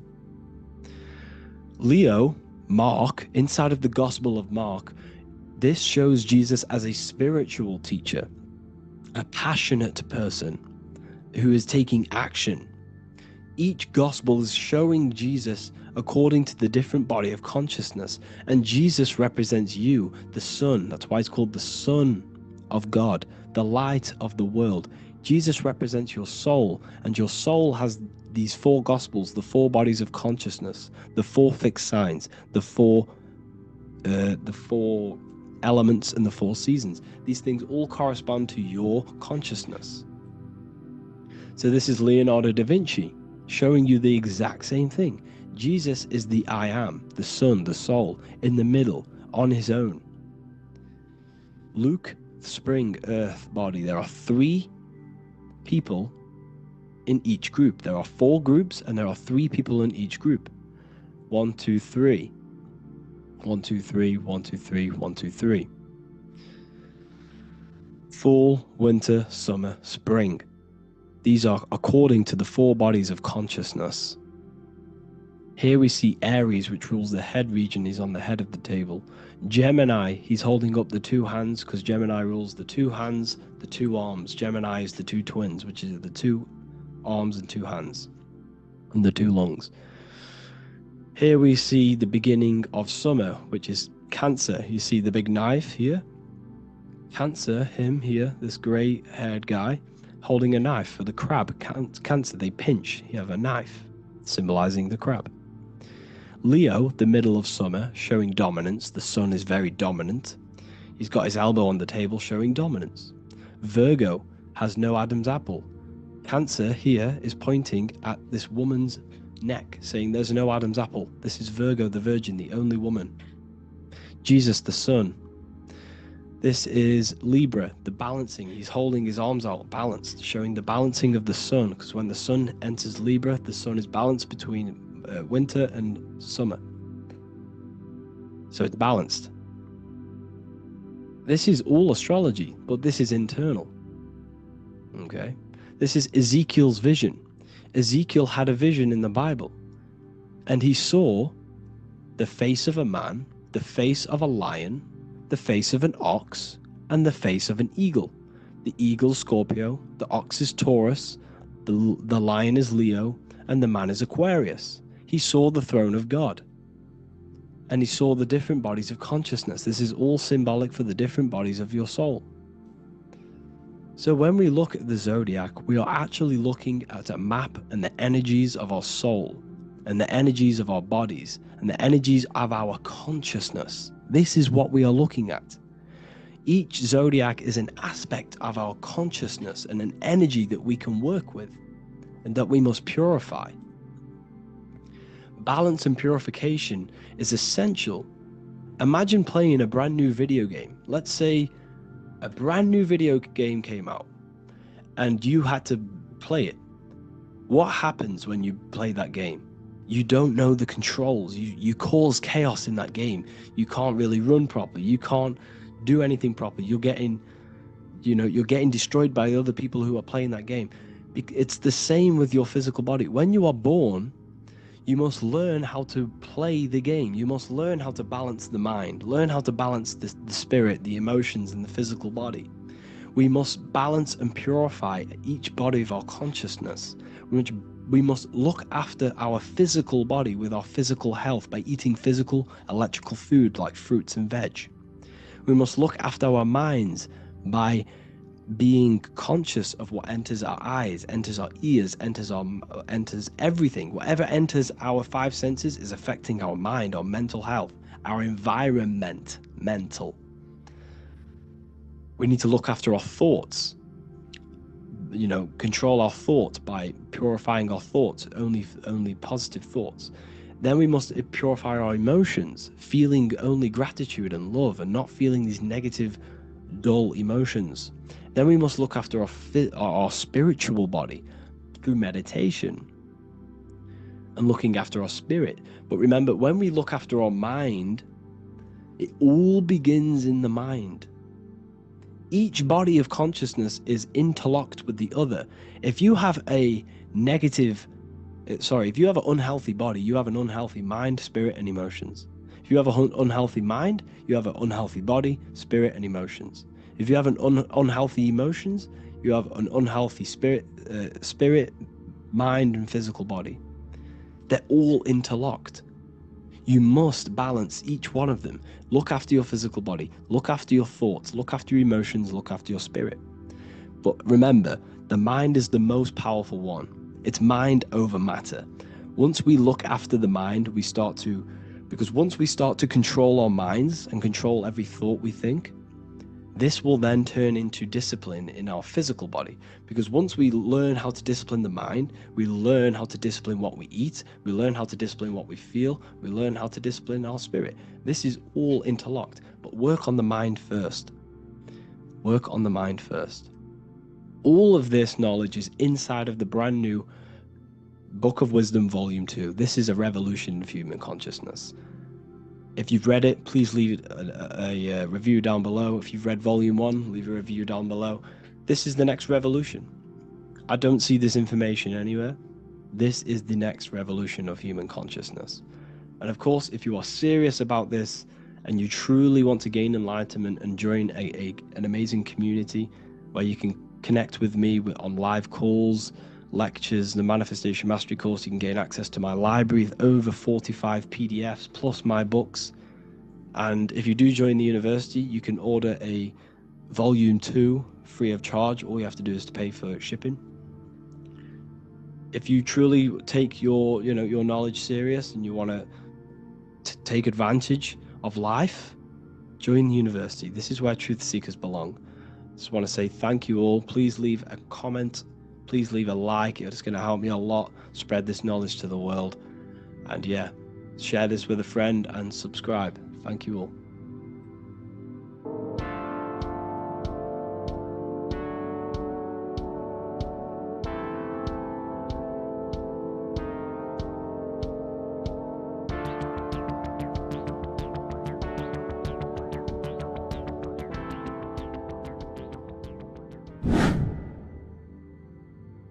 People, how are you all doing? It's Revival of Wisdom, and today we're going to be talking about your birth certificates and how we are slaves to a system and how they have trapped us into this system.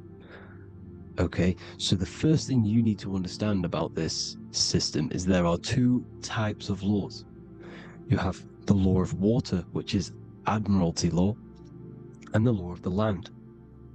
So the Admiralty law is the law of water, and this is what money is. Money is water. This is why we say liquidity, currency, the current.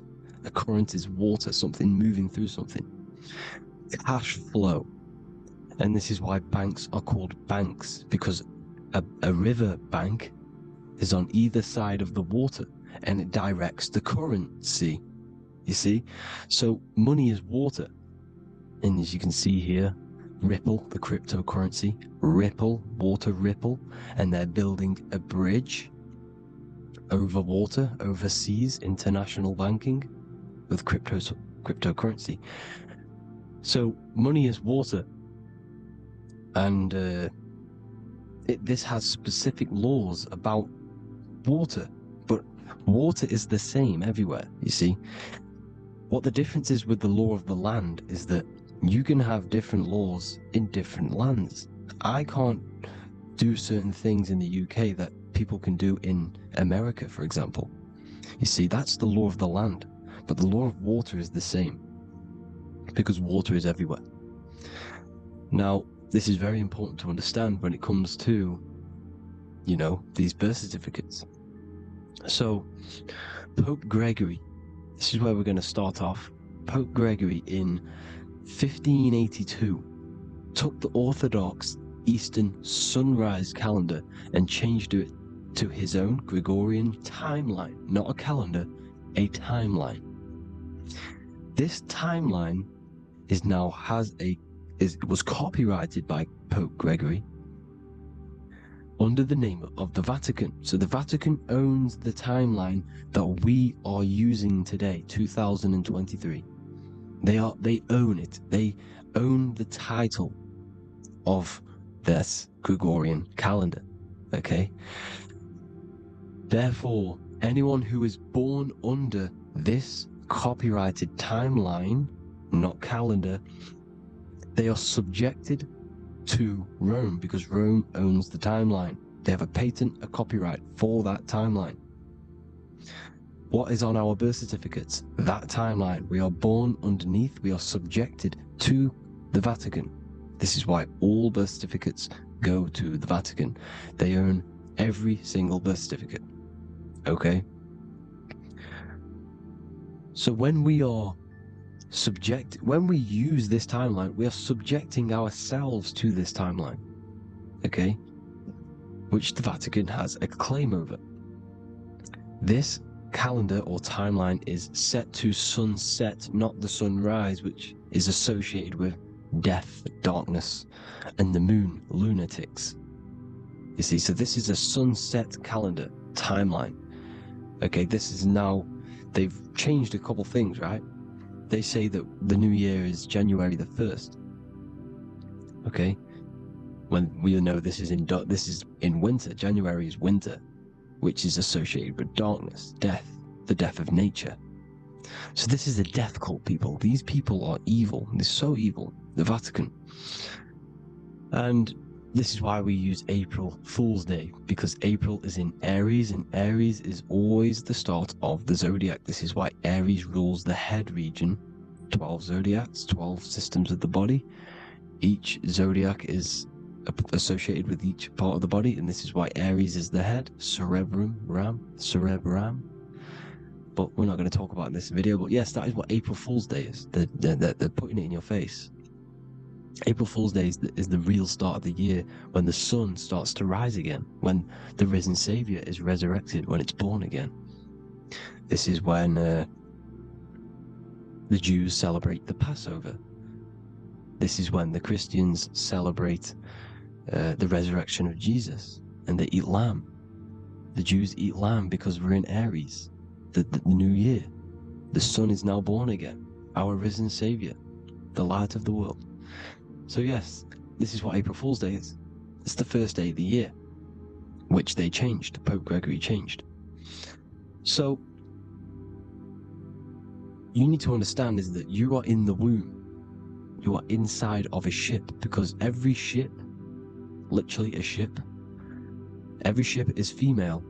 This is why they say she delivers the product, because she does deliver the product. You, the baby. Same thing with a ship, they deliver products. They are a she. And when they pull up to the bay, like you can see on this picture, they're pulling up to the bay. This is now called the birth canal. The ship is now in birth. On paper. Okay, this is law.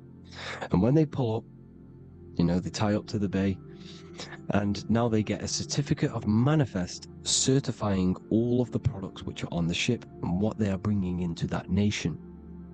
Okay, so you're bringing in this many of that, you know, everything's on the certificate of manifest. And this certificate as manifest is also your birth certificate, because you are traveling through water when you are in the birth canal of your mother, because you are in water when you are in the womb.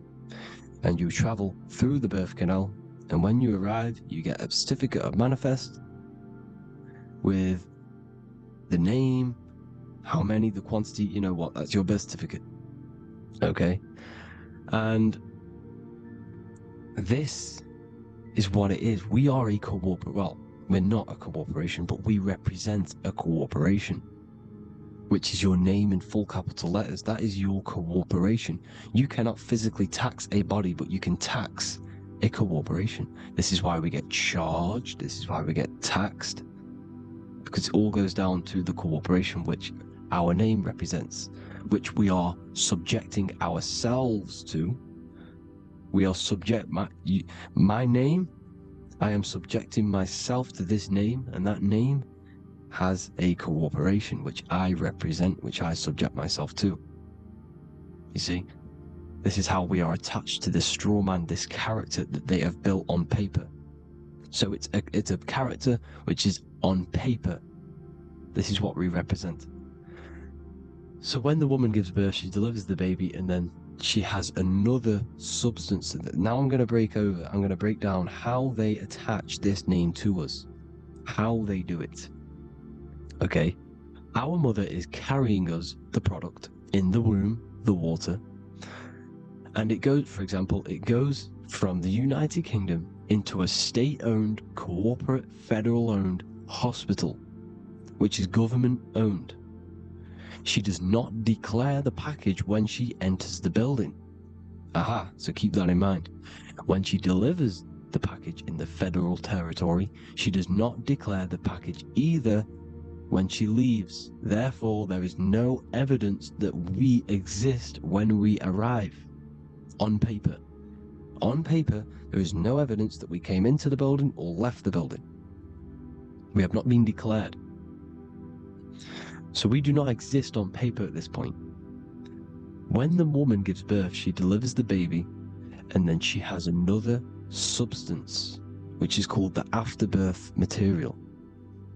Okay? This afterbirth material has the same DNA as our physical body, with the body, mind, and spirit. Okay? This is how they get this corporation. Hold on. The afterbirth material does not get claimed by the mother nor anyone. Therefore, they salvage that substance, because we are under the Vatican. Every state is all Catholic. Your birth certificate is Catholic. No matter what religion you think you are, every single birth certificate is Catholic, because we are subjected to Rome. All roads lead to Rome. Rome runs all of this. Okay? We're still under the Roman Empire. Okay, so Rome are Catholic and they believe in salvation. This is how religion comes into this. This is how they use religion to get this. So they salvage the afterbirth material and they claim it, and they salvage it and give it and charge it to Rome. And they give it a name. Here's the legal term, born alive. Here's what it says. Each product of such birth is considered live, born, and fully recognized as a human person. So each product of such birth, so that could be anything, the afterbirth, the person who actually comes out, the baby. So your afterbirth, which we do not take with us, we take the baby with us, they keep that in the hospital, they collect the afterbirth, and they salvage it, and they give it the name, which, it is us. We are a representative to that afterbirth material, which they put the name on, they claimed, which is subject to Rome. So we are walking around our whole lives as a representative to that claimed salvaged afterbirth material, which the federal state have. Okay? We are under the Catholic Church, Vatican, therefore the afterbirth material is a child of God. See? On paper, therefore they believe in salvation and salvage the afterbirth material. This material has no mother or father. The state pick it up, it becomes a war to the courts and gets charged to the state. So we are a representative to that character they salvaged because it is the exact same DNA as you. Subject is the name or the title, and the matter is the physical aspect left behind in the hospital, which represents us. You see? So now we're moving on to Unum Sanctum. Unum Sanctum was in 1302, a very, very important year. Very important year. Unum Sanctum says this is basically how they claim everyone in the world. So the Vatican had all this power, all this gold, all these people under them. They need to get a claim for them so then they can rule over them and make them slaves. So what they did, they created Unum Sanctum. Pope Boniface VIII did this. And it says, the spiritual man judges of all things, and he himself is judged by no man. The spiritual man, keep that in mind, unless he invent like Manichaeus, two beginnings, which is false and judged by heretical, since according to the testimony of Moses, it is not in the beginnings, but in the beginning that God created heaven and earth. Furthermore, we declare, we proclaim, we define that it is absolutely necessary for salvation that every human creature to be subjected to the Roman pontiff. So they are claiming us in Unum Sanctum, and it's in the vaults in the Vatican. They will put a spell on it because they are sorcerers, they are magicians. They put a spell on it, they lock it up, and whatever goes on that piece of paper goes. And this Unum Sanctum is claiming all of us. So what does it say in the beginning? The spiritual man judges of all things, and he himself is judged by no man. The spiritual man, the man with the body, mind, and soul, the first baby that comes out the birth canal. That's you, your body, you, body, mind, and soul. You have the Christ, which is I am, which is grace. Grace means here, now, in the present. You have the Christ, which means I am. Therefore, you have a soul. If you can say I am, you have the Christ. You have a soul. But a creature can be anything with no soul. You see? So no man can judge the man with the soul. However, as it says in the second part, we proclaim, we define that it's absolutely necessary for salvation that every human creature to be subject to the Roman pontiff.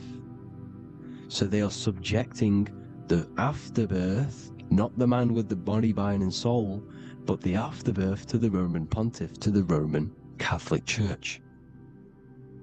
We are the ones who are claiming to be the afterbirth material, which is our birth certificate, which is our representative.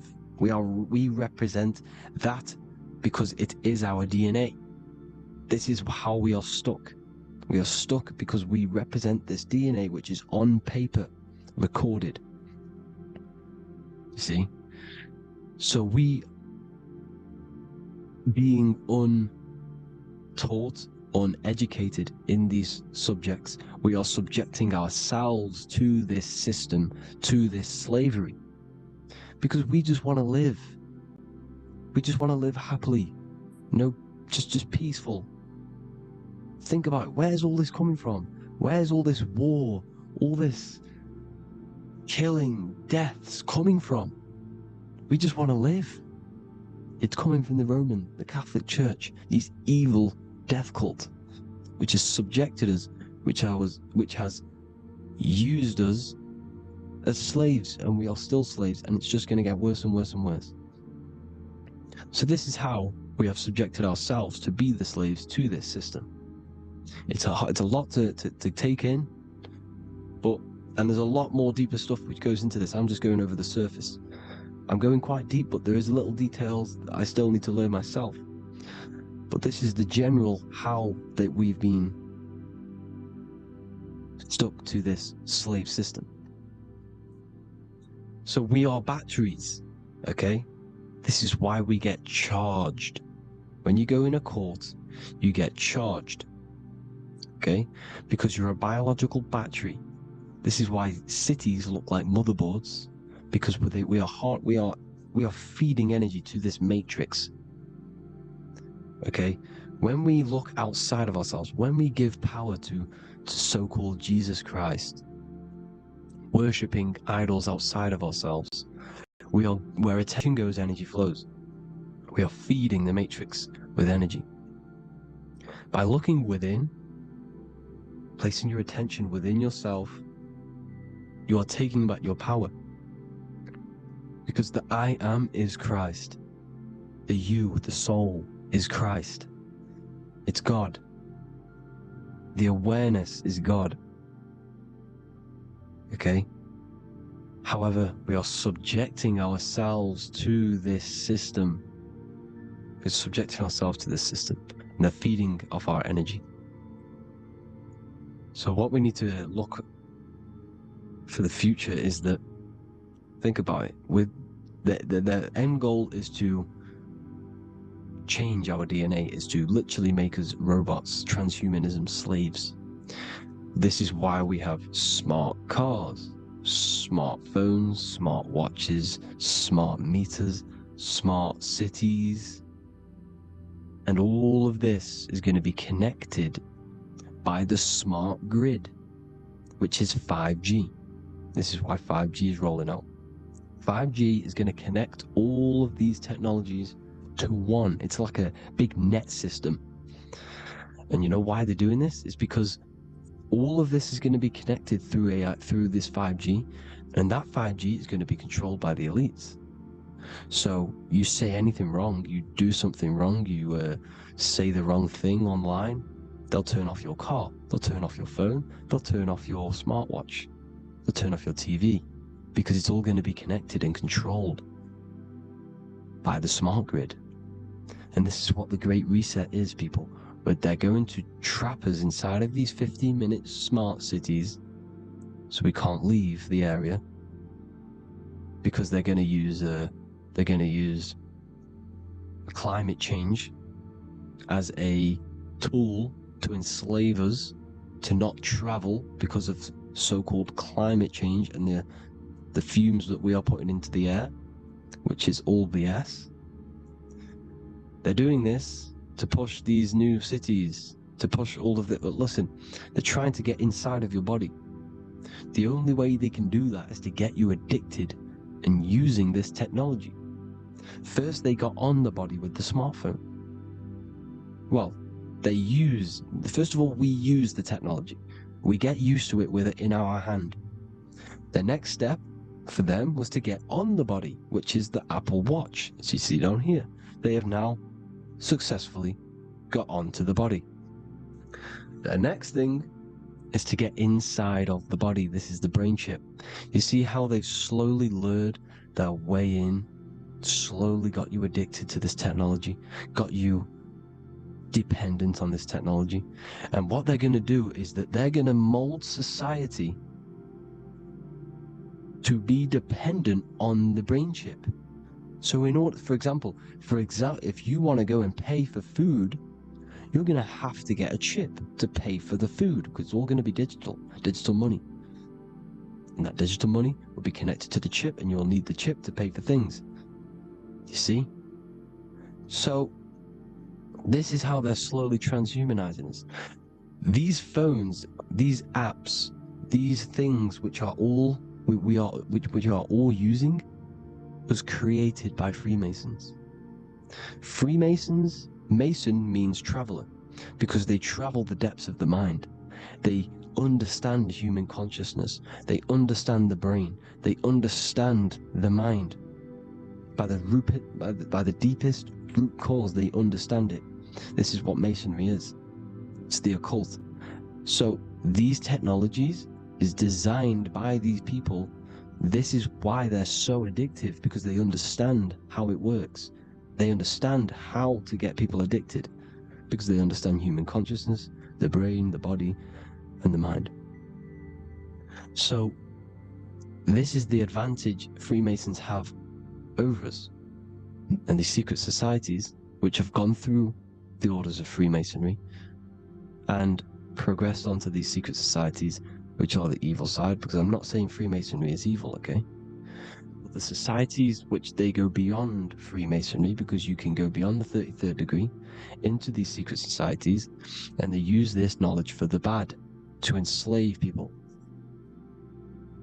And this is what's going to happen. Transhumanism. So I hope you all learned some insight for today. Please do a bit more research on, birth certificate and stuff like that, the straw man. And have an amazing day, people. Please like, comment, and subscribe. Peace.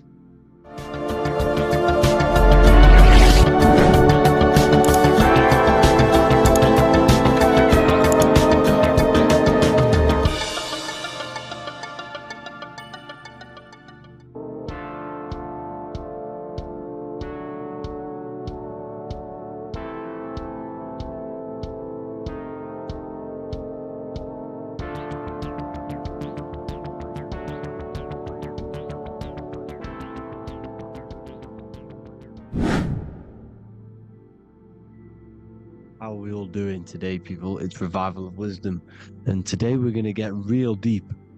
This video is going to get real deep. A lot of people are not going to be ready for this sort of knowledge. Okay, you really have to do is to really deprogram the mind, because everything we've been taught is a complete lie, is to keep us trapped.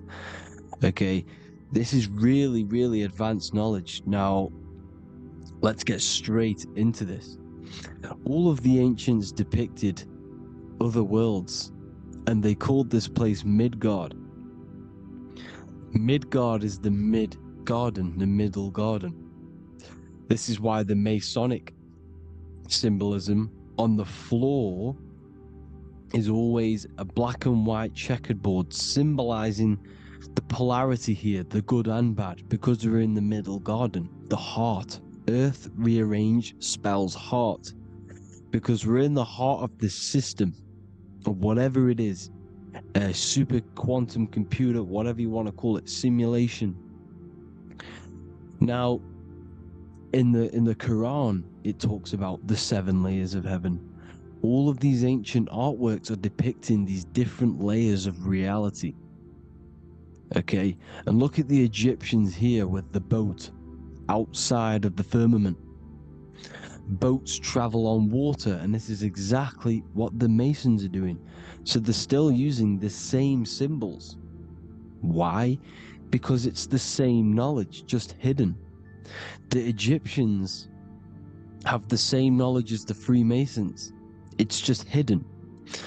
Now, this cosmology that they're showing here, which is probably made maybe 100 years ago, this painting or artwork, is the exact same as the one we see here, with the arch, the boat. It's similar, because the boat is symbolizing traveling these other worlds, because the ether is also symbolized as water, because if you look up at the stars through a telescope, it looks like it's water. It's shining through water, because this ether, whatever this substance is outside of this world, was symbolized as water. Okay, and look at all these ancient depictions showing these different layers of reality. Now, we are being trapped within this 3D dimensional world, which is the cube, the Saturn cube, because there are 6 sides to everything in this world: front, back, left, right, up and down. 6, which is the cube, because we're in the Saturn's world. Okay, now, always been depicted as a tree of life, the tree of the universe has always been depicted as this tree. Because let's get a bit deeper. Now, the cosmology of this reality is the sun, the moon, and Polaris, always in the Masonic art. The sun, the moon, and Polaris, the all-seeing eye. If you go inside of the temples, of the Masonic temples, they always have this star in the middle, shining light beams. Okay?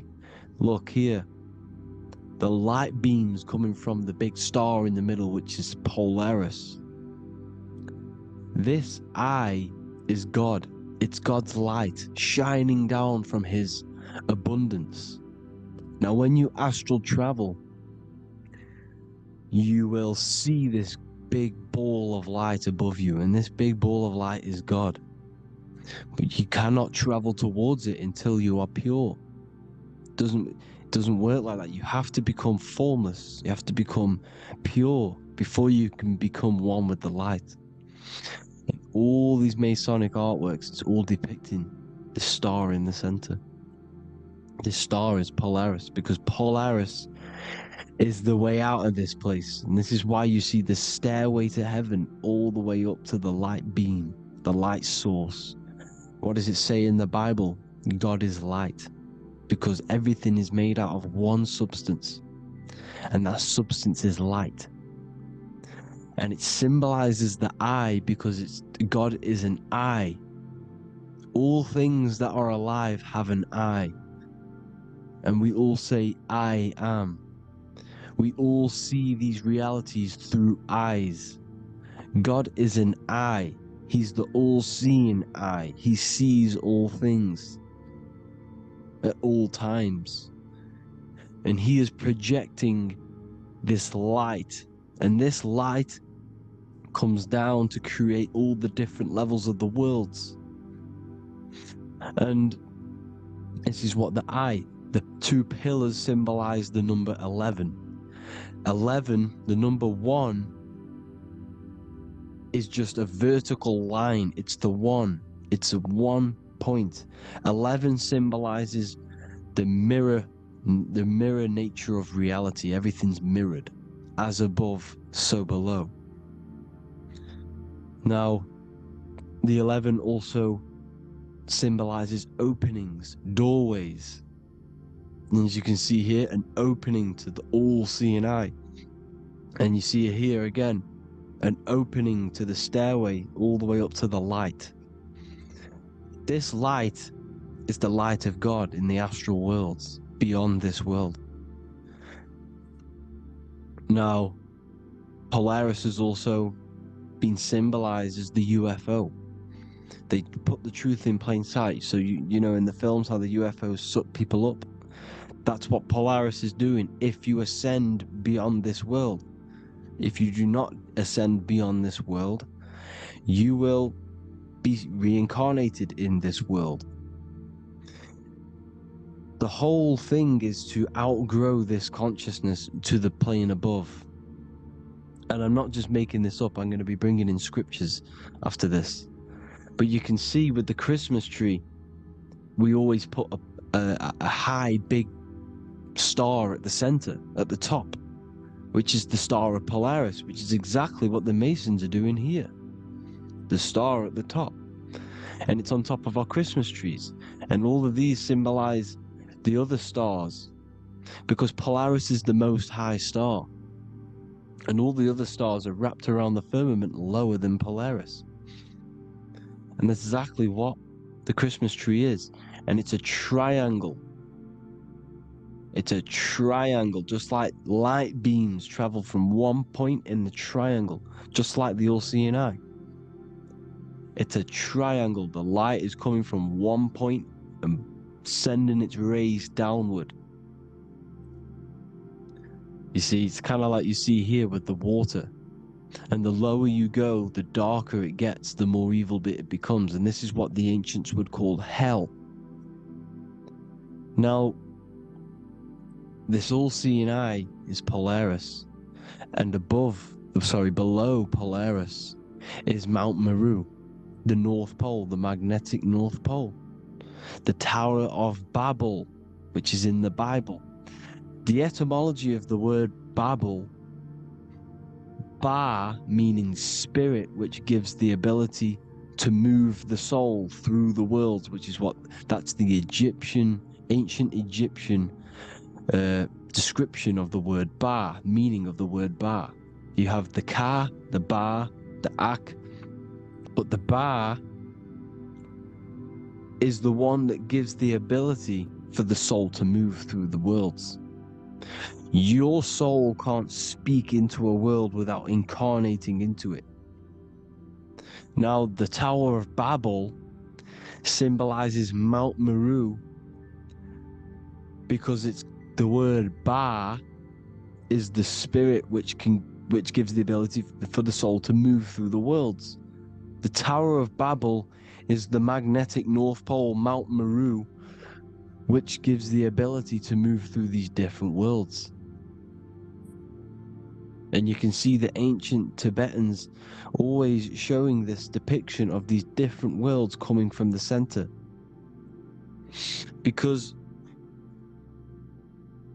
we have to ascend our consciousness. It's not about how good you are to reach heaven. It's about how you expand your consciousness, you expand your mind. So they teach now that you have to be good in order to reach to heaven. It's about expanding the mind, expanding your consciousness to these different planes, these different realms. So that's what it's about. And Jesus was known as the fisher of man. Now, Jesus is a massive part of this. He was known as the fisher of man because he was fishing. He could have been fishing. He could have been one of these deities that had come down from these different higher realities and pull people up. So they would so they called Jesus the fisher of man. And he says unto them, follow me and I will make you fishers of men. So these deities that we see in the past, like Buddha, Krishna, Hermes, Thoth, Jesus, could all be these entities who were coming down to pick up the minds that were worthy enough to see the higher planes of reality. And this is why they called him the fisher of man. Now, when Jesus walks on water, there is a parable with Paul. And he says, but Jesus immediately said unto them, take courage, it is I, don't be afraid. He's talking about astral travel here. He's talking about leaving the body. Because when you leave the body in astral travel to see these alternative realities, you can't be afraid because fear is a bondage, which is what the Emerald Tablets talks about. Lord, if it's you, Peter replied, tell me to come to you on the water. The water. Come, he said. And Peter got down from the boat, walked on the water, and came towards Jesus. But when he saw the wind, he was afraid and began to sink. When you become afraid in astral travel, you sink back into your body.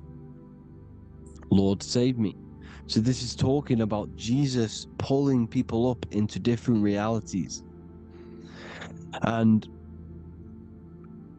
you can see the fish is the symbol of Jesus. This is another symbol of Jesus, a fish. Because fish symbolize deep occult knowledge. Because fish travel the depths of the ocean. And they symbolize us because we are fish underneath the ethers. And Jesus was pulling people up. You see, so the Bible is a people today believe the Bible is a book telling you how to reach to heaven, how to become godly and reach heaven. But you've got to become the Jesus Christ to see these alternative realities. Now look at the Emerald Tablets is a massive part, and it speaks so much about these different realities. Look what it says here. This is in Emerald Tablet 3.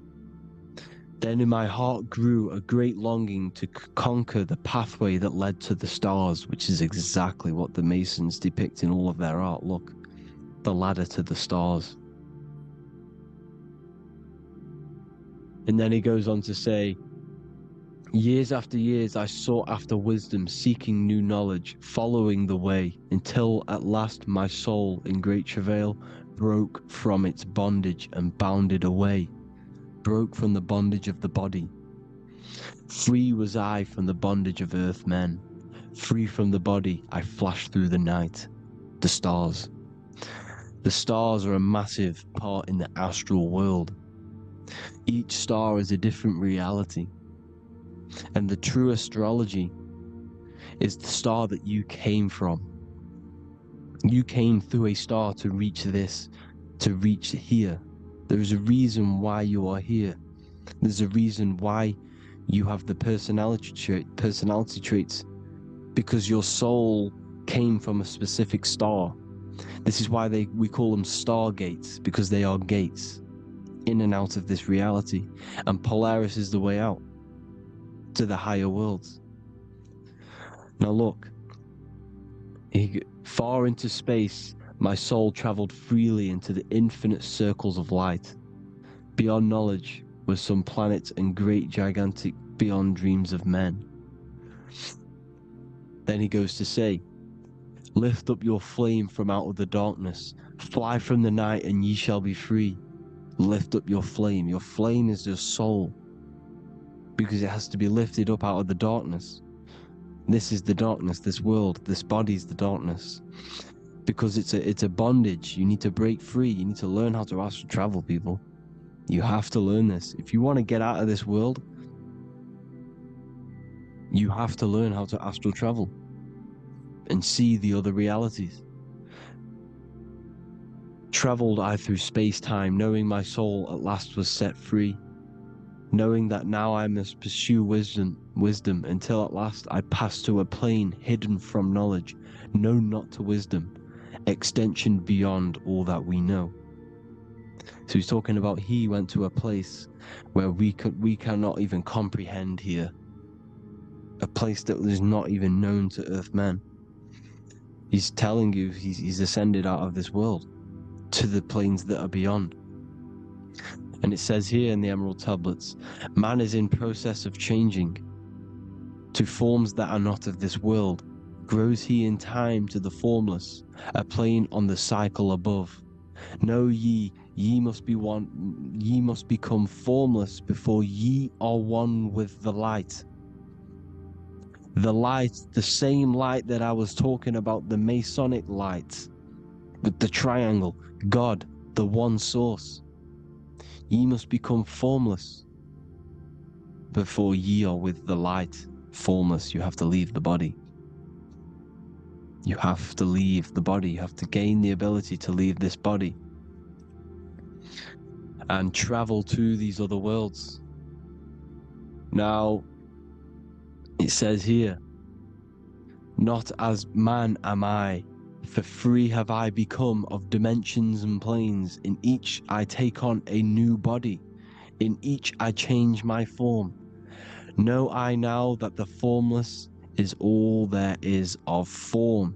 You see, all things created come from the things that, all things that you see come from the things that you cannot see. All of us have the same spark of consciousness, the same I am. Every dog, every animal, every human has this same I, this same thing which sees through the eye. It's formless. It takes this formless entity is the same entity of us. We are all the same entity in different bodies.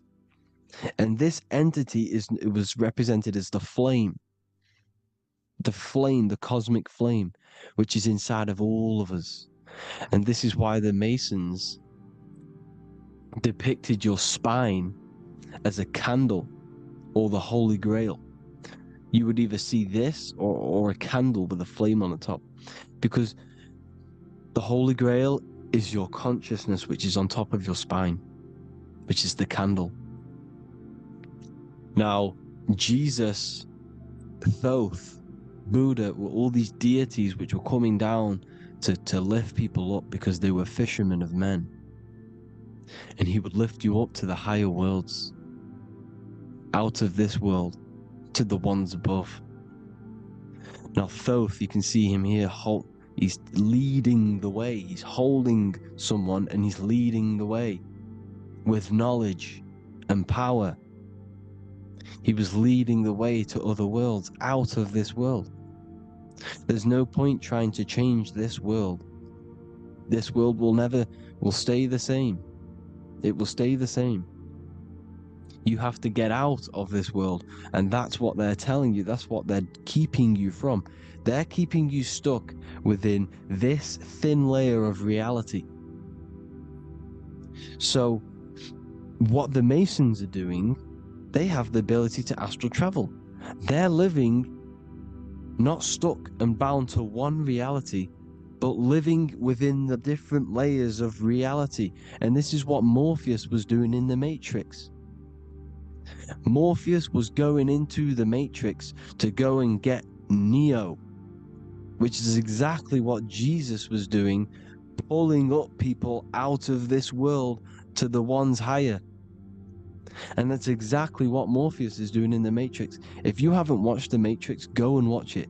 It will blow your mind. Everything I'm saying in this video, you will see it. Except that you don't need to use a machine to enter the Matrix. You just use your body. Well, you use your consciousness to leave this body. You see, Neo was also uploading himself into the simulation to pull people out of the simulation. And this is exactly what all of these gods were doing. The Fisher of Man, look, he was pulling people up out of this reality with the knowledge. Now Jesus was always depicted with the mushrooms. Look at all this mushroom art. Mushrooms were literally the origin of Christianity. You can see it everywhere. There's mushrooms in all of the ancient art. Every single one of these paintings you see here, there's mushrooms on them. Mushrooms have the ability to see alternative states of consciousness. Now, if you go and do them, and you go to sleep, if you pop mushrooms, you go to sleep, and you will wake up in another reality. You will wake up in another reality. Don't try it if you don't want to do it. But if you've got the heart to do it, do it. Eat them, and go to sleep. You'll wake up in another reality. And Jesus was handing out mushrooms to the bright minds, to the minds that he wanted to fish out and pull up to the higher realities. He was giving them mushrooms to see themselves in an alternative state, in an alternative reality. This is why there was so much mushroom art. And it's not just ancient Christians, it's Sumerians, it's the Mayans, the Celtics, the Egyptians. All used mushrooms. All of them. Look at all this art. It's on stones, it's everywhere. Because mushrooms, see, everything in nature is a macro. Look at the form of a mushroom. It's literally your spine and brain. Because they alter your consciousness. Your body is just a radio receiver. Everything that you're experiencing is a program being ran by the central nervous system, and your consciousness is experiencing this program, these electrical impulses of the nervous system, because it's all feeding back to one point, which is the pineal gland. And this is the candle with the light on it. Type in Masonic candle and you'll see it. It's your spine with your spark of consciousness on top of the spine. And it's a mushroom, because this sends you to alternative states of consciousness, alternative realities. Now, they were all doing this, the Egyptians, the Mayans. Now, there's more symbolism which goes into this. Look at the Christmas trees we use. The Christmas tree with the presents underneath them. Magic mushrooms grow under trees. And these are the presents under the trees that we symbolize today with Christmas. Santa's red and yellow for the red and yellow mushrooms. The same mushrooms Mario has to collect. And when he gets enough mushrooms, he levels up. And then what does he do when he go past the world? When you win that world in Mario, you go to another reality. You go inside of another world. It's truth in plain sight, and it's using mushrooms. It's using mushrooms.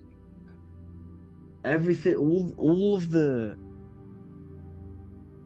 the characters in Mario, well, a lot of them are mushrooms. Look at this one.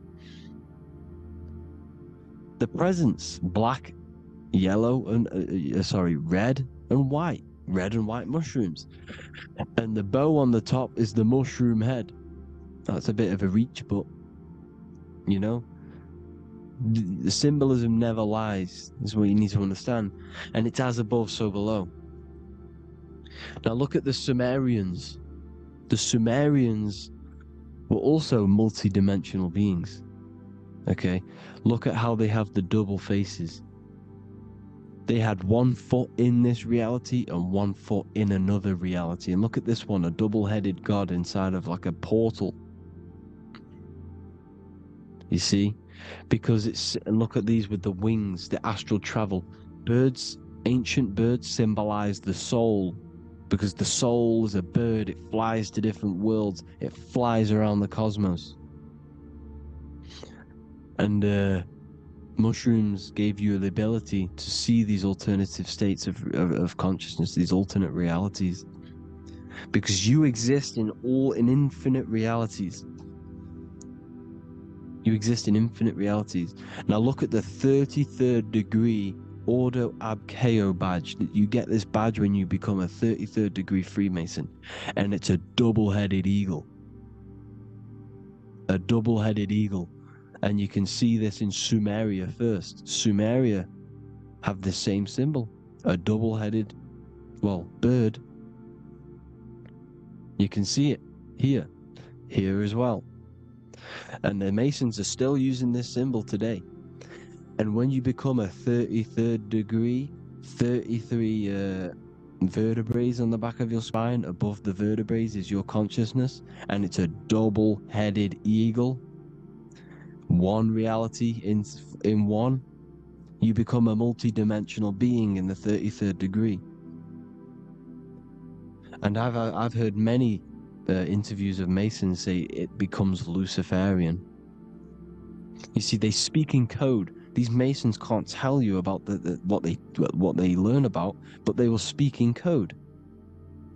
They said it becomes Luciferian. The word Luciferian is lucid. The root word of Luciferian is lucid, and lucid is lucid dreaming, alternative realities, dream worlds. You become a god. Luciferian means you're becoming your own god, pretty much, because you are becoming a multi-dimensional being living in between the different layers of reality at the 33rd degree of Freemasonry. And look at the double-headed eagle, because the birds symbolize the soul. And they reach high, they fly high, just like the soul wants to fly high to the light, to become one with the light, like the Emerald Tablet says. Now look at Janus. Janus was another god, and he's known as the god of doorways. Janus always depicted with a double head. Janus is why we say janitor or January. And January is entering a new year. Janus is known as the god of doorways with keys, always got a key, because keys open doors. That's why the janitor holds all the keys. And Janus always has double heads, because he had 1 foot in this reality, 1 foot in another. He was a multi-dimensional being, a Luciferian, living between the different layers of reality, instead of being stuck in one like we are. Well, a lot of people. And that's the whole point. You see, all of this stuff is about like changing the world and stuff like that. This world will probably never ever change. It's probably been like this forever. Well, forever, for a long time. But It's about moving out of this reality to the higher states. And the Masons always depict the ladder to the luminaries, the stars, with a key, the same key of Janus. The Vatican is a key, and it's in charge of all the religions. Why is it a key? Because they're holding back the key. They're keeping you stuck within this reality, keeping you stuck as identifying yourself with the body, identifying yourself with this world. You are not in the world is within you. This is a program being ran by your central nervous system, and your consciousness is experiencing this reality. Now, this is going to be a mind-blowing video for some people. You have to have an open mind. You have to let go of all the programs. I'm repeating what the ancients are talking about and the ancient symbolism. Look at Janus with the double-headed god. He was just another god coming down, giving keys to people who had the worthy mind to be pulled up out of this reality, to be pulled up to heaven, just like Jesus was teaching how to reach heaven. But really, it's an encoded scripture. But anyways, hope you all gained some insight on this video. Have an amazing day. Please like, share, comment. All the links are in the bio for the PDF, for the Manifestation Mastery course, and all the other amazing stuff. And if you want to support the channel, I'd greatly appreciate if you became a Patreon member. Hope you all have an amazing day, people. God bless.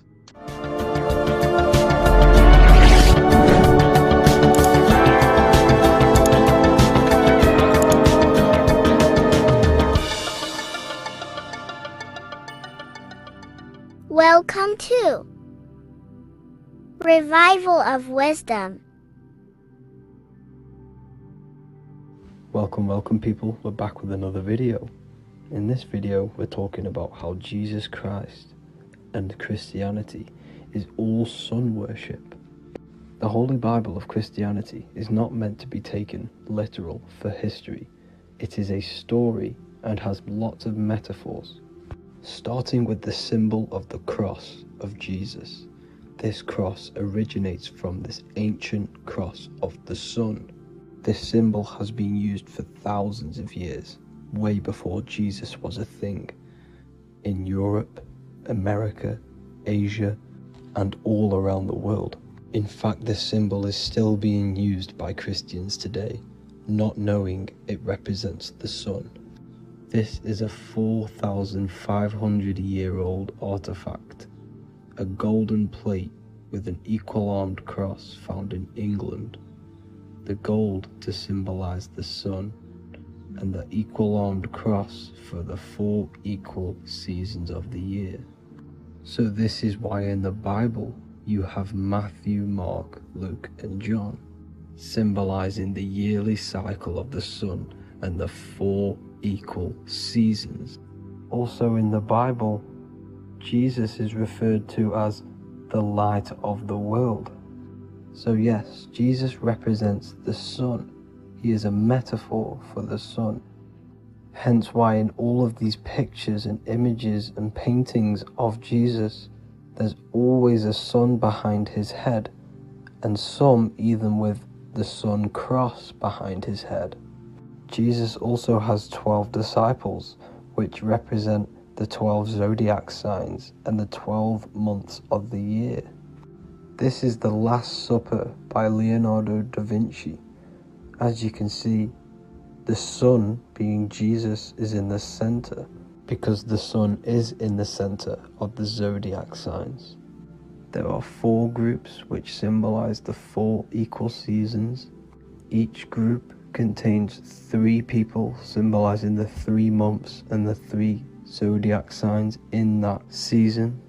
There is only one female in the painting, which is Virgin Mary, who symbolizes Virgo, the astrological sign. So yes, Jesus symbolizes the sun with his 12 zodiac signs and 4 gospels for the 4 seasons of the year. However, there is another phenomenon. The 25th of December is known as the birth of Jesus Christ, which is known as Christmas today. Jesus symbolizing the sun and is born on December 25th. This is the day the sun moves 1 degree northward, bringing back the warmth, the growth of crops, the life and light back to the northern hemisphere. Everything is springing back to life, as we call it, spring. So it is said that the sun is born again on the 25th of December, and Jesus is known as the risen Saviour, because the sun is our risen Saviour, because it gives life to the whole of this realm, the warmth, the crops, and without the sun rising in the morning, we'd all die in about 2 weeks. And we all know how Jesus died on a cross. The sun also dies on a cross in the southern hemisphere. It dies on the Southern Crux constellation.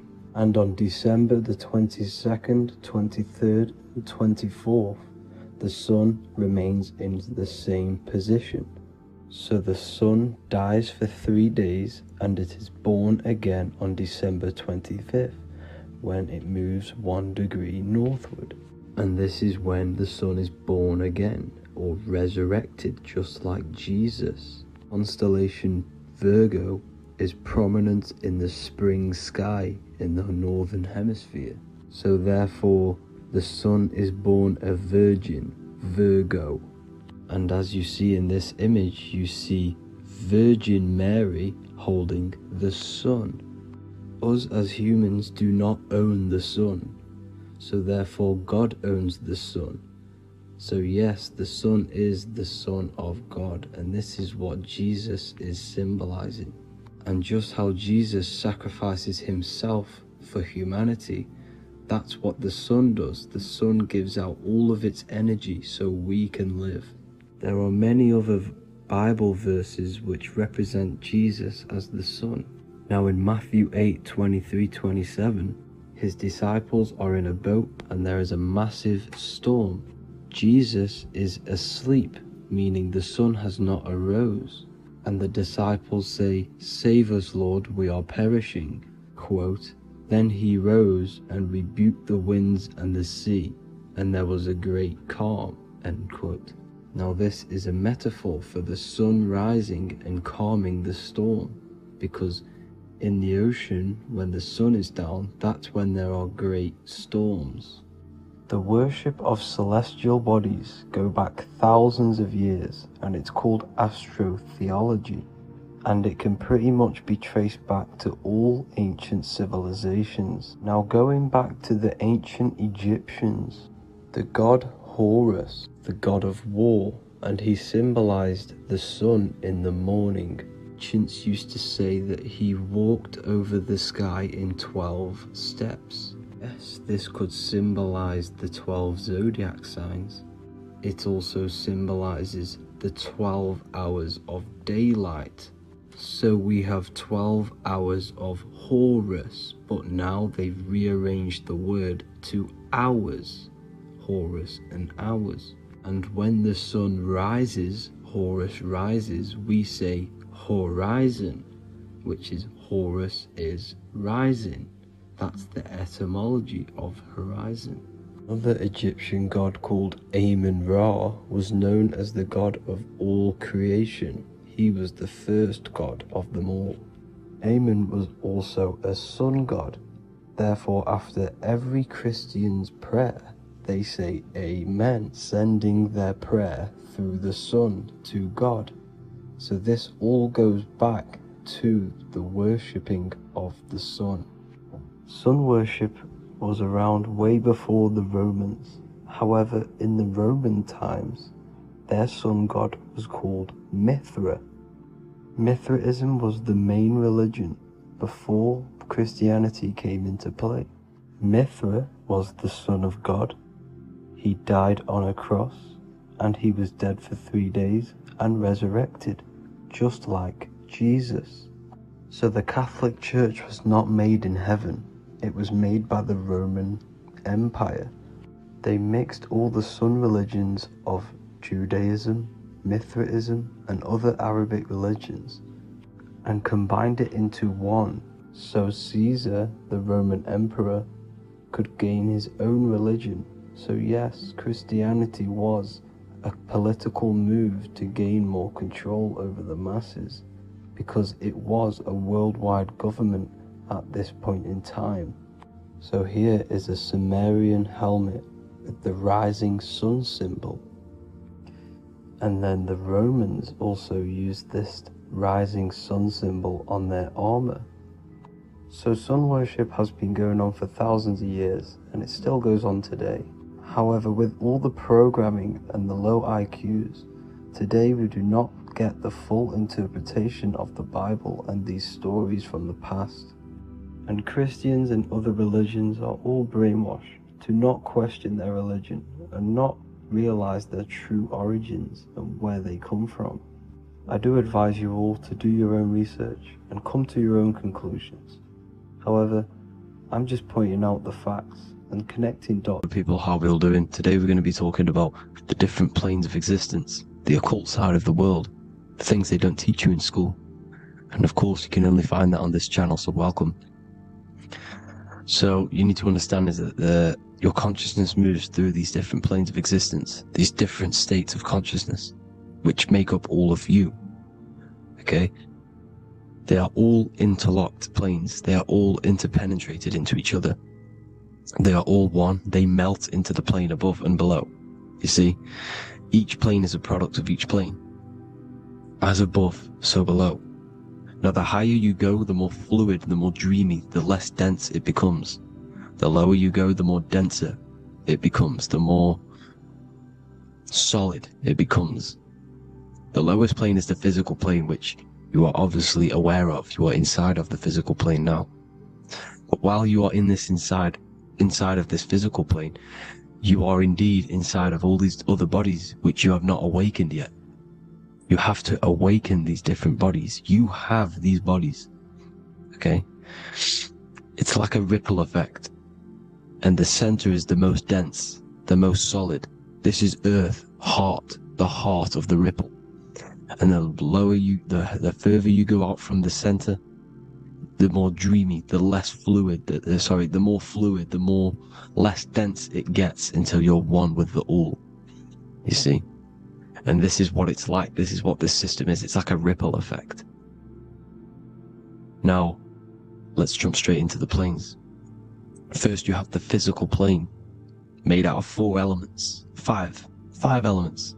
The ether is the mother of the elements. It's the womb of the elements. It's the 5th element. And it gives birth to the 4 other elements. 4 is stability. Tables have 4 legs, and this is why the ether gives birth to 4. Because it's the foundation of the physical world. Fire, earth, water, air.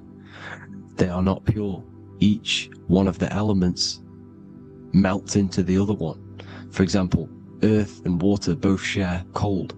Water and air both share wet. You see, they compose of each other. They melt, they mold into each other based off the vibrational state of the ether. That's what it is. The 4 elements are the vibrational states of the ether. Okay? So you have the 4 physical elements making this, physical world. It's the lowest world. It's the world of effect. This world, whatever you see, whatever you experience, it's the effect. You can't change anything by manipulating this world. You got to manipulate the higher worlds to affect this world, you see? As above, so below. This is the lowest plane. It has 3-dimensional. It's the 3rd dimension. Space, height, and thickness. That's all it is. Front, backwards, upwards. You see, it's 3-dimensional. We cannot perceive the hidden side, which is the interior of this existence. We cannot perceive the interior from our exterior view. We are looking into this world. Okay, this is the exterior view. We can't see what's inside of that. That's the 4th dimension, which is the next one. It's the most gross and dense plane. 4 states of matter, the most slowest vibrational molecules. exist in this plane. Above this plane, you have the ether. Okay, the word ether and either are the same thing, because either connects two scenarios in languages. I either support Manchester United or Liverpool. You can see here on the planes of existence, it connects the astral world, which is very important, to the physical world. It's connecting these two worlds. So it's the ether. It's the ether. The ether is pure potential. Energy flows through the ether. It is pure energy, pure potential. Okay? The physical body is an exact copy of the etheric counterpart body. So every physical object has an etheric energy double. It's like a blueprint of that object. Every single object has an energy double, and that's the etheric double. Okay? The etheric body determines the shape of our physical body through its lines of force. All through life, it rebuilds and restores the physical body. Physical problems show up first in the etheric body, because as above, so below. You manipulate the higher planes, it will manipulate this plane. And this is why sorcery works. You know, contact with astral plane entities. We'll get into that a bit later. So the reason why we can't see this plane, this energy world, which is all around us, which we are inside of right now as we speak, is that the molecules that compose it are further apart than those of the physical plane, making it invisible to the two eyes. That we can't perceive it. Our eyes cannot physically suck in that sort of information, and our brain cannot decode it. This is why, you know, they brainwash us with all these programs to keep us asleep, to keep these other bodies we have asleep, so we don't find out about these other bodies, and is to make you believe that everything's just a material. Only the material world exists. They don't want you to know is that everything that you see is a result of something you cannot see. As above, so below. There are realities within this reality. This is what I'm breaking down now, these different planes, on how this reality works. So your etheric double is your energy body. You can see here the physical, etheric, astral. Astral is your spirit. The ether is a part of the physical plane. It's like just above the physical plane, but it's still part. But then the astral plane is completely separate. It's another plane, but they're all interlocked. Don't think they're apart. They're all interlocked. They're all one. They all melt into each other. The chakras that we have are inside of our etheric body. They are our sense of organs which tune us to the fourth dimension. These 7 chakras connect us to the astral world, the fourth dimension. Okay? They are points for the flow of energy from the universe / 7 planets, because the 7 chakras are your 7 planets, and the 7 planets are connected to the astral world.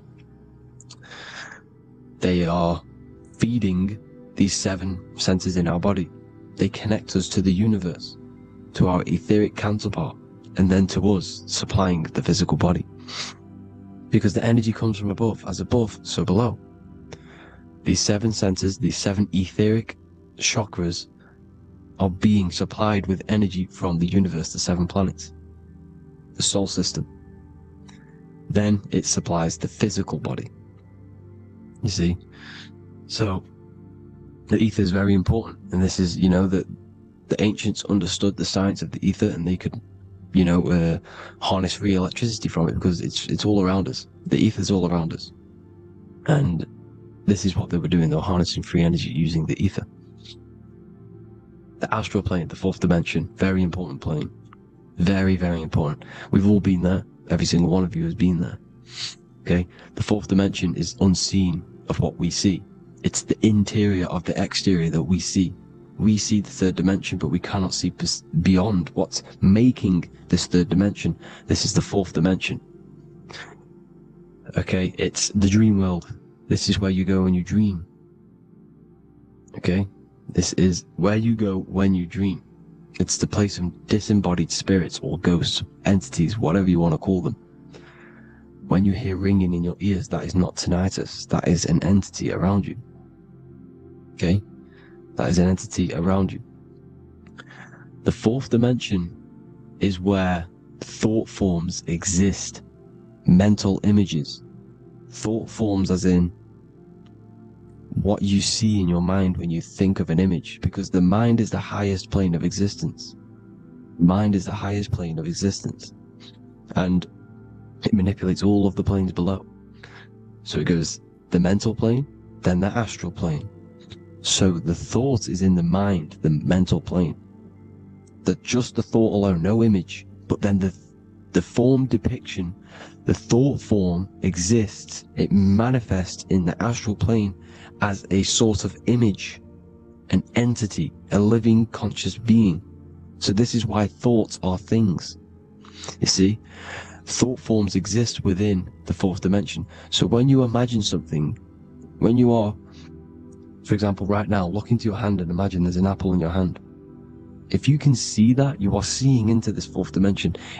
You can only see into this fourth dimension using the mind's eye, not the two eyes, the mind's eye. When you shut off the two eyes into darkness, the third eye opens. The mind's eye is open, and you can see, you know, this is astral travel. You got to work on astral travel, and you will see this astral plane, this fourth dimension. And there are 3 different sections to this astral plane: higher, middle, or lower. So yes, there is a kind of a heaven and hell, and a middle, Midgard. Heaven being the higher vibrational entities manifesting higher vibrational thought forms existing there, the lower vibrational thought forms existing in the astral plane. But these thought forms are beings. You can create these beings. They're called elementals. Okay? If you entertain specific thoughts for long enough, this will plant a seed and it will grow. If you keep, so for example, you have a bad feeling or whatever, what's a good example? Unforgiving someone. You keep that energy inside of you for long enough, it will manifest in the fourth dimension. You entertain that thought long enough, it will manifest. And it will create an etheric body, and it will be an entity which will harm you. It will feed off you, this low vibrational energy. Your mind is so powerful. It creates thought forms, and these thought forms can take consciousness, can take bodies, etheric bodies. Now, that's why it's very important that you master your mind, master your thought patterns. So this fourth dimension is the astral world. So when you have a nightmare, this is the lower astral plane. You're in the lower astral plane. Whilst this physical body rests at night, your consciousness, while you awaken this other body, your consciousness goes inside of this other body, whilst the physical body lays asleep. You see? So it's all inside of you. This way you need to understand. You just haven't awakened these bodies yet. You can awaken them. You just got to awaken them. Okay? The next is the mental plane. This is the mind, the source, pure cause, pure motion. The most less dense, the most fluid. No form. There's no form to the mind. Astral plane is the first plane where a form takes existence, pretty much. The mental world has no form. It's pure mind, pure intelligence. Thoughts alone exist here without any images or manifestation. The most fluid, the most dreamy, the most causal plane. All of the rest take the effects of this plane. That's why it's mind over matter. Your thoughts they create vibrations.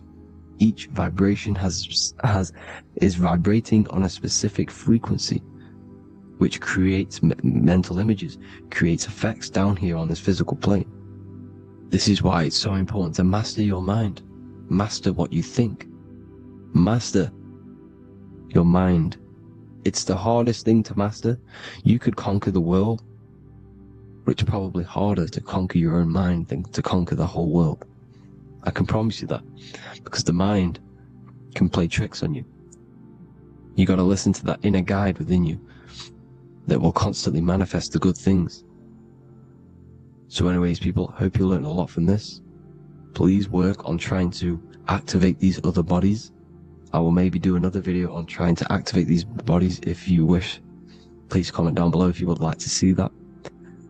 And have an amazing day. Please like, subscribe, comment down below any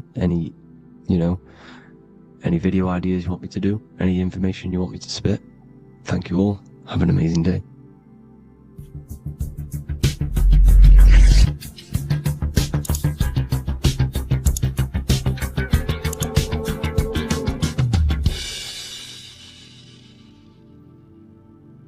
Welcome to Revival of Wisdom. Today, we're going to be talking about portals, portal symbolism, what portals are, okay, and how they show them to us, because they have to tell you the truth, guys. This is the thing with the universal law. They have to tell you the truth, and they tell you through symbols, they tell you through movies, and different things like that. But let's jump straight into this. So first, I want to talk about the Freemasonry symbols. Okay, so first we got, obviously this is some Freemasonry art, but notice how you've got the ladder with a key.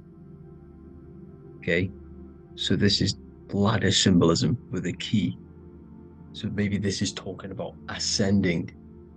Okay, because look, because this is ascending into the heavens, because it's a ladder with humans going up it with a key. In order to ascend, you must have the key. Okay, so what else do we have with a key? Well, the Netflix show Lock and Key, which is all about portals and keys. Because what the keys do, they open doors, gateways. Okay, so what's interesting about this is that they've got this key here, which represents the Kundalini energy rising up the spine. Okay, but we'll come back to this. But it's that same portal key symbolism. We've also got the Vatican. The Vatican is in the shape of a key. Okay, so you can see the start of it here and the end. So this is key symbolisms. Keys open doors. And notice how it's got the 8-pointed star. Okay, what is the 8-pointed star? Okay, we'll come back to this. This all ties in, guys. I'll break it all down for you. But then you've also got the god Janus. Janus, okay, is known as the god of the doorways. He's an ancient god of Rome, and they worshipped him. However, he's not a god, he's more like a high-level ranked demon. Because he is the god of the doorways. And notice how he's got two faces. Because doorways always have two sides. You're going into somewhere. There's always two sides of a door. And he's always depicted with two sides of a face and a key. Because he holds the key to the doorways, to the portals, to other worlds and realms. Okay, as you can see, he's always got two faces and a key. Okay, so now we have the Sumerians, the Anunnaki, and they are always depicted with the two faces. Why do they have the two faces? Because they're symbolizing doorways, and the Anunnaki come to Earth through doorways and portals. So these are what these gods are symbolizing in their artwork.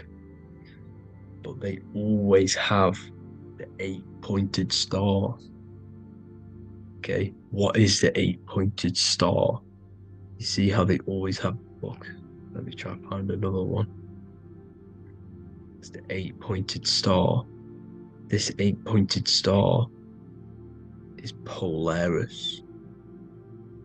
Okay, Polaris, just like the Vatican has the 8-pointed star with a key. Polaris is the center star. Polaris is a fixed star, it doesn't move. Okay, so the Anunnaki symbol is also the 8-pointed star. So this is symbolizing the portals and doorways that they come through in order to get to the earth. But Polaris is that center star which does not move. It's always symbolized with the 8-pointed star, just like a compass. Why is a compass the 8-pointed star? Because at the center of our realm is where the most electromagnetic energy is stored. As you can see, we have an aura field, an electromagnetic aura field. So does the earth. And in the center, so like our heart, for example, is where the most energy is stored. And like the center of the earth, this is why all compasses point to the center, because this is where the most electromagnetic energy is stored. It's at the center of our realm. Okay. So like I was saying with the lock and key series, see this here? The Kundalini energy rising up the spine, just like your Kundalini energy rising up the spine. Let me try. I can't zoom in, but you know what I'm trying to say here. Let's go back to Polaris, because at the center is where pole. Can you see the pole of electromagnetic energy? Polaris, the North Pole. It's symbolized. The truth is in the words. It's like a pole of electromagnetic energy. And this is where the aurora borealis comes from. Notice how it's got the word aura in it, because it's the Earth's aura, electromagnetic field.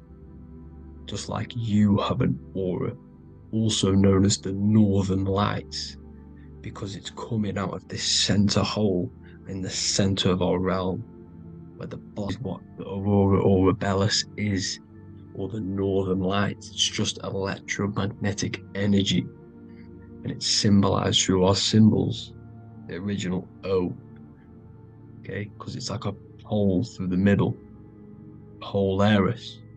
So this Polaris is the sky vault.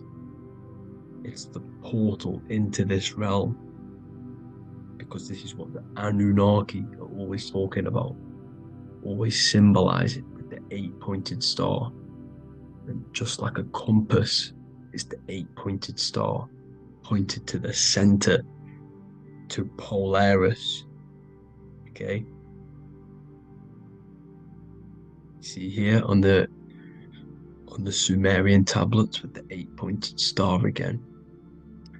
And how we know it's talking about portals with this 8-pointed star is because CERN 666 are opening up portals to the underworld, letting in demonic entities into this realm. How do we know it's a portal? Because their Hydro Collider has 8 points, just like the 8-pointed star. So they are creating synthetic portals to the underworld to let these demonic entities into our realm. But what is the key? Because if we're talking about ascending through Polaris, notice how here on the masonry art, this luminary here, so this is the sun, that's the moon, this is Polaris, because it's a luminary with what? 1, 2, 3, 4, 5, 6, 7, 8 beams coming off the luminary, just like the 8-pointed star. So you see the ladder with the key going up to Polaris. It's symbolizing ascending out of Earth. So what is this key that they're keeping from us? Because it's a human holding a key going up the ladder to Polaris. Well, chakras. We have 7 chakras. Okay, so this is what they are telling us in the lock and key symbolism. Kundalini energy rising up the spine. Okay, just like they have 33 vertebrae on the back of your spine. Okay, this represents the Kundalini energy going up your 33 vertebrae, just like in Masonry has 33rd degrees. Okay, so what is the key? Your chakras. Your chakras have to be unlocked. Okay, you have to unlock your chakras, and you can't unlock this one without going through this one. You have to go through them all. It's like a ladder, just like Jacob's ladder. You can't go from the bottom to the top. You have to unlock each one. Okay, just like you have 7 chakras, you have 7 layers of your aura. Okay, you have to unlock your chakras to the highest point in order to reach Christ consciousness. And this is the key that they're talking about. They're symbolizing the organic portal within each and every one of us to ascend out of this realm. Okay, so this is the key that they're talking about, and they're holding back this knowledge to keep us trapped in this 3D realm. Okay, so like I was saying with the 33 vertebrae and the Kundalini energy coming up the spine, 33 vertebrae, you can see this sort of symbolism going up to the light, because it's the light. You see here, your crown chakra turns on and becomes enlightened, just like the Illuminati symbol. Can you see it? But also Jesus also died at 33. So this is symbolizing, okay, they're symbolizing the death of the ego, the body. So once you open up your chakras and reach Christ consciousness, which is your 33rd vertebrae, once your Kundalini energy goes up your 33rd vertebrae, your body technically, not physically, but spiritually dies, because you then become formless. You reach Christ consciousness. So then you can travel other worlds. Okay. This is what they're talking about with Vatican, 8-pointed star, and the key. Janus with the key. The Sumerians with the 8-pointed star. Anunnaki, the 8-pointed star. Polaris, 8-pointed star. So Polaris is the way out of this realm, which is at the center. Pole, North Pole. Okay, so the key is that they're hiding from us is the knowledge to unlock our chakras. Okay, and without this knowledge that they keep from us is trapping our souls in this reality to keep reincarnating. Okay, well, thank you all for tuning in. I'm going to leave you all there. Make sure to leave a like and a comment in the comment section. Let me know some topics to talk about so I can break it down for you. God bless you all.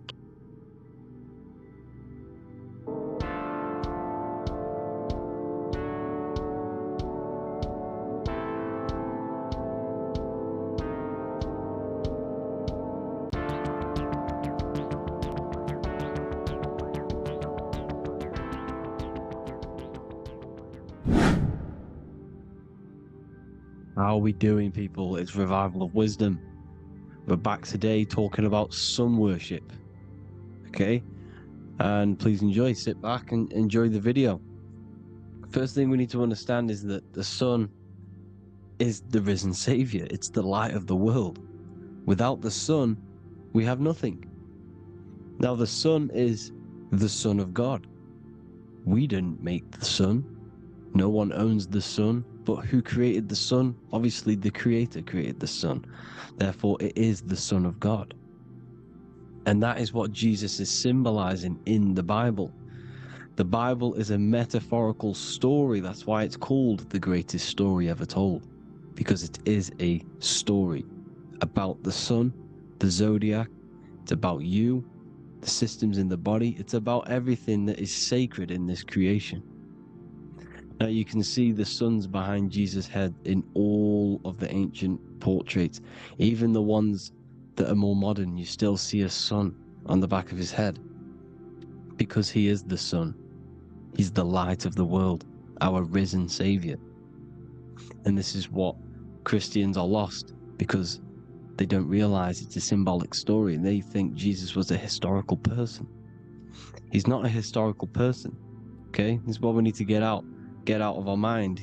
This wasn't a historical person. It's the Son, our risen savior. The Son is the soul. It's the soul of this creation. Because what is a soul? A soul is pure life force, pure energy. Whatever a soul inhabits, it gives life to. Like our soul feeds our body. The sun feeds the earth, because the sun is a soul, and that's why the ancients called it Sol. Because it's the soul, and it's in you, and it's the light of the world. It's the light of everything. It gives life to all things. Here's Jesus and his 12 disciples. The 12 disciples symbolize the 12 zodiac signs. Aries, it rules the head region, because the 12 zodiac constellations rule specific regions of your body. Aries, the ram, you have a cerebrum in your head. This is Aries on the head of the table. His Gemini rules the arms and the lungs. The two twins, Gemini. He's holding up 2 hands for the 2 hands and arms. The twins. Cancer has a knife in his hand. It's not so clear, but he has a knife in his hand. Cancer is the crab. Crabs have claws. And he's pointing at Virgo's Adam's apple, saying there's no Adam's apple there. It's a woman. Who's the 6th sign? The 6th sign is Virgo, the Virgin, the only woman in the painting. Now notice how there are 3 people in 4 groups for the 4 seasons and for the 3 months and 3 zodiac signs in each season: spring, summer, fall, winter. Matthew, Mark, Luke, and John with the suns on the back of their heads, because it's the 4 states of the sun. The 4 states of the sun. Now, 6th sign, Virgo, the Virgin, the only woman in the painting with no Adam's apple. Then we have the sun, Jesus, red and blue, red shift, blue shift. Electromagnetism. The ancients knew this. He's got one hand open, one hand down, because the sun gives and retrieves. The sun rises and it falls. It gives, then pulls away. That's what the sun does, and that's what he's doing. His arms are out, symbolizing the rays of the sun, casting down onto the earth, giving and then receiving. Libra, his 2 hands are equal. He's holding his arms out equally, because Libra is the 2 balanced scales. Libra is when the sun is balanced between the summer and the winter. It's being judged. The sun isn't balanced. That's what Libra is, the 2 scales. Capricorn is the goat. Goats have 2 horns, and you can see the 2 horns on his head here. See? So this is astrology. This is what Leonardo da Vinci is depicting here. It's astrology. He knew the story of the Bible is all astrology. It's all based on astrology. The Son of God, the real sun.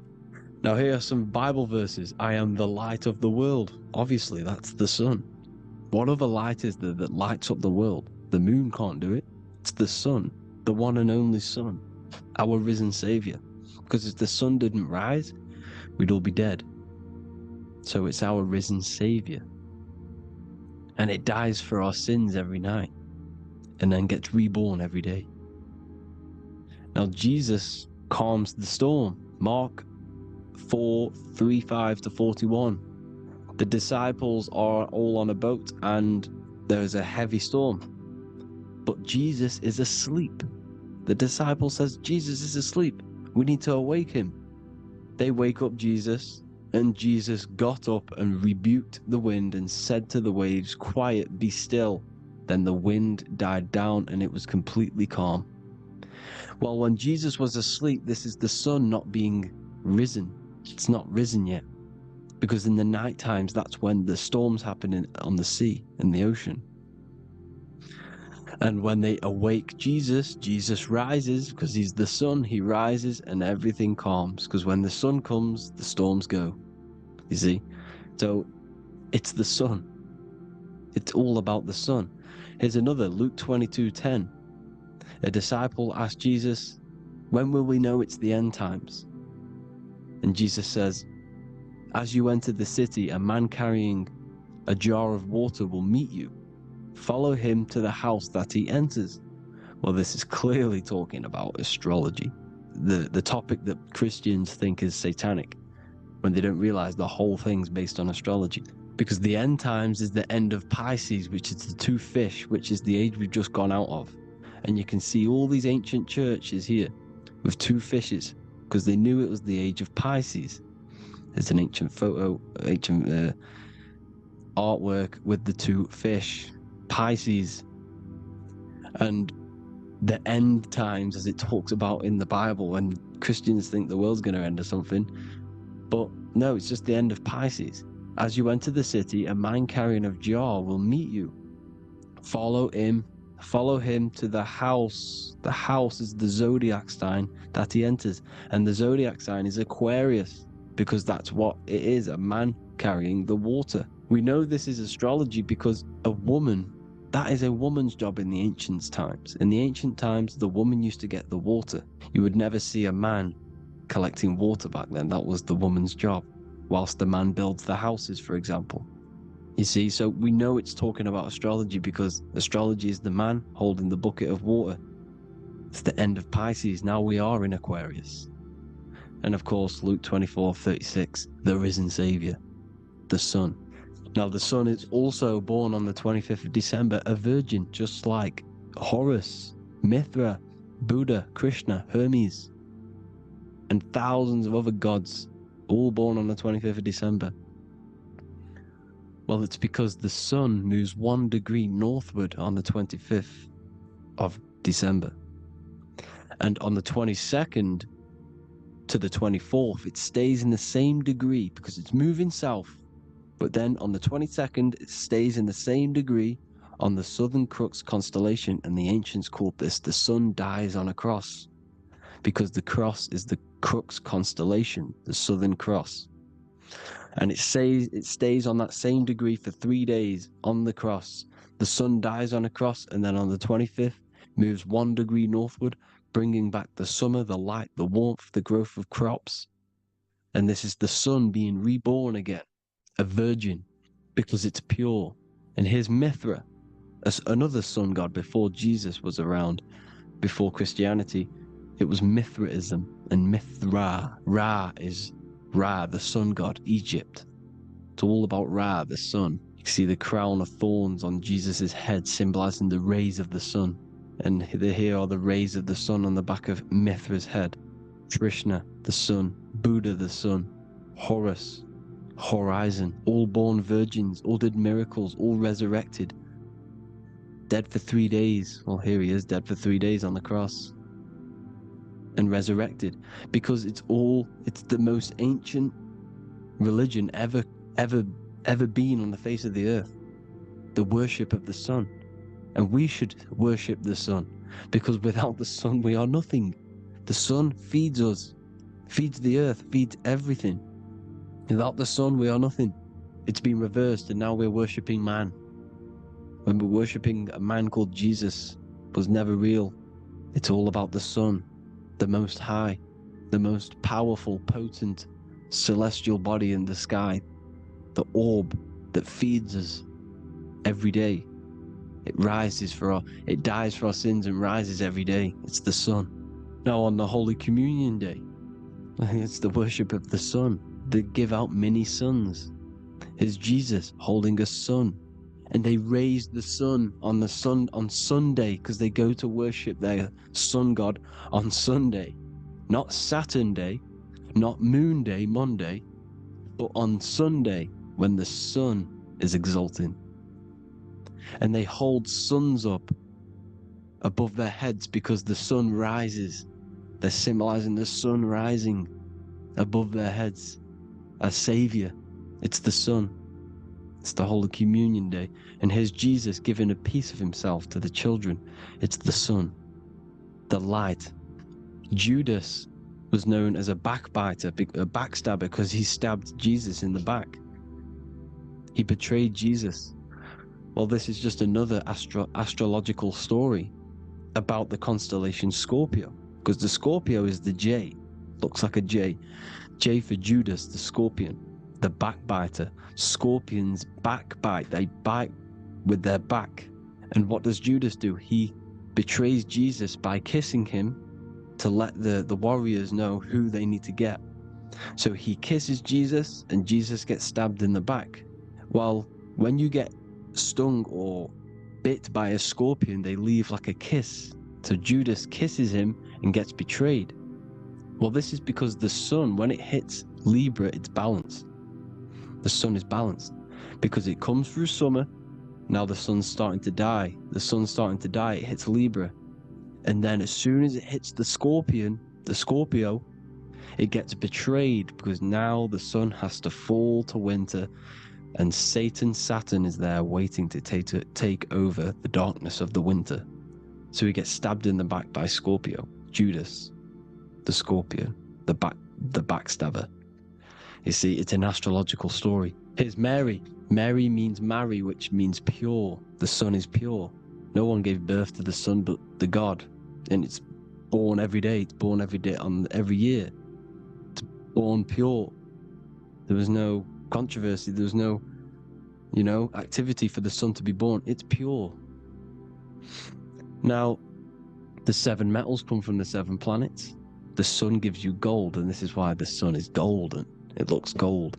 And this is why the banks are backed by gold, because gold is the most valuable metal, because it's the sun, the most valuable celestial orb in the sky, in the heavens. Well, here's Jesus, another ancient symbol of him being crucified on the cross with the big sun, the Southern Crux constellation. The sun dies on the cross constellation. And if you go to the old etymology dictionaries, you will see sun and son is the same word. They come from the same etymology roots. You can use them for no matter what, but they've been confused today. But if you go back to the old dictionaries of etymology, they are interchangeable. You can use them. Son, sun, sol, it's all the same thing. The 12 disciples, 12 brothers of Joseph, 12 tribes of Israel, 12 breastplates that was on the stones, because it's all the 12 astrological signs. They could have used any other number, but there's 12. Because 12 is the mind, which is God. 7 is the number of matter, which is man. 7 energy centers in the body. 12 cranial nerves in the brain, because it's the mind. 12 is the 12ness. The zodiac is literally the mind of God, the signs of God. Now here we see here, Job 38, 31 to 33. Can you lead forth a constellation in the season? He's asking you, can you read the sky? Can you read the heavens? Canst thou bring forth the Mazzaroth in its season? Mazzaroth means 12 signs, the zodiac. Why did they translated every single Hebrew word in the Bible into English, but they decided to leave out Mazzaroth. Why? It's because if that said zodiac, Christians would have a different view on the Bible, but they leave that out. But Mazzaroth actually means the 12 signs, the zodiac, and the stars means sign. The word stars means sign because the stars are signs, things to come, which is off in Hebrew, which means sign, things to come. You see a sign on the road, it's something coming. But God is saying, what does he say? To qualify as a director, a judge of man's life on earth, one must be able to govern the heavenly bodies that rule the earth. It's telling you to read the heavens. We need to read the heavens. Astrology, the 12 zodiac signs, the mind of God. It's telling you read the Mazzaroth, read the Zodiac, because they are things to come in your life. They are signs. It's not satanic, it's made by God. God said, let there be lights in the firmament of the heavens to divide the day from the night, and let them be for signs. Signs are things to come. The 12 zodiac signs. It's all about astrology. Here's Mary holding the sun. His son, her son. It's the sun in the sky. The one and only, the most high. The soul, the solo because it's on its own. The most powerful, Ra, radiance. Here's the Pope holding the sun. All three popes holding the sun, because they're sun worshippers and they know the true meaning and origins behind Christianity. Sun worship. Here's the Vatican is a sundial. Yes, this is literally a clock. Your watch is a sundial. It's got 12 sections on it for the 12 zodiac signs. 12 hours, 12 Horuses. Now here you see Jesus walking on water. Well, it's the sun, and here's the beard of the sun. Here's the pyramid of the sun, the illuminated one, the all-seeing eye, the sun. Here's the Ankh. The sun creates these symbols. The ancients knew this. Now when you see these headdresses, these are actually the days of precession of the sun. Aries, Cancer, Libra. It's all about the sun. Here's some more sun worship going back to Egypt. Ra, Horus, Osiris, and Set. Jesus and Satan is Horus and Set. The sun and Saturn. Saturn rules the winter, Satan. Jesus, the sun, the light of the world, rules the summer, rules the day. Satan's the night, Saturn's the night, the sun is the day. The evil brother, Satan. Well, Horus comes, well, this is where we get the word hours from. There are 12 Horuses. The sun moves in 12 Horuses, 12 hours. Where's Horus? What hour is it? Where's Horus? Here's Ra, 12 noon, Ra, radiates, powerful, the most high sun. That's why he has a sun on the top of his head. These are the four states of the sun. Set, sunset. This is why we say sunset, because the sun is setting. His sunset, his Horus, horizon. The Horus is rising, Ra radiating, and the sunset. Then midnight is Osiris. Here's another ancient symbol for the sun, the scarab. Ra, the sun, scarab. It's got the word Ra in it because it's the sun. And here's the sun on top of the scarab with the wings. Because scarabs roll dung up hills, and then they'll let it fall down the hill to gain more matter. To gain more, bigger, like a snowball effect. And this is, the ancients saw this as a process of the sun, because the sun climbs up the hill and then it falls. So they used the scarab to symbolize the process of the sun. The sun climbs and falls. Here's an ancient Egyptian cat cutting off the head of the serpent. Well, the cat is cutting off the head of the serpent, symbolizes the sun cutting off the nighttime. When the sun rises, it cuts off the nighttime. It cuts off the serpent. The serpents represent darkness or evil. Well, there's some more symbology of the sun and the heavens, the arch, the royal arch, the firmament, the sun inside the firmament. These are all ancient churches, and they all depict the firmament with the sun inside. Is the ancient cosmology, you see, because it's all about the sun. Everything's about the sun, because the sun is our orb made for us to sustain life and this inside of this creation, inside of this firmament, the royal arch of heaven. Here's the Freemasons depicting it. Here's the Masonic royal arch, but you can even see the zodiac signs. Here's Cancer, the checkered board. It's the royal arch of the firmament. Obviously, they don't want to tell you that. You live in space, apparently. Some more sun worship. Here's the beard of the sun on the water. They all have this long beard. And why do they say amen? Amen at the end of every prayer. Amen is a sun god, a creator god. It's all about the sun. So thank you all, people. Hope you all enjoyed. Hope you all gained some knowledge and insight. Please give me a follow, drop a comment, drop a like. Have a good day. Love you all.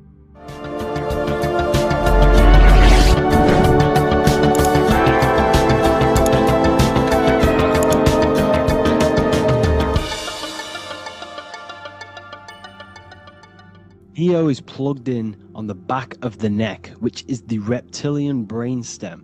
The reptilian brain is all to do with survival mode, survival state. It's always scanning the environment for safety, whether that's physically, emotionally, or mentally. It does not think. It is instant. For example, do I smack the guy or run off? If something happens to you, like a car's coming really quick to you, you do not think about this. The reptilian brain is the animal instinct that will instantly move your body on the instant reactions. Hence why it's the closest brain to the rest of the body. It has instant access to the electrical nervous system to control the body at instant reactions. Now, Neo is plugged in on the back of the neck, which is the reptilian brain. Therefore, the matrix is the body itself. It is the lowest state of consciousness. This is what it represents. The word matrix means womb. It translates to womb because your body is a womb. Your body is a vessel for universal consciousness, for God consciousness. And the body is also a womb where you can be born again outside of this body by raising your consciousness, by awakening the neocortex. This is why Neo is called Neo, because it represents the neocortex. This is the higher aspect of our brain. This is all to do with new things, higher reasoning, higher thinking, new learning. You see, the brain is a receiver for universal consciousness. And what do I mean? It is a radio receiver. Think of it like this. You have a radio tower which emits frequencies. And each little frequency, 00.1, 00.2, 00.3, each 00 point is a different person. We are all the same universal consciousness, encapsulated inside of a different vessel. This is why our body is the temple of God inside of the Bible. Your body is a sacred temple of the divine essence of the universe. However, consciousness is controlling this physical body. And I'll show you this diagram here. Consciousness consists of imagination, emotions, thought, and memory. All of these things are not physical. They're not made out of atoms. You cannot think with atoms. If I split open your brain while you are thinking of a cheesecake, I would not see a cheesecake. It's because these things exist metaphysically within consciousness. They are not physical. The body is physical. It's part of matter. It's part of time. You see the Leonardo da Vinci, the circle and the square. The square represents limitation, beginning and end, because when you draw a square, there is a beginning and end. It represents the body, the mortal self, the ego, the echo. Then you have the spirit raised above, which represents spirit over matter, mind over matter. Invisible forces create physical forces. Everything physical exists in non-physical. This is also the Freemasonic square and compass, why the square is below the compass, because the compass creates the circle, which is spirit or mind. Then you have the square, which is matter. Mind and matter are the same substance. Mind creates matter through thought. Everything in this physical universe manifested through thought. Everything began as thought. So you are spirit and matter. You have a material body and a spiritual body. And you are right in the middle. This is why humans are very, very important. Because we have an animal nature, the reptilian brain, and a higher consciousness, the neocortex. And we must awaken out of the matrix, which means womb, which is the body. And neo is waken up from the lower self, the reptilian brain, and moves into the neocortex. Because the brain is a radio receiver for consciousness. Now, what do I mean? I went over this before. Your consciousness is controlling the brain. The brain is a computer. And when our consciousness, our imagination, our emotion, our thoughts, and our memories are all contributing towards just survival things, food, safety, fear, all of these things, and our consciousness is locked into a survival state, we are using the reptilian brain. We're no longer thinking. You don't think with the brain, but the consciousness is thinking, which activates the different parts of the brain. When we think for higher reasoning, we use the neocortex. It stimulates the neocortex. When we think about survival, we're using the reptilian brain.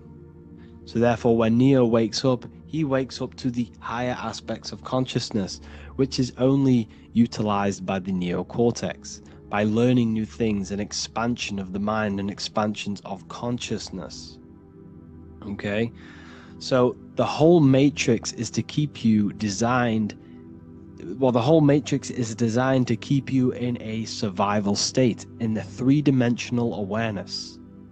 They want you constantly scanning for safety, scanning for food, scanning for emotional safety in relationships and other people. You see, they do not want you to think.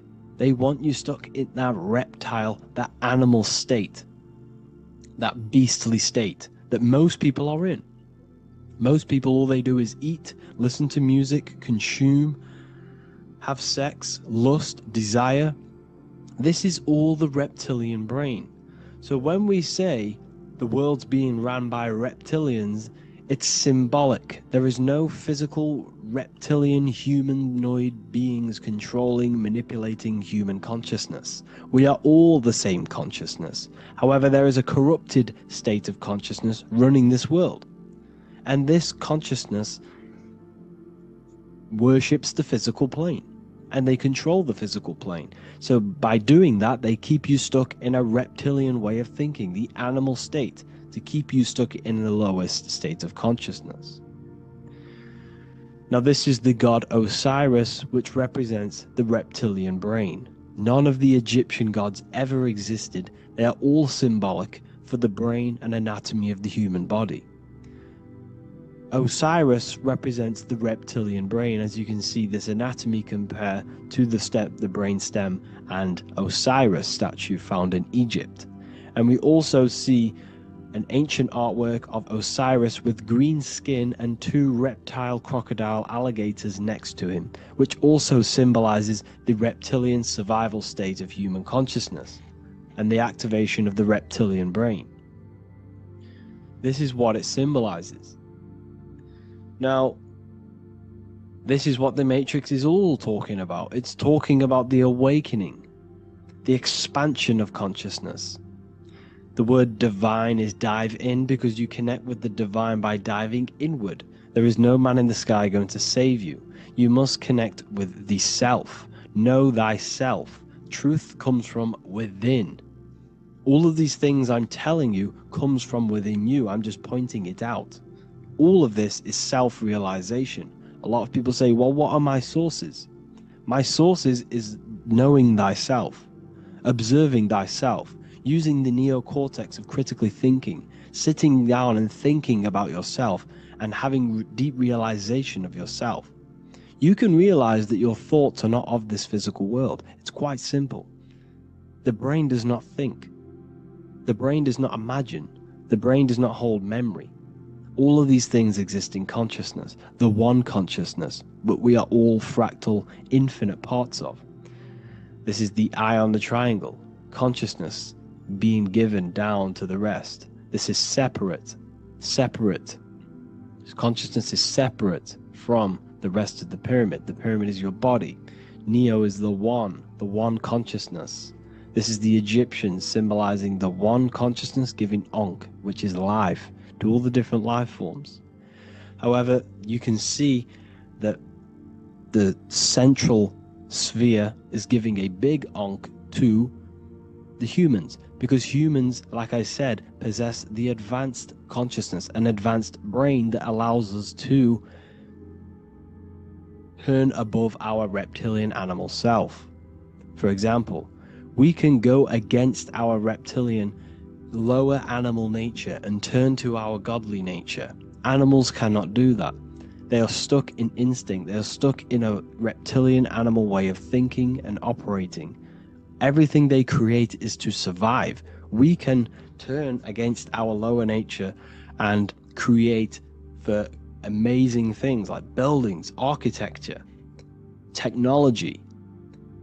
We can use our creative consciousness for anything we wish, not just survival needs. And it's the same with your spiritual journey. You can raise your consciousness beyond this animal state that they try to keep you in through fear, consumption, food, and the reptilian brain.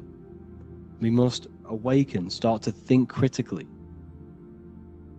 and awaken to our divinity, because the mind, the consciousness within you has infinite potential to expand. There are infinite fields of knowledge that you can explore. The mind can never be filled. It can never ever be full of knowledge. It always expands, and that's why you are alive. That's why you are part of this universe. That's why the science always says the universe is always expanding, because the universe exists in your mind, and the mind is always expanding into new fields of thought, new fields of knowledge and information. And that is your whole soul purpose, of expansion of mind and expansion of consciousness, and the exploration of the mind of God. We are living in the mind of God. You are a thought in the mind of God. You must awaken out of this body. This is why Jesus says you must be born again to see the kingdom of God. You must be born again. You must raise your consciousness beyond physical limitation and awaken to your divinity. And this is pretty much it for this video. I hope you all understand this, that this is all symbolic for consciousness.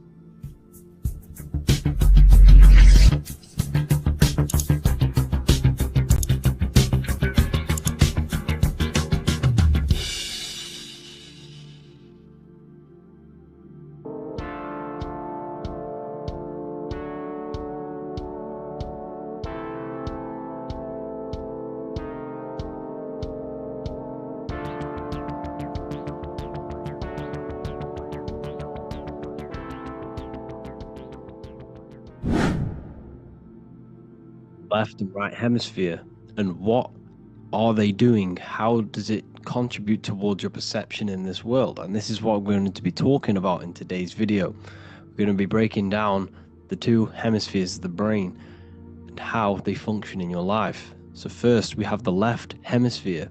This is the logical hemisphere. This is the analytical, divided, scientific, or verbal hemisphere.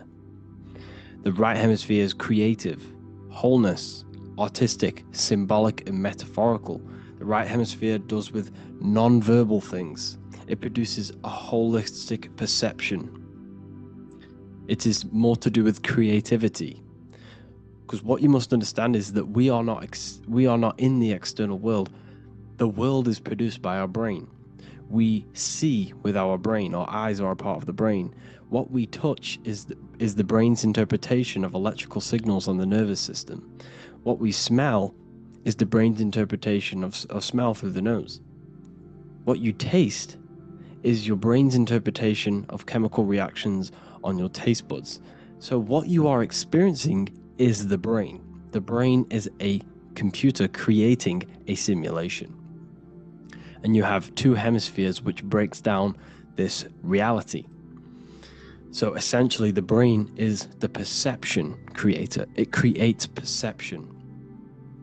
So if the brain is creating this, who is the one experiencing the brain? Well, that is you, the consciousness, the mind, the all-seeing eye. You are the all-seeing eye experiencing the brain, the observer behind the brain, behind reality, behind the emotions. So if you're walking through a woods, this left brain sees individual trees. The right brain sees the whole woods. It sees the biome. It sees the bigger picture. So when you are walking through this woods, the right brain picks up a holistic perception of reality. It creates the woods as one unified woods. The left brain's job is to break this down and analyze it so that we can see individual things.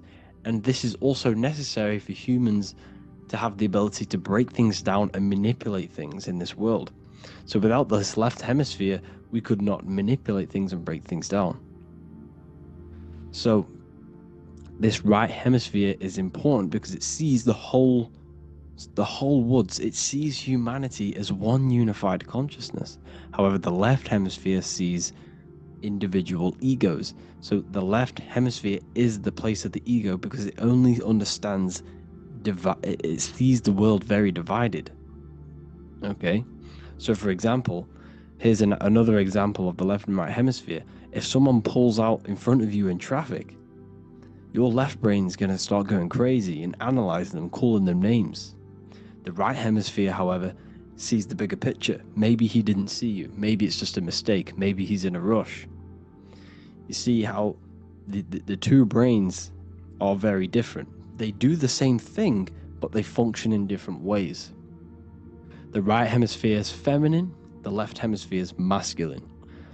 So, like I said, this person pulls out in front of you, you start to think with the left. If you start to perceive that in the left brain, you're going to start analyzing them, you're going to start going crazy and calling them names because you're analyzing it. You're not seeing the bigger picture behind it. You're not seeing it from his perspective. So there is a crossover. So the left hemisphere of the brain controls the right side of the body, the right ear, the right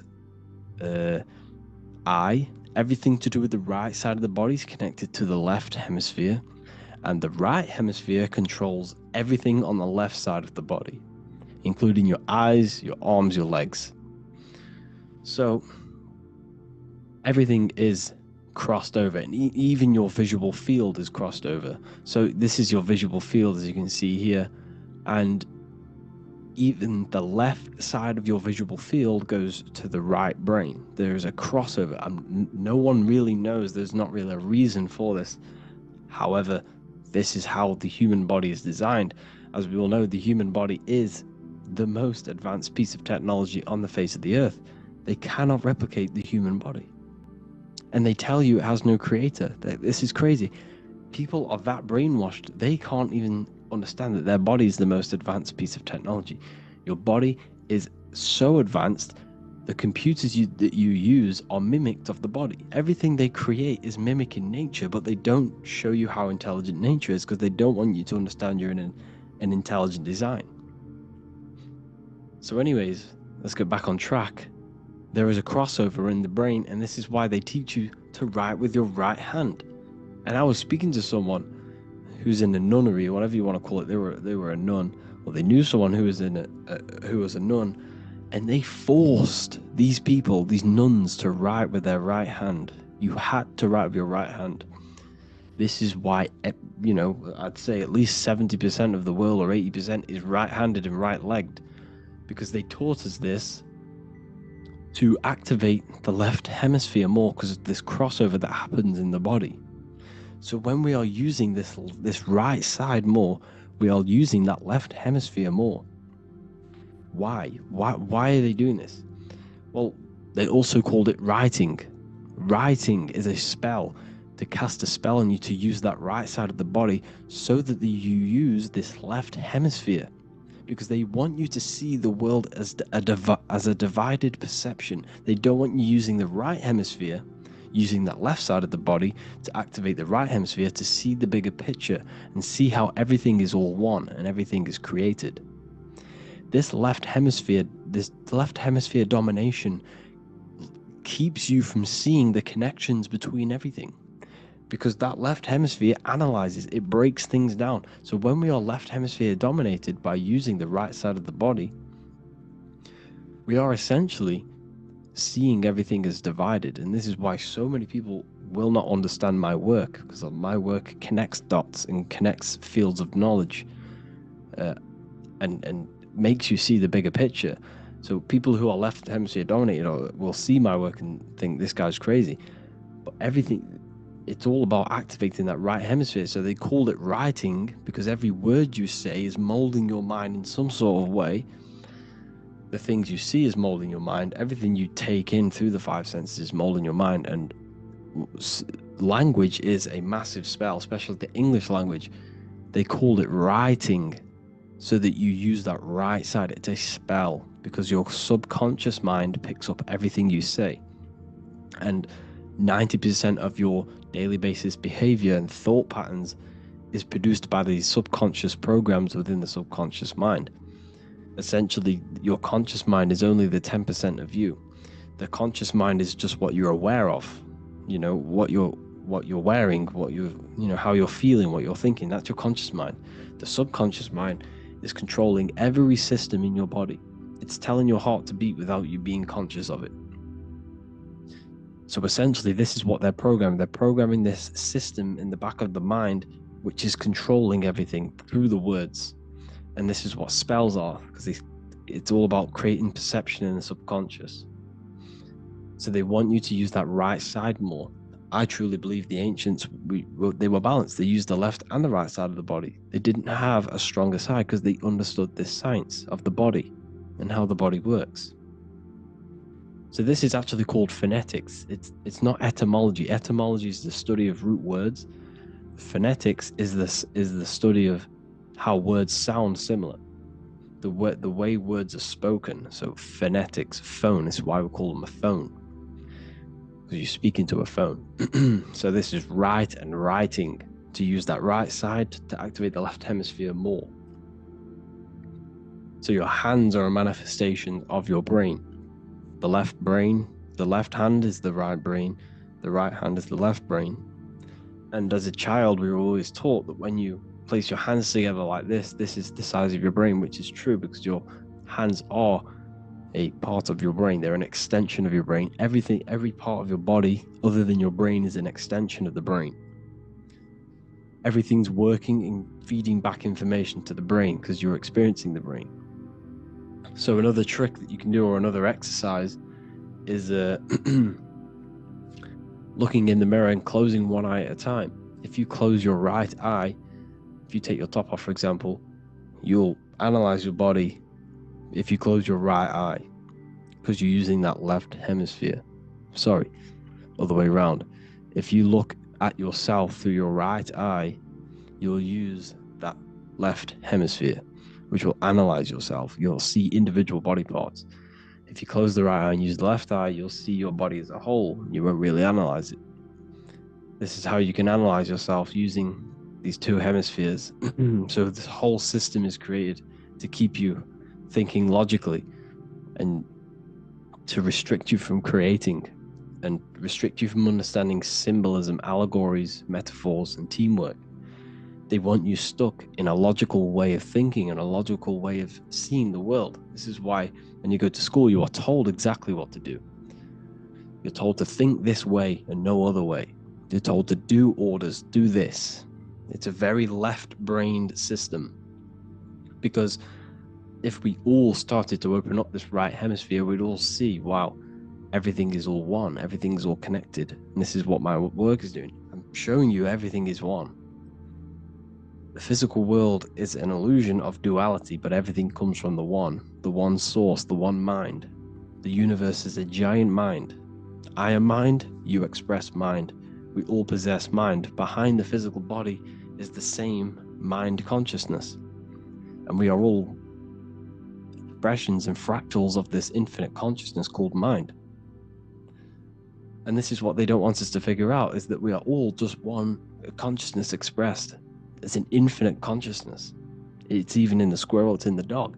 All of these different animals, they're just different bodies, but behind the bodies is the same consciousness, which is mind. That's what the pineal gland is. The pineal gland is not the mind, and it's not the third eye. The third eye is your mind. If you have a closed third eye, it just means you have a closed mind. If you have an open third eye, it just means your mind has expanded from beyond physical things through astral projection and mystical experiences. This is how you gain an open third eye. It's just an open mind. A mind that has astral travel, that has explored the realities within the mind. So everything they do is to keep us in a divided state. Divide and conquer, right? That's their motto. All to keep you thinking how everything is divided. Everything they've done is division. Postcodes, countries, everything is divided. Like football teams and all this stuff. It's also a natural process when you grow up, because as you grow up, your brain is constantly analyzing the world. So this is sort of a natural process of how you become more left hemisphere dominated, because your brain is always analyzing. And unless something awakens you, you can awaken that right hemisphere where you can start to see the bigger picture. Even the music is all tuned to 440 hertz, shuts down the right hemisphere of the brain. 440 hertz, Spotify, Apple Music, the radio, every time you turn on the radio, it's tuned to 440 hertz. This was specifically tuned. It never used to be tuned to this. It was in the 1950s. It was changed. The standard music tuning was changed to 440 hertz because it shuts down that right hemisphere of the brain. They don't want you thinking, seeing the world in this way and perceiving things as one. And I'm going to show you. It tells you this in the Bible. Cast the net onto the right hand side of the boat and you will find the fish. What was Jesus saying? This is, you see, people read the Bible and they don't understand it. If the Bible is not talking about you, then it has no meaning. The Bible, everything you read in the Bible is about you and how it can better your life. It occurs to you. So if Jesus says, cast the net onto the right hand side of the boat, this is an allegory. The boat is your body.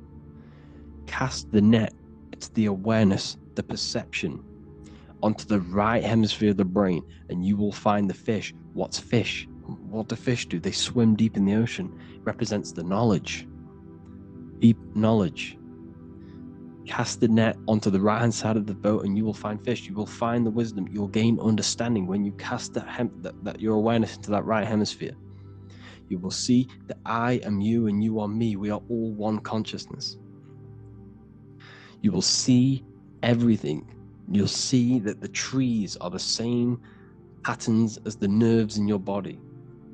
You'll see everything is connected. Everything is a fractal of the one infinite consciousness. And how many fish did they catch? 153. That adds up to 9. This is now numerology. The Bible's filled with numerology. Adds up to 9. What's 9? Human consciousness. It represents consciousness. You're in the womb for 9 months. Feminine. It's all about consciousness. And in Revelation 14, and I looked and behold the Lamb standing on Mount Zion. That's the spines, the mountain. With him, 144,000. 144 adds up to 9. It represents consciousness on top of the spine. You see? And he had his name the name of his Father written on the forehead. What's the Father? The higher mind, the higher consciousness within you. Where is that? In the forehead, the pineal gland. The pineal gland is the radio receiver for the higher consciousness. Because every body part of the body has consciousness. Your heart has consciousness. Your gut has consciousness. You are thinking with these different consciousnesses. You think with the gut. You think with your penis. You are thinking with all of these consciousness. And it's about raising your consciousness to the higher consciousness, which is the Father, the mind, in the head. Don't think with the lower parts of the body, because that is your animal nature. Think with the higher parts of the body. It's all representing consciousness. How to activate the right hemisphere of the brain? Well, it's all to do with non-verbal things. So music will activate the right hemisphere. Make sure it's tuned to the right frequency though. 432 hertz, 528 hertz. Any frequency that adds up to 3, 6, or 9 is good for you. Meditation, turning off the thoughts, and you raise yourself to the higher brain. Symbolism. Symbolism is all right hemisphere. Reading between lines, metaphors, determining the Bible, it's all right hemisphered.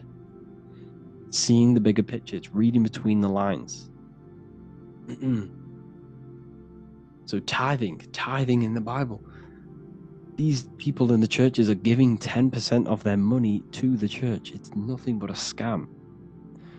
What these people have done is they have externalized the Bible.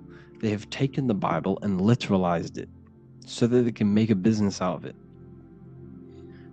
So what they're doing is a tenth of the produce of what it says in the Bible, a tenth of the produce of the land, whether grain or fruit, is the Lord's and is holy. So what's that saying? The tenth of, it's basically saying give the 10% to the Lord, to God. What does that mean? Well, what's the land and the fruit? This represents physical things, the physical things that you have. The tenth of the physical things that you have, what's that? That's your ego. All the physical things that you have is all to do with your ego. That's the lower self. The ego, what is the ego? It's the mind's perception of the physical self. You had no ego when you were a child. Okay, when you were a child, you had no ego. As you grew older, you created the ego. The ego is the full self. It's the echo. Ego, echo. It's the echo of the full self. So it's saying give the ego over. Take away the animal self. In that left hemisphere, that's all to do with the left hemisphere. That left hemisphere sees the ego. It sees individuality. It's divided. So it's saying give that 10%. Give that 10% of you over to the right hemisphere. The 90%. The 90% of you is in that right hemisphere. The higher self. Now, I'm not saying the left hemisphere is bad. Okay, I'm not saying that at all. But it sees it sees things divided. It's like I said, the left, the hands are manifestations of the brain.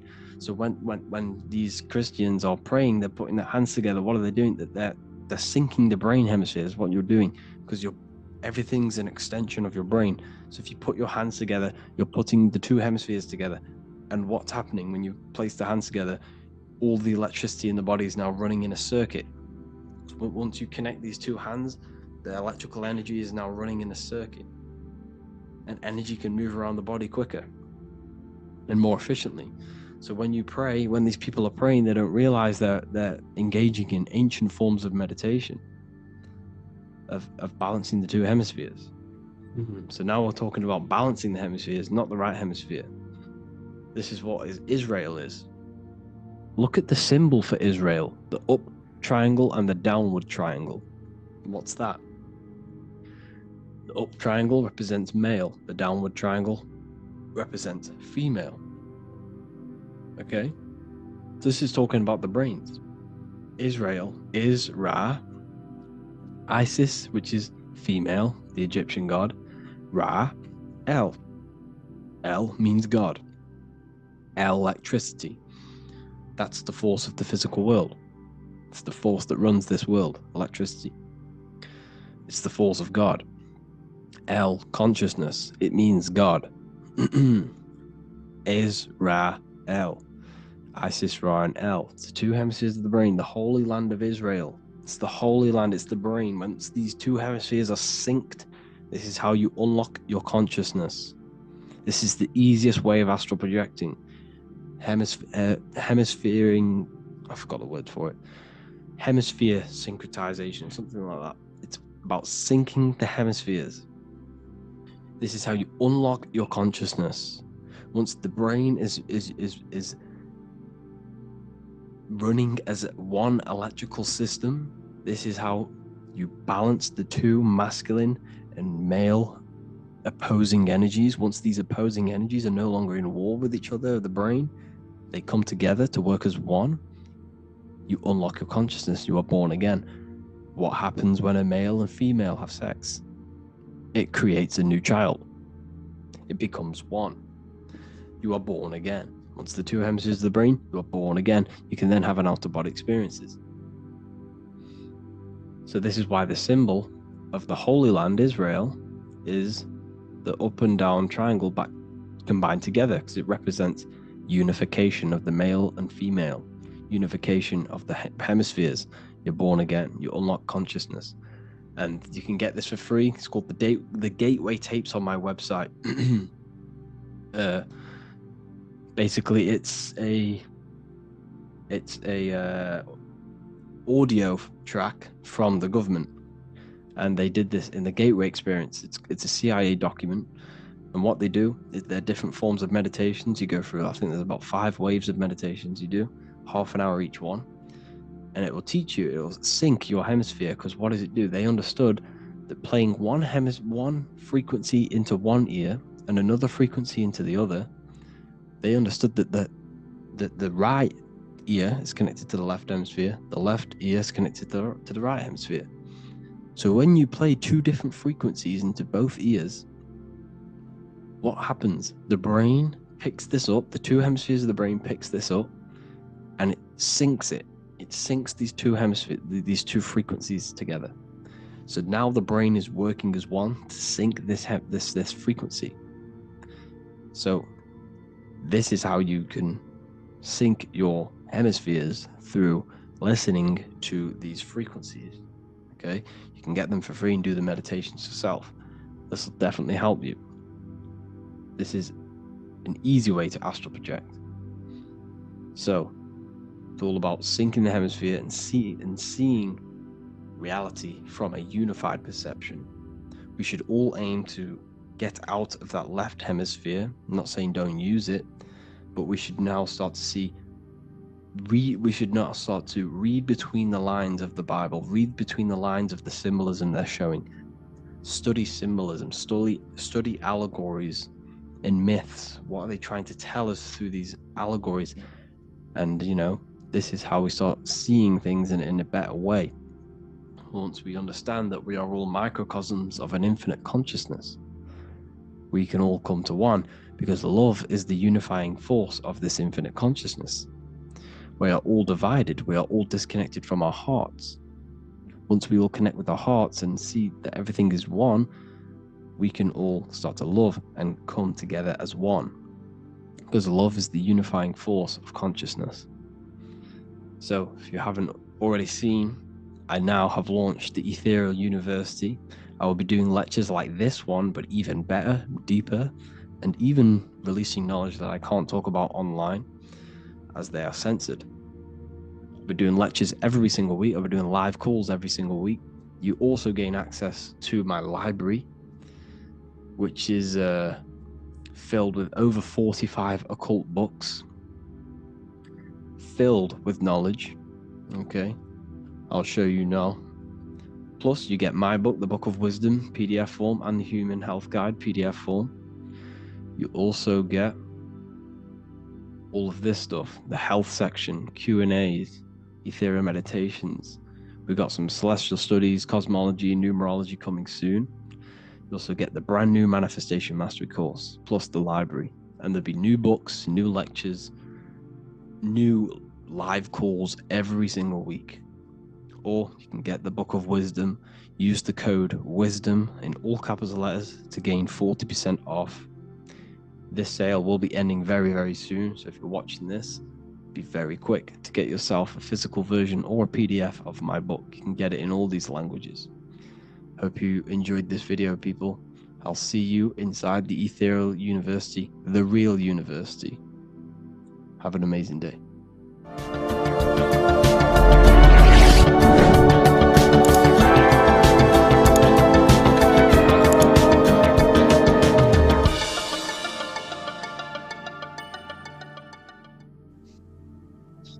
Matthew 21:1, Jesus went into the temple of God. Corinthians 3:16, do you not know that you are the temple of God? Now what is this telling you? That God is within you. Hence why in Luke 21:12 it tells you the kingdom of God is within you. And the side of your head region is called a temple for a reason. Because the brain encapsulates the mind. The brain is a physical manifestation of the mind. The heart is a physical manifestation of emotion. So we have these different layers of our consciousness. We have an intellectual, communicative aspect of our consciousness, which we would call the mind. We have an emotional aspect of our consciousness, which is the heart. And to communicate with the divine, it's all to do with the mind. Hence why the ancients always symbolize the mind being God.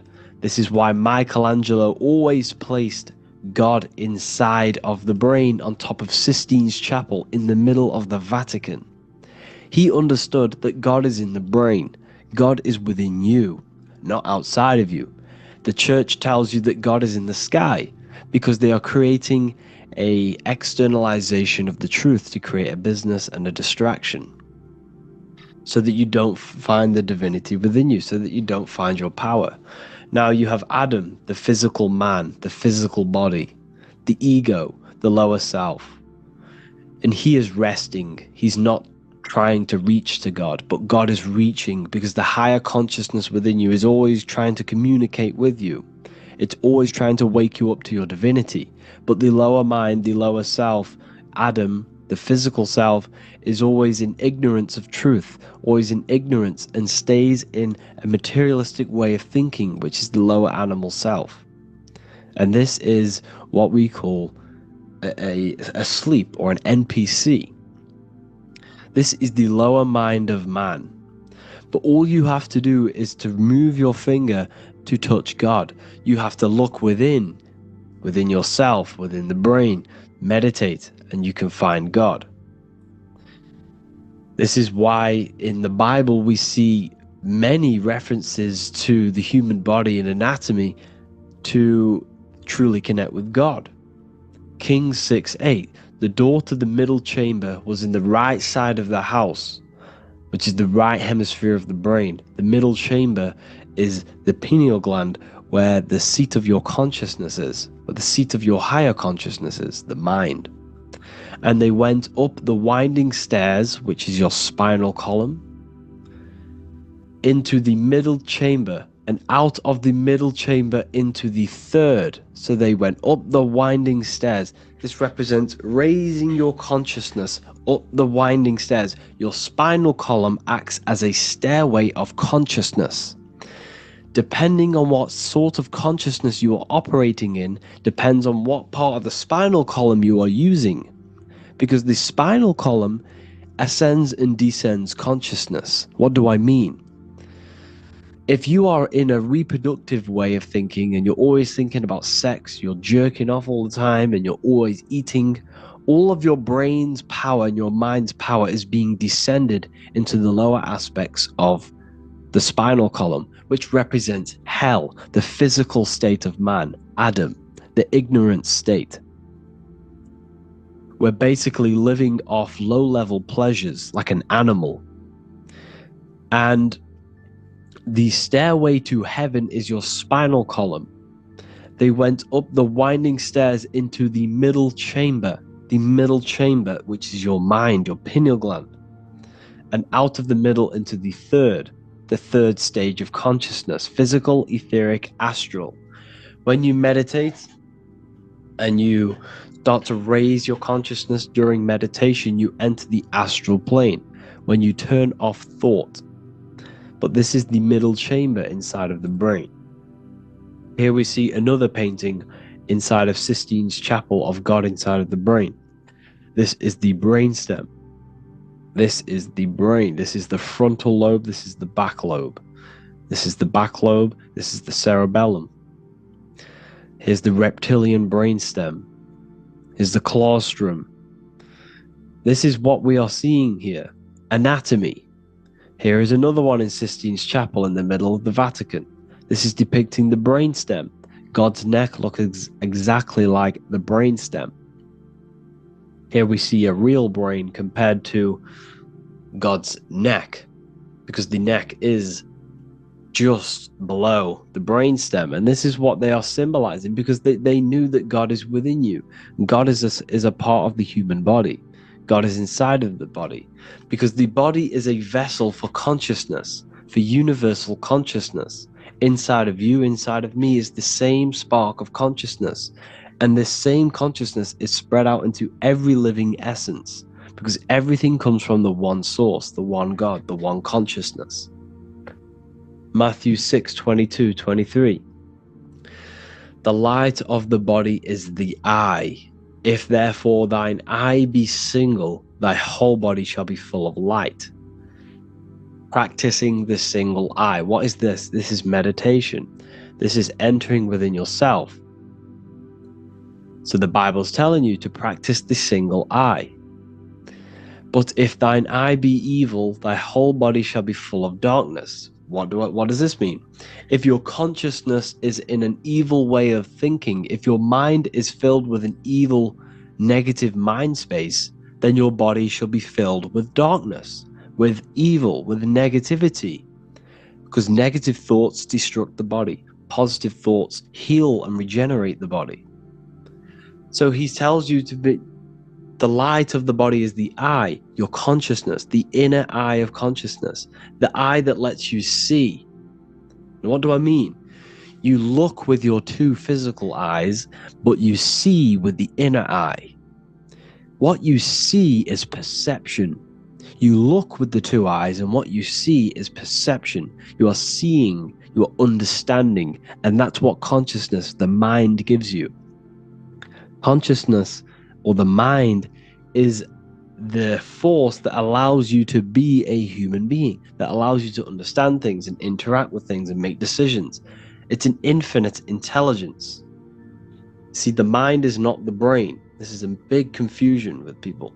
Hence why the eye on top of the pyramid is separate from the bottom half of the pyramid, because the consciousness is separate from the body, the eye, the all-seeing eye. It represents the observer, the eye that sees into this body, into this world, into this. You are the perceiver. You are the invisible spirit within the body. Theologians 4:17. After that, we are still alive, and our left will be caught up together with them in the clouds to meet the Lord in the air. You don't meet the Lord in the physical air. Okay? This symbolism of the ancient Christian artwork is showing you this is symbolic. These things never happened. There's no man in the sky. Moses didn't go on a mountain to meet with God. The air represents the mind. This is why you say you're an airhead when someone's very stupid. Earth is your body. Water is your emotions. Fire is your spirit. Air is your mind, the invisible mind. So Anton Mengs, an ancient Christian art worker, is showing you anatomy of God in the clouds. But this is the anatomy of the human body. Raising yourself to the mind and turning the mind inwards on itself during meditation. And that's how you meet the Lord in the air. You meet the Lord in an elevated state of consciousness. The air represents an elevated state of consciousness because the air is up. You have to raise your consciousness to meet the Lord in the air. This is why Moses went on a mountain to meet with God. The mountain represents elevation of consciousness, raising the mind up the spinal column, taking all of the mind's attention away from the reproduction and the physical aspects of self and raising it to the brain and turning off the brain and going inward into the air. It's talking about raising consciousness.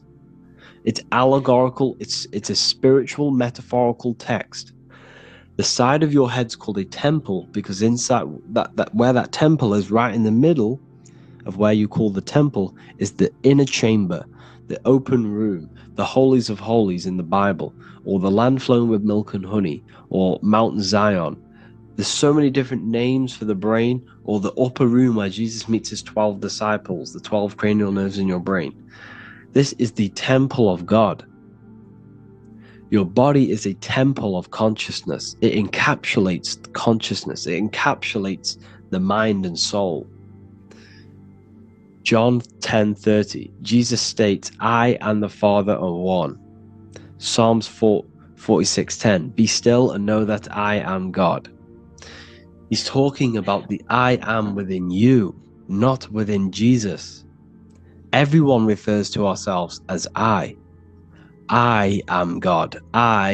When you say I, you're referring to the highest aspect of yourself. The aspect that is above all thought, above all emotion, and above all things. I, when you say I, you're referring to your pure awareness, your pure consciousness, the highest aspect of yourself.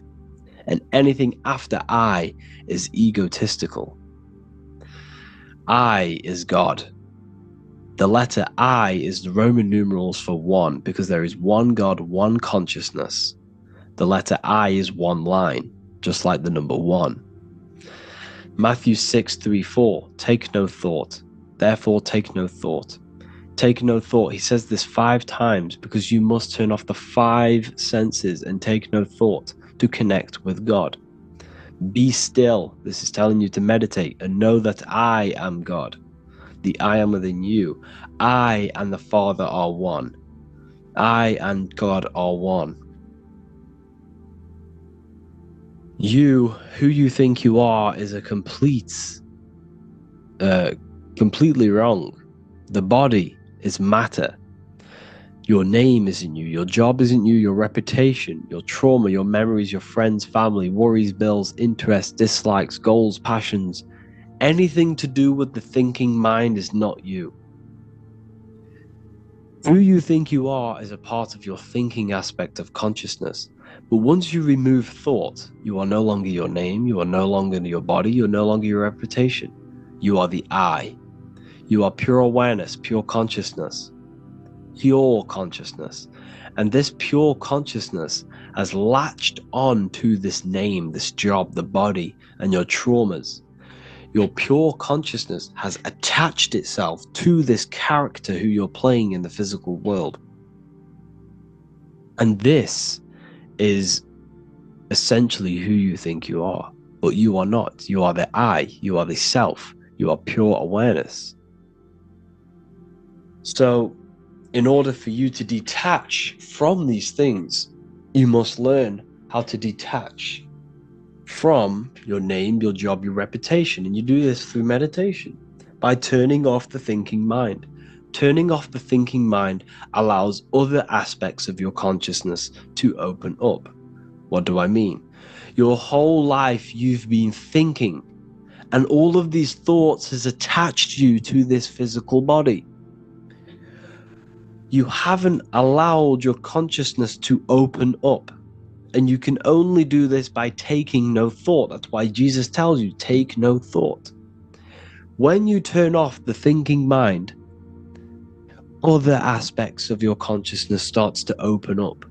Other aspects of your being can open up. And this is how you astral project. This is how you do all these mystical things and things to do with consciousness. It's taking no thought. Imagination, emotions, thought, and memory are all to do with consciousness. These things are not physical. You can't touch thought. You can't touch emotions. You can't touch these things because they are not a physical thing. So you must turn off these things for other aspects of your consciousness to open up. Okay? So essentially, the Bible is a metaphorical, astrological, numerological, metaphysical, spiritual, encoded text that talks about human anatomy, spirituality, and the true nature of the human experience. Everything they teach you in school is to make you think that you are this body. Everything they teach you in church is the externalization of the true teachings of Jesus. Jesus was telling you to meditate. Jesus was telling you to practice the single eye. Jesus was telling you to look within yourself and find God. He wasn't telling you to pray to him. Mark 16:19, he was taken up to heaven and sat at the right hand of God, the right hemisphere of your brain. John 21:6, cast the net onto the right hand side of the boat and ye shall find fish. Fish is understanding. The boat is your body, your brain. Cast your awareness into the right side of your brain and you will find understanding, because the right side of your brain is all to do with the creative aspect and the intuition and the spiritual sides of your consciousness. This is why God is here. This is why Michelangelo depicted God in the right hemisphere of your brain. because this is all human anatomy.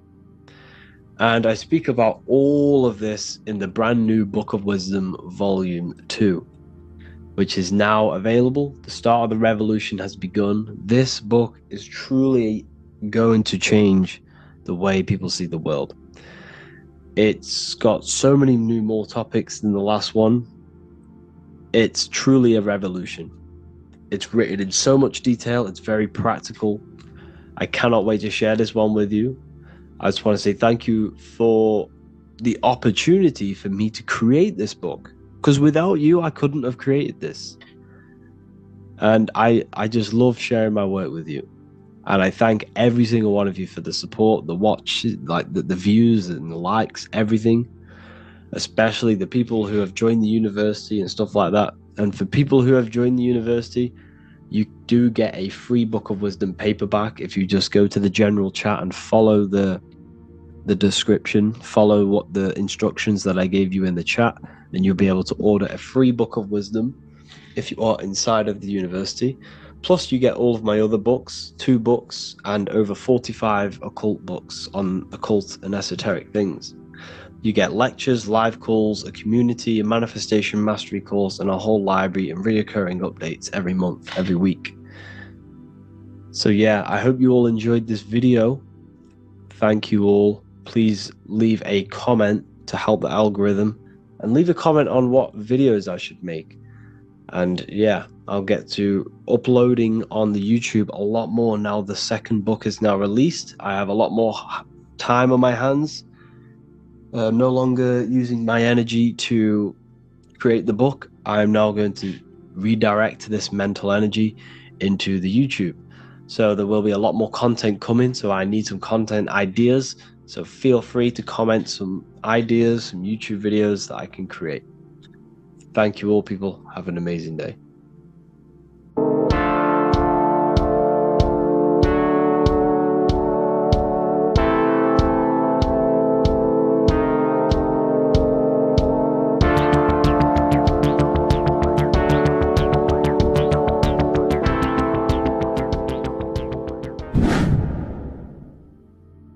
What is good, people? It's Revival of Wisdom. I hope you're all doing well.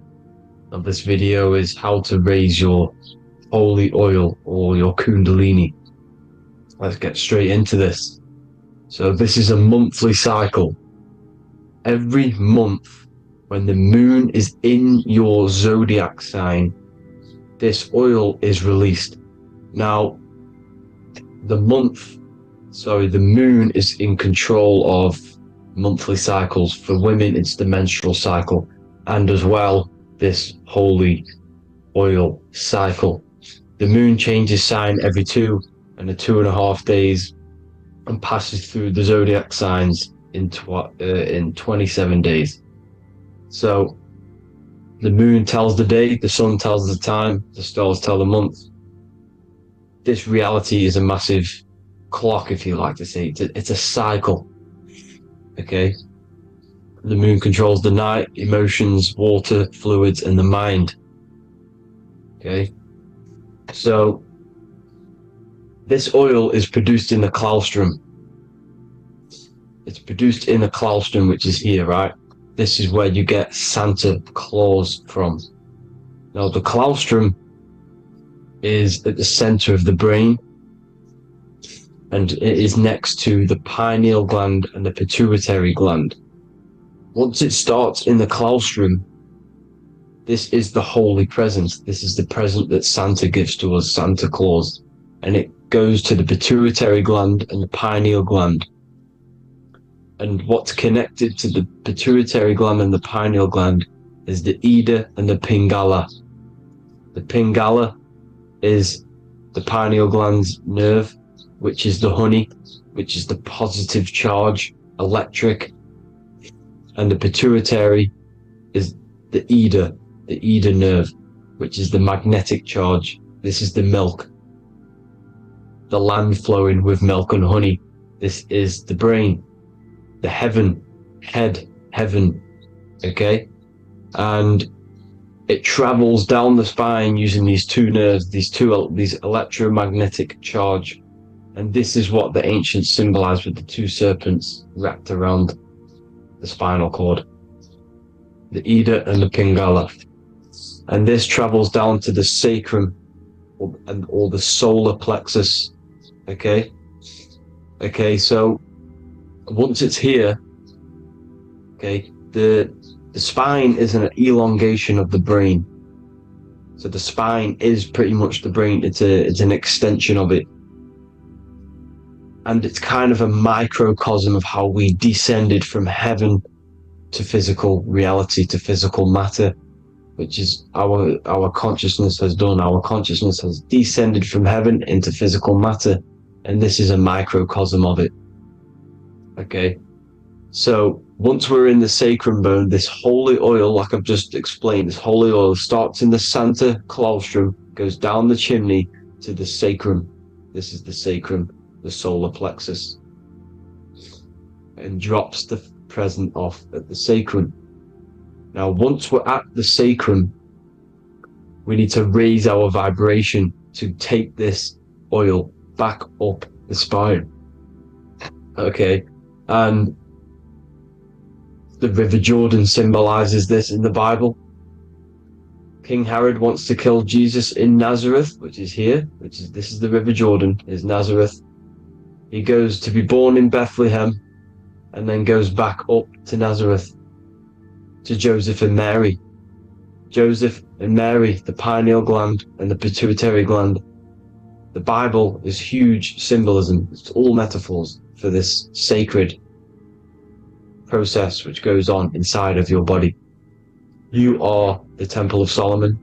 You are the Holy Land. The Holy Land is your brain. Once this oil is at the sacrum, you need to raise your vibration in order to take it back up. Once this oil has gone back up to the pineal gland, it activates the crystals which are wrapped around your pineal gland. Your pineal gland is this tiny little beam here. This is the claustrum. This is the pineal gland, and it's wrapped in crystals.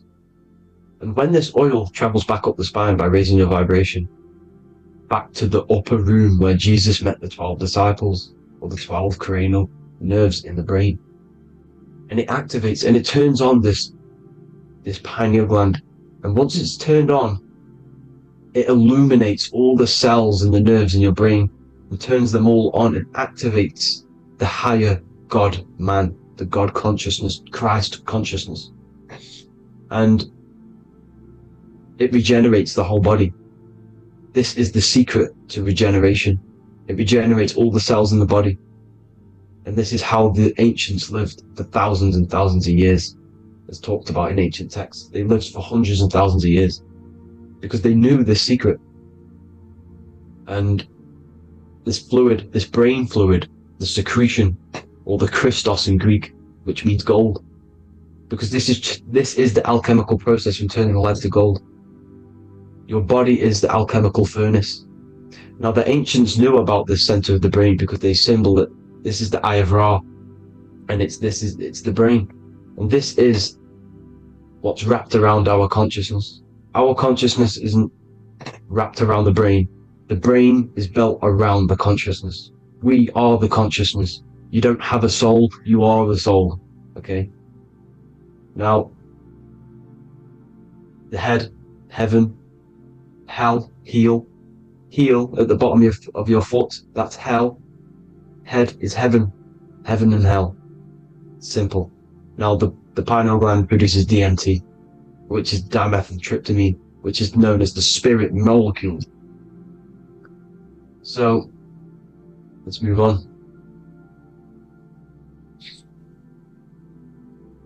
Now, when this oil travels up, back, the spine, the chimney, it crucifies at the top, which is called the vagus nerve. So when it reaches here, the optic thalamus, it crosses and crucifies once it's raised back up. And this is why Jesus dies at 33. He was crucified at 33. Because you have 33 vertebrae on the back of your spine. And then it's crucified by the cross of the vagus nerve. when this oil crosses the vagus nerve. This is the crucifixion at 33, and it symbolizes the death of the physical consciousness. You then become spirit. You then become God consciousness, activating the Kundalini, regenerating the body and the mind. Okay? The Garden of Eden. You are the Garden of Eden. The land of milk and honey is upstairs. The pituitary, which is the milk, the pineal gland, which is the honey, which is DMT. It even says this in the Bible. As he brought us into the place, and he has given us this land, a land flowing with milk and honey, which is also symbolized as the sun and the moon. The Bible also says, the light of the body is the eye, not the eyes, the eye. If therefore thine eye be single, thy whole body shall be full of light. This is the activation of the pineal gland by raising this oil back up to the pineal gland, to the center of the brain. Neither shall they say, see that here, or see there, for behold, the kingdom of God is within you. So he's saying, don't look out there. Nothing is out there. It's all inside of you. Everything's inside of you. You're the universe. Now, how to raise this oil back up to the pineal gland? Every month, like I said. The moon controls the cycle. The moon controls monthly cycles. When the moon is going into your zodiac sign every month, this oil goes down the spine, and you must raise your frequency to get it back up. You must retain your seed. This is the most important. Your fluid, your secret, your holy fluid, your life force. You can't let that go. That life force is the reason you're alive. This holy oil is the reason you're alive, because it feeds all of the systems in your body. It feeds all the systems in your body. You have to retain your seed. Alkaline diet, positive thinking, and meditation. Okay? When you retain your seed, you will live longer. The moment you release it, you're killing yourself. You're killing a piece of yourself every time you release your seed. Every single time. You're killing a part of yourself. Okay? Now, this could be why this could be the illumination, the single eye on the Illuminati's symbol, the Freemasonic symbol, the illuminated eye, the triangle, which could symbolize the body, mind, and spirit, but the eye illuminated. Now, in the Bible, it talks about the two trees, the tree of knowledge and the tree of life. The tree of knowledge is the tree of good and evil, which is the most important system in your body, which is the nervous system. The nervous system, the most important. The tree of good and evil. And the tree of life, which is the cardiovascular system. Now, this oil, when it's released every month, feeds these two systems, and these two systems feed everything. Now, it's important you understand that. Okay? The ancients knew all of this knowledge. The Bible's telling you this knowledge. But it's in a metaphorical way. You have to understand the context behind it so you can read it properly. Now, eating of the tree of life, which is when it talks about in the Bible, eating from the tree of life is actually symbolizing a bad diet, ejaculation. Because you're eating from these two systems, you're killing yourself with a bad diet. You're killing yourself with an ejaculation. Okay? So, that's important to understand. Now, this is Jacob's ladder in the Freemasons. Jacob's ladder, which is the spinal cord, it's the stairway to heaven. And this is Jack and the Beanstalk when he goes up the beanstalk and finds the golden egg in the grey clouds. The grey clouds symbolize the grey matter in your brain. Now, the Garden of Eden talks about the 4 different rivers in Garden of Eden. As we see here, the North Pole map, the ancient North Pole map. Because the center of the earth is the center of the Taurus field. Everything's the Taurus field. Atoms are Taurus fields. Everything's Taurus fields. You are the universe. Everything is within you. The North Pole is your spinal cord. This is why they say Santa Claustrum comes from the North Pole. This is the North Pole, and the Santa Claustrum is the center of your brain. Now, there's 4 rivers which come from the Garden of Eden. There's the blood, the Christ oil, which is the oil we're talking about, urine, and saliva. These are the 4 sacred oil, 4 sacred fluids in your body. And these are constantly abused in today's society. Also, these secret societies are targeting these fluids. Okay? This is why porn is free. They sexualize society through Disney. Go and look at some of the Disney movies. There's so many subliminal messages which sexualize these children because they want you sexualized, so you release your seed, which is one of the holy fluids in your body, especially your semen, your sexual energy. So important you retain this. So important, because it's your life force. It keeps you alive. Okay? Now, let's recap on this. If you want to raise your oil every month, you can't just retain your seed for the month. You have to retain your seed forever. Don't just do it for a couple of days. You have to do it. It's a lifestyle. You want to become God consciousness, you got to do what it takes. It's hard in this society because this society is made around, it's designed to kill you pretty much. It's designed to keep you in these lower states of consciousness with all the bad food, the chemicals in the food, the chemicals in the water, the sexualized TV programs, sexualized adverts, sexualized TikTok and apps, videos, subliminally stimulating you, because that is your weakness, sex. It's your weakness. Now, you have to retain your seed, meditation, and an alkaline diet. Why alkaline? Because acidic is low vibrational. This is the color spectrum. And what's the highest vibrational color? Violet. It's the lowest, red. You have to have an alkaline body in order to raise this oil. When you drink, when you have a bad diet, when you drink alcohol, when you smoke, this destroys the oil. It destroys the oil in your sacrum, and it can't be raised again, can't be raised up. This is why it's so important. Without that oil, you don't live. That oil makes you live. It feeds everything in your body. It's crazy how we're not taught this. It's insane. But that is how you raise the oil, people. I hope you all gain some knowledge out of this video. And I hope this assists you on your journey, your spiritual journey. And please like and share this video. We need this knowledge out to the public to wake up humanity. Thank you all, people. God bless.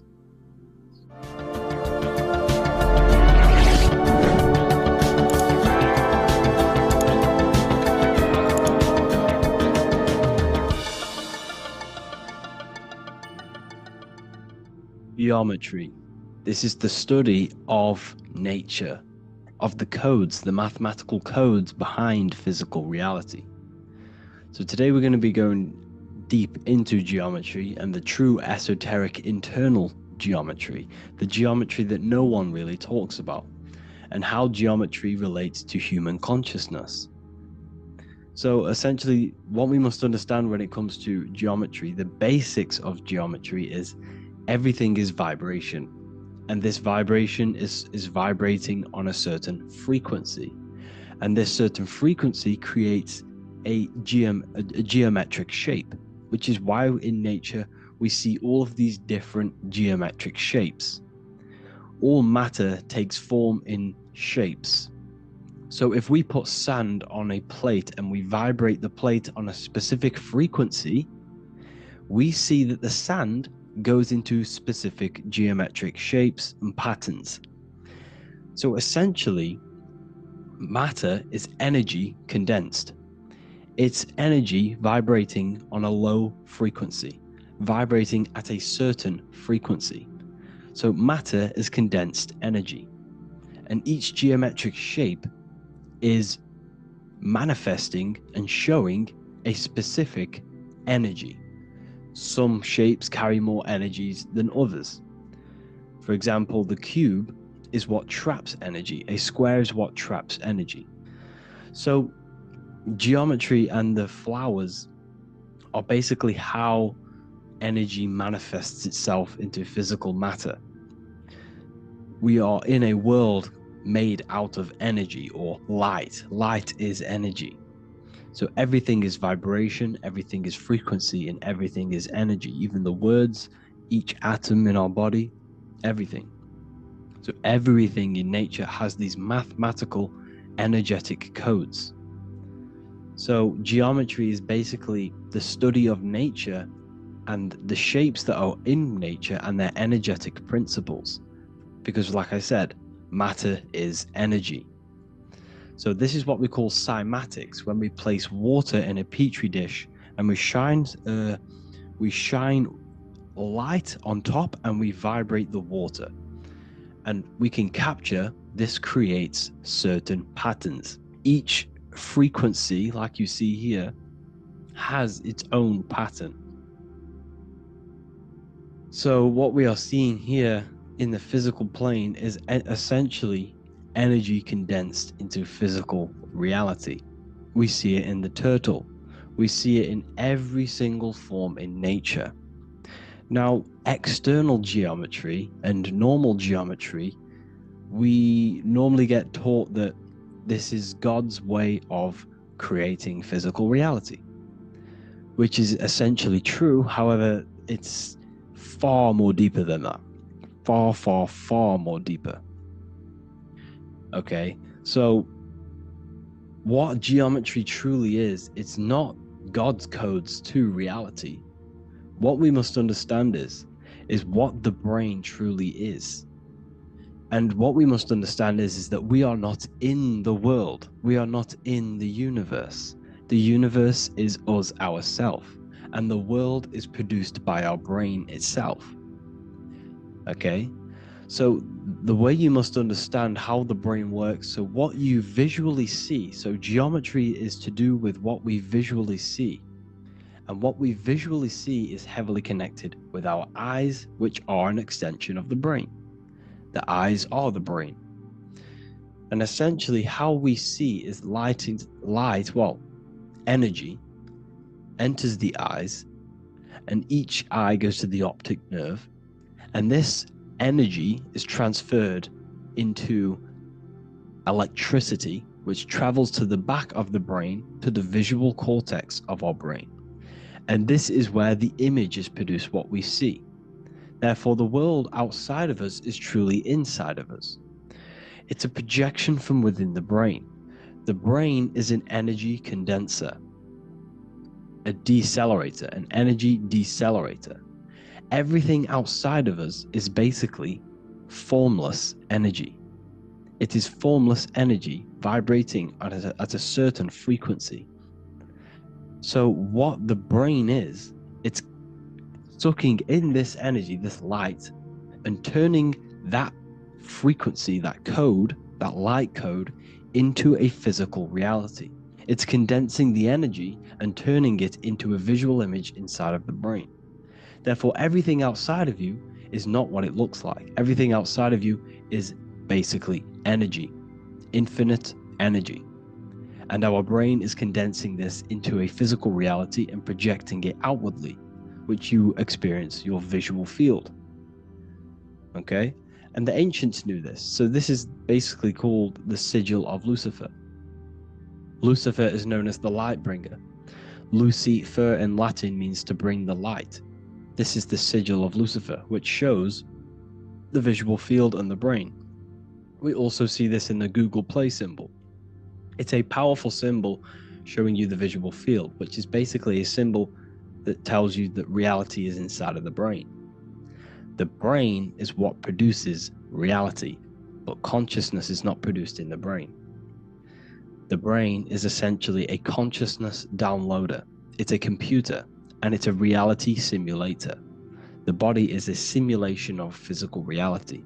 You are inside of the body experiencing the body simulation. The body produces this reality. It's a piece of technology. So Lucifer is to bring the light. Lucifer is the light being produced in our reigns. Okay, so this is why they say Lucifer can tempt you. Lucifer can be the devil, because it represents physicality. It represents the false light. Lucifer can trick you because it represents the physical world can trick who you truly are. So now that you understand how the brain is basically an energy decelerator and it creates and simulates a reality to your consciousness, you are no longer a person in a universe, you are the universe itself experiencing itself. Therefore, geometry is heavily linked in with the brain. Geometry is essentially how your brain and how your eyes decode energy. So what you are seeing is the mathematical codes of your brain creating reality. So what they teach you is the external is that geometry is God's way of creating this world, and these are the mathematical codes God's created. But now I'm telling you the internal. This is the truth. Geometry is how your brain mathematically condenses energy and light into a physical reality. So therefore, your brain is a computer program. So now geometry is nothing outside of you. Geometry is not something created by something else. It's created by your brain. Your brain produces these patterns through mathematical codes by breaking down energy into physical reality. And this is why you see geometry in everything around you. This completely changes your view on geometry. It's in your ear, it's in your face, it's in everything. Geometry is everything. Okay? So now that you understand this, now, as we were talking about the visual field earlier, the ancients knew about this. The ancient Egyptians knew about this. We can see this symbolism inside of the casket, the Egyptian casket. See, this crossover represents the visual field. This represents the back of the brain. This is the left hemisphere, the right hemisphere. And now some of the most simplest teachings in geometry is that straight lines are masculine and curved lines are feminine. And we even see this in the human body. The feminine human body is curvy and the masculine human body is liney. And even with the genital reproductive area, we have a line and a curve, 0 and 1, the binary code of all creation, 0 and 1, because that's basically all that exists. Nothingness and one, nothingness and God, nothingness and consciousness. That's all that exists. Now that I've told you that, the basics of geometry and the line and the curve and the feminine and the masculine, what do we have here? You see this stick here? This is a curve. And what's the right hemisphere? The right hemisphere is the feminine, the feminine energy, the feminine aspect of our brain. Then we have a straight line. This is straight lines. Now this represents the left brain. So the Egyptians are showing you the left masculine brain and the right feminine brain because of the curve and the straight line. And this is the visual field, the crossover. So there's a crossover in the brain. The left eye is connected to the right brain. The right eye is connected to the left brain. Okay, so the left eye is connected to the right brain. The right eye is connected to the left brain. The solar and the lunar. So like I said, everything outside of you is basically energy. Your body is basically a holographic avatar, condensed energy produced by your brain. There's nothing actually outside of you. Your 5 senses are electrical threads of light. And when you touch something, this is basically electrical signals in your nervous system, which are reporting back to the brain. Therefore, what you touch is actually, you're not touching. The feeling that you feel when you touch something is not the true feeling. That's your nervous system you're feeling. You're feeling your nervous system in the brain. It's electrical signals to your brain. So the 5 senses do not decode, well, what you're experiencing as the 5 senses is not outside of you. This is your brain interpreting electrical signals. You don't experience the world, you experience your nervous system and your brain. The nervous system is an extension of the brain. So this is the truth. This is not woo-woo spirituality. This is true consciousness science that I'm teaching you here. Okay? So nothing is truly outside of you. It is a universe. You yourself are the universe, the fabric of the universe itself. The only thing that exists outside of you is essentially energy. That is it. And your body and your brain condenses this energy into reality. So when we look into architecture, why is architecture, the ancient architecture, so important? Because what did I tell you at the beginning? Shapes and physical matter is condensed energy. Each shape holds specific energy. Some shapes hold more energy, emit more energy. Some shapes condense energy. Some shapes transfer energy. Each shape, each geometric shape has an energetic principle, because matter is essentially energy. So when we look into cathedrals and the ancient buildings, they were filled with geometric patterns, geometric shapes, because they understood the energy principle. Architecture is basically solid energy. It's physical energy. If we create this pattern here is an energy code, and if you stand next to it, you're going to gain that energy. It's going to be imprinted on your body. So essentially, they filled their buildings with high energy geometric shapes, points, triangles, pyramids are very, very energetic.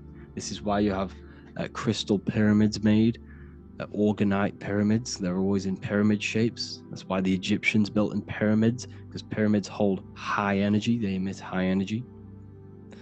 So this is why you see all these different geometric patterns. Okay?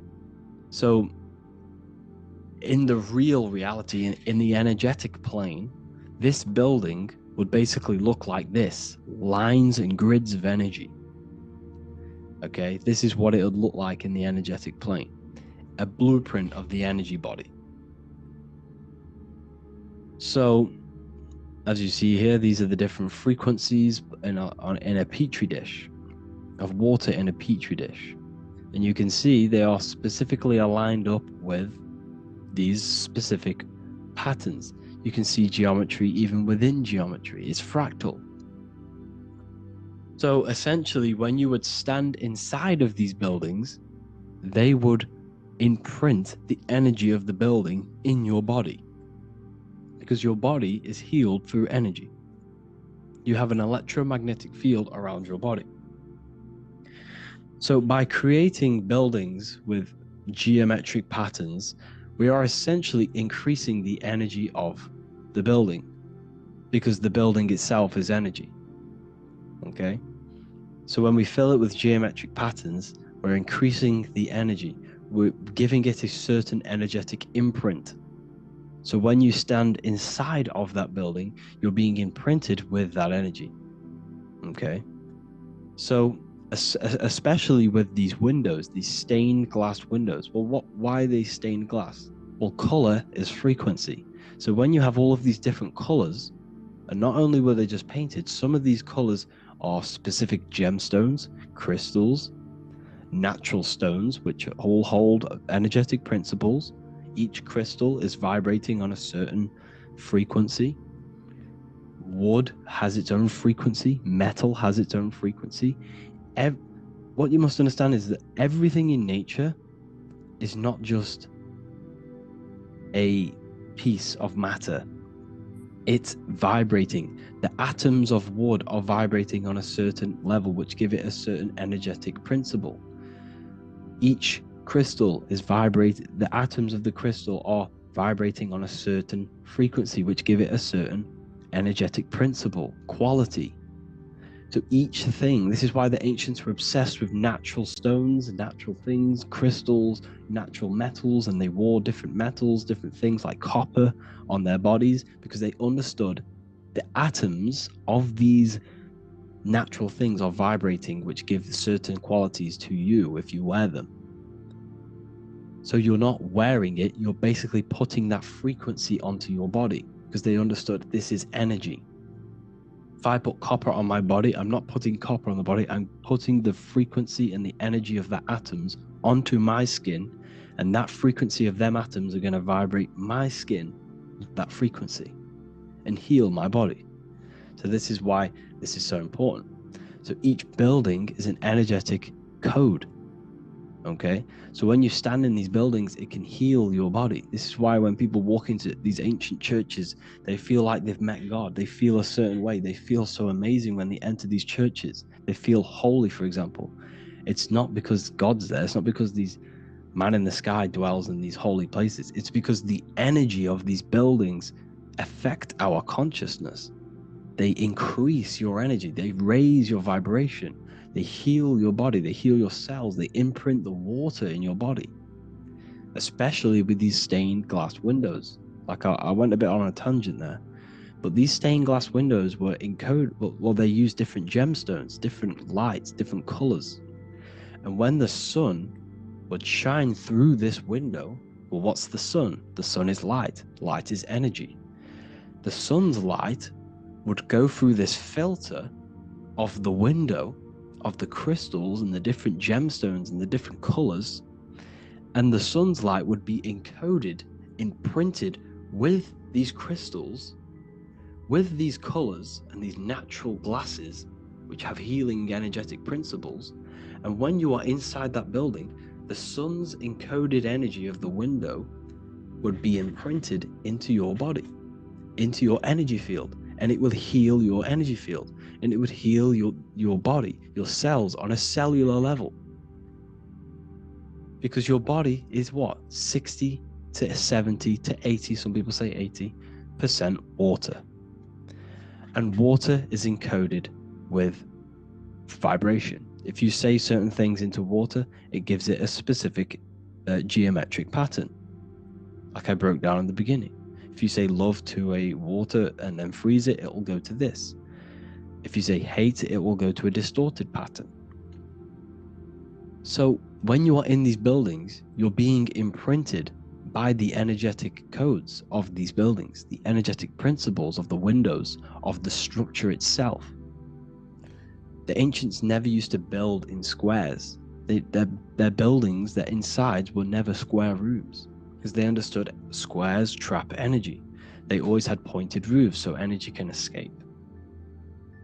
So there's many little things that we need to look into geometry. For example, when you see magicians, when you look at ancient magic, why do they stand in circles with different geometric patterns? They use different geometric shapes. Why? Because shapes are energy. They hold specific energy. So when the magician stands in a circle with a pentacle, they're working with the energy of that pentacle.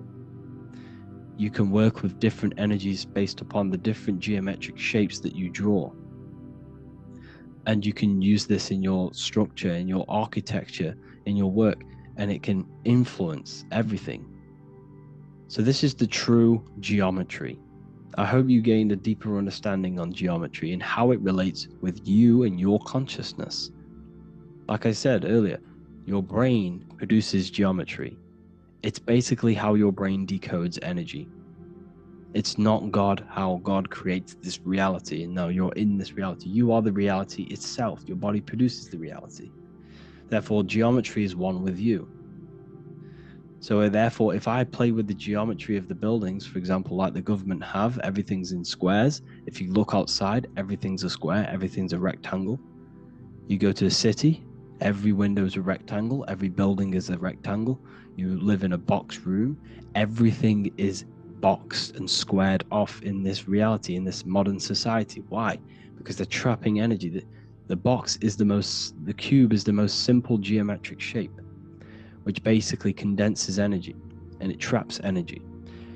And if you subconsciously see squares all the time, your phone's a square, your TV screen, everything's a square, your keyboard, your desk. Go and look at the ancients. They never used to build in squares and cubes. And if you go into nature, you'll never see squares and cubes. Nature doesn't create squares and cubes. Everything in the modern society is squares and cubes to simple your consciousness down, to dumb your brain down. So the ancients built very, very complex structures. Why? Because they understood what we see affects our brains, because our brains decodes reality and creates reality. If you see a sophisticated building, this is going to give you a sophisticated mind and raise your IQ levels over time, subconsciously. I'm not saying if you look at this building, you're going to become smart. I'm saying if every single building in your environment, ment is mind, mental, every single building in your environment was this complex and complicated, it would increase your IQ on a subconscious level. It'd make you more complex, make you more intelligent. So they've dumbed everything down. They've dulled everything down. Look at everything. Everything is being dulled down. So anyways, I hope you all gained a better understanding on this. If you want to gain more occult knowledge and esoteric knowledge, make sure to read the Book of Wisdom Volume 2. If you're inside the university, you can get this book for free. Go to the general chat area and follow the instructions and you can order yours for free. Truly life-changing stuff, because the issue is with the world is that no one really understands who they are, what they are, and why we are here. That is the issue for people's depression, for people's wrongdoings. They don't understand who they are, what their emotions are, what their mind is, what their body is, what reality is. This book gives you that. This book gives you the sense of understanding, the sense of well-being that will give you a better life, because you understand life and what life is. And if you truly want to take your studies to the next level, we have the Ethereal University. This is the place for truth seekers, where you can connect with like-minded people so you don't have to feel insane, because not many people think this way. I've been there when you wake up and not many people around you are thinking the same way, and you start to feel a bit insane and you can't really talk to people about these things. That's why I created this, so you can connect with people and learn at the same time and become the best version of yourself by understanding truth and knowledge. If you join, you'll gain access to free live calls every single week, every single Saturday morning. We do live calls. You can ask me questions and all sorts. So make sure to leave a like and a comment, and thank you all for tapping in.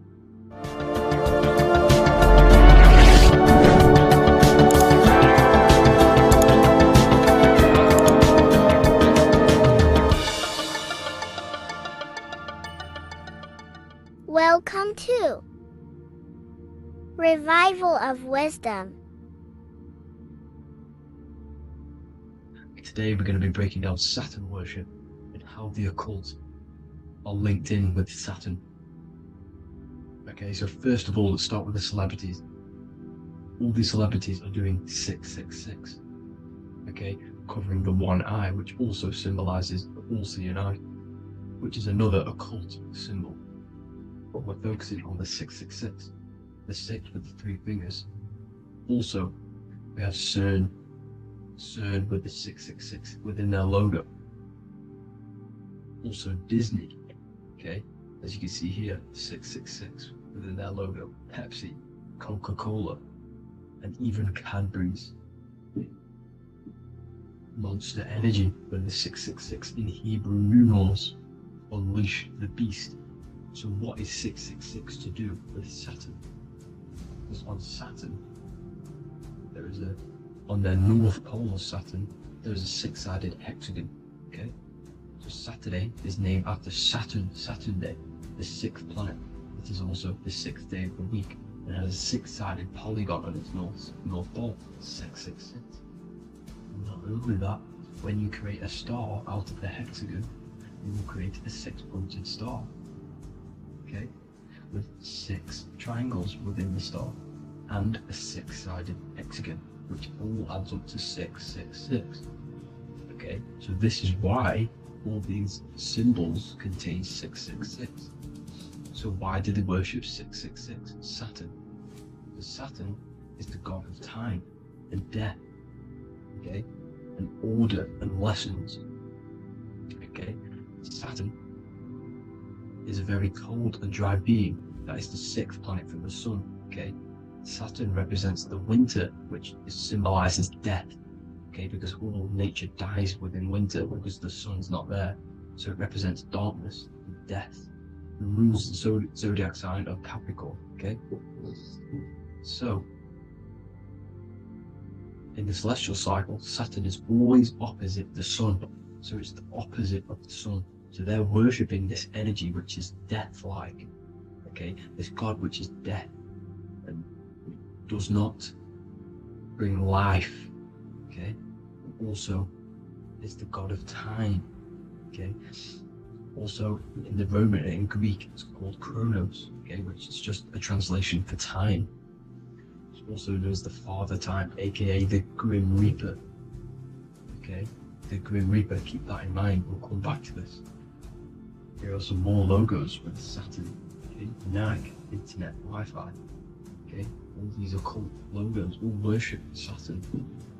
They are satanic, satanic occult. They worship this death god, this evil god.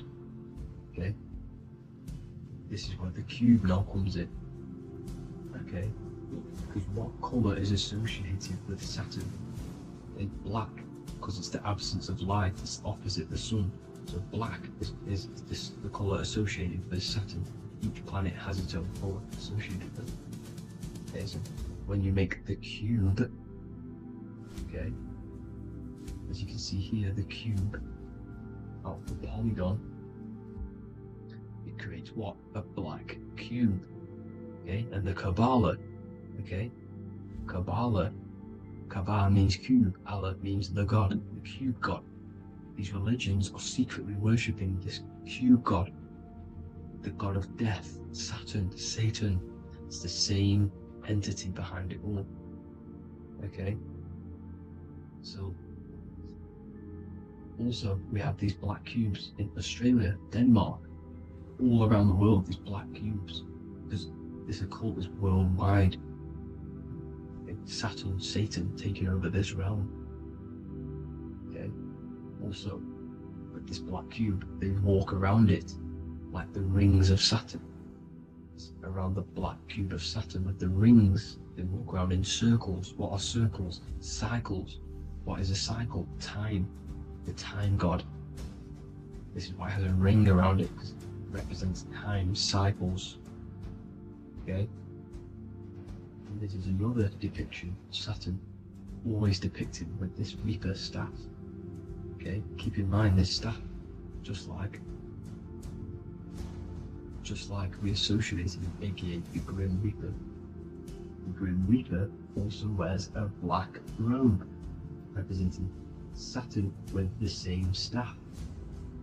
Can you see it? This is where it comes in. Okay, the same thing. Look, the same staff with the black robe. Black representing Saturn, the god of death. Okay, the Grim Reaper, Satan. Okay. Also, when you graduate from university, what do? You wear a cube on your head, a black cube with a black robe. This is Saturn worship. See, this is how Saturn, Satan, has tricked the world into worshipping him, not God, the sun, which represents God. So what is a corona? Because a corona is a crown, a circle, okay? A set of concentric circles of light seen around a luminous body. So Saturn, so this is why they used to worship Saturn by wearing crowns in ancient days, and we still do to this day. The king or queen has a crown, a corona. Also, corona, the drink. Corona adds up to 666, just like Saturn is 666. But like you see in the corona, you see the staff.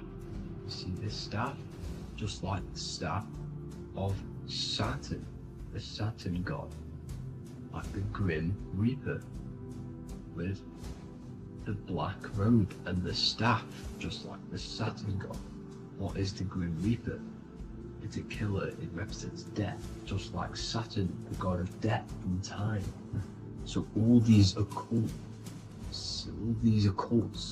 and secret societies all worship the 666 god, which is Saturn, Satan. All of our energy is being put into Saturn. Okay, and Saturn, Satan, is harnessing all of this energy. So gradually, this is what the mark of the beast is. Like it says in the Bible, the mark of the beast, or the name of the beast. Here is wisdom. Let it know that you have to understand and count the number of the beast, for it is 6. It is the number 6 of a man, and is 6. 600, 3 score is 6, 666. So this is what the mark of the beast is. They are going to eventually put green chips, just like Neuralink, which is what Elon Musk is pushing. Okay, so this chip is the mark of the beast, and it's going to be implanted to our hands or brains. Okay, and they will manipulate our consciousness, and it will manipulate our DNA, and it will directly connect us to AI, and AI is linked in with Saturn, Satan, as the demons and the people who rule this world are in love with AI. They want to connect humans to AI, and this will control our consciousness completely and give all of our energy back to Saturn, Satan, this deity that they all worship. Just like when you get married, you wear a wedding ring, the rings of Saturn, over the finger, which represents the sun. So you're basically seeing Saturn over the sun. The sun is the son of God. It represents the sun, represents God. So you are putting Saturn over the sun. So thank you guys all for tuning in. I'm going to leave you guys here. Please leave a like, comment some topics that you want me to talk about, and please subscribe for more amazing content. God bless.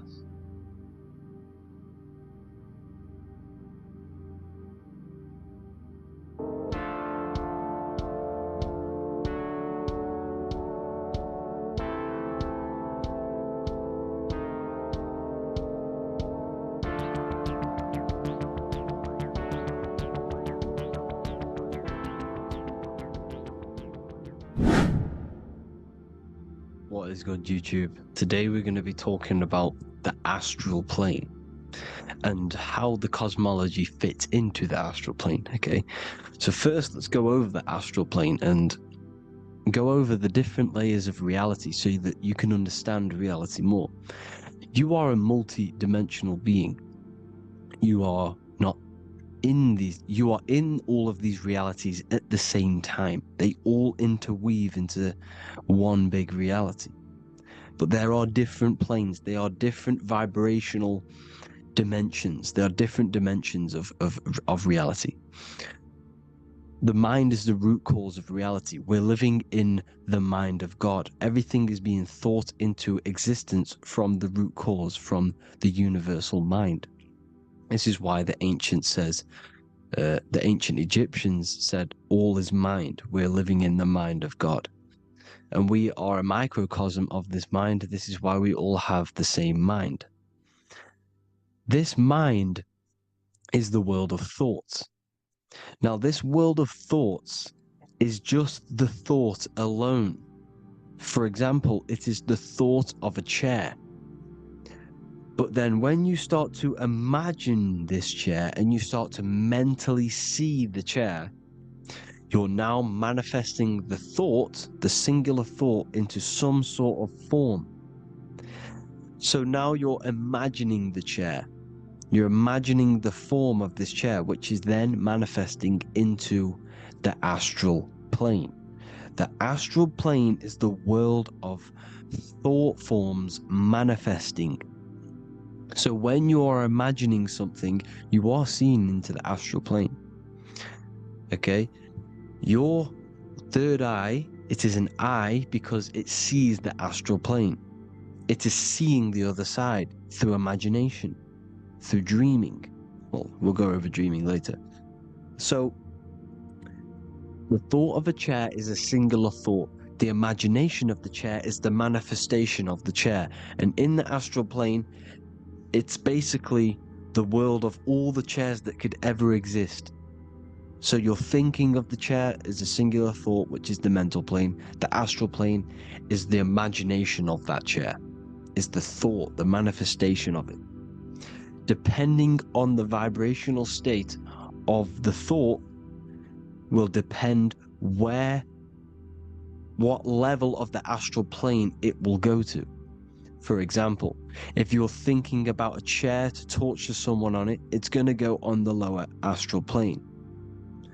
Or if you're thinking and imagining happy things, it's going to go to the higher astral plane. So wherever your mindset is, that we call it a mindset because your mind is setting frequencies to certain things. Thoughts are frequencies. And a mindset is setting your frequency, setting your mind to a certain frequency. So when you set your mind to a certain frequency and you imagine something in that frequency, you're going to match everything in the astral plane that are on that similar frequency, just like you would in the physical world. Because we're all in these worlds right now as we speak, but we can't see them with the two physical eyes. We can feel it though. When you're around someone and you've just met a new person, for example, you can feel their vibration, and if you're not on a similar vibrational match, you will not get along with that person, or you just won't not get along, but you won't connect with that person because you're on two opposing frequencies, not matching. And this is something you can't see, you can only feel, because it's the astral plane. It exists within the astral plane. Everything in the astral plane is made out of vibrations. So if you do astral project, and if you already know how to astral project, you will see beings and people and things that are on the same frequency as you. This is why before you astral project, you need to sort your vibration out before you astral project, because you are projecting your consciousness into this. It's the mind. The mind is the bridge. It can move between realities. You are a observer. You are a observing soul which observes different realities. And the mind is the bridge between all of these different realities. The mind can choose. If you want to project into the astral, you set your mind to it, you can. Okay? So let's not get off track. The lower astral plane is where demons are. The higher astral plane is where heavenly beings are. Heaven and hell are kind of a real thing. The etheric plane is a powerful substance, the ether, the fifth element that they don't tell us about.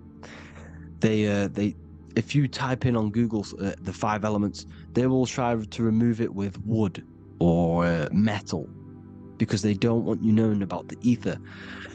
Ether is the energy double behind all physical objects.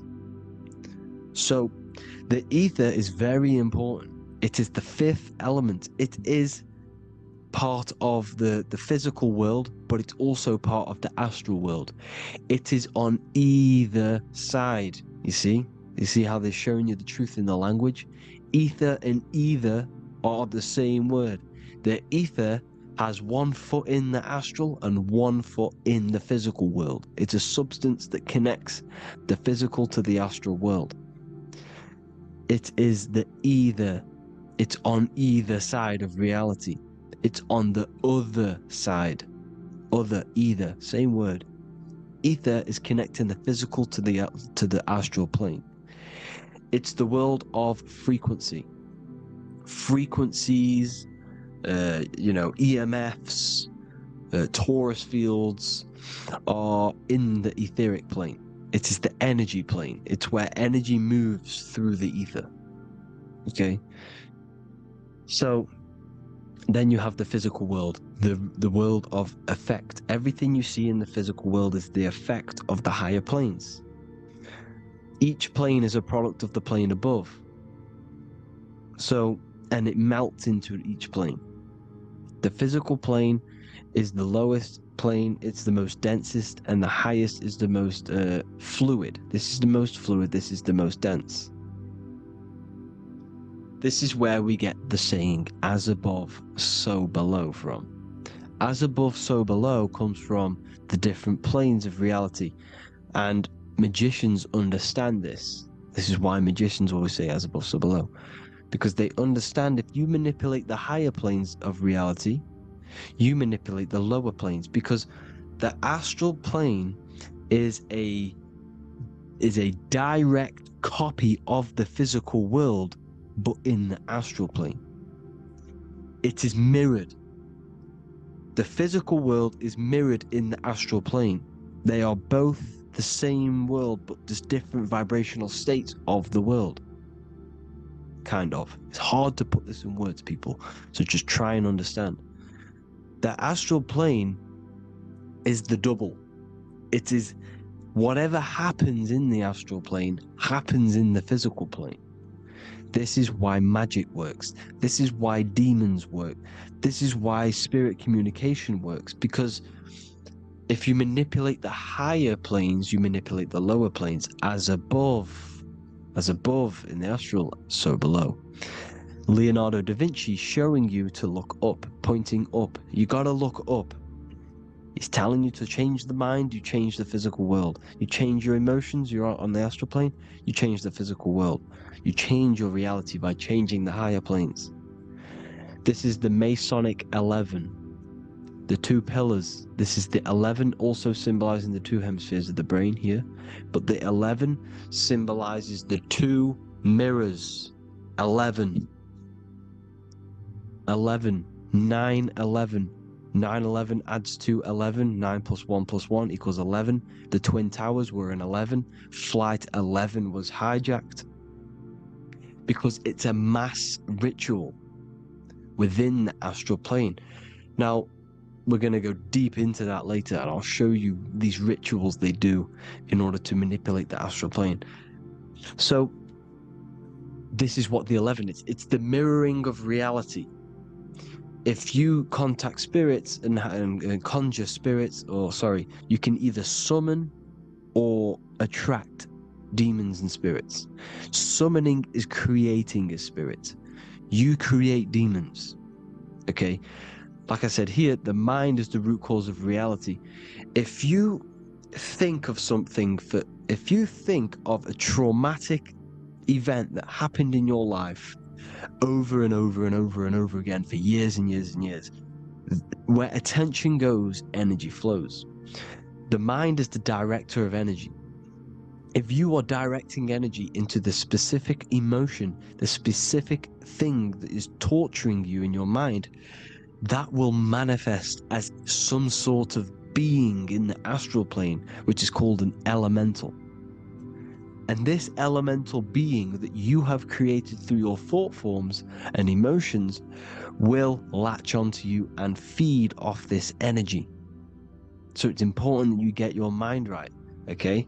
It's important you sort that you file the mind and you discipline the mind.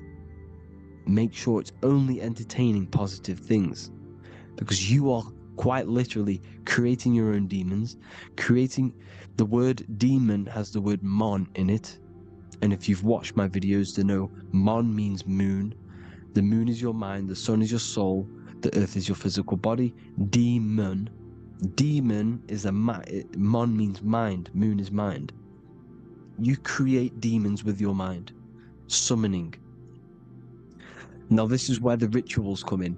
9/11 was a ritual because everyone was thinking about this big fearing, the death of 9/11. Everyone was thinking about it. And all of their minds thinking about this horrific thing will manifest and summon a negative energy spirit elemental within the astral plane. That's how all of this works. This is why it was a mass ritual.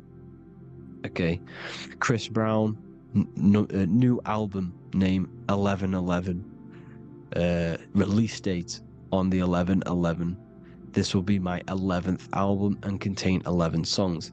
All of these people know the occult. This is Hermes Trismegistus with the star of Saturn, the six-pointed star, as above, so below. The mirroring of reality, physical and astral, the two Masonic pillars.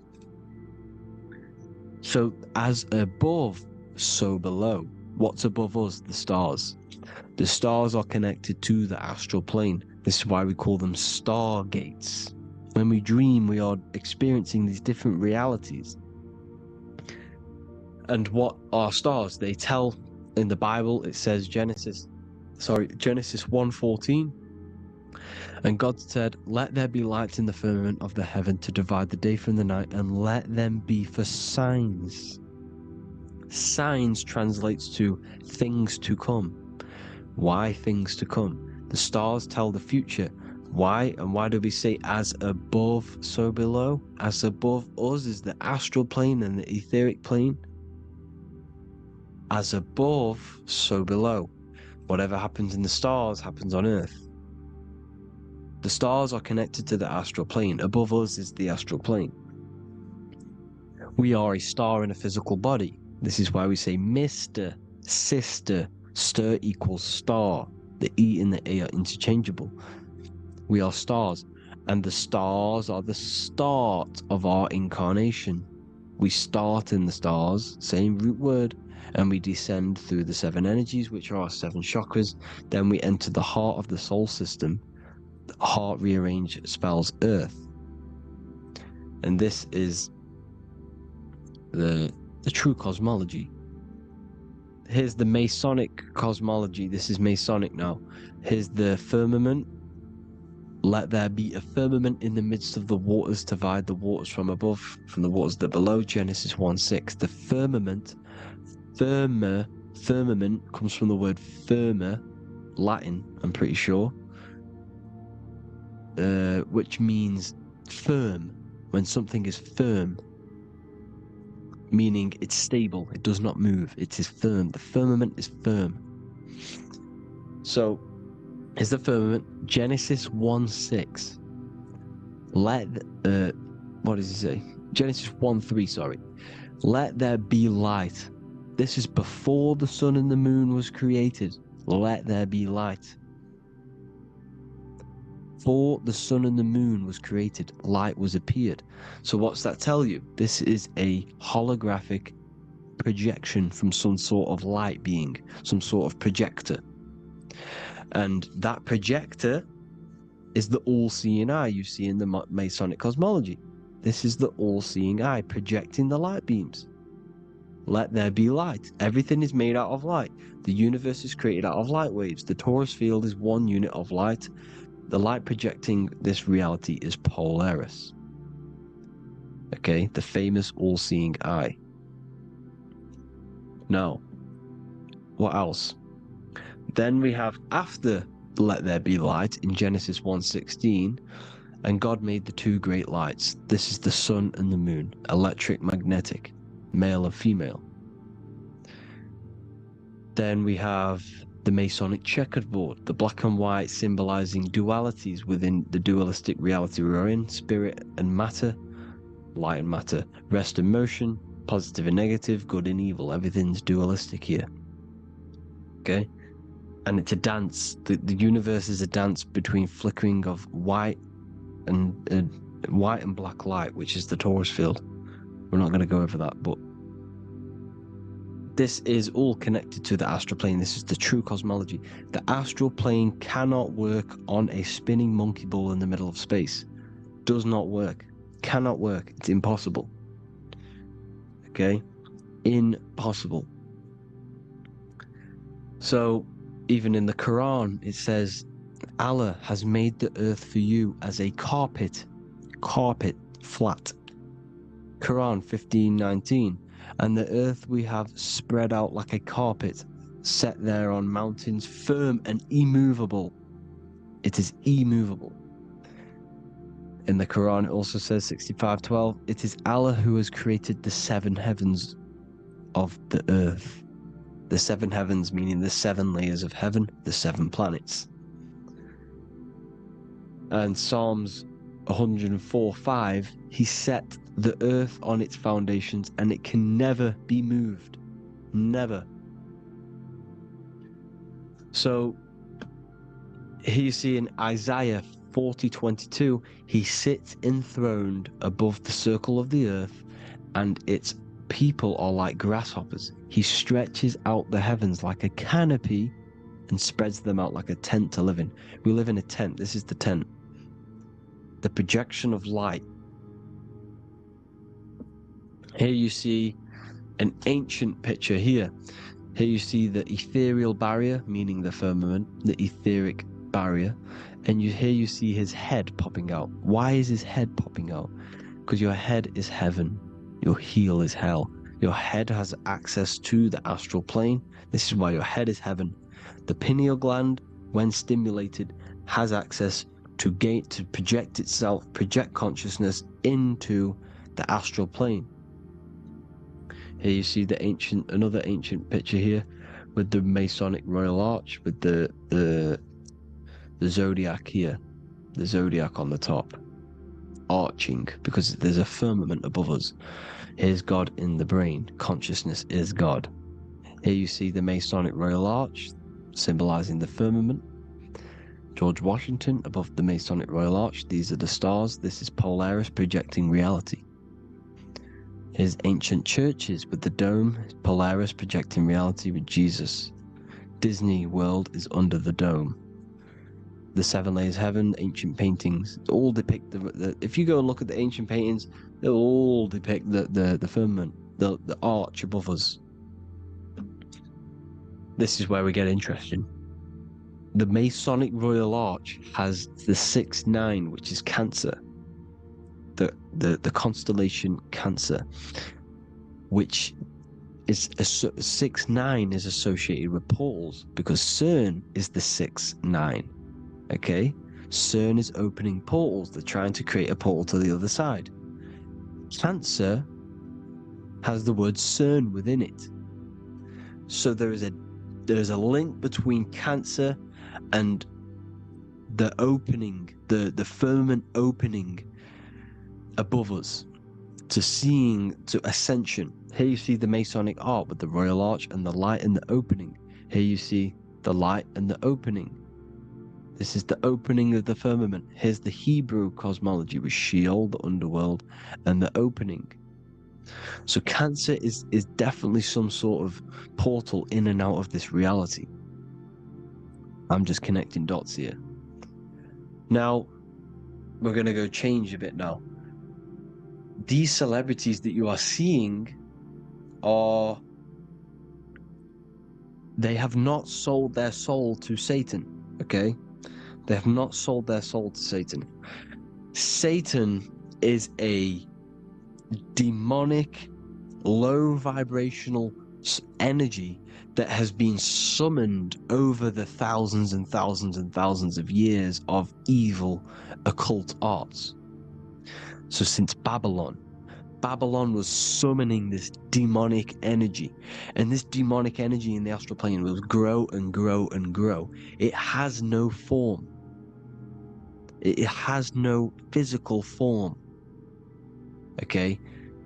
But you can see it in the rappers. If your third eye is open, you can see clearly that these people are demonic. You can sense the energy that they're manifesting. Selling your soul is not what you've been told. It is gaining, because your soul is pure love, okay? Your soul does not want to do anything bad. So when you sell your soul, you're gaining physical gain, you're gaining physical wealth, for example. Like for these rappers, they will be given millions of pounds because the people in control of the music industry, which is the dark occultists trying to brainwash the masses, the people in charge, they're dark occultists. They understand Satan and the energy. They are satanic energy, which has been summoned in the astral plane. They see that they have influence over the masses, so they will go to them and say, I will give you this amount of money forever if you manifest this satanic demonic energy through the music and through social media to blind the masses, to brainwash the masses into this demonic energy. Because when you listen to music is frequency. Whatever you listen to, you become that frequency. So if you're listening to these people, They're throwing energy, this demonic, satanic energy that they sold out to. Sold, soul, same word. When you sold something, you've got your soul involved. They have exchanged money, physical gain, so that they manifest this satanic energy within the astral plane and through the music, through the videos, through social media, to keep us in this vibrational frequency, in this low state of consciousness. This is what it actually is. It's not, you're not selling your soul to some sort of devil. This satanic energy has no physical form in it is formless in the astral plane. It's a summoned energy.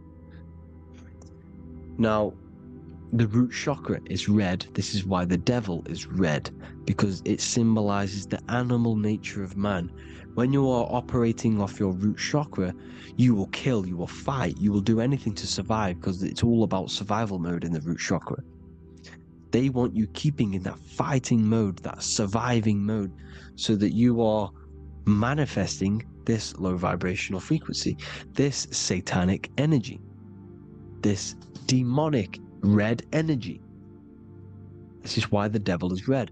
And the devil has a tail with the red arrow pointing down, because it symbolizes your light body. This is your Merkaba.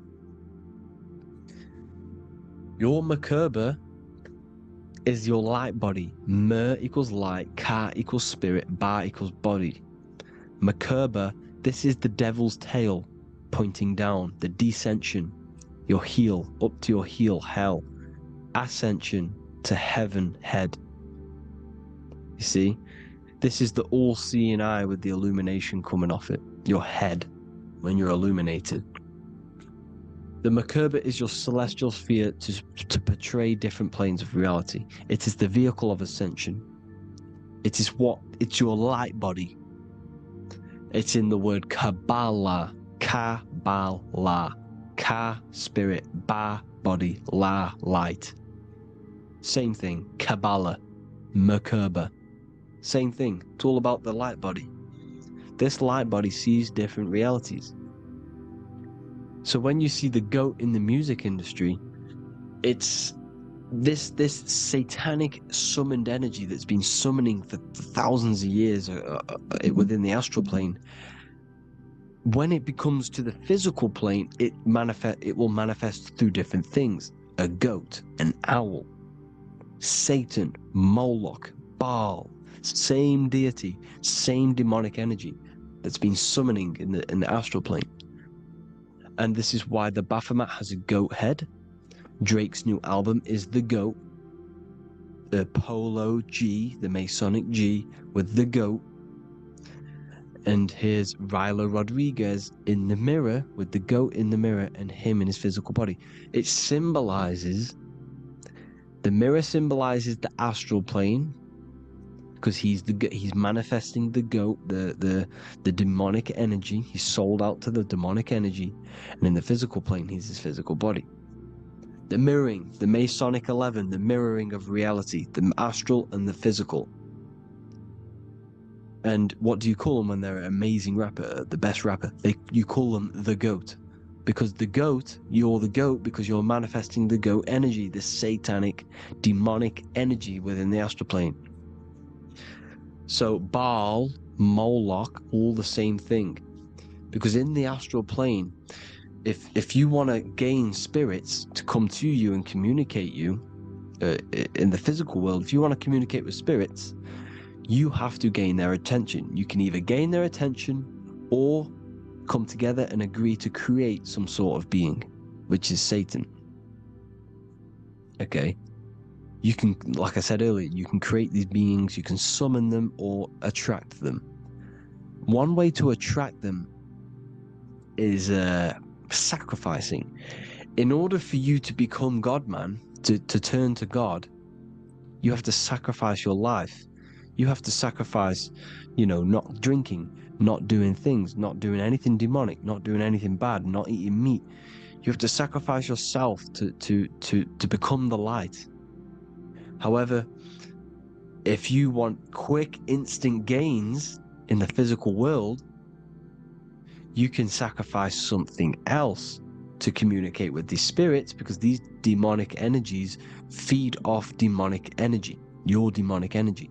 So these dark occultists will give away babies, they will sacrifice, torture babies so that they gain, so that they can communicate with these spirits for physical exchange. Yes, you can do this. These powerful spirits, these powerful demons can give you powers. They can give you certain things. And this is what they are doing. They're summoning and attracting the demonic energy. This is why, trafficking is one of the most, Balenciaga. Baal is the demonic energy in the astral plane, which requires child sacrifice for his presence. Balenciaga, and they were trafficking children. They were trafficking, killing them, and offering them to the spirits. This is what they are doing. Balenciaga. It's in the name. Here you see, you can see here a stick man with two horns. The goat, obviously, it's all the same deity. Baal, the goat. Moloch, here's Moloch, the owl, the Egyptian owl, because it comes from the owl of Moloch, which is Baal, which is Satan, all the same demonic energy. And it's on the dollar bill, a tiny dollar bill, tiny, on the $1 bill. All the same thing. Bohemian Grove, they worship the big owl, Moloch. It's all the same thing. It's all one big demonic energy which has been summoning in the astral plane. And it's trying to take over Earth, the physical plane. That's what it's doing. So I hope you all gained a deeper understanding of the astral plane and what's actually going on in the world. Please leave a comment if you can to help the algorithm. Drop a like if you like this content. And hope you all learned something today. And God bless you all. Thank you all.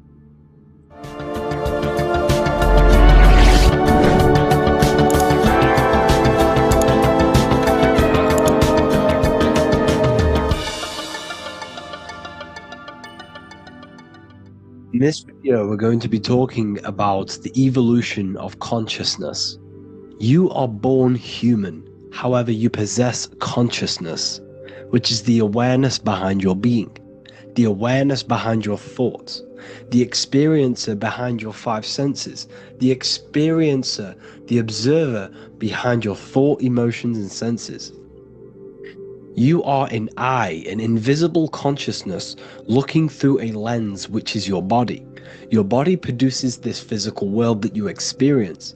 Your brain produces this world. Your brain and body is a technological computer. However, you are an infinite, ever-expanding consciousness behind this physical body. And there is an evolution of consciousness, a cosmic journey of expansion. And this is why we see so much pyramid symbolism in the occult and esoteric world, and especially within Freemasonry. Because the pyramid represents climbing, an evolution, a raising state of consciousness, a journey. Steps symbolize a journey upwards. This is the raising and the evolution of consciousness, our inner world. The transmutation of our inner selves, of our souls and consciousness and our minds. So when we see this pyramid, we're seeing a evolution, a way up to source consciousness. And the eye in the pyramid represents your source consciousness. It represents illumination. It represents divine guidance through this evolution of consciousness. This is why we see the ladder. Consciousness is ever expanding on an infinite journey of evolution. Each individual is a part of this cosmic process, contributing towards the ongoing expansion of both mind and awareness. As we evolve, we collectively explore deeper levels of existence, expanding the boundaries of thought and consciousness. The mind has the ability to expand infinitely into new realms of thought, into new dimensions of mind. The mind cannot be filled up.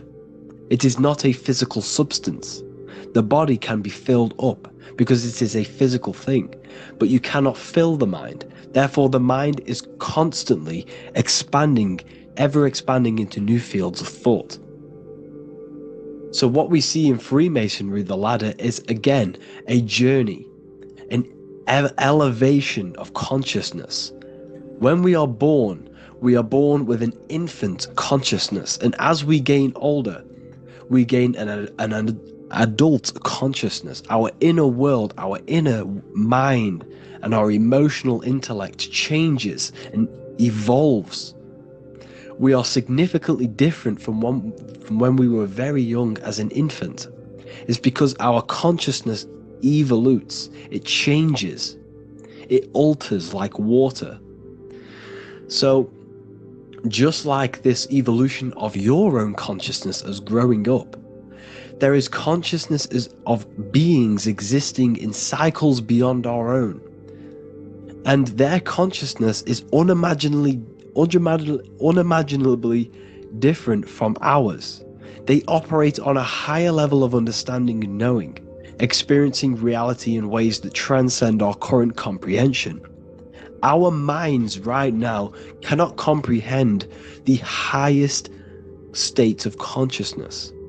There are entities, there are beings beyond our own, existing in higher dimensions of consciousness that we cannot comprehend because they have expanded. They are on a further way up the ladder of consciousness. However, we are all on the same journey. None of us can take the same journey. There is one ultimate goal, reaching source consciousness. However, this is always ever expanding. However, we are all on a different journey. There is one truth, one source, one goal. However, there are billions in different ways of reaching it, and we are all on these different paths to source consciousness, to this ladder, this evolution of universal evolution. Okay? Their awareness is attuned to new dimensions of existence, reflecting a more advanced stage in the cosmic journey of consciousness evolution. So when you take DMT, you are shot into these higher realms of consciousness where you meet these beings who look similar to these images. They are not speaking to you physically. They don't speak to you three-dimensionally through vibration and words. They speak to you mentally. If you have done DMT, then you know this. And if you have met these beings, then you know this. You might have even met some of these types of beings on mushrooms or any psychedelic drugs. Because ultimately, when you take these mind-altering substances, it's altering your consciousness. It's merging your consciousness with the spirit of that substance. And you are essentially attuning your mind to higher dimensions of consciousness. That's why we say we're getting high when we take these substances. Therefore, when you meet these beings on DMT, you are essentially meeting beings who are attuned to higher dimensions of consciousness, and they speak to you mentally. They speak to you telepathically through thought, because the universe is mental. Everything exists within the mind. The way you are now, your physical existence, is a state of mind. Mind, thought creates matter. Spirit and matter are two opposing ways of thinking. If we have a very spiritual mind, we have an expanded mind, we are a spiritual person through the mind. However, if we have a very low state of consciousness where we think about food, sex, lust, and all physical things, then we have a physical consciousness. Matter and spirit are two opposing forces, two ways of thinking. The mind attunes itself to different levels of understanding in different dimensions. So, essentially, this is what we're looking at. The body is a vessel for the fluidic, formless consciousness, a temple that houses the essence of our awareness. While the five senses are limited to perceiving only the physical plane, the mind transcends these limitations, capable of perceiving the full scope of reality. It is through the mind that we access deeper truths beyond the material, tapping into boundless nature of existence. Physical existence is a thin band, a thin layer of reality. It's like 0.001% of reality. And your five senses are only tuned into this layer of reality. But the five senses are by design only allowed to perceive physicality. But the mind has the power to expand beyond this physical five sense state. The mind has the power to expand and evolute. It is a conscious decision whether you want to take this path or not. You can stay in a three-dimensional way of thinking, or you can expand your consciousness from within. It's not an external journey. There is no God going to save you. You must save yourself. Therefore, behind every single one of these eyes is the same source consciousness. However, we are all different cells in a different journey. The organs in your body, the cells in your body are all alive. They all possess same consciousness, universal consciousness. However, we are all on a different journey of evolution. As above, so below. As the baby is in the mother's womb, when the baby becomes conscious, there is a world outside of its mother. What does it do? It presses and seeks a way out to be born in the other world outside of its mother. It is the same with your consciousness, your mind. When your mind becomes aware that there is realities beyond the immediate surroundings, it seeks a way out. And this is exactly what I'm doing to you now. I am now expanding your mind and telling you there is other ways of reality. There is other dimensions of consciousness which you can access through inner transmutation, through different ways of thinking, spiritualism and meditating and connecting with yourself and detaching from external things. We can upgrade our consciousness. Your body is a womb. Why Jesus says you must be born again to see the kingdom of God, because you are born physically and then you must be born again spiritually, awakening your inner consciousness. So like I said, as the baby is in the womb, it's the same principle. As above, so below. You were a baby, you were in your mother's womb, and you figured out there is a world outside of your mother, so you seek to way out your mother to be born in another world. It's the same now. You must do this now. This is your spiritual evolution. This is the evolution of consciousness. It's ever expanding. When you die, this is a transition. You must learn to not fear death. This is another part of your spiritual journey. You must master death. Therefore, like I said before, the mind has limitless capacity to expand into new realms of thought, continuously exploring uncharted ideas and concepts without boundaries. The mind can ever expand. It can never be filled. It can never ever know everything. There is infinite fields of knowledge, infinite fields of thought. Your current state is just one stage on an infinite pathway. You won't remain human forever. The human experience is a crucial phase where we learn to balance polarities, master the fundamental laws of the cosmos. It is a period of growth and transformation, preparing us for the next stages in our cosmic evolution. The goal is to strive for perfection, yet the true perfection is unattainable. It's like a tunnel, and there is a light at the end of the tunnel. And as you walk through this tunnel, the light is ever moving backwards. You should forever seek to meet that light, but you will never meet that light because consciousness is ever expanding. You should strive for perfection, yet knowing that perfection is forever unattainable. The journey is endless, with each step revealing deeper layers of understanding and experience. The pursuit of growth and expansion is itself the essence of our evolution. You can find all of this knowledge in the amazing book that I have read for years. I have read this book, The Emerald Tablets of Thoth, the Atlantean, by M. Dorial, translated by M. Dorial. I'm telling you now, this book, now that I've told you this, you have some context on the book. The whole book is about evolution of consciousness. He's talking about higher dimensions beings. He's talking about how you can transcend this physical plane. It is truly the most amazing book you will probably read. One of the best spiritual texts you'll see. It's hard to understand, so you must read it over and over again. And the more your mind progresses, like for me, I read this every couple months, and the more I learn about consciousness, the more I expand my own consciousness. And every time I read this book, I pick out something new that just completely blows my mind, because you can only understand this book to your level of consciousness, to your level of understanding. So now that I've told you all this information, go and read this book and it will absolutely blow your mind. And so will the Book of Wisdom Volume 2, which is now available. I released it the other day. I'm just going to read a page out now. This page is called Spirit and Matter.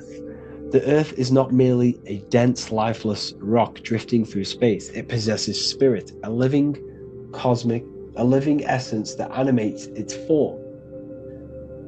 But what do we mean by spirit? Spirit in esoteric terms refers to the energy, the life force, animating the principles infused in matter. So essentially, what this page is talking about is how everything has spirit, consciousness within it. You are the middle, you are spirit and matter. You have the ability to expand your mind to the God self and raise above our animal instinct, our material self, and know the divine and expand. Animals cannot do this. Animals are not self-aware. Humans possess self-awareness. We can observe our consciousness. We can say, why do I exist? We can look in the mirror and know that we need growth. And this is what Anunnaki means. Anu means above. Anu was the supreme god of the sky, which is a metaphor. He represents spirit above, heaven. Anu came down to earth and married Ki, the goddess of the earth, which represents matter. It's a myth, it's an allegory. Anu married Ki and gave birth to the Anunnaki. Spirit came down and infused with matter and gave birth to the human, which is you. You are spirit infused in matter, Anu and Ki, Anunnaki. You are the Anunnaki. And this is just one of the teachings in my book.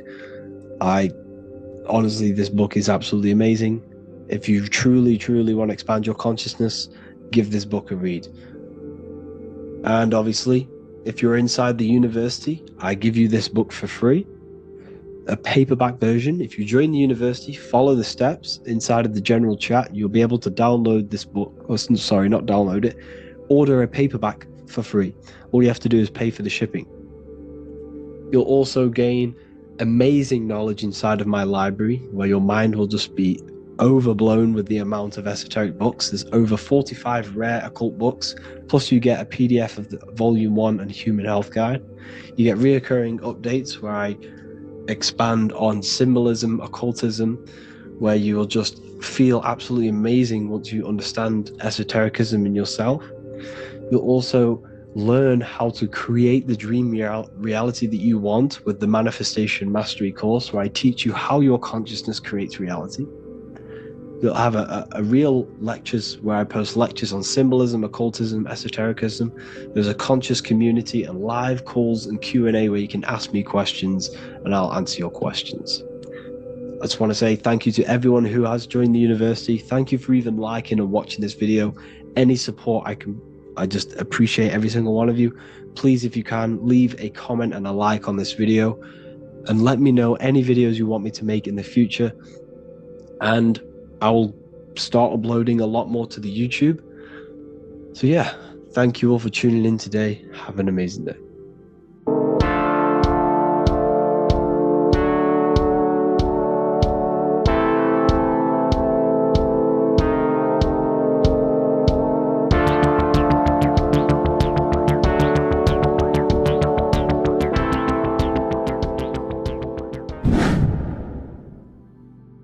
What is good, people? We're back with another video, and today we're talking about the chakras. Let's jump straight into this because I know there's been a lot of requests for this video. So let's jump straight into this. So you have 7 chakras, right? 7 chakras, and these chakras are feeding off your electromagnetic field, known as your aura. This is both positive and a negative pole, male and female, right? This electromagnetic field is made out of electric and magnetism, and together they come as electromagnetic. Now, your chakras, the word chakra just means wheel, spinning wheel, because that's what they are. They're spinning wheels of energy. They do not exist on this physical plane. They exist on the etheric plane. Okay? Now, these energy centers are known to regulate your emotions, and each energy center controls the organs and cells in that particular area of the body. So, for example, your sacral chakra will control the cells and organs of your sexual reproduction area. Okay? The navel chakra or solar plexus will control the digestion in your body. Same with the heart, same with the throat, right? So they are like mini brains for each center of your body. They run along up the spine, but notice the crown chakra exists outside the body. It's just above the head. Now, this process of the chakras is obviously the 7 colors of the rainbow, starting from red, which is the lowest vibrational color, all the way to violet, which is the highest vibrational color. This, like I said, these energy centers are feeding off your electromagnetic field. So if these chakras are unbalanced, they are taking too much energy from your electromagnetic field, making it weaker. Now, this is the North Pole. As you all know, the Earth is flat, and we live inside of a giant Taurus field, and the North Pole is the Earth's heart chakra. And this is why the Aurora Borealis, or the Northern Lights, whatever you want to call them, that's why they are green, and they are being emitted from this center point of the Earth, because it's symbolizing the heart chakra, which is green, right? Now, you do work your way up to these. However, this is a Taurus field. You are a Taurus field. You have different layers of this Taurus field, right? And you need to balance all of these chakras, but you can't move up these chakras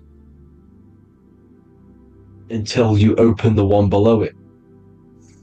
So it's like a stairway. You can't go to your solar plexus without going through your sacral. You see? So you have to work up these. However, you have to work up these and then live from the heart, because the heart is the center of the Taurus field. It's the balance between male and female poles, positive and negative poles. So you have to balance all of these chakras and then bring them all into one, which is the heart chakra. Now, they exist on the etheric plane. They exist on the etheric plane, and the etheric plane is a layer of the material plane. It's the one higher than the material plane, and then after the etheric plane, it melts into the astral plane. So they exist just between the physical and the astral aspect. Now, this is the yin and yang matter, which is the lowest root chakra, physical matter, and then to spirit, because high vibrational matter turns into spirit, low vibrational spirit turns into matter. So they're interchangeable. This is the yin and yang.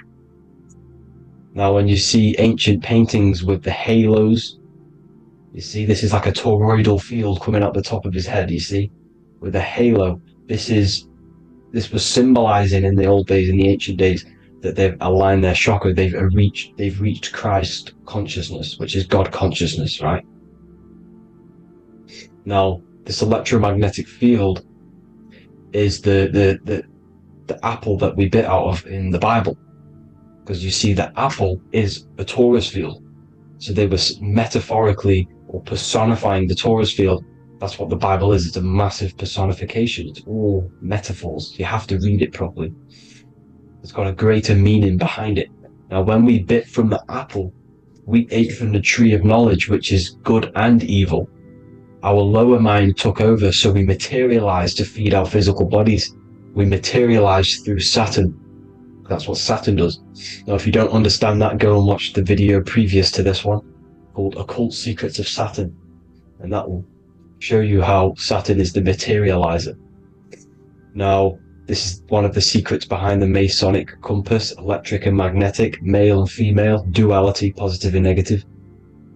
Now, like I said, they teach you about the Taurus field, about a magnet in school, but they don't teach you about your electromagnetic field. Everything alive has a Taurus field. It is the building block of this creation. Absolutely everything has a Taurus field. There's not one thing without it. And as you can see here at the center of the apple, that's where the seed is. That's where the life is. The reproduction of that organism. As you see, this is where the most electromagnetic energy is stored, in the center, because this is where the two duality, this is where the field meets, at the very center. This is why the seed is at the very center. Now, your spine is a elongation of the brain. The brain is heaven, and the bottom of the spine is hell. So this is Saturn, which is the root chakra. The 7 planets are associated with each chakra. Moon equals mind. Okay, now Saturn is physical matter, as I've just explained. This is the lowest vibrational color, and they want you trapped down here, which is your hell state, your animal nature, your physical nature. They want you to identify as the physical body. They don't want you to reach these higher states of consciousness. Okay? Now, in the brain, you have 12 convolutions. Now, this is what they were symbolizing in the Bible with the 12 disciples. And obviously in the Bible, it says the upper room where Jesus met with his disciples. This is heaven, the brain, the higher states of consciousness. Now, this is your North Pole. This is Jacob's ladder. Okay, this is why you have 33 levels of Freemasonry, because it's symbolizing the 33 vertebrae, which are these little things here on the back of your spine. Because once the Kundalini energy from the bottom of your spine rises to the top, this is when you get enlightenment and opens your third eye. Spiritual enlightenment. As you can see here, this is Jacob's ladder.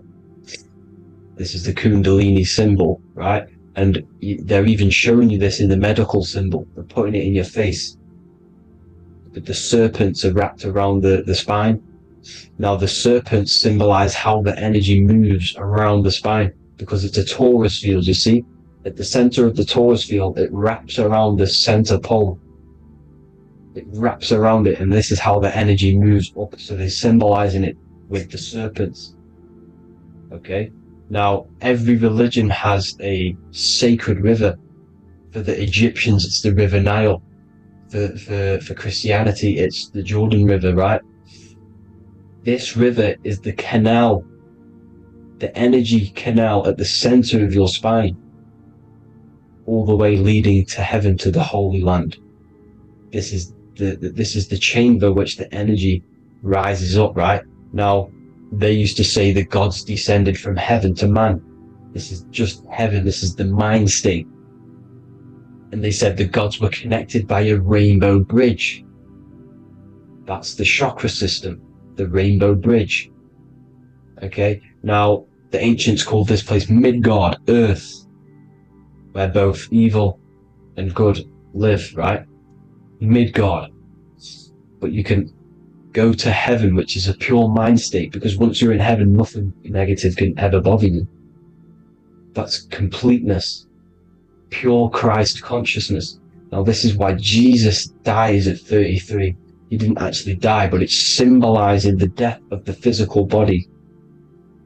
Not the death of the physical body, but his consciousness rising above the physical body to, as I said here, matter to spirit.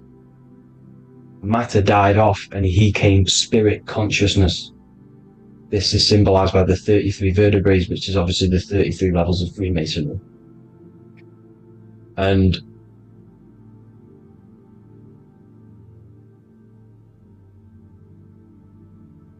Now, the pineal gland, which is at the very top of this Jacob's ladder, or the River Jordan, the canal, your 33 vertebrae on your spine.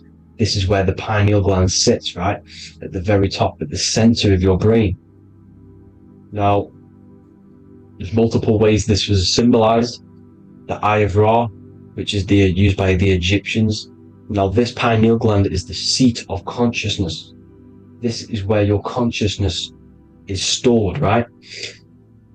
And the ancient Sumerians used the pine cone, hence why it's got the word pineal gland, the seat of the soul consciousness. It produces DMT, dimethyltryptamine, which is known as the spirit molecule. And the pineal gland is wrapped in microcrystals, and we all know crystals transfer frequency and energy. Now, radios use crystals. A radio is a frequency transmitter, turning a frequency into a frequency that we can hear with our ears, right? Because all the radios are actually playing right now in your ears. However, our ears can't pick it up, so the radio transmits it into a frequency that we can hear using crystals. So this is the power of crystals, and this is what our third eye is wrapped in, crystals. Now, this third eye is not actually your third eye, it's your first eye. When you're being materialized in your mother's womb, this is the first gland that is produced, and everything's built around it, because it is the consciousness. It is your consciousness. Your consciousness never dies, ever. It's an eternal essence. It lives forever. You never actually die. Only the mortal body dies. Now, that's what we call life. Life is abided by time, and time is change, and change is what we call life, because everything's constantly moving and transforming into different things, right? Now, let's not get off track. The pine cone is obviously, this is in the Vatican here. The pine cone is symbolized as the pineal gland, pine. And this is the opened pine cone. The opened pine cone means, or symbolizes, the awakened man, the awakened third eye. But the ones here, which the Sumerian gods are holding, these are shut pine cones, symbolizing the unawakened man. But let's not get confused, people. These gods were not gods. They are human beings just like you. They reached Christ consciousness. They are nothing more special than you. They just had the ability to reach Christ consciousness. And obviously their knowledge was far more intelligent than ours, far more advanced than ours. They knew the truth about this reality to the depths. Now, the ancient Hindus had a goddess called Kundalini, which is said that she descended by the means of a ladder or a cord from heaven, which is symbolizing the spinal cord.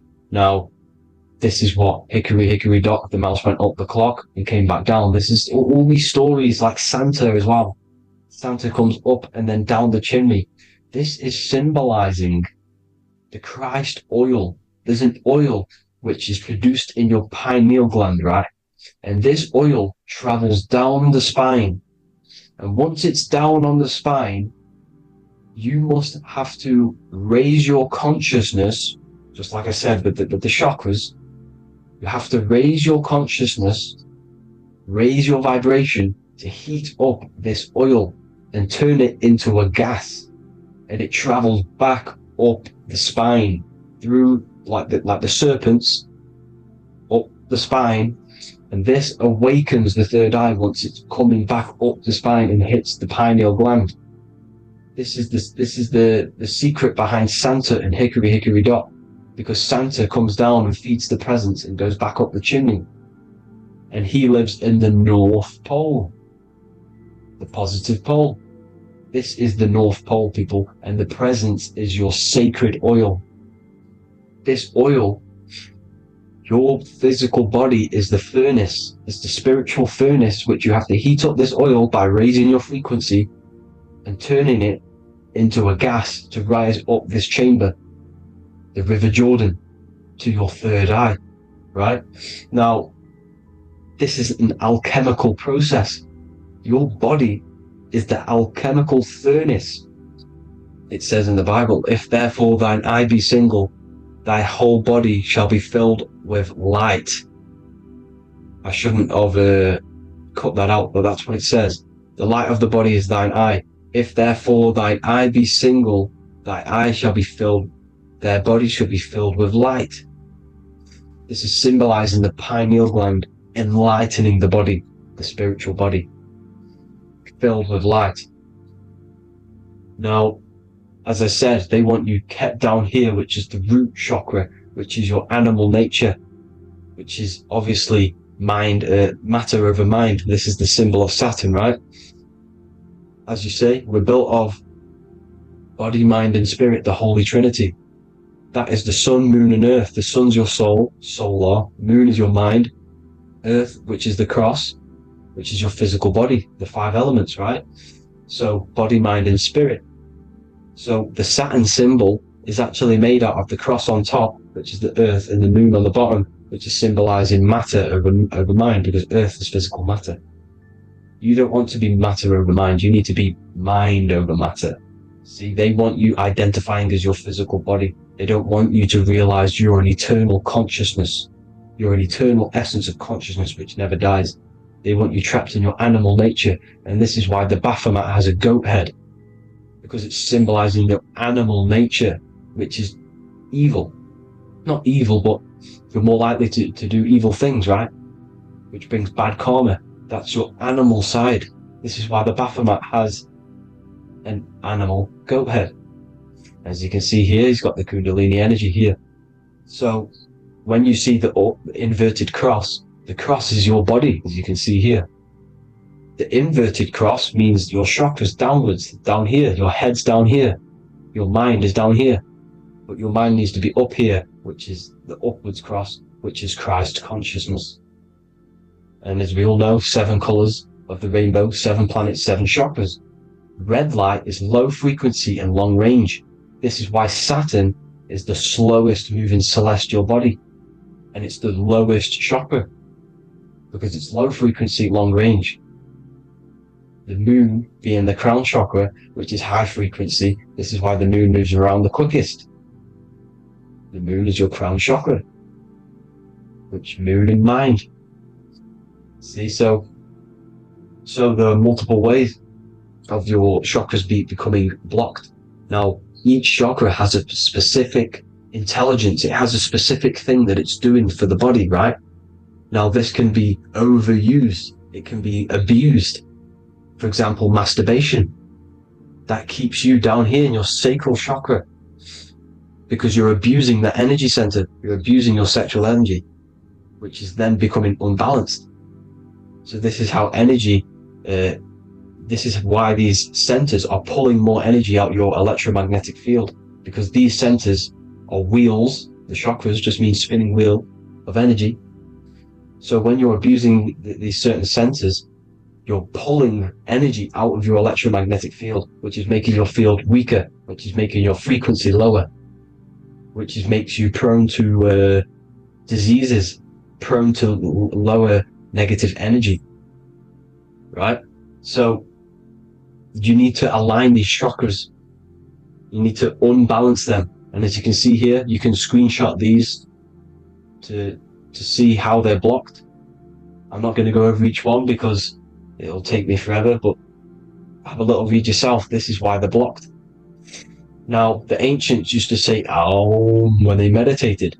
Now, these are the 7 vowels. There's not 5 vowels, there's actually 7. Now, when they say Aum, they're aligning all their chakras by saying this when meditated. This is where the Aum originated from. Now, emotion is energy in motion. So if you're feeling a certain way, that's the energy you've put in motion. It's a reflection. We live in a mirror reality. Everything's mirrored. Everything's mirrored. As within, so without, as above, so below. Everything's a reflection of some sort. So whatever you're feeling, you're doing something wrong. It's telling you you're doing something wrong from the root cause. because your energies are the effect. You're feeling the effect of something you've caused. The law of cause and effect, nothing escapes it. Now, the Jehovah's Witness believe that exactly 144,000 faithful Christians go to heaven or be resurrected, right? This is not true. This is symbolic. 144,000 go to heaven. Now, the petals on the chakras, this is the root chakra, this is the crown chakra. Now, if you add up the first 5 chakras, the petals, add up the petals on the first 5 chakras, you get 48. And then you get to the third eye, which has 2 petals. 48 times 2 equals 96. 96 plus 48, which you got from here, equals 144. The last chakra has 1,000 petals. Times 144 times 1,000, you get 144,000. This is a frequency. This frequency is the frequency of the ascension up your chakras. This frequency is a high frequency which turns that oil into gas, which rises up the spine, activating your third eye. Right? So this is all the religions are all symbolic for this sacred secret of Christ consciousness. As it says in the Bible, the kingdom of God is within. It's not out there, people. You must look within yourself. You are God. You are a spark of his consciousness, infinite consciousness, right?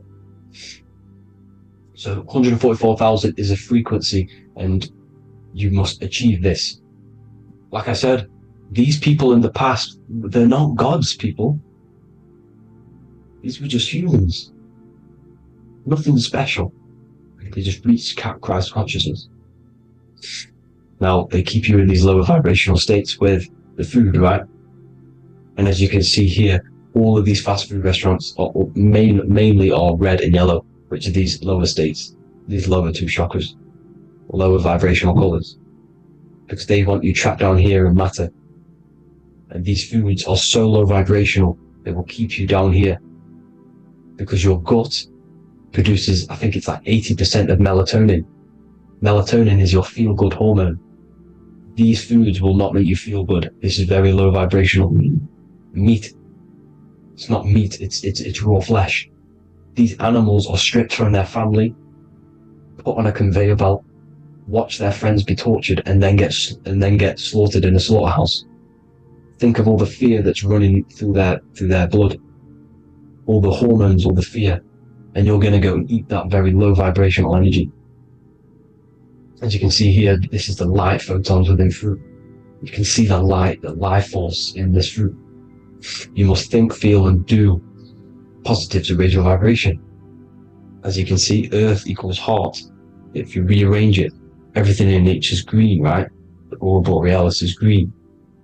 You must align all these chakras and then live from the heart, because the heart's the center of the Taurus field. You must become the consciousness in the center. So that's it for this video, people. Thank you all. God bless.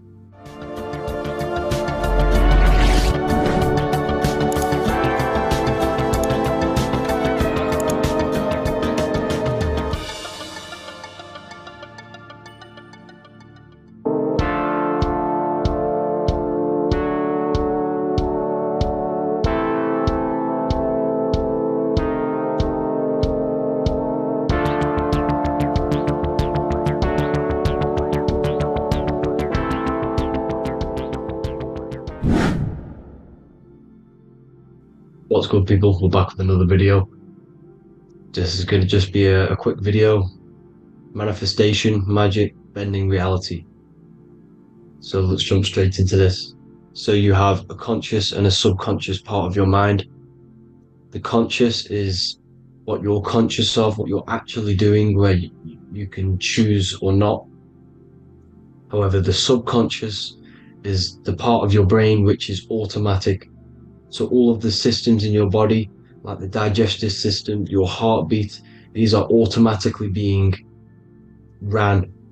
And you do not have to tell these systems to do anything. You do not have to consciously tell your heart to beat. It's automatically doing it. And this is what the subconscious mind is controlling.